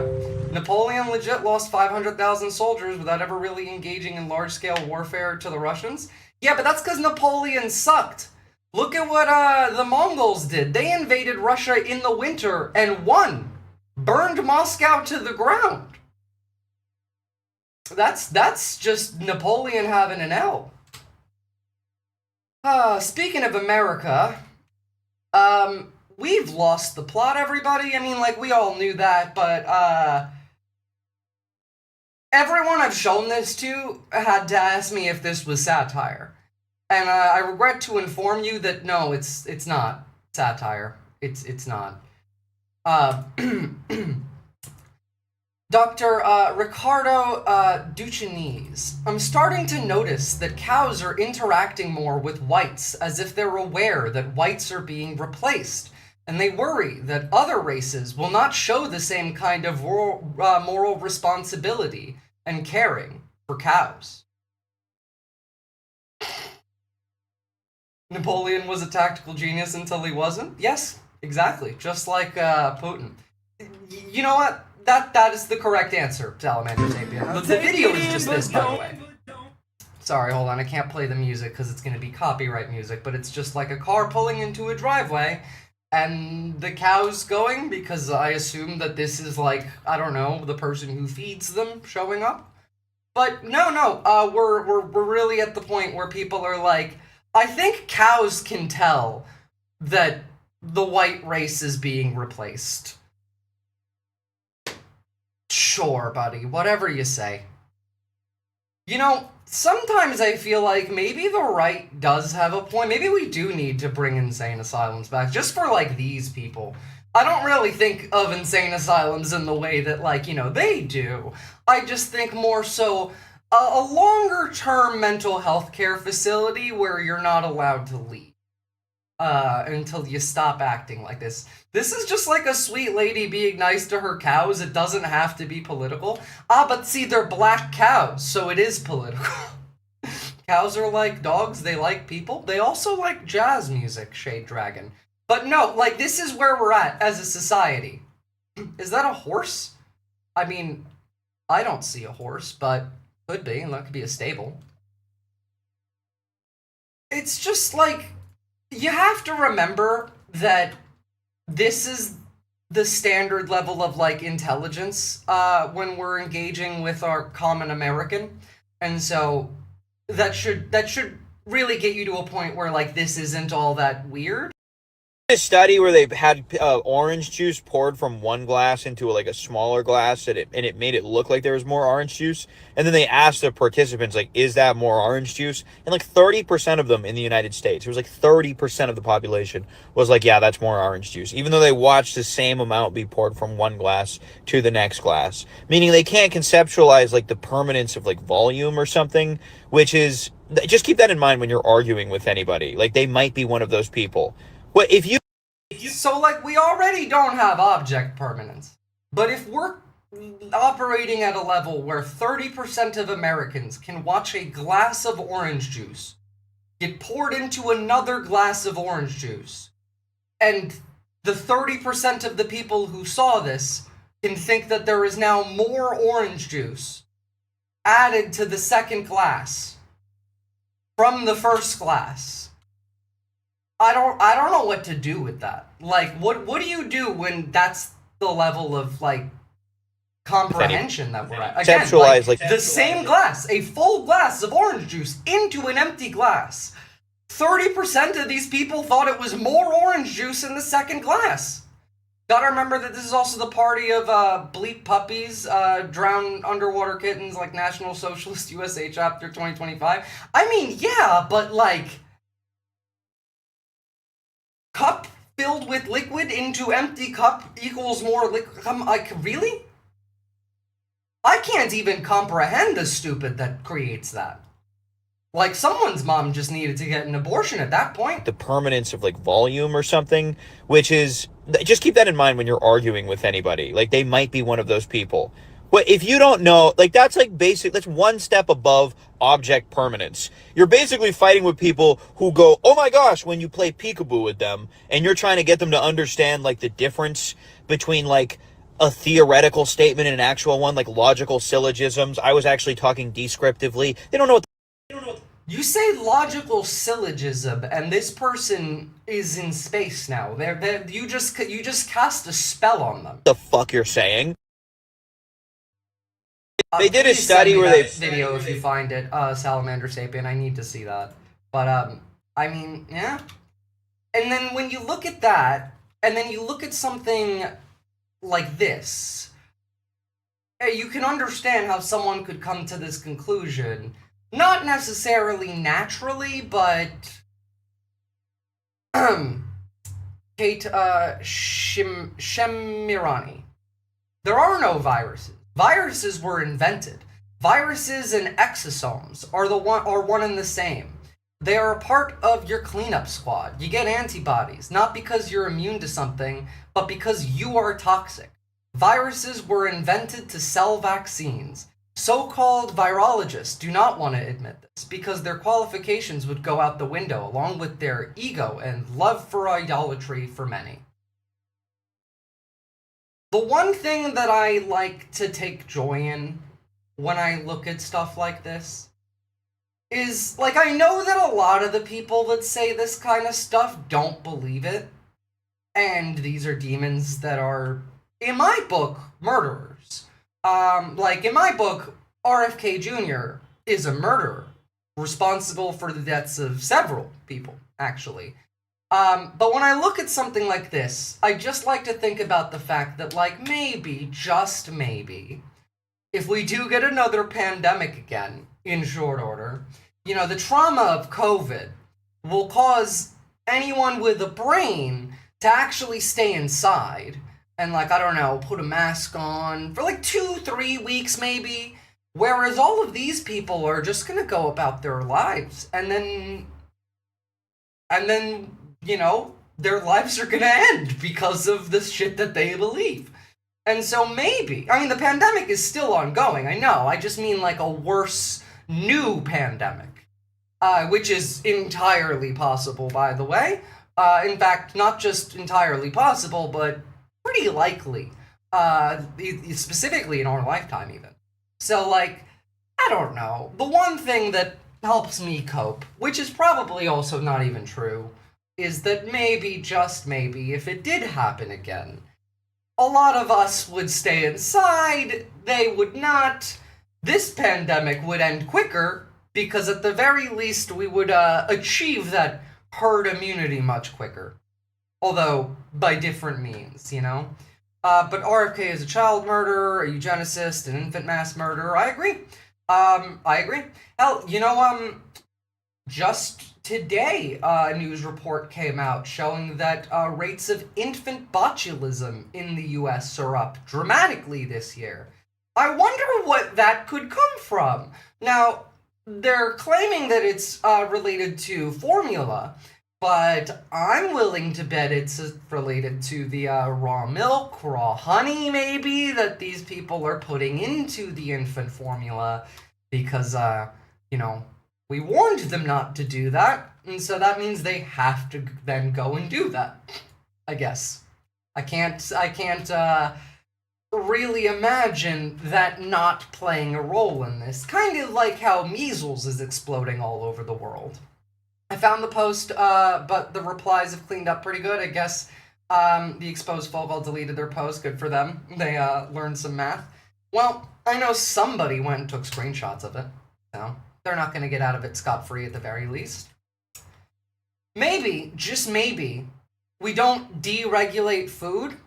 You know, I feel like somebody wrote a book about that. Upton Sinclair, maybe?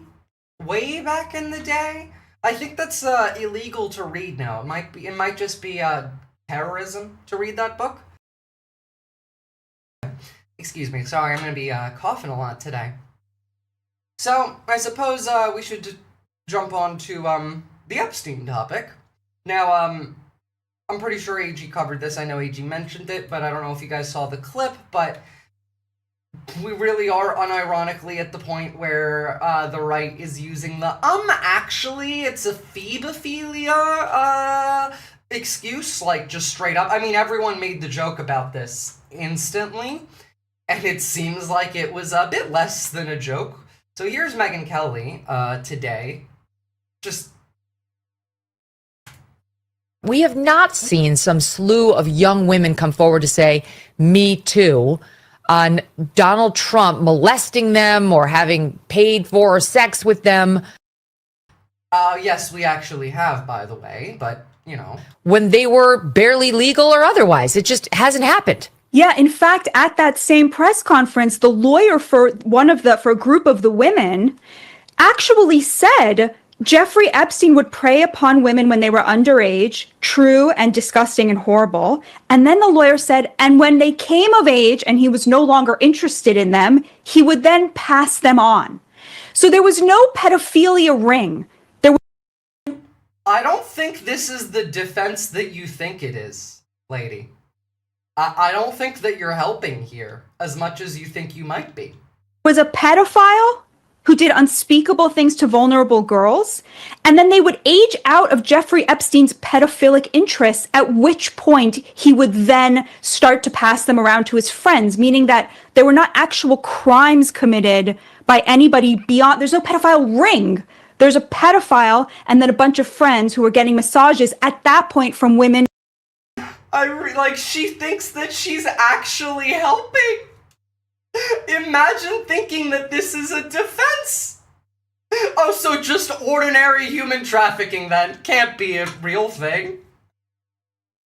Oh, this is amazing. Who were no longer underage. This is from the lawyer at that press conference. So I think that kind of dispels a lot of the salaciousness of the story. People are like, where is the justice for the victims? The justice is one of the people who did unspeakable things to them died in prison, and the other one is still in prison. So they got their. Sure, yeah. Jesus Christ. Please, as your lawyer, I beg you to keep doing exactly what you're doing. Keep it up. Good work. Good job. I'm sure the boss is happy with you after that one. Yeah, she thinks that she's cooking. The president is not a pedophile. He was just having sex with the pedophile's friends' trafficked victims after he was done with them. Sure, yeah, that's your defense. The future is not gonna be kind.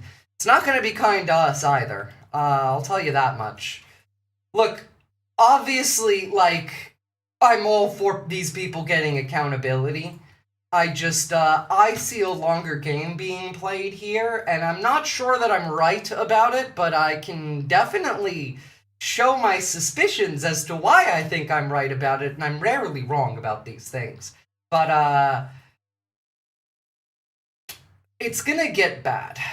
But we'll get to that. I need to, give you the breakdown first to build the context for you to understand. But, no. They're gonna pin some shit on us. But that one broke me a little bit. It should. You know what's going to break you even more? This one. In relation to what Captain Buggy was saying, actually, people unironically defending this online. This is insane. Now, this broke Dean Withers. And, dude's a liberal.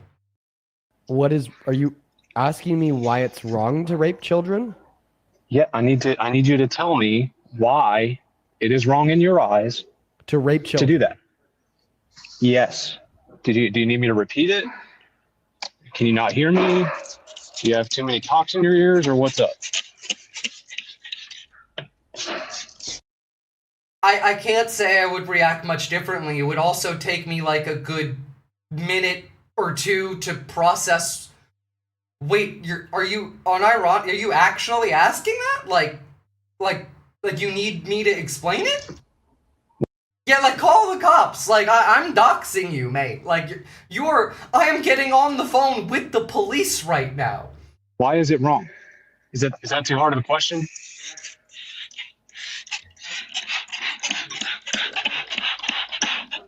You can mute me with the background noise if you want. I'm ready to hear your answer.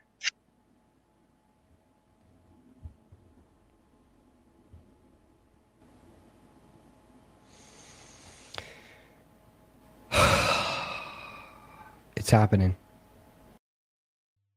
The fact that we don't have the freedom to say the things that the right wing were able to say to us for years is the only reason that I can't actually honestly say my response to this question. It's not even. Like, the response that I would give to this question isn't even that bad, but I can't say it because, I mean, if this was my own channel, I'd say it, but I don't want to get this space in trouble. And, like, it's insane to me that we can't remotely speak the truth, like, just speak even comparatively. When they got to Fed Post, and still do, by the way, give death threats all throughout when we were in power, and now that they're in power, they can just be like, I need you to explain to me, like I'm 5, why I shouldn't get to rape children. And we have to sit there and, like, calmly explain this to this person? No, I like, bro wants to talk about, like, prefrontal cortex development. Bro needs some prefrontal cortex development of his own. I've got nothing to say about this either, really, yeah. It's actually happening. It's a 2-minute video. That pearl clutching is so beta. It's Why don't you actually Pearl clutching? answer the question? It's actually happening. He's calling me a pearl clutcher for saying that child rape is wrong. No, because I asked the question. Why are you? Hence why I don't do debates anymore, Captain. I Buck. didn't think this one would happen. You know, we see it often. See, you should have thought better, Dean. You should have known that this one would have happened. Are you kidding me? Could you, like, did any of you think for a second that this kind of question wouldn't get unironically asked under this kind of administration? Like, are you kidding? Like, really? We've known that Donald Trump and almost every Republican that is elected is a pedophile for years. Marjorie Taylor Greene came out and publicly said, if everyone that was in the Republican Party had to publicly release and got in trouble for like things like what Matt Gaetz or what Donald Trump have done, that everyone in the Republican Party would be a convicted pedophile.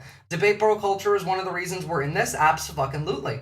Which is why I did 6, like, total debates. I annihilated every single one of them because I just debated like a right-winger, and then I realized, this is boring and does nothing.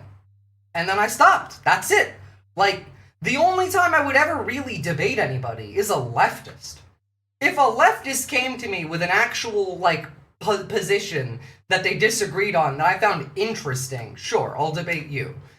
I'm not debating anyone to the right of anyone in this chat, really. Joe Rogan again. Rogan made the debate me bro BS popular. Was it really Rogan? I thought it, like, preceded him. Then they'll say that something's wrong, and then Trump will do it, and then they'll defend it. Anyone surprised? Like I did say, they could have released the Epstein files on day 1. And no one really would have given a shit past leak 1, at least on the MAGA end. The only reason they didn't do it is A, because it would hurt Trump's feelings, and B, because the Epstein files are far more important for everyone that isn't Donald Trump, and everyone around him, as we're going to see quite a lot of. But also, imagine posting this today. This is from the White House. Today. The best president. I don't know whose kids those are, but I would want Child Protective Services looking into that. Today, you're posting that. You want one, honey? You want one? To be fair, yesterday, like 3 hours after, like, everything came out, Trump did his press conference. They posted, "We are so back" in big caps, and that was incredibly funny. I watched him a lot during that period. He used to always say, if you believe something, you should be able to debate it. Makes sense. I mean, they can't debate it if they believe something. Also, this is new. We all knew this. This is the first time I've ever seen, like, Told him someone the real deal. credible speak on it, publicly. We've all known this, though. There's, like, videos, there's photos, there's, like, old stories in the media on this. It shouldn't surprise you. About Trump that people didn't know. He was an open drug addict. Everyone knew it. None of this stuff was a secret. You know, that he was doing coke on shows 20 years ago when we'd do, you know, the VH1 Fashion Awards, and I used to do the beauty pageants with him in the 90s. You know, he was an open drug user, open sexual assaulter, and this stuff was just kind of accepted. And it's not, you heard this The man agreed that he was a sexual predator on television. firsthand. It's you saw this with your own eyes. Absolutely. That's when most of the drug use occurred on The Apprentice, when he had to read cue cards. He'd get really nervous, so he'd go in the bathroom, crush up Adderall. He'd come back to set. There'd be white chunks flying out of his nose, white powder under his Like father, like son. nose. He's doing the same thing as a candidate and as a president. You know, it gives him a feeling of being in control. But he's clearly an addict. If you know anything about addiction, untreated addiction as a president is the worst thing you could have. So, yeah, he was obviously high that night. It was that was the same person we saw in The Apprentice. And I remember watching that and like, yep, he's high. And it was probably, you know, probably wasn't just Adderall. You know, he did coke, he did meth, he had drug dealers coming to the after parties selling it to him. Adderall is his maintenance high. I didn't see meth on my, meth was not on my bingo card, but at least apparently it was high quality meth personally delivered by bikers. It's what he does during the day. When he gets down to Mar-a-Lago and these other places, he gets into it a little harder. He also uses benzodiazepine, you know, Valium and stuff to Hey, I mean, it's very Hitlerite, you know? calm down when he hits it hard. So when you see him slurring and stuff, that's from the benzos. And, you know, the things I saw, he didn't even hide. So many other people saw this stuff. But imagine what the people are seeing right now in the White House. Do you know what I mean? Yeah. We got him for an hour a day on The Apprentice, because Celebrity Apprentice, because he barely works. That's the other thing. The guy is... No, like... they said high quality methamphetamine is how it was phrased. Like, Trump snorted Adderall all through the day on The Apprentice. He also ate UK Sudafed like candy, which would be pseudoephedrine, I assume. But at night, at parties, he switched to cocaine and high-end methamphetamine, not methylidioxymethamphetamine, which would be MDMA. That was hand-delivered by bikers. The point is he was always high. That hasn't changed. I can't see Trump vibing on MDMA. He clearly likes uppers. Yeah, I can't see him in a state of euphoria. unmanageable. You know what I mean? He's not a functioning... Methamphetamine and meth are the same things. It's just the purity and quality of it. Angry Ginger, really? Human being. He barely works. 9 times out of 10, we'd have to cancel that day's taping because he wouldn't show up at the last minute. So imagine the dysfunction and the insanity these people are with. My tism is going hard, but I just need to state literally every use of the word debate from yourself included had nothing to do with debate. Well, online debate, obviously, yeah. Like, I can see why your autism got set off a bit there. Real debate is not what we see of it. But in my, in regards to what I said about, like, him literally admitting to being a sexual predator on television, this is in 2006. You know about sexual predators and things like that. I mean, You are one. All right, I was going to say that, but it's true. You know about sexual predators and things like that. I mean, You are one. All right, I was going to say that, but it's. It used to, like, not be a thing that he felt the need to hide, which is, like, why I've been saying this man has been dying to go out on the podium and shout how much he wants to rape little children. You know who else would very obviously be a pedophile? Well, Peter Thiel. Well, shocking nobody, because, you know, every Nazi is a pedophile. But email being sent from Jeffrey Epstein to Peter Thiel, Trump delegate, fun, in 2016. Mind you that, like, yes, Peter Thiel was still connected to Trump way back then as well. After Trump won in the first administration, Peter Thiel hosted a dinner party at Trump Tower. Some of these files, by the way, are, like, genuinely fucking hysterical. Like, I haven't laughed this hard at some of these in a long time. Like this one, for example. This one made me laugh a lot.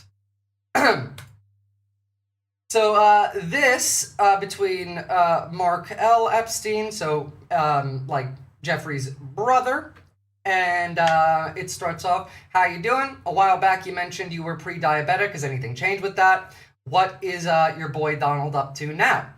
To which Jeffrey responds, all good, Bannon's with me. To which Jeffrey's brother responds, ask him if Putin has the photos of Trump blowing Bubba. Bubba, mind you, is Bill Clinton's nickname. So this question from Jeffrey Epstein's brother to Jeffrey being, ask Bannon if he knows if Putin has the photos of Trump giving Bill Clinton a blowjob. And I thought I had Surus, sure, to which Mark then replies, you and your boy Donnie can get a remake of the movie Get Hard.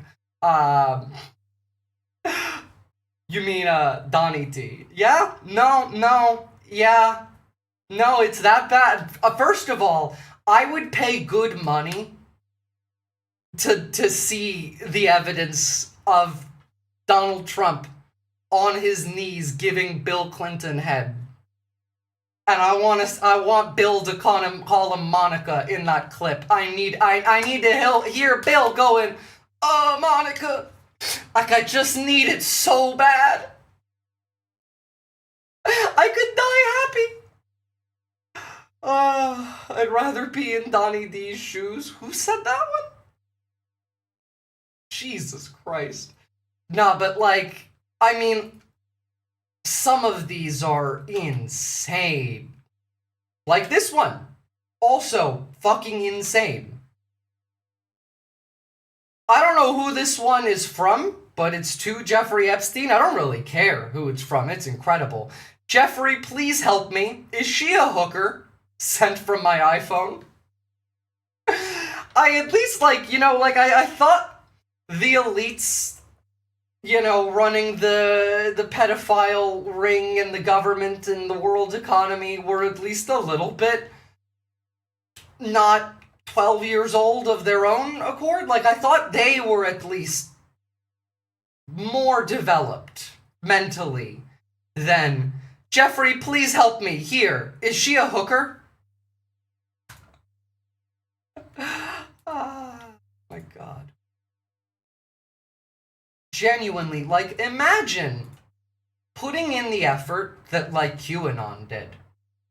I'll never get over QAnon spending 4 years decrypting pedo symbolism from pizza orders in Hillary's emails, and the whole, like, Epstein stuff was, just, like, drunk as fuck. Would you, like, come over you and, fuck the girl I traffic? Like, there's another one I remember, I think it was a Turkish ambassador being like, hey, send me nude photos of 8-year-olds we raped. I am Turkish ambassador. Like that's how I thought these people would be able to spell, at the very least. I thought they'd be able to, I don't know, form a coherent sentence, at the very least. I don't know, I just expected a little bit more. Maybe I fell for the QAnon psyop. I was not prepared. I really wasn't. Not for that. But, in relation to QAnon, here's a real interesting one. Now, I've previously stated that QAnon was run by Michael Flynn. At least in part. He wasn't the only one, but it was primarily through him. New information that came out with the emails that were released yesterday. Well, now I have a little bit of a clearer picture in mind. Now, based on this set of emails, this shows that Donald Trump spent Thanksgiving in 2017 with Jeffrey Epstein. This is the day like November 23rd, 2017, where the first Q drop was posted. Now, if you know anything about QAnon, one of the main conspiracies in QAnon is the elites have a pedophile sex trafficking cult. And now I have the idea of, well, Bannon was directly connected to Epstein. Multiple emails pointing out Bannon. Funny enough, actually, on a side note, Steve Bannon might actually go 2 for 2 on being incarcerated under a Trump admin, and I think that that's incredibly funny. Please, dear Emperor Trump, put Steve Bannon in prison again for the lulz, for the memes. I need him to be 2 for 2.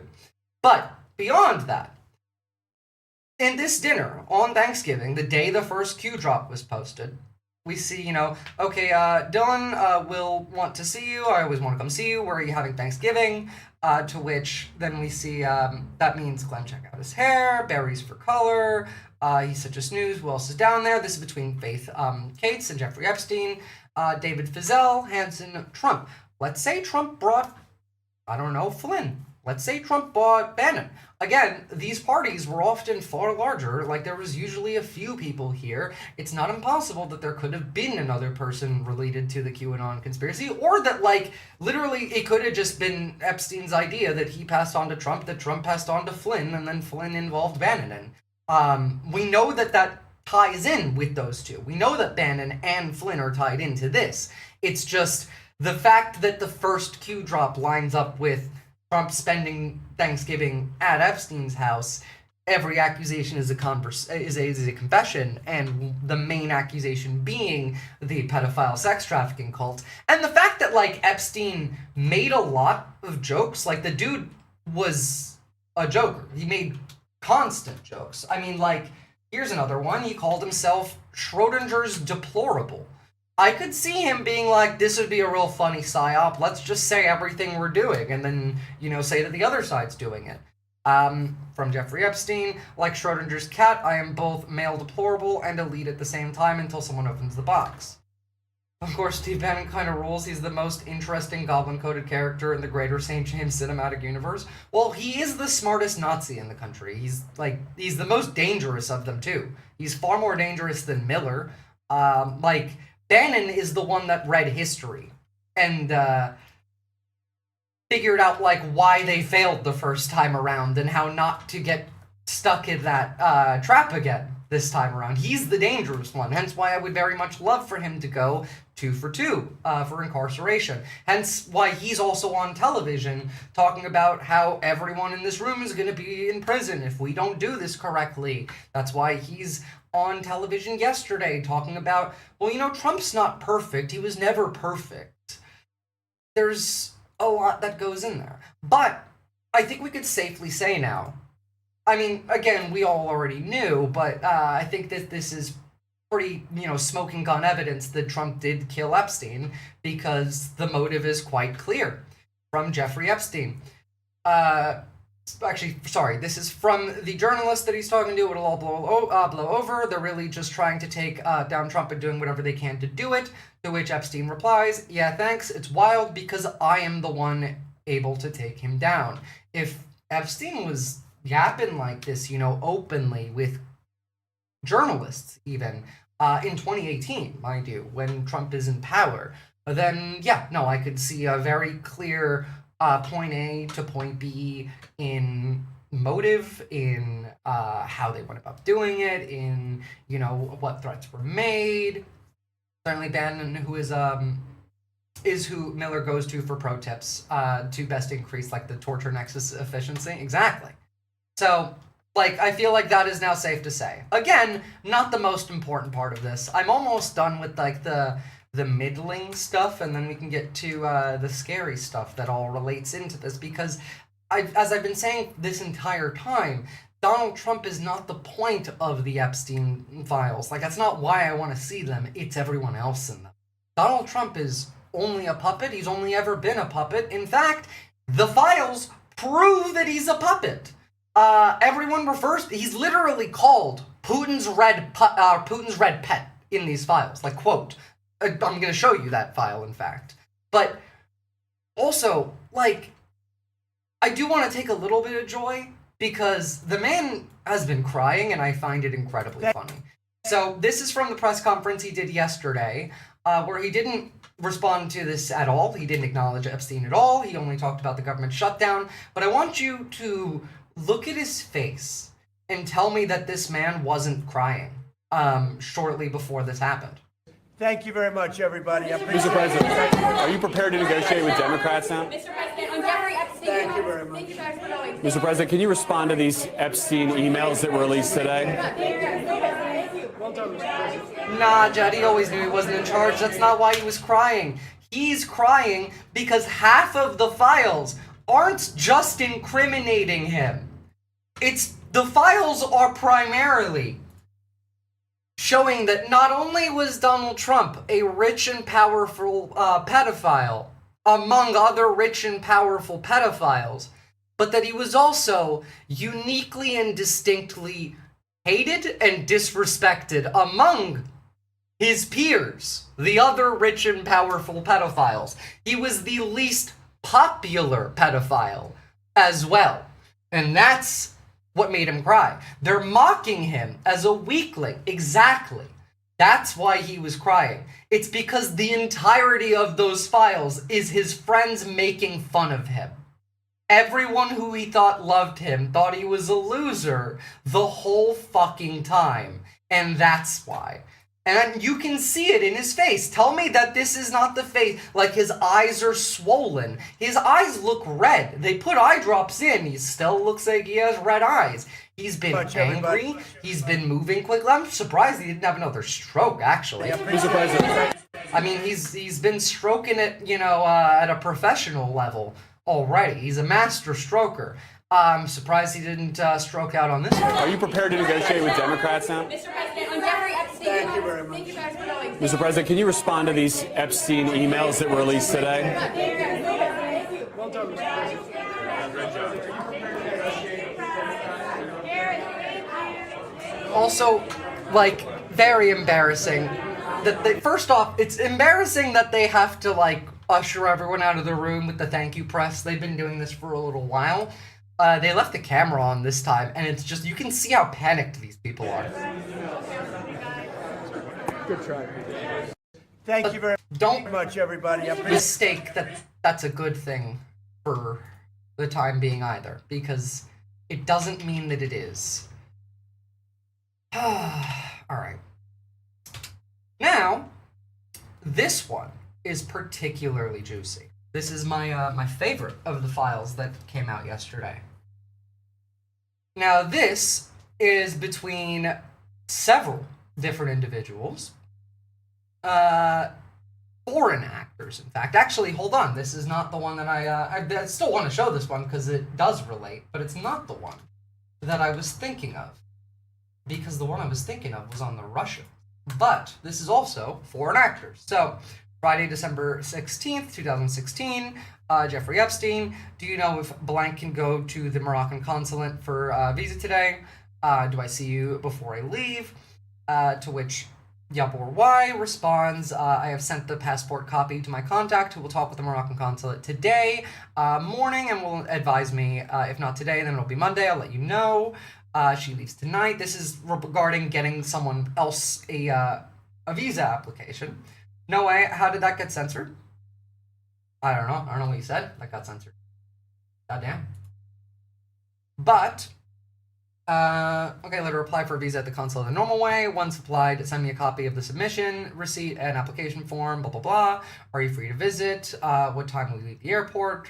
All of this stuff being with, like, several others. But, tie that in with the Moroccan consulate stuff, with what you see from this email, which is actually the same one, because I actually covered over that one. Lovely. Love that. Where is the one on the Russian? There we go. That should do it. Here's one on the Russians.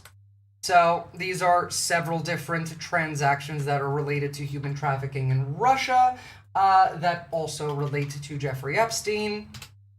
But in this, you see several different emails between Jeffrey Epstein and Larry Summers, as well as the mention of high-ranking Russian officials.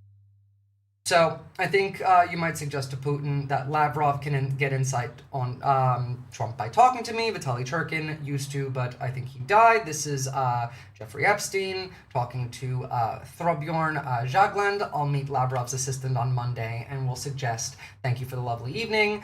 I'll come to UN high level next week.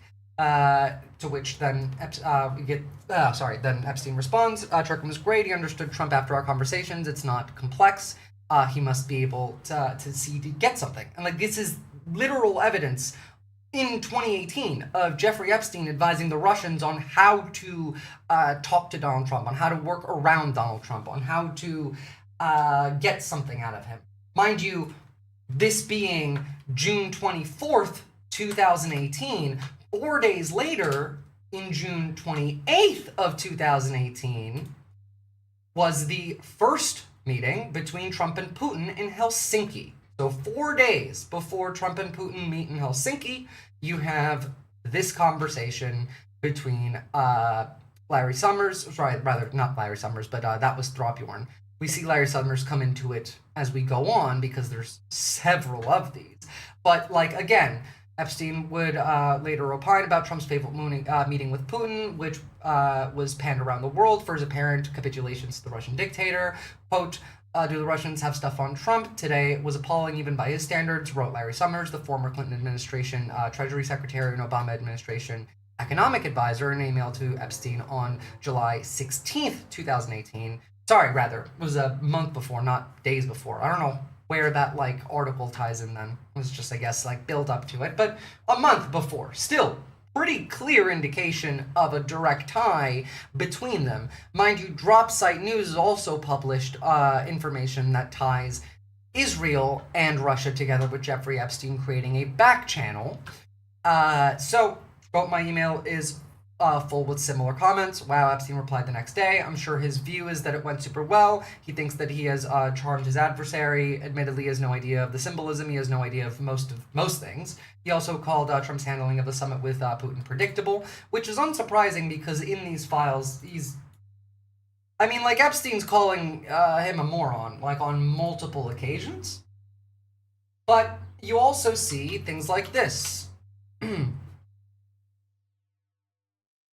Direct ties, like showing the laundering of hundreds of millions of dollars for Russia through Jeffrey Epstein, which then also ties back to Donald Trump again, because remember, these two were not just friends, not just criminals together, not just pedophiles together, but also were competitors.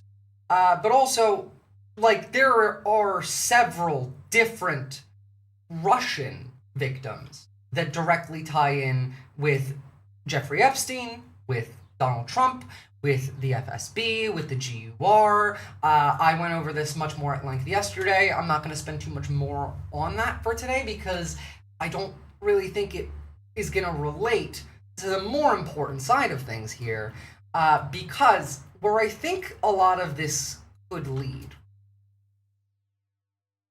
is, under normal circumstances, I don't think that the Republicans would give a flying fuck about this. Like, if not for the name Epstein, I think that this isn't even, news to them. Like, it's not getting covered. But there's a reason why it's getting covered on Fox News constantly. There's a reason why Republicans have pushed up the vote to vote on releasing the files. There's a reason why even people like, I don't know, Mike Johnson aren't really fighting that hard on it. And I don't think that it's a good thing. There's two ways that this goes forward. Well, really, there's three, but let's assume that continuing on forward and ignoring all of this is not an option. Assuming that they can't sweep this under the rug and make it go away. They have two paths forward. One, and this is, by the way, not just based on like America in our current time. I mean, like historically, when you have a situation like this, when you have a dictator, a king, an emperor, and optically it is causing problems, not just for the public, not just for the government, but also the rich, mind you. The rich don't like Trump. The upper crust of the rich do. But the centimillionaires, General Wall Street, they're not a fan. They're not profiting off of this. He's bad for business. The tariffs have hurt them. It's made the richest far richer, but the rich not generally. And so there's a lot of pressure on them here. And I've said multiple times that Trump is not the guy. He's not Hitler. He's the guy who's to set up for the guy. So either they get him to bow out gracefully, which I don't see happening. And so, what's the other option? If they can't get him to bow out gracefully, well, first off, they pressure him, and that pressure looks like this. If this comes on the floor, I will vote for it. I want transparency. It's the worst PR job I've seen anywhere. I mean, initially, back in February or March, whatever it was, we have all the Epstein lists right here. We're going to release it. And then all of a sudden, there's nothing. I mean, it's sort of they shot themselves in the foot on this. The Epstein vote's coming to the floor. Are you going to vote for it, this bill? Yeah, you are. I would. Yeah. I'm going to vote for it if it comes up. I'm not on the Judiciary Committee, but I did want Pam Bondi to come and do some explaining. How is it that you had everything teed up and then suddenly there's nothing? You handed out binders to journalists. What was in the binders? I'm a Florida girl. I have 2 daughters.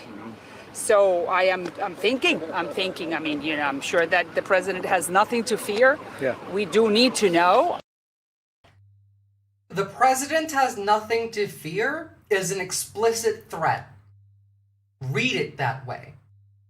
This is them threatening. This is a coup. At least in my perspective. I could be wrong on this, but I'm Turkish. I've seen coups play out. In authoritarian countries, generally, when the ruling class is getting to a point where it's untenable to continue, it doesn't instantly jump to a coup. Because not only are we in an authoritarian-like state, not only are we in a dictatorship, but we're also in a personality cult. And that personality cult needs to transfer ownership. You can transfer the ownership of that personality cult. It's not easy. But this is one of the ways that happens, is implicitly threatening the leader, showing a willingness to step out of line and connecting two ideas together without overtly connecting them is a way of signaling to their allies, to the general public, that the tides are turning. If he doesn't bow out, ripcord is what I see coming. And they've built the groundwork for this for months now. Remember when Trump had a stroke and we saw Vance meeting with Murdoch, meeting with several high-ranking, donors for the GOP, flying to several states that, there was no record of the presidential, plane leaving. The VP was not scheduled to make a trip. Yeah, this is the standard playbook of how do you coup a cult of personality without the generals? Essentially, yeah. And not to say that the generals aren't involved, some of them might be, because if they are going to do a coup, how are they going to do it is the next question. We do need to know everything about Epstein. And that is a broad cross-section of the Republican conference right there for some more Remember, those are Republicans. Moderate members like Congresswoman Salazar and Congressman Don Bacon, who represents the swing district, to more conservative members there from Warren Davidson and Eli Crane. And it just shows you the breadth of support that there is. Here's another example of important rhetoric that you need to see as suspicious. Again, not confirmed. I can't say that this is or isn't going to happen. I can say I'm positive that this is a plan that is being worked on. Plans fail all the time, especially theirs, not to say that that's going to succeed, not to say that it's going to play out like this, but there is definitely something on the table here. For example, them saying this, a Republican senator saying this, not even like a month into like them already been showing merch of like Trump 2028 all over the place, is weird. On your record, if you go into the future after Trump has left office, do you think that seems to imply that President Trump is a lame duck? Do you think President Trump's a lame duck at this point? Mossad is just the CIA, Tagyam. Well, he can't run again, yes. And do you think the Republican Party is treating him? He can't run again at this point? To imply that President Trump is a lame duck. Do you think President Trump's a lame duck at this point? Well, he can't run again, yes. Those are important words to hear from Republicans.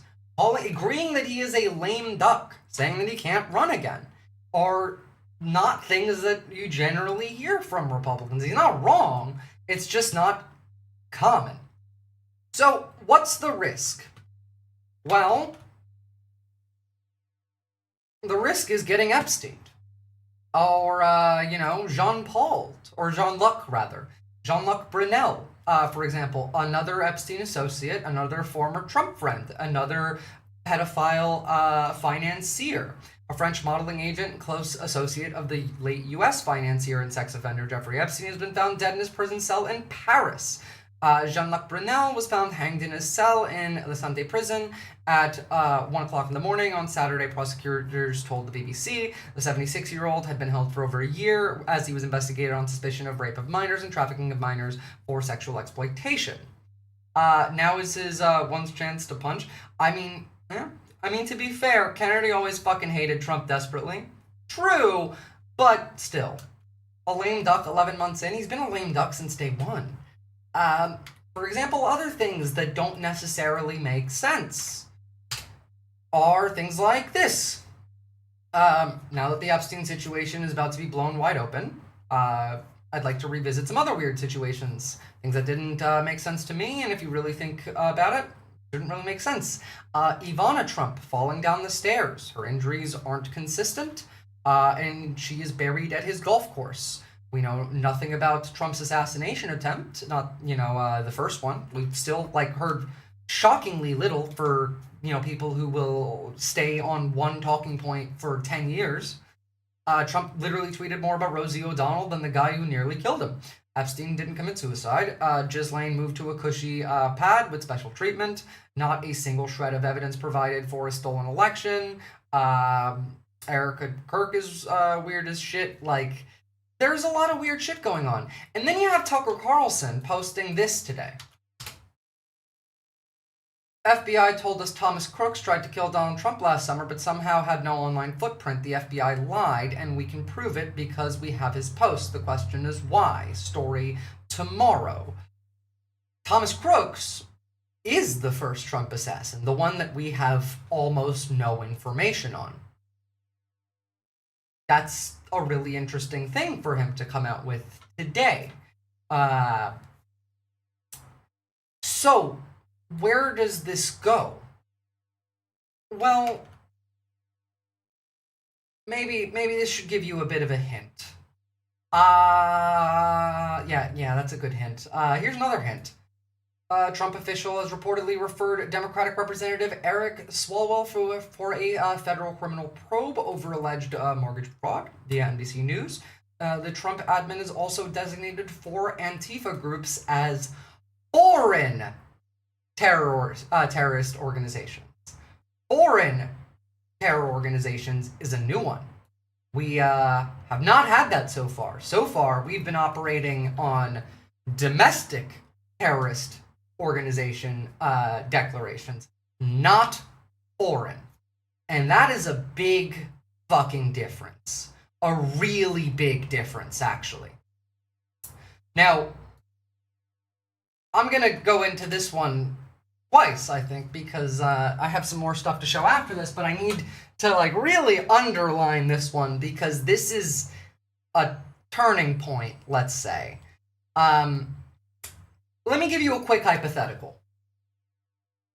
Let's say For example, a situation like the Charlie Kirk assassination, where the killer is debated amongst the general public on which side he is, aligned to, and the right spends the entire time pointing the finger at us anyway.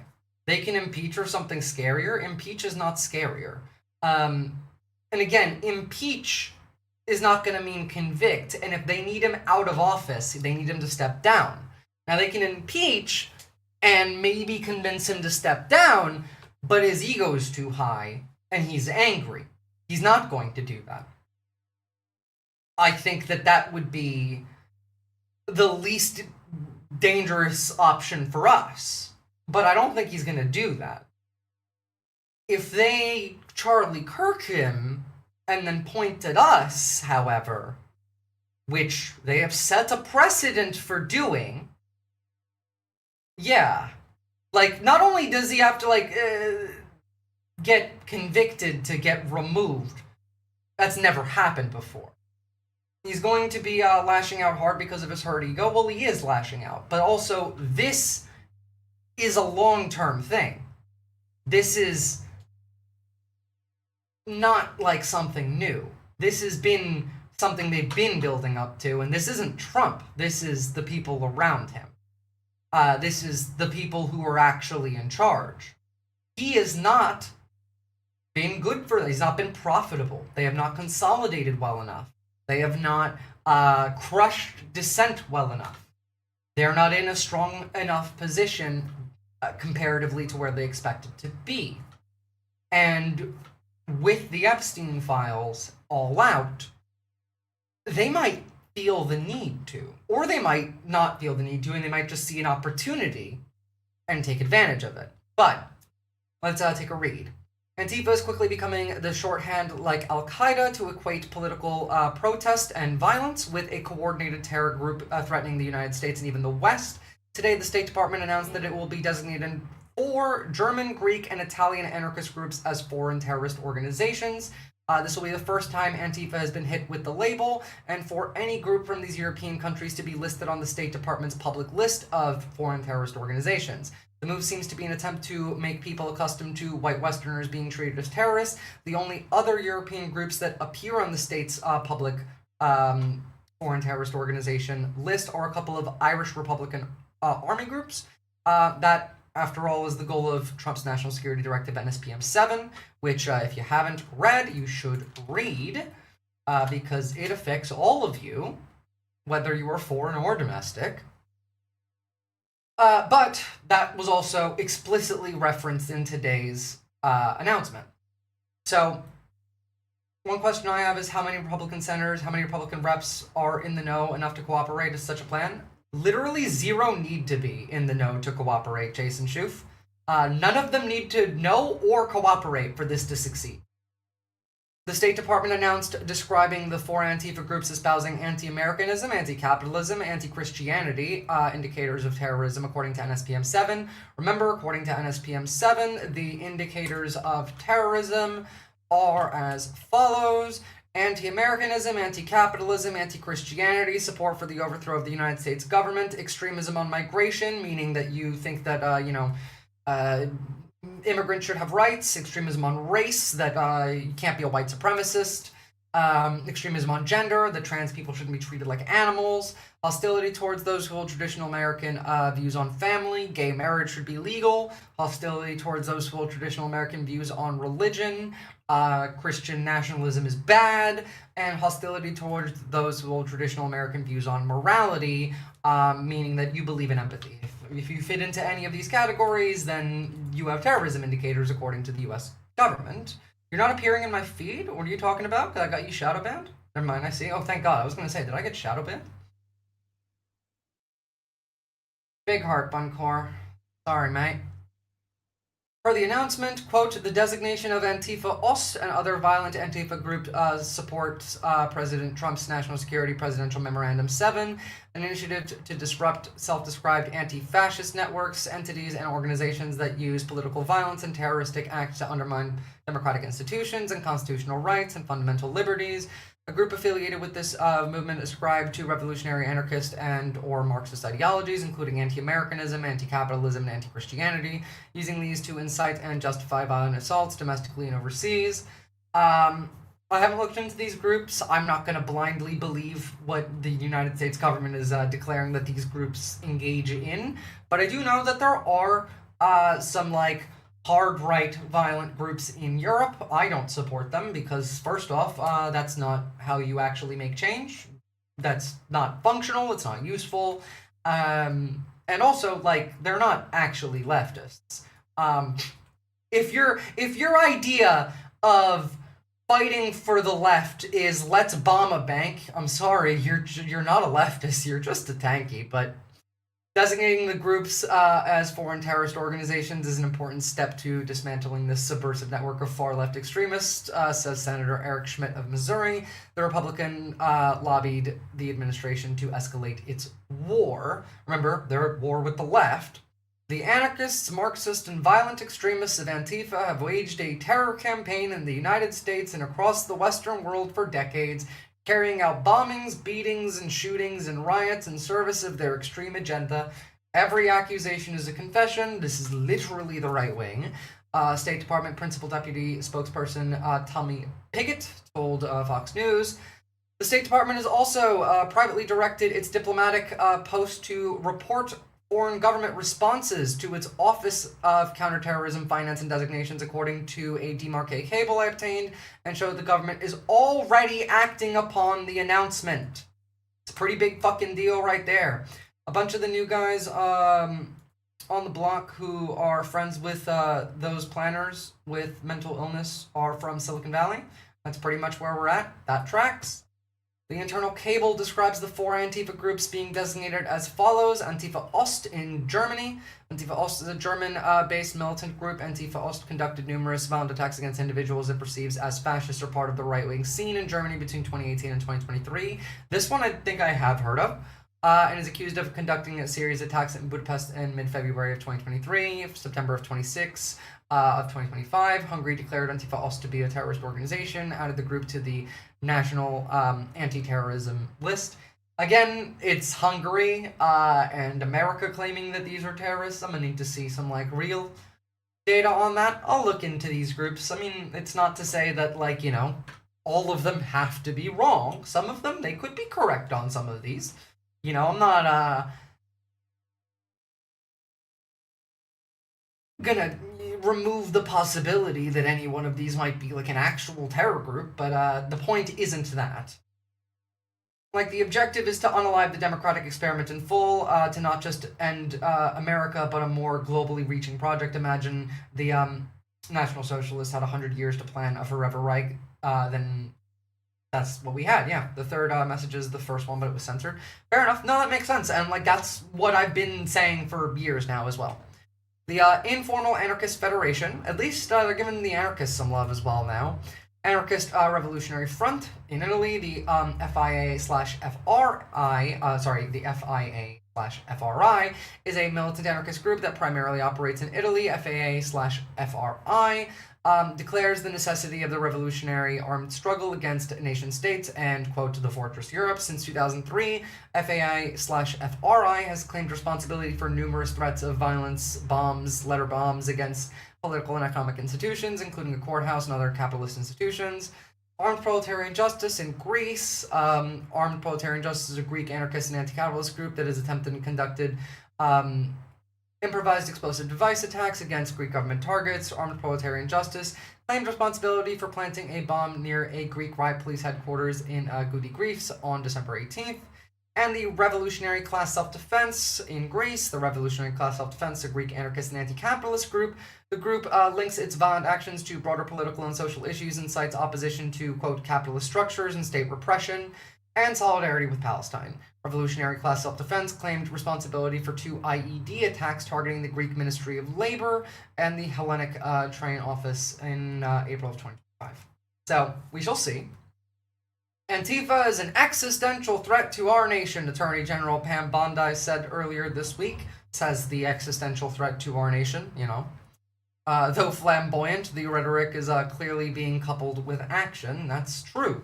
And that is where I think all of this leads.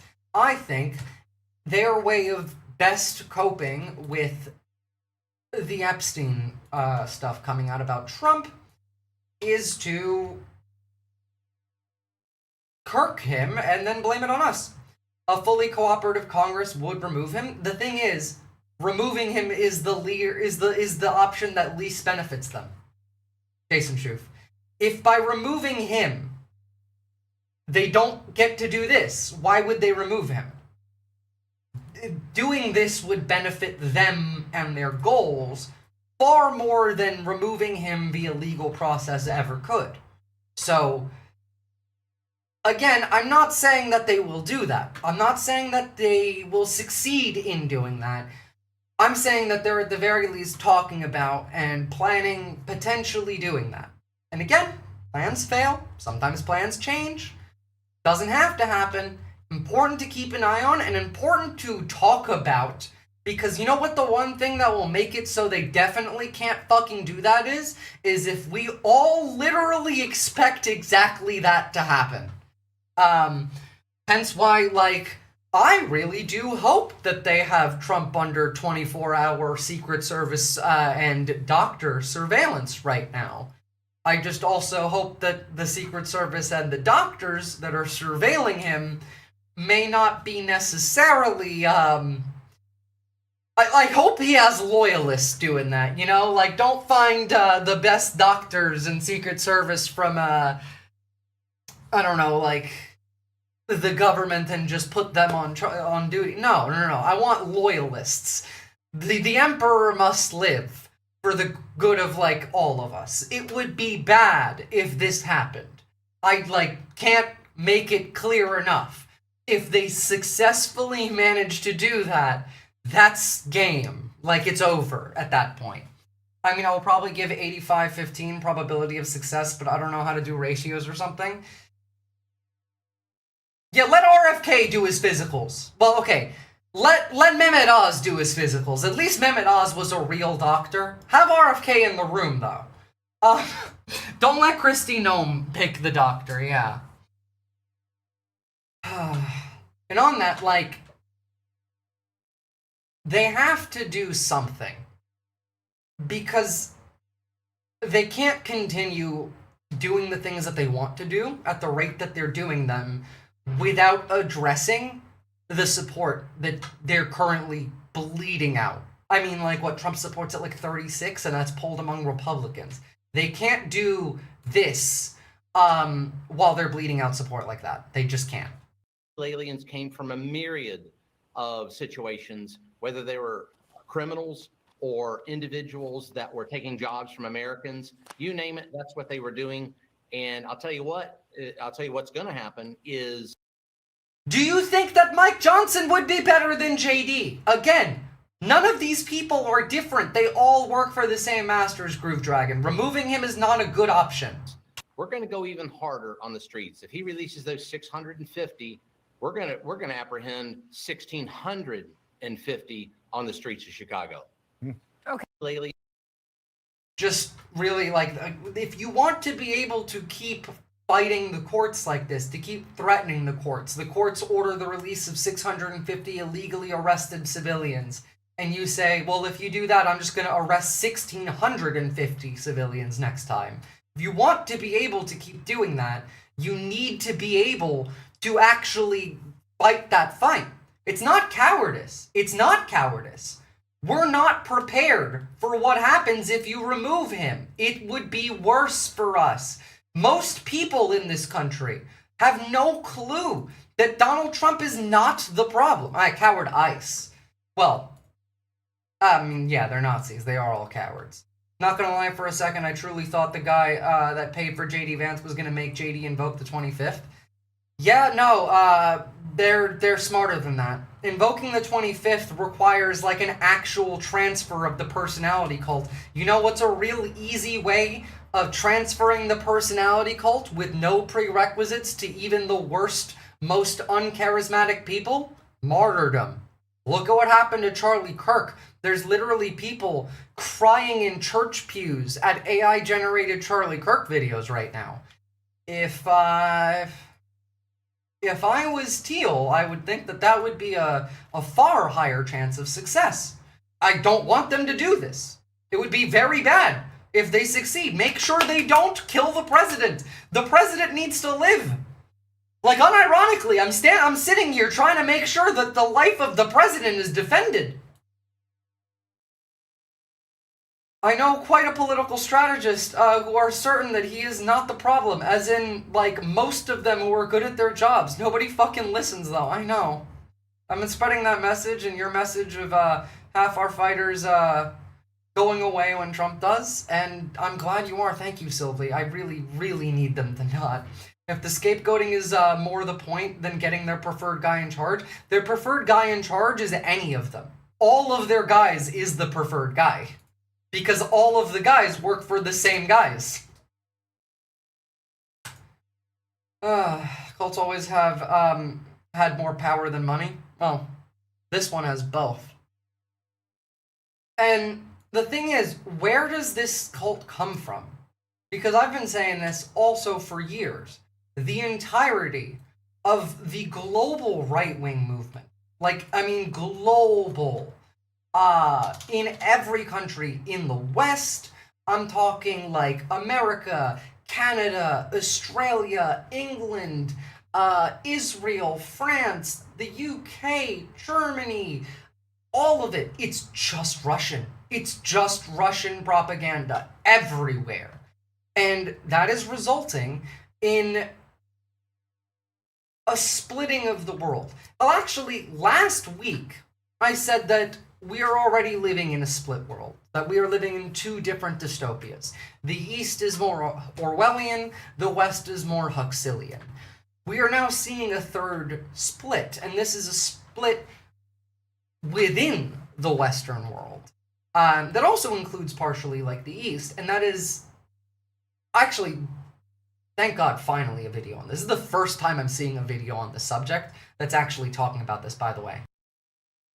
You may not be aware of it, but the world is splitting in two. One grouping, led by countries in Western Europe like France and Spain, supports women's rights and progressive rights more widely. The second grouping, led by the USA and Russia, is trying to roll back these rights. It took this long for the first video of, like, that I have come across yet of anybody grouping us with Russia on, like, the bad side, ever. Like, this is the first one I've seen. Globally, it's a highly organized and well-funded campaign. I'm Rebecca Davis, senior journalist for Daily Maverick. Take a look at this petition, launched in August this year. Reject harmful sex education in South Africa, it reads. The South African Department of Basic Education is rolling out comprehensive sexuality education in schools, forcing explicit sexual material on children as young as 9. Government officials are using schools to advance a divisive left-leaning agenda that undermines childhood innocence and erodes parental rights. Now, this petition, directed at Basic Education Minister Sibiwe Kwarube and signed by around 13,500 people so far, looks like it's the work of a South African organization. But it's not. It's the product of a right-wing advocacy group called Citizen Go, which claims 17 million members worldwide. This is just one in a net. To be fair, those idiots watching The Apprentice believed what they did because the Russians did their job long before that. How dare you acknowledge those children with knowledge? I know. Network of shadowy organizations with innocuous names, receiving billions in largely US and Russian funding that have sprung up over the past decade with two major aims: to strip women of their rights and to restore conservative values to politics. At the 4th Ministerial Conference on Feminist Diplomacy in Paris last week, which I attended, African activists told the conference how. By the way, like, all of these groups are not just like these are all groups that are organized, funded, and deployed through consultancy firms. Like, I'm talking larger groups that you don't generally see the label of, you don't hear the name of. McKinsey, obviously, being a big one. The Atlas Network is huge in doing this in Australia, for example.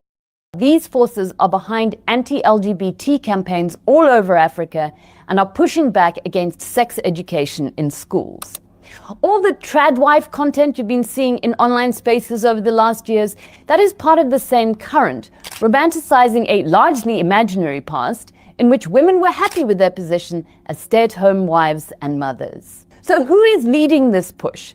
I spoke to the European Parliament's Neil Datter, who has released a number of recent reports tracking the funding of the current backlash against progressive rights. He traces the current movement back to around 2013, when a number of countries in Western Europe announced that they would move towards legalizing gay marriage. In response, a number of strangely similar initiatives sprung up in Eastern Europe in defense of traditional marriage, and they seemed on the surface like grassroots conservative initiatives, just like that South African petition about sex education. It's always Russia's fault, always. It seems to be, yeah. At least in our time period, though. To be fair, most of the world's problems come from that region, it seems. Education, but actually bore the hallmarks of coordinated transnational campaigns. Money is pouring into these projects. In Datter's most recent research report, he shows how funding for anti-rights and anti-gender movements across Europe doubled in the last 5 years, reaching almost Well, if it makes you feel any better, we're not feuding anymore. $1.2 billion between 2019 and 2023. The largest national funder of these anti-rights movements is Russia, with the biggest amount of money cumulatively coming from the US Christian right. The money is channeled through seemingly neutrally named philanthropic organizations and... By the way, all of these organizations have ties to child and sex trafficking, just so you know. Remember, Russia's literally the country that has kidnapped 20,000 Ukrainian children at least and creates websites selling them where you can go and buy them like you're buying a cat. You know, eye color, height, disposition, all of that. But also, like, yeah, no shit. Like, duh. That's, like, why the Epstein stuff was so important. When Epstein died, all of the actual Epstein network just moved. It just moved to Russia and Israel. Think tanks, often with the word family in their titles. How successful are they being in pushing this anti-woke agenda? Well, one dog shit ideas. way to look at how the world is splitting in two over this is to look at two different declarations signed by different countries. The first is the declaration produced at the end of the Feminist Foreign Policy Conference in Paris last week, in which countries expressed concern about the current backlash against women's rights and agreed to stand in solidarity against it. Just 31 countries internationally signed up to this declaration, and only 2 African countries, Rwanda and Liberia. Even some traditionally very progressive Northern European countries like Sweden and the Netherlands did not sign it, as governments increasingly shy away from using words like gender and feminism in their policies. But there's an alternative global declaration Thanks, Obama. which offers a glimpse into the countries aligning on the other side. That is the Geneva Consensus, established in 2020, where countries pledged by signing to oppose abortion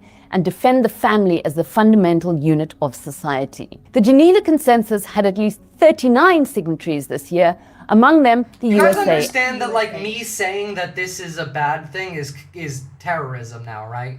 Like, this would be hostility towards traditional family values, and that would be terrorism. The globalize the intifada claims are just standard conservative projection. Every accusation is a confession. It is literally, by the way, what Russia does. There's a Russian ideology that equivocates to the Russian equivalent of globalize the intifada. It basically just means make the world Russia. Russian world, it's what it translates and to. Russia. African signatories included DRC, Egypt, Eswatini, Cameroon, Kenya, Uganda, Senegal, and South Sudan. So these are the 2 geopolitical alignments we're increasingly seeing. One side defends human rights, international cooperation, development funding, and globalist bodies like the United Nations. The other side are, by and large, religious nationalists who dismissed talk of rights in favor of terms like family values, which is often a smokescreen for a brand of social conservatism, often oppressive. Jason Schoof, do you have Let Us Be Gay money? Because, like, sure, but you need to pay for that right in Russia.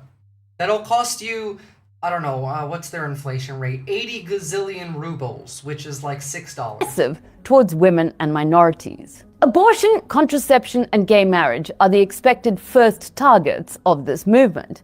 But don't rule out the possibility that their ultimate aims are wider. Increasingly online, you can see men's rights activists explicitly arguing for the need to strip women of the vote, due to the belief that extending the vote to women has resulted in the election. I remember last year when I said that this was exactly what they would start talking about now that they don't have to worry about abortion anymore, and everyone was like, you're insane. They're never gonna come after women's right to vote. And then, like, even before election day, they were already doing it, and people were still calling me crazy. When you had, like, Jesse Waters on television being like, if my wife secretly votes for Kamala Harris, that's worse than cheating. The man who, like, cheated on his wife on multiple occasions. Of left-leaning governments pursuing the woke agenda globally. Among the remaining progressive governments and among activists, however, there is both deep concern but also absolute determination that the painstakingly fought for gains made by women over the late 20th century cannot be lost. As an example, countries like France and Spain are now scrambling to get the right to abortion enshrined in their constitutions so that any forthcoming conservative governments can't touch it. As the head of UN Women, Sima Bahous, told the French conference, we push back against the pushback and we go forward. It's a good video. Like, I'm glad that we're actually finally seeing that now. But on the subject of, like, yeah, we're not enemies with Russia. Here's another Epstein file from 2016 between Dick Cavett and Jeffrey Epstein.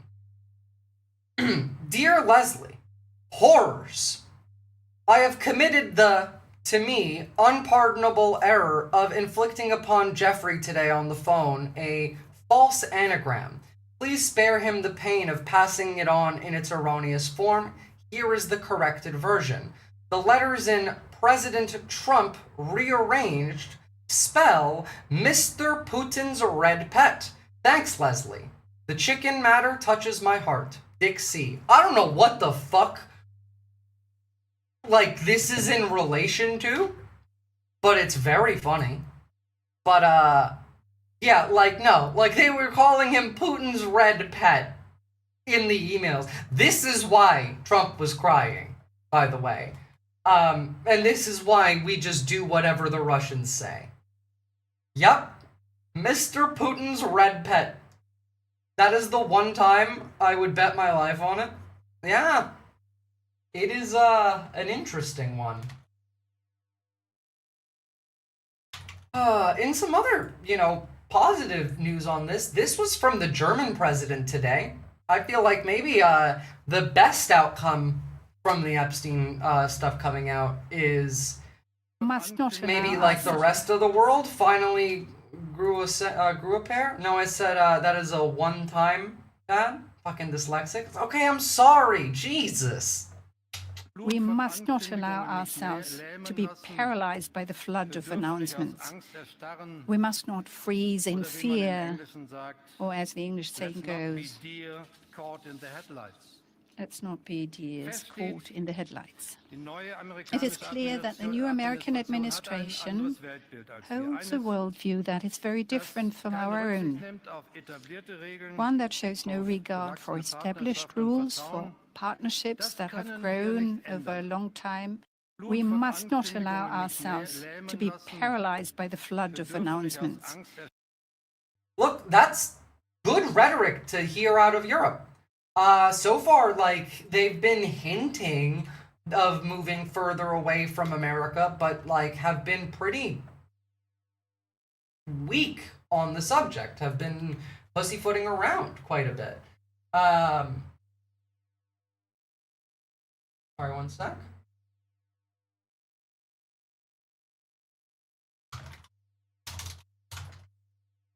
Have a good night, Nick. Thank you, thank you, thank you.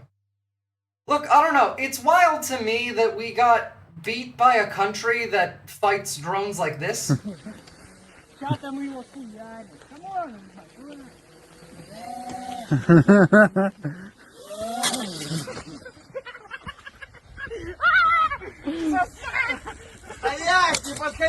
Like, we're losing to this?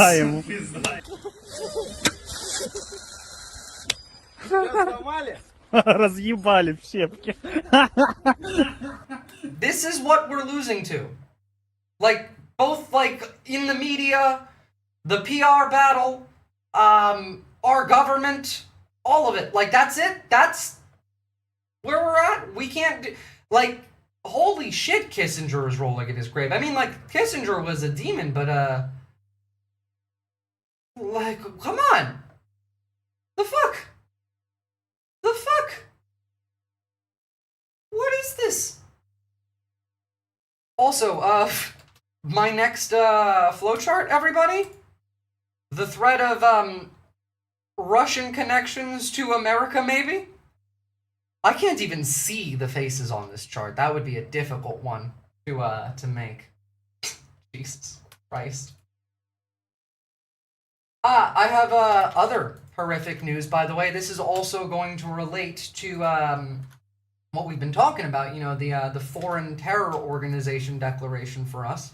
Sauron needs more souls to give to, Morgoth. We must spread the horde. Well, funny you should mention, because, we want to add Israel into the Five Eyes now. Yay! Apparently New Zealand's not happy. But, this would be from the U.S.-Israel Defense Partnership Act, H.R. 1229, and Senate Bill 554. Bill forces U.S. taxpayers to pay an additional $355 million a year so Israel can continue to steal leading U.S. tech and sell it as its own. Blah, blah, blah. Obviously, integration, air and missile defense, all that. This is the important part. Assessment of integrated air and missile defense in region covered by United States Central Command. What would be required to expand or deepen cooperation among the United States, Israel, and other regional partners of the United States to achieve full operational capability of integrated air and missile defense described in paragraph 1, including identification of the amount of funding and new legal authorities that may be required for such an expansion or deepening. Lessons learned in countering Iran strikes against Israel. Blah, blah, blah, blah, blah. Look, this is bad. Like, actually no different, just like official now. Oh, I know. But the fact that it's official is actually pissing off. I assume Australia, though much quieter, but at the very least, New Zealand on a significantly louder part of the conversation. And gives legal recourse? Well, yeah. Because, you know, if they do something and we help them do it, and they are officially part of the alliance that we're in, then that means we did the thing. To be fair, we did the thing anyway. We've been doing the thing. And I think we should, like, I do think we should be held accountable for it, but yeah. Now, again, it forces them to comply with the convention and the treaties? Oh, so you're saying it like that. See, I was thinking more the other way around. Because I just assume that they will continue to ignore the conventions and the treaties, and it's just like, you know, the real countries being mad because, well, if you don't abide by the rules, we have to deal with that. I don't know. Look, it's important to remember that peace has a body count. Jet literally draining the lives out of us. Have you seen poor Gen Z? Yeah, look, that's been the game plan. I mean, at least it's more charges to give them, like, officially on the world stage. That is true. That is true. I do like that part at the very least. How long is this? Cool. I want to see this. Let's take a look. It's an idea that we don't often talk about. This applies just as much to us as it does to the other side. In any case, peace has a body count. Efficient way to make peace is Not the moral candlelight vigil kind. I mean, the actually works kind. History, spoiler alert, it's ugly. Take the Mongols. Dan Carlin put it perfectly in Hardcore History. They had a customer service policy for uprisings. Rebel, and they flattened the city. Everyone got it. If you survived, you didn't dare try again. Decades of quiet. That's peace, Mongol style. Rome did the same with Carthage. They didn't just win, they erased it, burned it, salted the soil. Pax Romana! And if you squint, you can see the same logic in 1945 with Hiroshima and Nagasaki, peace through extreme coercion. The war ended, moral confusion. You know, peace through strength, as the DUI hire in charge of the military likes to call it. Guaranteed. Here's the kicker. We live in what's technically the most peaceful time in human history. I'm not sure that's still true, but it was not long Steven ago. Pinker says so. Violence is down, wars are fewer, yet nobody feels peaceful. Maybe because we've started to notice what peace actually costs. Look at Israel and Gaza. Negotiations, proposals, peace keeps popping up. And yet, history shows us a recurring pattern. Peace often involves flattening the other side or convincing everyone to stay quiet. Or take El Salvador under Bukele. Gang violence plummeted. Streets are calm. Kids can go to school safely, but freedom limited. Control keeps everyone in line. Autocracy is peaceful, so is North Korea. And yes, graveyards are peaceful too. That's the thing that keeps me up at night. What if freedom is naturally messy and stability is just tyranny with a better PR team? It is. That's the point. It is. The natural state of the universe is not peace. Neither is it chaos. It's both. You can't have stability without both. Stability requires a balance of peace and chaos. If you only have peace, that's not stability, that's tyranny. If you have only chaos, that is anarchy. Not stability, not tyranny. So anarchy could become tyranny. There is a difference. And we have become taught to only ever think in black and white. Yes or no. Dualities. Dualities are not real. Nature does not care about your petty squabbles. We are nothing in a sea of nothing. Nature cares not for human needs. Nature cares not for nothing's needs. Except nature's needs. Actually, not even really nature's needs. Not to mention the fact that, like, at any minute in time, at any moment on this earth, all of us could just disappear. Like, instant. Like, we could have massive catastrophe happen instantly to the point where we all just die. All of us at the same time. Is it likely? No. But, like, it could. You wouldn't even be aware. Just vaporized. In a moment. All of us. The whole planet. Is it likely to happen? No. Like, so fucking instantly it would be imperceptible. Yeah. But we don't worry about that. Why? Well, because there's nothing you could do about it. So what you should be worried about instead is things that you can do something about. And one of the things that you can do something about is the fact that nobody wants to think, and even though everyone thinks they're thinking, nobody is thinking. So let's fix that by getting people to think, by getting people to engage with reality, by getting people to feel uncomfortable. In fact, you're going to need to. You're going to need to. Speaking of positive nihilism, here's one. Let's learn about counter-surveillance, because for what's coming, it's needed. Remember, like, if we are going to see a coup, we're going to see it in the next month or so. Like, I would be willing to bet before New Year's. At the latest, maybe after January, but I don't really see them wanting to wait that long. In fact, I see the holiday season as a great, chaotic time for them to just jam it in there, as is their policy for let's just flood the zone with as much bullshit as we can.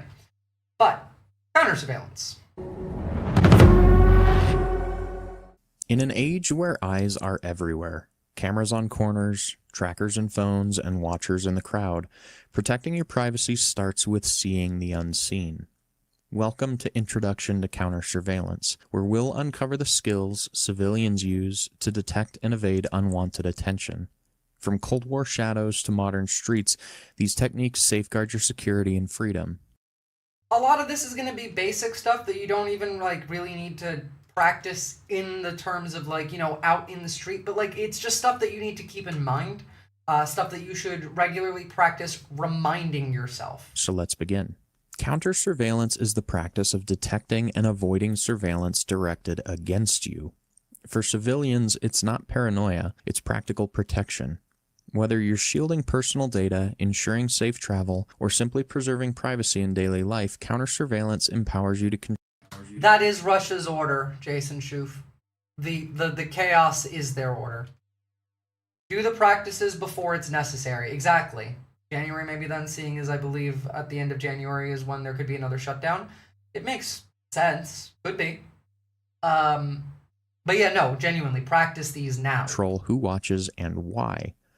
Unlike spy movie gadgets, it relies on awareness, observation, and smart habits. Effective counter-surveillance rests on 4 key principles: situational awareness, pattern recognition, discretion, and, in today's day and age, legal compliance. So, scan, don't stare. What does this mean? Well, it means, let's say you're in a public place, and let's say, I don't know, you all know what Times Square in Manhattan looks like, right? Like, you don't have to have been to Times Square to know what Times Square in Manhattan looks like. Let's say you are in Times Square, and you are walking. Scanning is zoomed out looking. Like, you're not looking at details. You're scanning across or up and down. I personally prefer going up and down. Some people prefer reading across because that's how they like to read. I personally don't like to go across because when I read, I often skip words I feel like I don't need, and so I'm more likely to skip over like a detail or a face when scanning. Another thing that some people have, like I've seen this recommended by soldiers in Ukraine, and that is when you're scanning, scan the reverse of how you would read. Like instead of reading left to right, read right to left, scan right to left. Or instead of scanning, you know, up and down, read down to up if that's what you're comfortable with. No, I don't read downwards. I'm saying I scan downwards instead of scan like I read. But you could theoretically just go and scan like you would read reversed. It is quickly looking at broad scopes and seeing if anything catches your eye that you then need to look into a little bit deeply. Also, scan with your eyes, not your neck. Always do not swivel. Yes, absolutely, like don't swivel. If you're gonna like swivel, if you need, I'm lost at the word scan. I'm talking like you are in a crowd and you are walking in the crowd, so salamander sapien. When you're scanning for the crowd, you know, for situational awareness, instead of staring, you are looking from either side to side or up or down at various details that may be out of place that you may have seen before that are repeating. And by like in a tree line, for example, let's say you're in Ukraine and you're in a bunker and you're scanning the tree line for a light for like possible contact that's going to show up. You would be using the same practice. And like that's what I mean by like scanning like you would read but reverse, you know, right to left instead of left to right, or up and down is what's generally been recommended in that way. Pattern recognition, obviously spotting repetition. If you see the same like car, even if you're not sure if it's the same license plate, like you just make a mental note of that, and then you move on. Discretion, well, that's the don't swivel part. It's being discreet. It's pull out your phone and flip open your camera and like, you know, wobble around while you look like you're texting and maybe you're like looking through the camera. If you need to widen the field of view, pivot, like literally shift the direction of your full body. Swiveling gets you marked instantly. Yeah, essentially, like you can find a way to pivot. And again, these aren't emergency things that you need right now. You need to practice these right now so that in an emergency, you can just kind of do it. Kind of like being an American, you look for exits before entering any place, because if you know, you know. Exactly! Kind of like that. That's a good way to think about it.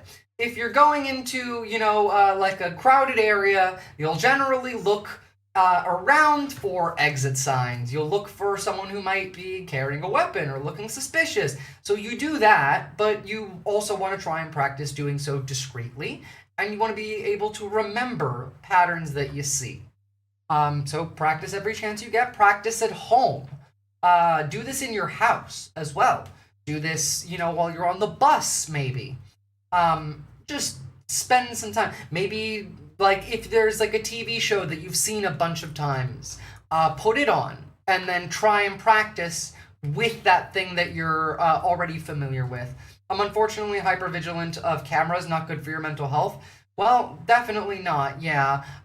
This is less so about cameras. You're not going to really avoid the cameras. This is more so for people. Situational awareness means staying consciously tuned to your environment, noticing who's around you, what feels out of place, and where the blind spots are. In a store, on a train, or walking home, scan without staring. Knowledge of your surroundings is your first line of defense.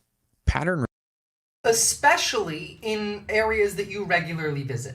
You should be able to, like, and a lot of you probably already can, because some of this does happen subconsciously, but if you walk the same route home every day from work, you likely would notice something out of the ordinary on your walk home from work. I need you to practice this outside of that context as well. You need to be able to identify this in any given situation. What's up, Boston Brian? recognition trains you to spot repetition. A face seen twice in 1 hour? A vehicle lingering too long? These could be coincidences, or they could be signals. Learn to log anomalies mentally and verify if they persist. Patterns reveal intent. Discretion is about not advertising your presence. Avoid flashy clothes, loud conversations, or predictable routines. Blend. Yeah, cameras are not to be avoided. The current meta is to obscure and disrupt for sensitive live scenarios, canvas and determine like routing, full mesh and prep. There is not a feasible methodology to avoid. Basically, yeah. No, we're not 45 Berlin. We're talking about how to go about counter surveillance, like how to make sure that you're not being followed, how to stay safe, because we're talking about the new declaration of foreign terrorist organizations for Antifa from today, and we're gonna need to know a lot of this stuff going forward. Also, shouldn't get complacent in areas you commonly frequent. No, especially not in areas you commonly frequent. And especially if you are active politically, you probably shouldn't frequently comment the same areas. If you walk home from work and you are a active political dissident online, maybe you should try walking home in a few different routes that you alternate in a non-schedule schedule, for example. Blend in, vary your paths, and minimize digital breadcrumbs. The less attention you draw, the harder you are to track. Legal compliance keeps you safe and ethical. Always respect local laws, other people's privacy, and property rights. Counter-surveillance isn't about invading, it's about protecting. Use public information and legal tools only. Stay on the right side of the line. During the Cold War, counter-surveillance wasn't just for spies, it saved civilians too. Ordinary citizens in divided Germany or Soviet satellite states used these principles to protect sensitive jobs, family ties, or plans to defect. A factory worker might vary routes home to shake a Stasi tail. A diplomat's spouse would note repeated faces at the market. By mastering awareness and patterns, they thwarted surveillance, safeguarded secrets, and sometimes escaped Good luck, Buncor. Hope everything's good. to freedom. These real-world examples prove the power of civilian. I don't think I can do that. Oof.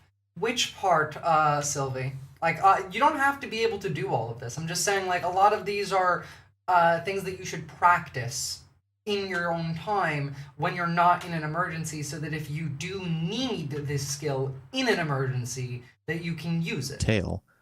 A diplomat's spouse would note repeated faces at the market. By mastering awareness and patterns, they thwarted surveillance, safeguarded secrets, and sometimes escaped to freedom. These real-world examples prove the power of civilian vigilance. Today, counter-surveillance is more relevant than ever. Corporate espionage, identity theft, stalking, or overreaching data collection threaten anyone. A traveler in a foreign city uses discretion to avoid pickpockets or worse. An executive recognizes pattern anomalies to protect. Sylvie, could you keep going past your home and then double back from the other side? Because that's an option. You could continue going and then maybe come back and around and come in from the back. Adversarial fashion / clothing, get into it. I don't know how that's like related to conspiracy, but I do like think that is nice. You should get into like fashion and clothing, and honestly like adversarial, artistic, even like that kind of stuff. Like it's helpful. Oh, thank God, false alarm. Oh, thank God, Buncor, you scared the shit out of me. Usually when you have to go that quickly, that means some shit is afoot. Trade secrets. A parent teaches kids awareness for online and offline safety. With smartphones and social media amplifying exposure, blending old school habits with digital hygiene like disabling location tags or using VPNs keeps you one step ahead. Surveillance evolves. Think of drones, facial recognition, and big data make detection harder, but so do counter techniques. Stay adaptable. Combine analog awareness with legal tech defenses. Success still hinges on the 4 core principles: awareness, patterns, discretion, and lawfulness. Practice it daily and privacy becomes a habit and not a hassle. Counter-surveillance is not about living in fear. It's about... Oh, you mean that kind of. Oh, yes. No, that does absolutely work. Honestly, makeup as well, too. On the, like, AI surveillance side, I do have some good news at the very least for a small subsection of you, and some very bad news for a different subsection of you. Oh, did I freeze? Okay, I'm back. Sorry. Camera froze for a second. And that is, first off, like, when the camera's pointed at you, what is going on? What is going on? Why am I freezing when I'm on, like, the main screen? Okay, well, you can put makeup on your face that would obscure some of your facial features, make it harder for the facial detection cameras to know who you are. Also, a lot of these facial recognition AI are trained on like a specific type of person. Like they're usually trained on training data of brown men. And if you're not a brown man, then the AI has a harder time spotting you. So if you're not a brown man, good for you. You're probably at least a little bit better off. Sorry if you are, that sucks. But like I've talked about this at length, if you're going to a protest, for example, let's say it's the winter, you could theoretically go and get like Mylar blankets and cover yourself in those. And those Mylar blankets will make it so like, you know, the thermal cameras are going to have a little bit of a harder time spotting you. Maybe you put like a thick blanket over that. The Mylar is quite shiny. So then, you know, the regular camera picks you up, but then you put like, you know, a dulled, I don't know, hoodie over it or jacket over it or blanket over it. That makes it better. It's not foolproof, but it's not helpful either. And don't forget that a lot of these cameras also have things like gait recognition. It can keep track of, you know, whether you use your right foot first when you walk, or your left foot first or you walk, or whether you are, you know, putting more pressure on one side than another. They can tell how tall you are based off of like your shadow and the time of day. Like there's a lot there. Don't forget to add in the real-time traffic monitoring. Don't forget to add in your social media use, your payment processors. Like all of that stuff is a lot. It's really difficult to obscure all of this information permanently. A good middle ground when you can't hide everything constantly is to put out false information. That is a method that, like, honestly, I tend to prefer because it's a lot of work to consistently obscure and obfuscate data, especially like data that you produce literally every day with every interaction with anything that you do online. And so, like, beyond that, a thing that you can do is put out fake information. You can poison the data set so that the analysis that the machines are doing is doing it with flawed data. gate recognition, gate analysis. I don't know which one I said. It was the same thing. I meant the same thing. So, like, there's a lot that goes into this. And any amount that you do is worth doing. You don't have to do all of it for it to be worth doing.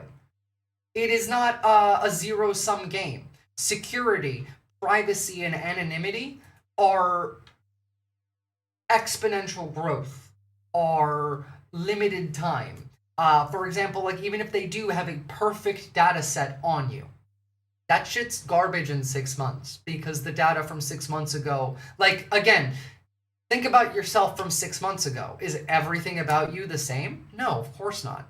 So, like, that data has a expiration date. And so a good middle ground, when you can't constantly obscure and obfuscate, or even to do so, you know, consistently in a way that is not, like, it's still difficult to do that. Even if you are, let's say you do everything correctly, you are obfuscating, you are using a VPN, and you also have, like, DNS and domain shit going on, you have a VPS in another country, you're using Tor.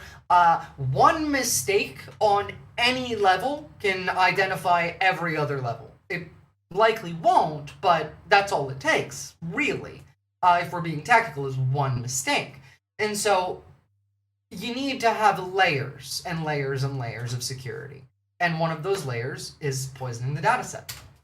Otherwise, when they come for you, they're not going to have that much of a difficult time. Because, yeah, that's why I don't make mistakes. Well, also, I mean, you're practiced, and I'm sure you do make mistakes. You just, those mistakes don't stay as mistakes. They then become coincidences. There's a company that makes glasses that bounce light/IR back to the source, surveillance cam, so your face basically reads as a big bright light.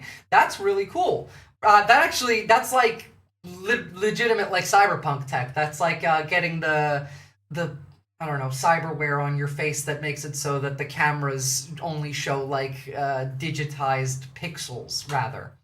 Also, VizPitch ad nauseum, and helps a lot. As well, yeah, instead of using services like uBlock Origin, try ad nauseum, which is a different app that just does that. Like, it's the same thing. Literally, ad nauseum. Google it. That works. There's a lot to this. And any step that you take is beneficial. Any step that you don't take is a gift to the enemy. And every step you take is a gift to us and yourself. It protects you. It protects the movement. Like, that's useful as fuck. Insert fry gif, shut up and take my money. Well, there you go. This is the kind of content I'm on the internet for. Thank you. You're very welcome. Literally, like, this should be the only story today. The foreign terrorist, declaration, the designation for Antifa, this should be the only thing we're talking about today. It's not even the same thing. It clicks every ad on their end, which defeats most types of interest profile, etc. Oh, that's even better. That's even better. Because not only does that mean, like, the person who put the ad gets paid, it also means that if it's going to click every ad for you, your entire profile is automatically getting poison pilled. Off the bat, then. That's perfect. What's up, Ozzy? Gotta know how to fight back before they round us all up. Well, yeah. Look, so far, the defining image of this century has been agents of the state pointing a gun at you while you point a gun, point a camera back at the agent of the state pointing a gun at you. The camera ain't gonna help when they're calling you Antifa, the violent extremist foreign terrorist organization, and they send an MQ-9 after you. Ain't gonna help. Again, like, so far it's just these four. It's the two in Greece, the one in Germany, and the one in Italy, but this is a normalization. And again, it's the idea of Antifa broadly. Like, even the ones that don't even include the word Antifa in them, like the Informal Anarchist Federation, the International Revolutionary Front, the Armed Proletarian Justice, the Revolutionary Class Self-Defense movement. Like, none of these have Antifa. The only one in this grouping that has Antifa in the name is Antifa Ost, and the rest of these are still Antifa. It doesn't matter. Greece, really? Yeah, 2 of them. These 2. It is the Armed Proletarian Justice in Greece, anarchist, anti-capitalist group that has attempted and conducted improvised explosive attacks according to the US government. Who knows? I'll look into it. I mean, like, they could be right on this one. Some of these people are crazy. And the Revolutionary Class Self-Defense is a Greek anarchist anti-capitalist group as well. So, like, yeah, these are foreign terrorist organizations. These have the same designation as Al-Qaeda now. Well, I don't know. Does Al-Qaeda still have that designation? We're kind of friends with them now. I'd say the Taliban, but we're also kind of friends with them now because Russia's friends with them now. Let's say ISIS then. And remember, if you fall into any of the NSPM 7 indicators, any of them, they'll come for you. They can and they will. Anti-Americanism, anti-capitalism, anti-Christianity, support for the overthrow of the United States government, extremism on migration, immigrants should have rights is what that means, extremism on race, this just means you don't believe in white supremacy, extremism on gender, this just means that you don't think that trans people should be exterminated, hostility towards those who hold traditional American views on family, if you think that gay marriage should be fine, then you are a terrorist. Hostility towards those who hold traditional American views on religion. Christian nationalism is bad? Sorry, terrorism. Hostility towards those who hold traditional American views on morality. If you believe in empathy, terrorism. So, now, we've gone from domestic terrorist organization to some of this being considered foreign. Greece has also seen a resurgence of left-wing and communist parties, and the U.S. Will want to get that in line shortly. Well, that's what that comes from, you know? That's why 2 out of the 4 that were designated as terrorist organizations today were Greek, rather. Whereas, like, you know, they never, ever, ever, ever will designate the actual terrorist organizations that constantly do terrorism that I've covered on this fucking channel.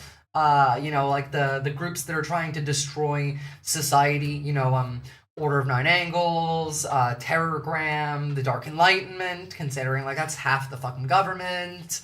Like, they're never going to go after those people, ever. No, because that's their people. That's their people. Why would they? Why would they?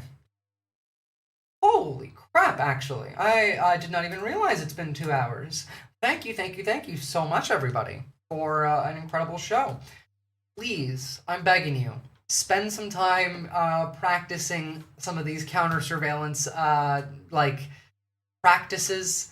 At the very least, like, practice scanning on your own, like, looking, like, the opposite way that you would read, left to right, right to left. I don't know, something you might read, like, I don't know, manga or anime or Arabic or some shit, up and down. Try, you know, practicing without moving your actual head. Keeping mental notes of stuff, keeping physical notes of stuff even, and being aware of your surroundings, because we're in it now. Like, Game On is here, and if I'm right about what they want to do to get over the Epstein stuff and get through this, it's gonna get real bad. Thank you, everybody. Oh my god, why am I frozen again? Again. Thank you, everybody. Have a lovely night. I will see you guys next time. Join the Discord. Follow me on YouTube, Twitch, TikTok, and Twitter. I don't really post on TikTok much, but I do as much as I can. Join the Discord if you're not in it already, and I will see you next time. Bye-bye.